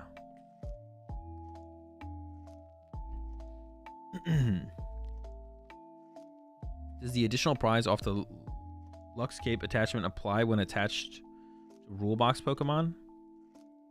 I don't think, no, I don't think so. The effect just doesn't happen unless it's on a non-rule box Pokemon, I'm pretty sure. Prizing 2 boss and rope. Last game sucked as also. Yeah. Also prize double boss and a rope. Like, never boss the roadie. I guess that is still a play here from Antoine is boss KO Rotom. But I feel like the board for Leighton's going to be way too developed at this point for that to actually matter. Leighton could also play another Erica's Invitation and then grab... Well, I guess the Collapse Stadium's already gone, so it doesn't really matter even, to be honest. Yeah, the Collapse Stadium just doesn't even matter at this point. Quad is loaded up. The cool part is Echoing Horn is rotating at least. Oh, that's actually a pretty big deal for Control. Maybe Control's just bad now that Echoing Horn rotates. Because you can always just Ultra Ball away your dead Pokemon, right? Or is there some Pokemon with an attack that gets a Pokemon out of your opponent's discard pile and puts it on their bench? Does that exist? There's Mantine, it's fine. It goes from Mantine's from the discard pile? That's definitely way worse than Echoing Horn, but it keeps the deck alive for sure. Yeah, another Invitation here. You go with the Morpeko for sure. I don't know why they would even think about the Ultra Scrap here. It's always Morpeko. It's not even a question. Honestly, I'm kind of questioning them using the Erica's Invitation there. Yeah, I'm kind of questioning that in general, but I mean, Morpeko is like not that good of an attacker, so yeah. Erica's is technically an Echoing Horn. No, not really, not even close. If you know your opponent doesn't play Echoing Horn, you can just Ultra Ball away your Pokemon as you draw them. But the reason you don't do that is because of Echoing Horn and how easy it is to find Echoing Horn. Because all you have to do is go Arvin for Echoing Horn as soon as you discard a Pokemon out of your hand to play around Erica's Invitation. The fact that Echoing Horn and Erica's Invitation exist at the same time is what makes control good. If Echoing Horn didn't exist, control wouldn't be good. Because as you draw bad Pokemon, you just Ultra Ball them away every time. Because every deck plays 4 Ultra Ball, or most decks do. But because you have Echoing Horn and Erika's Invitation, it means no matter what you do, if you leave it in hand, you're screwed. If you put it in your discard pile, you're screwed. So that's the difference there for sure. It's not like, yeah, if it was only one, not the other, then it wouldn't matter. Yeah, if it was one and not the other, it wouldn't matter. But the fact that it's both is the problem. But now if you have to play Mantine, you have to like take a turn off to attack or whatever to like get there, then that's like pretty bad. But because now you can like attack, you can like have bad Pokemon in your discard pile, but Iono spam while you attack, and they'll have to like draw the combo off the Iono. So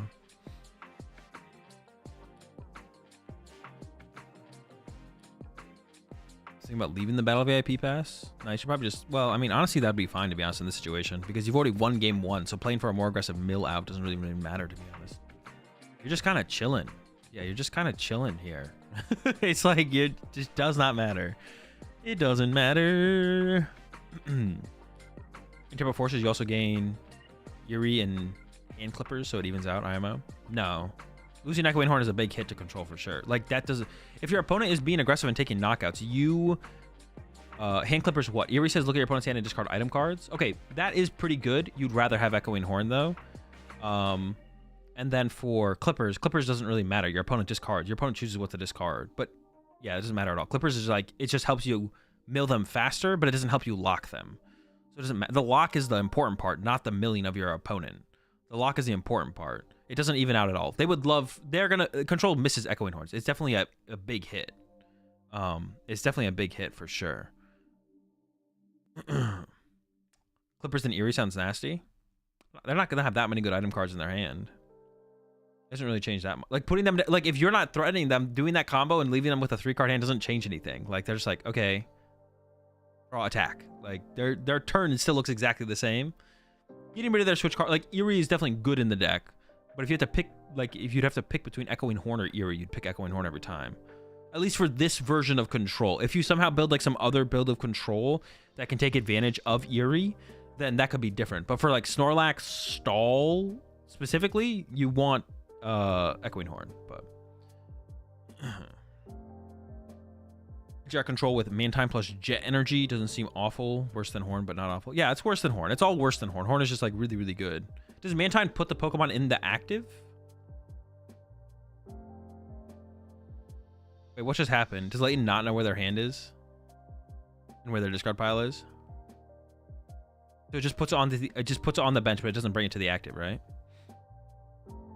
Yeah, so like you have to like that means it's you can't even go like before you could go Echoing Horn plus boss or Echoing Horn plus counter catcher, but now your turn is attack with Mantine. And then they still get a turn to get a prize card for free. Or they could gust around your Mantine and then gust your Mantine back up later and then retreat for turn at some point. But and Clippers plus Erie plus Arbok. That would be a good beam. You could also just Iono plus Arbok, though. I don't know if we want to do... I don't know if we needed to do that when we could just literally Iono.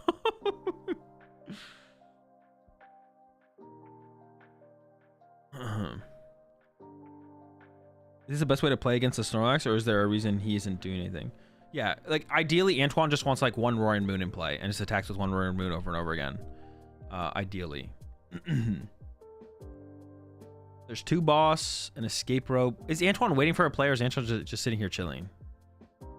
There's no energy in Antoine's hand. I guess maybe Antoine is waiting for energy, to be honest. I didn't realize there was no energy in Antoine's hand. Pass again. Erika's Invitation. Oh, the Billy. Well, actually, Greninja's the worst one, though. But, yeah, get Billy involved as well.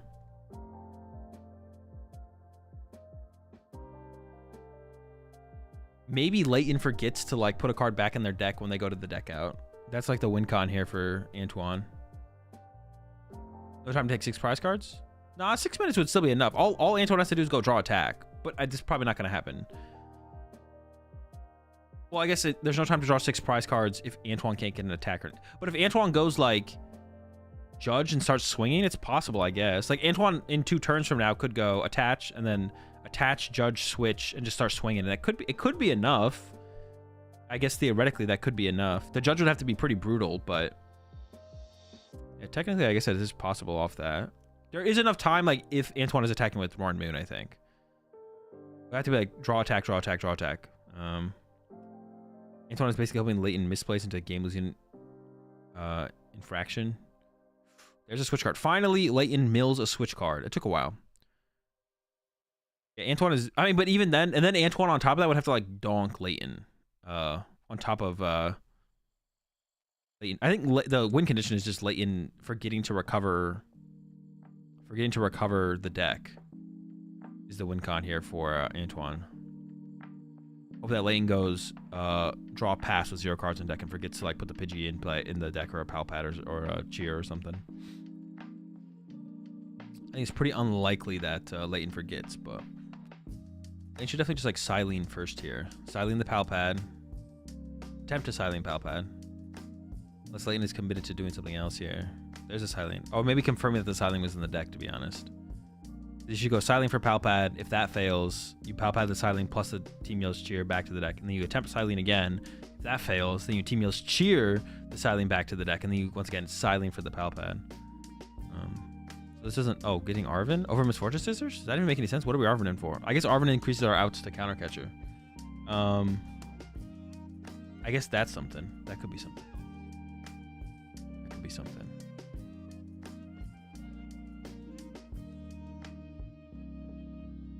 All right, this is it. Antoine can finally attack. Will Antoine attack? Antoine has not attacked up to this point, and now has the... Nope.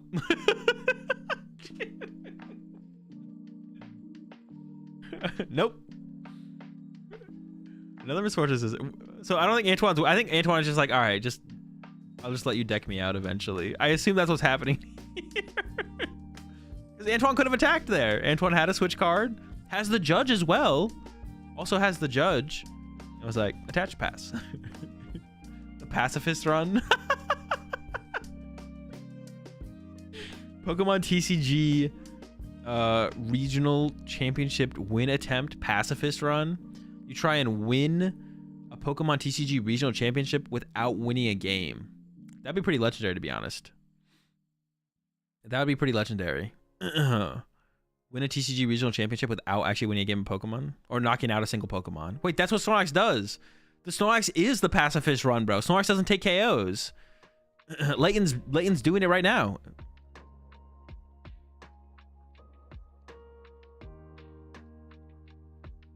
Pacifist run. All right.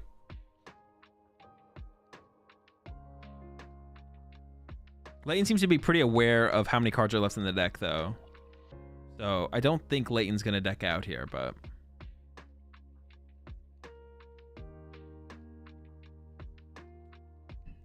Snorlax is the PETA-approved deck? Yeah. The PETA-approved deck. You should be able to call a judge if someone is playing a deck like this. No, that's so silly.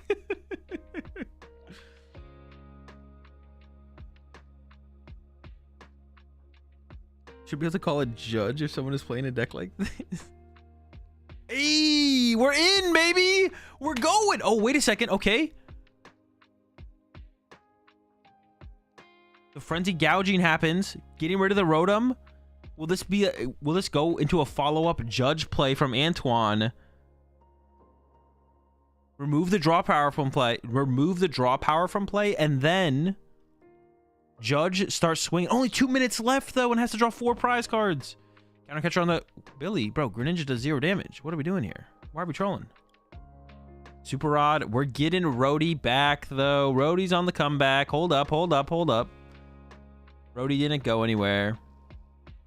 What? This doesn't mean Antoine can go boss, retreat, do it again. Wait, he's putting the Rotom in play a misplay. Is putting the Rotom back in play a misplay potentially? It could be a misplay. We'll see.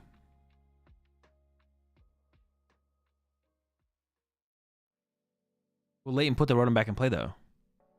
I don't know if there's a... We have to see if Antoine has a boss as well. Hold up. Hold up. Benching the Rhodey.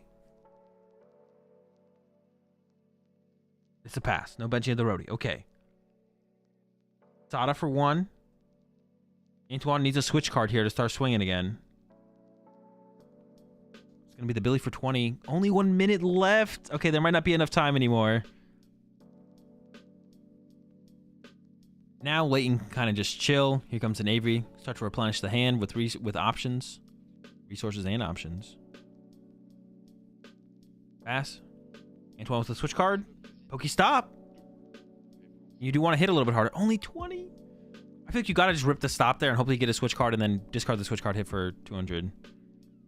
There's the Echoing Horn in the hand here for Leighton. Doing a quick check. Is there anything to grab? Nope. And it's going to be the pass back. Think about the switch card heal. Okay, does go for the heal. I don't know if that really matters, to be honest. It could. I don't know. Prevents some frenzy gouging on that Snorlax specifically, I guess. And then hasn't played a supporter yet. Misfortune Scissors coming out. Top 5. There's a couple switch cards left. That's a Pal Pad and an Ultra Ball. No switches. The Escape Rope still in the deck. 3, 2, 1, and 0. That is time. Leighton is turn 0. Turn 1 for Antoine. Turn 2 for Leighton. And, okay. Antoine finally concedes. After a very long match. Yeah, kind of unfortunate start in that game too from Antoine. Couldn't really like show off the potential of the Roaring Moon in that matchup because I do feel like it is. I do feel like the matchup is like favored for Roaring Moon overall, but. All right, chat. That's day 1 of the Liverpool Regional Championships, and that's gonna do it for me. We've been streaming 8 hours. An 8-hour stream. That's pretty sick, actually. I thought I'd feel more tired, to be honest. I'm really not that tired. But I am going to head off because I'm hungry. I'm going to go get lunch. I'm going to watch some Call of Duty. And then I'll probably have to take a nap at some point throughout the day. But I will see you all. I will see you all tomorrow. Or tomorrow early again. Once again, early tomorrow morning for another Liverpool watch party stream. Oh, wait. Let me do the prediction here before I head off. Prediction. Choose outcome. Who won? Player on the right did win. I'm gonna go ahead and raid Poke Duels before I head off here. Looks like they're doing a League Cup stream.